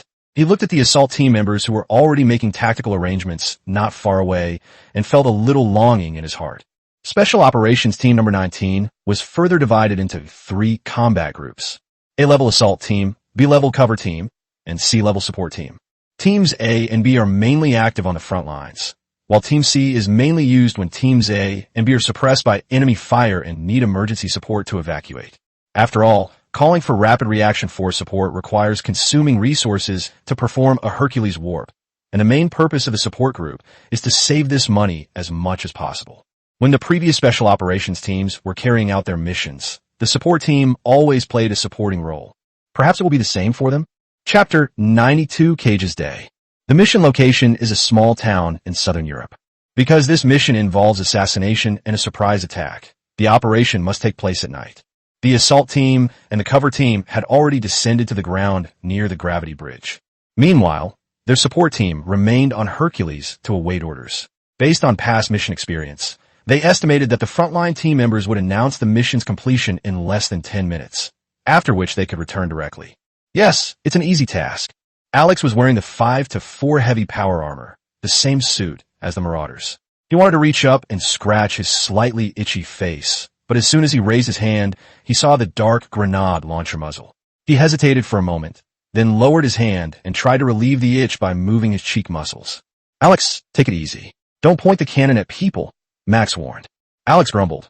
I know, I just haven't gotten used to this armor yet. To be honest, this armor is a bit inhumane. I can't even pick things up. I can only use both hands to hold them. Max laughed. You were the one who said you wanted to be an artilleryman when you filled out your college application, Alex. One person uses 3 cannons. What? Are you unhappy about that? Do you want to cut one off? I swear I will, but I'll definitely cut you down first. Alex pursed his lips. To be honest, I didn't expect artillery to mean that either. Yeah, who knows? Max picked up the gun on his lap. No matter how many times I see it, this gun is still so awe-inspiring. Electromagnetic weapon. I never thought I would use such a weapon. Meanwhile, Cage, who was resting with his eyes closed, said, Not entirely. The ammunition for this gun still requires gunpowder to operate.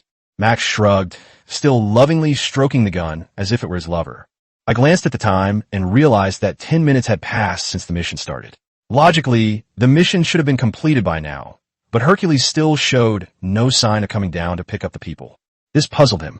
After sitting for a few more minutes, the alarms on all the support team members suddenly started beeping.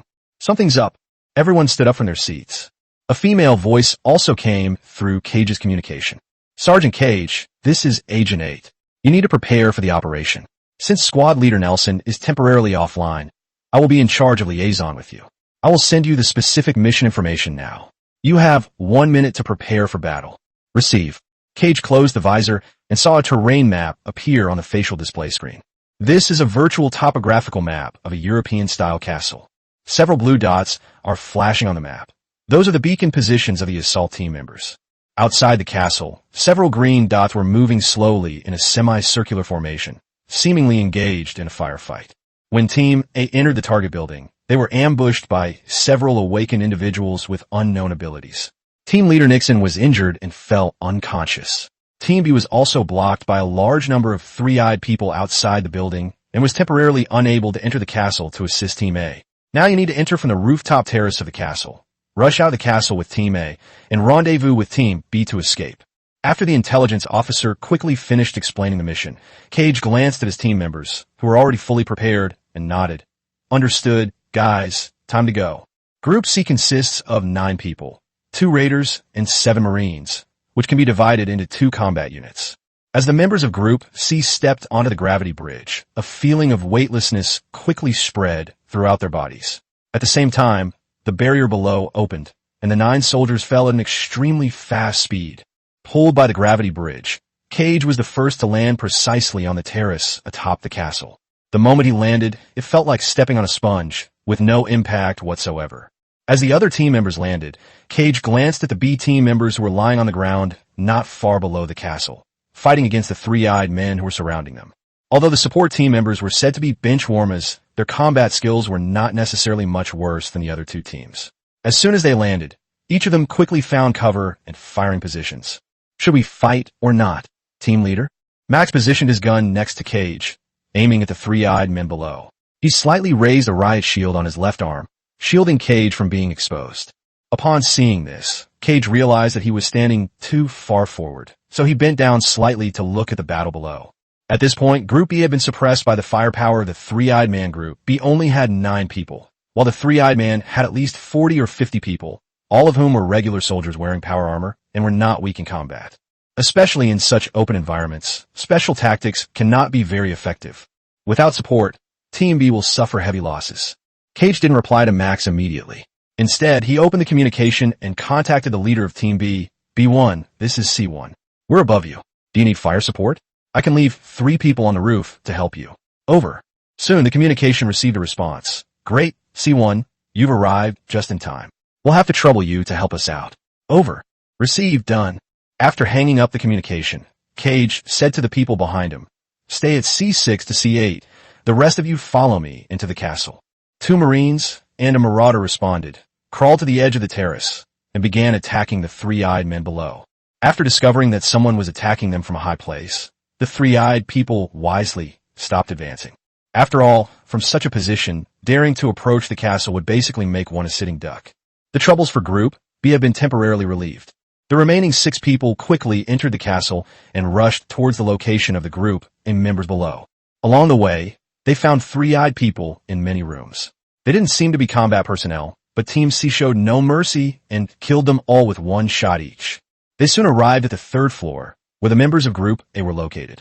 This castle is very large, with 5 floors, each floor containing several large rooms and more than a dozen small rooms. In such a complex environment, indoor combat is extremely dangerous, especially when it is known that the enemy has awakened individuals. Bang! Max kicked open a door, entered with his gun raised, and quickly scanned every corner of the room before saying, safe. Behind him, 2 Marines continued searching the corridor toward other rooms, quickly eliminating potential threats. Safety. Safety. Chapter 93, Cage's Day. In this 6-man tactical squad, Cage's combat position is number 5, and number 6 is the Marauder Alex. Under normal circumstances, they do not need to act as the scouts for house searches. After all, the Marauders are too large and not very agile in such a confined combat environment, and Cage only learned indoor CQB yesterday, so he is definitely not proficient in practical operation. Today was supposed to be a CQB simulated combat training session in the shooting range, but it turned out to be a real one. Cage watched Max and the other 3 team members quickly searching the house ahead and couldn't help but sigh. Relax, team leader. I was driving around town before I even got my driver's license. You have to learn to run before you can walk, Alex said from behind. That's a fallacy, buddy. Cage glanced at the communication channel. He had been trying to contact the members of Group A, but without any response. The map beacon showed that they were not far ahead, but he had not heard any movement. Wasn't it said that they were trapped by the awakened? Why wasn't there even a gunshot? Be careful, Cage said, gripping the gun tighter. Soon, they passed a corner and arrived at the door of a large room at the end. The double doors were tightly closed. 2 Marines moved slowly to the other side of the door and stood against the wall at an angle. Max nodded to one of the Marines on the other side. The next second, the 2 men kicked open the 2 doors simultaneously, and the Marines standing behind them rushed in with their guns raised. The 2 men followed closely behind. Superior. Cage and Alex rushed in after them. But when they entered, they were all shocked by what they saw. This was a large room resembling a party hall, several hundred square meters in size, quite spacious. In the center of the room, the 9 combatants of Group A were suspended upside down in midair, bound by coils of tough spider silk. Judging from their appearance, they all seemed to have lost consciousness, which explains why Cage couldn't contact any of them. Below the members of Group A, a 3-eyed woman holding a glass of red wine, the contents of which were unknown, was leisurely watching the members of Group C rush in. Bang! Max fired first. After being accelerated by gunpowder and electromagnetic force, the bullet burst out of the barrel and shot straight toward the woman's head. When With a soft thud, the bullet that should have hit its mark was bounced away as if it had struck an invisible wall. The woman glanced at Max, gave a charming chuckle, and said, "How ungentlemanly. Is this how you treat ladies? Spread out and fire." Max shouted, and everyone immediately scattered, using tables and chairs as cover, and opened fire on the woman. Without exception, all bullets were deflected the moment they got close to the woman. "Watch me." Alex fired 2 howitzer shells directly. Boom! The flames appeared accompanied by vibrations caused by gravitational distortion, hitting the target instantly. Before everyone could rejoice, 2 thin, almost invisible spider silks suddenly attacked. The 2 Marines were unable to dodge, and their faceplates were pierced instantly. They lost all vital signs before their energy shields could even be activated. One of them happened to be right next to Cage. Without hesitation, Cage opened the communication and said, "This is Group C. We need rapid reaction force support. The enemy is not an awakened, but a 3-eyed man with the ability to use spider silk." Received. The nearest rapid reaction force is assembling and is expected to arrive in 1 minute. The communication ended, and Cage continued firing his gun.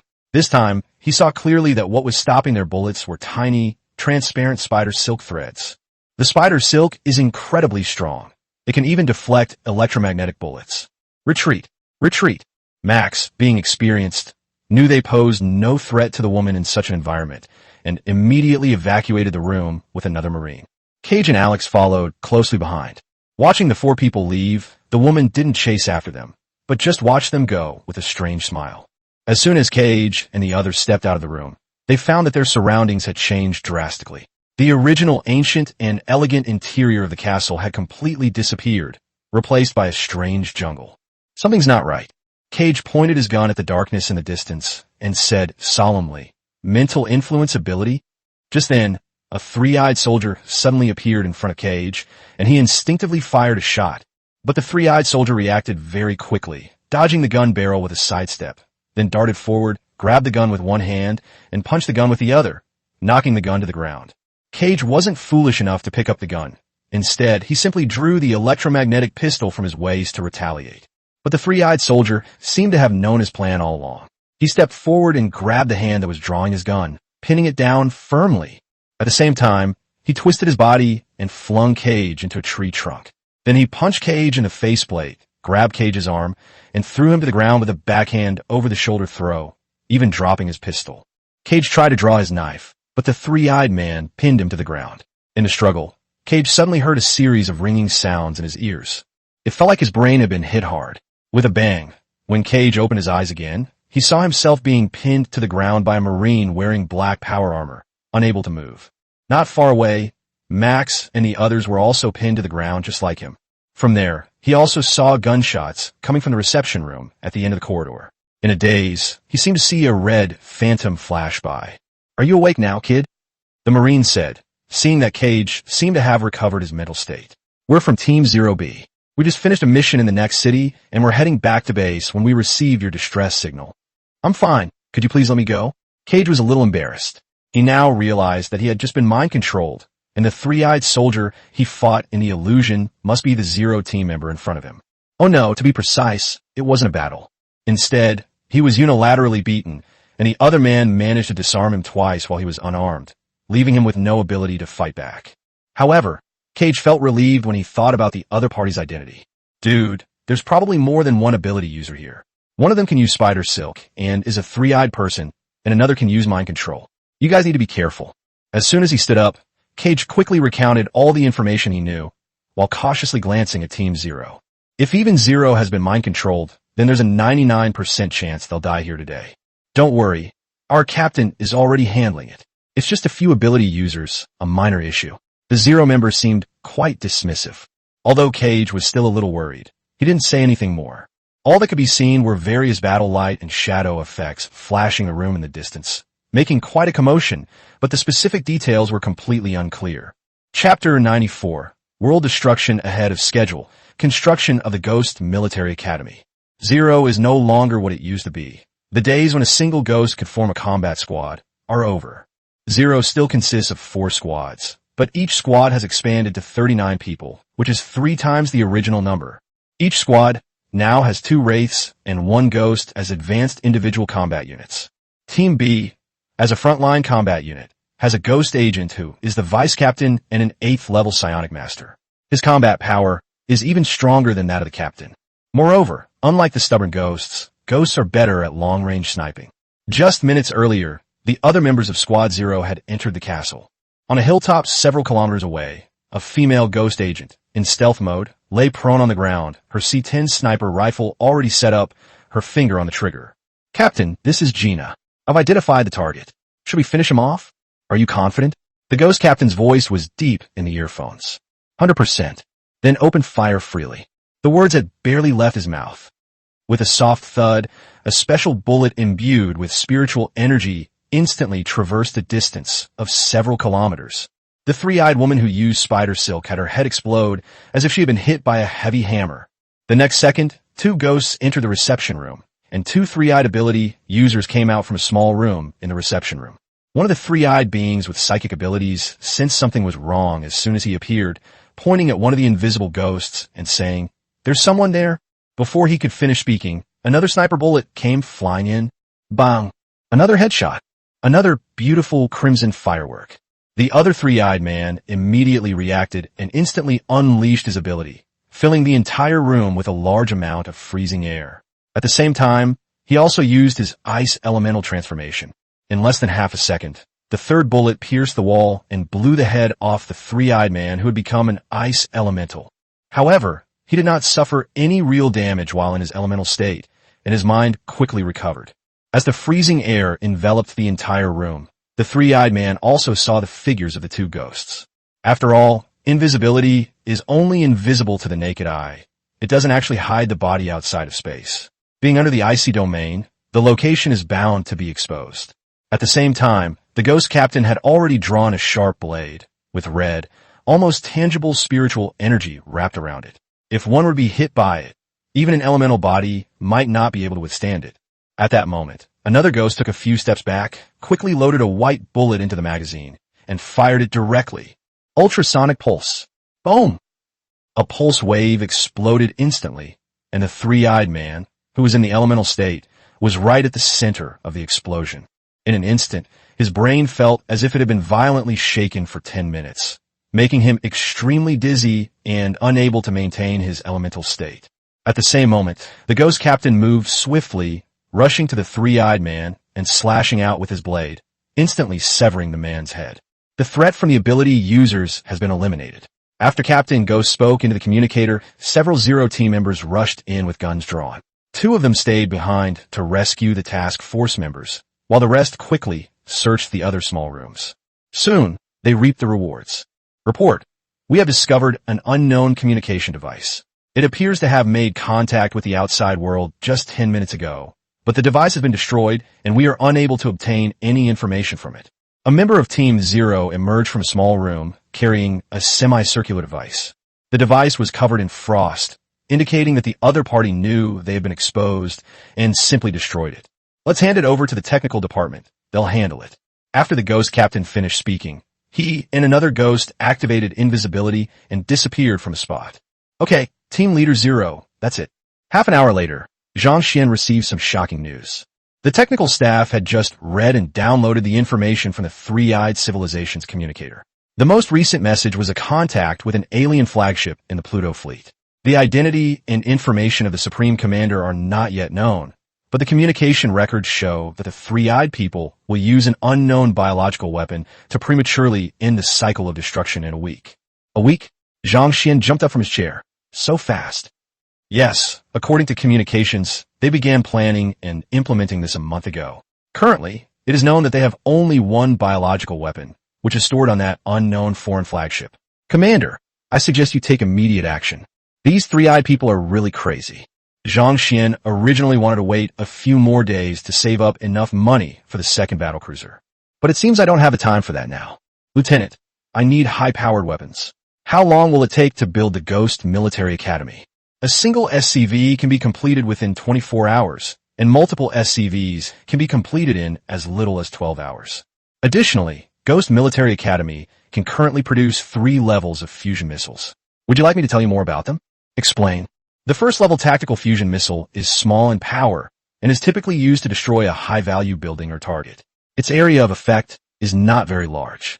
It costs 1,000 crystals and 1,000 high-energy gas. A two-stage conventional fusion missile with medium power, used to destroy cities and strike enemy strongholds over a wide area. Its destructive power and range are dozens of times that of tactical missiles. The price is 10,000 crystal ore and 10,000 high-energy gas. The three-stage high-energy fusion missile is extremely powerful and can destroy multiple cities or even sink small continents in an instant. Just 10 of them are enough to wipe out all life on the surface of the entire planet. The price is 100,000 crystal ore and 100,000 high-energy gas. Note, if fusion weapons are used prudently, they can become the cornerstone of your ascension to the throne.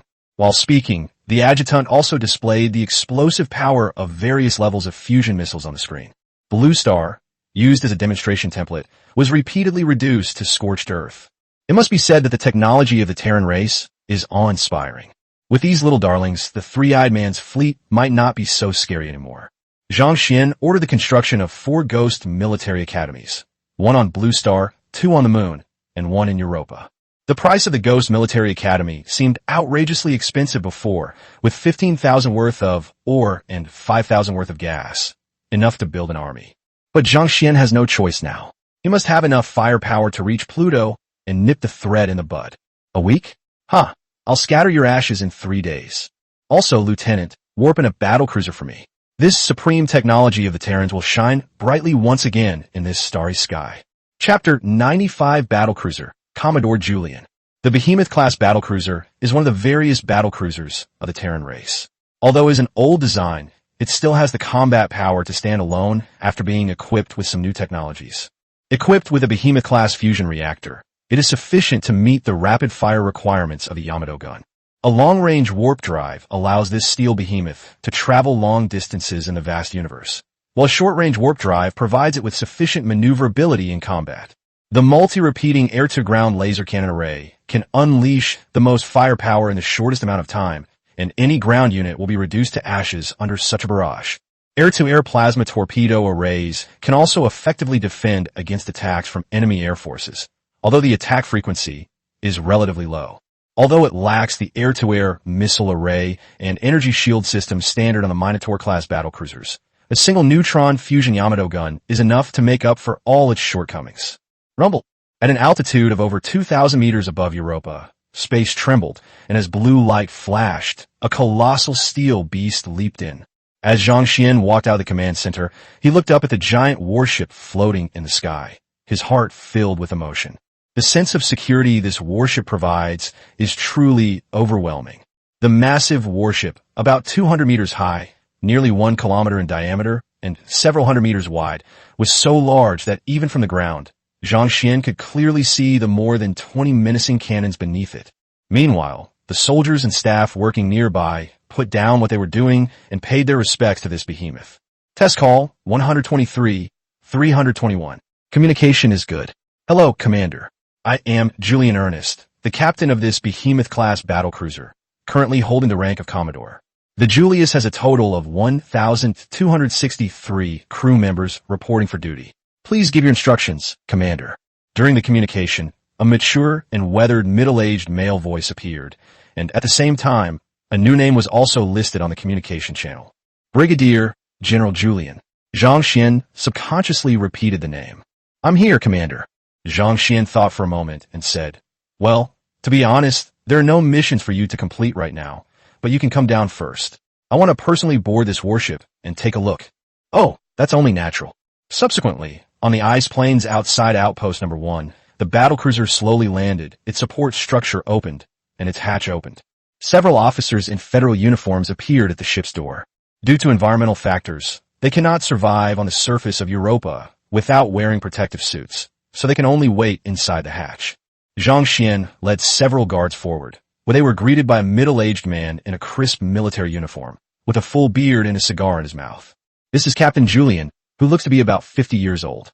His hair, which is peeking out from under his hat, is starting to turn gray, but his eyes are incredibly sharp, making him look like a veteran who has fought on many battlefields. Standing before Zhang Xian, Brigadier General Julian gave a standard military salute and said, Hello, Commander, it's a pleasure to meet you. I deeply admire your contributions to humanity. My men and I are willing to go through fire and water for you. The future of this starry sky will surely have a place for you. Zhang Xian also saluted solemnly and said, Captain Julian, I am also very glad that you can come and help me. I do need your strength right now. The three-eyed man's army is nothing but clay chickens and earthen dogs. Nothing to worry about. You'll soon see how we perform. Brigadier General Julian smiled, then gestured and said, Well then, I will be your guide and introduce you to this elderly soldier. After its construction, the Julius served in the Empire. Under the command of General Warfield, it participated in the brutal battle to attack Char and was severely damaged multiple times. It was even almost decommissioned on the spot after the war. However, after the establishment of the new Federation, in order to fight against Demon, this old warship was repaired and returned to the battlefield. After Amon was destroyed, it continued to perform garrison duties on the planet Braxis, while also assisting the local research team in the development and research of Protoss ruins, which could be considered its retirement work before its passing. In short, a distinguished record of military exploits.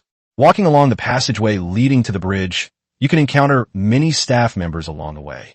The older ones are quite old, and the younger ones are very young. Middle-aged people are rare. They all look at the new commander walking in with excited smiles on their faces. They knew they would be back on the battlefield. Although this warship is an old veteran, Commander, rest assured that our combat power is no less than that of the new warships. I once commanded the Julius, and against many others, destroyed 3 Minotaur battlecruisers that had been hijacked by defectors from the old empire. One of the rebel governors died on the spot. As he said this, Julian's face showed undisguised arrogance. In response, Zhang Xian said, I have no doubt about your combat capabilities, Captain. In my hands, the combat experience of every veteran is invaluable. In the upcoming battle, I will rely on you. At the end of the corridor was a large command center. Many devices and instruments that Zhang Xian didn't quite understand were operating normally. Every staff member was dressed properly in a new military uniform, which seemed to have been changed for today, because the belts that occasionally peeked out from under their clothes were obviously worn out. The commander has arrived. Someone spoke up, and everyone in the command room immediately stood up and stood at attention in front of Zhang Xian. Zhang Xian nodded in satisfaction and said, All right, everyone, make yourselves at home. I'm not some big star. Go back to work, don't worry about me. Julian said, Commander, my men and I have analyzed all the intelligence you have on the three-eyed people. We believe that the most urgent task now is to eliminate those hidden three-eyed people fleets as soon as possible. So I hope you can give me a sufficient number of Air Force units, and then you can wait for our good news at the main base. Even if you don't ask, I will still give it to you. I don't have a lot of Air Force resources right now, so you can make any requests you have. I will try my best to meet them. As Zhang Xian spoke, he glanced at the Ghost Military Academy under construction in the snow outside and added, In addition, I will also assign you a special force that will carry out infiltration and guided fusion strikes. Julian was overjoyed. That's wonderful. With the help of fusion missiles, we will definitely achieve final victory. Zhang Xian nodded affirmatively. We will definitely win. It takes a bit of effort to find information on battlecruisers. Chapter 96, The War Begins. 3 days later, the nations of Earth discovered that the special forces that had been active around the world had all disappeared. The threat posed by the lurking three-eyed humans has unsettled various countries, who have been in constant contact with the diplomats responsible for liaison. The final conclusion was that the Solar System Human Alliance had entered a state of maximum war.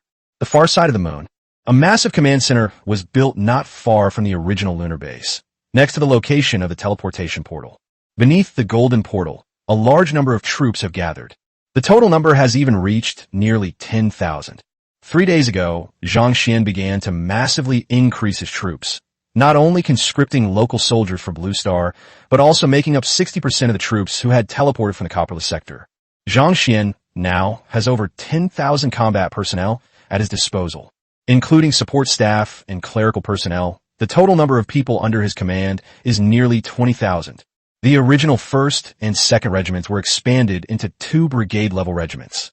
The total ground force is organized as follows: 5 Marine Corps regiments, 2 Rapid Reaction Marine Corps regiments, 1 Mechanized regiment, and 2 Special Operations regiments.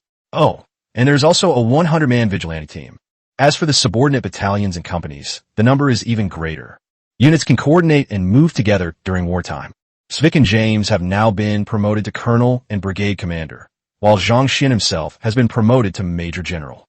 And in the sky, 1 battlecruiser, 25 liberators, and 60 Viking fighters.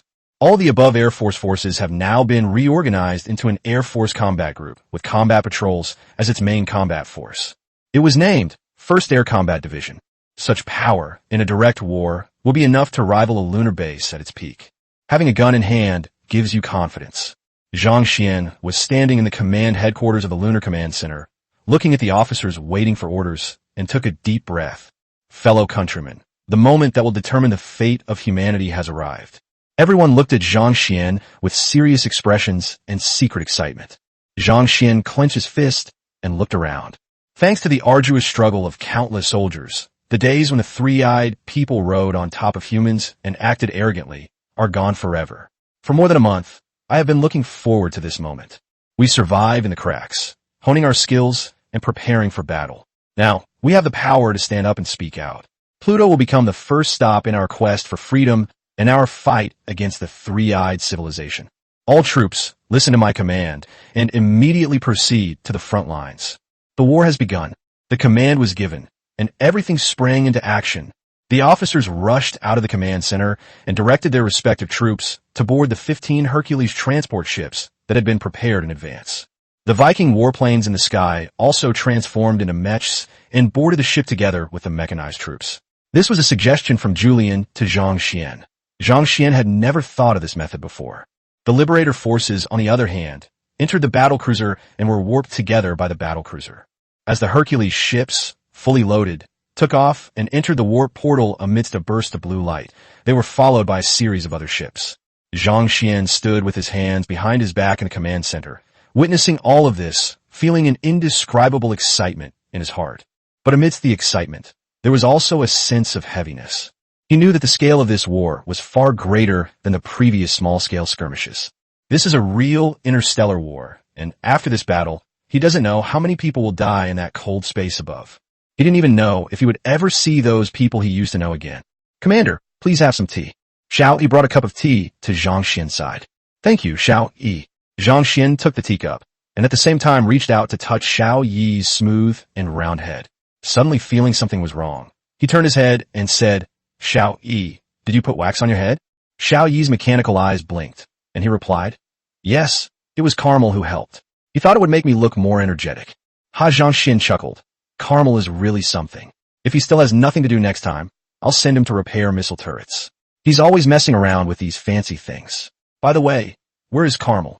Edward walked over and said, "Commander, Chief Engineer Carmel has boarded Julius and gone to the front lines." "What?"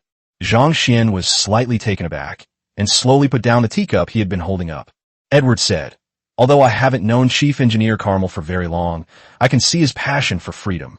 I spoke with him briefly, and he told me that if Commander Jim Raynor taught him what freedom was, then what you taught him was what price people are willing to pay for freedom. I think he's ready to pay the bill for humanity." After a long silence, Zhang Xian shook his head with a wry smile. This guy is still the same as always. As he spoke, he turned to look at the starry sky outside. "I have never considered myself a teacher. Compared to the soldiers who died on the battlefield, what I have given is too insignificant. But among humans, there will always be some clever fools, won't there? Pluto, this 9th planet, which has been delisted, is the farthest planet from the sun and also the smallest of the 9 planets. Nobody cares about it, and nobody wants to give a second glance, but today it will have the most exciting moment in billions of years. On Pluto, a three-eyed human base has been built, and a large number of spaceships are shuttling in orbit around the planet. The three-eyed human flagship is also hovering in orbit. Inside the main ship, several three-eyed officers were making plans around a virtual image of a blue planet. On the virtual image of Blue Star, there are already more than a dozen locations marked with red dots. The Earl has been gone for quite some time now. Is everything all right, Mr. Abbas? An officer looked at the bald, burly man who had been sitting in a chair not far away, resting with his eyes closed. Abbas didn't open his eyes, but said calmly, "The Earl will be fine. There is no power on Blue Star that can defeat a star-level expert. Even a fleet would need a considerable amount of time to completely eliminate the Earl. This is enough time for us to go and provide support." "That's good." The officer breathed a sigh of relief, looked at the starry sky outside, and sighed. There are only a few days left until reincarnation, and those humans are still kept in the dark. I really hope they can continue to die peacefully and not cause us any trouble. At that moment, Abbas suddenly frowned, opened his eyes wide, stared incredulously at the starry sky outside, and then shouted, "Immediately notify the fleet to enter combat readiness." What? The officers hadn't even reacted yet, but the warship suddenly shuddered. More than a dozen human ships suddenly appeared in the sky above Pluto. A massive warship appeared directly above their heads. Abbas looked at the scene outside and said solemnly, "We may have underestimated those humans." Chapter 97 Tactical Fusion Strike. After Julius jumped to its new position, it immediately spotted the three-eyed human flagship below. Inside the command center, all staff members were performing tedious and complex operations at their respective posts. Captain Julian, meanwhile, was standing at the control panel making combat deployments. Activate attack arrays 1 through 4. Since we're here, let's leave them a little something before we leave. Prepare for warp-in. We need to get out of here before the enemy launches a counterattack. Have a Hercules formation release the Viking battle group to provide auxiliary attacks and distract the enemy's smaller ships. Get ground troops moving immediately and build missile turrets to aid our fight. A series of instructions were quickly relayed to all departments. The air-to-ground attack array beneath the battlecruiser opened fire immediately, unleashing a deluge of artillery fire that rained down on the Three-Eyed Man's flagship. The surface of the Three-Eyed Man's flagship quickly lit up with a protective film, blocking the attack, and began to turn its cannons to aim at the battlecruiser above it. The battlecruiser is only about 1/3 the size of the Three-Eyed Man's main ship, so it doesn't look very big. When the two are placed in one picture, they look like an adult and a child. However, it would be a big mistake for anyone to associate combat power with physical size. As the cannons of the Three-Eyed Man's flagship glowed, the warp drive of the battlecruiser was also ready to go. After a flash of blue light, it disappeared into the starry sky. We've lost our goal. Again, we've lost our goal. Chaos had erupted in the command center of the Three-Eyed Man's flagship. Faced with a sudden attack, they had done their best to respond as quickly as possible. Even so, they still failed to inflict any meaningful damage on the battlecruiser with warp capabilities. We've never seen this kind of human technology before. There are no wormholes around here, so how do they perform space jumps? An officer slammed his fist on the table, his face filled with disbelief. Abbas's expression also looked rather unpleasant at this moment. They had studied the tactics and technological characteristics of those humans before, and they knew that they possessed a powerful space jump technology. However, all previous intelligence indicated that the vessel possessing this technological capability was merely a transport ship without combat capabilities, and its air force was pitifully weak. But now, they actually have a large warship with the same capabilities? Immediately inform the Earl and request his return to oversee the situation, Abbas declared decisively. Assemble the entire fleet and, at all costs, annihilate these human armies. Above the surface of Pluto, more than a dozen Hercules ships have begun their gravity bridge airdrops. Dozens of Viking warplanes transformed in midair as soon as they emerged and immediately entered combat mode, engaging the surrounding Three-Eyed fleet in combat. The Three-Eyed People's fleet is quite large, with 2,000 to 3,000 combat ships, not to mention a main ship and more than 10 escort ships in orbit. The disparity in combat strength is enormous. SCV, immediately construct missile turrets and build a command center. As soon as Svik landed, he immediately raised his gun and fired a burst into the sky. Although there's a 99% chance of missing the target, it's still good if it can have some impact on those three-eyed spaceships. By this time, the Three-Eyed Man had already noticed the human army that had landed on the ground. From the Three-Eyed Man base, a large number of three-legged robots and Three-Eyed Man troops began to rush towards this location. But Svik no longer took these three-eyed ground troops seriously. Looking at the seemingly endless tide of three-eyed soldiers surging towards him on a mini-map, he sneered. Hey, there really are some fearless guys. They mobilized Team 0C, requested a conventional fusion strike, and blew up those three-eyed people and their dilapidated houses. At that moment, James's voice came through the communication. Eliminate this attacking force. Do not attack the Three-Eyed Man's base. The enemy's main ship has a planet-destroying cannon. Leaving the Three-Eyed Man's base alive will make them somewhat wary and prevent them from easily launching an annihilation attack against us. That makes sense. Svik thought about it and immediately changed the instructions. Request a tactical fusion strike.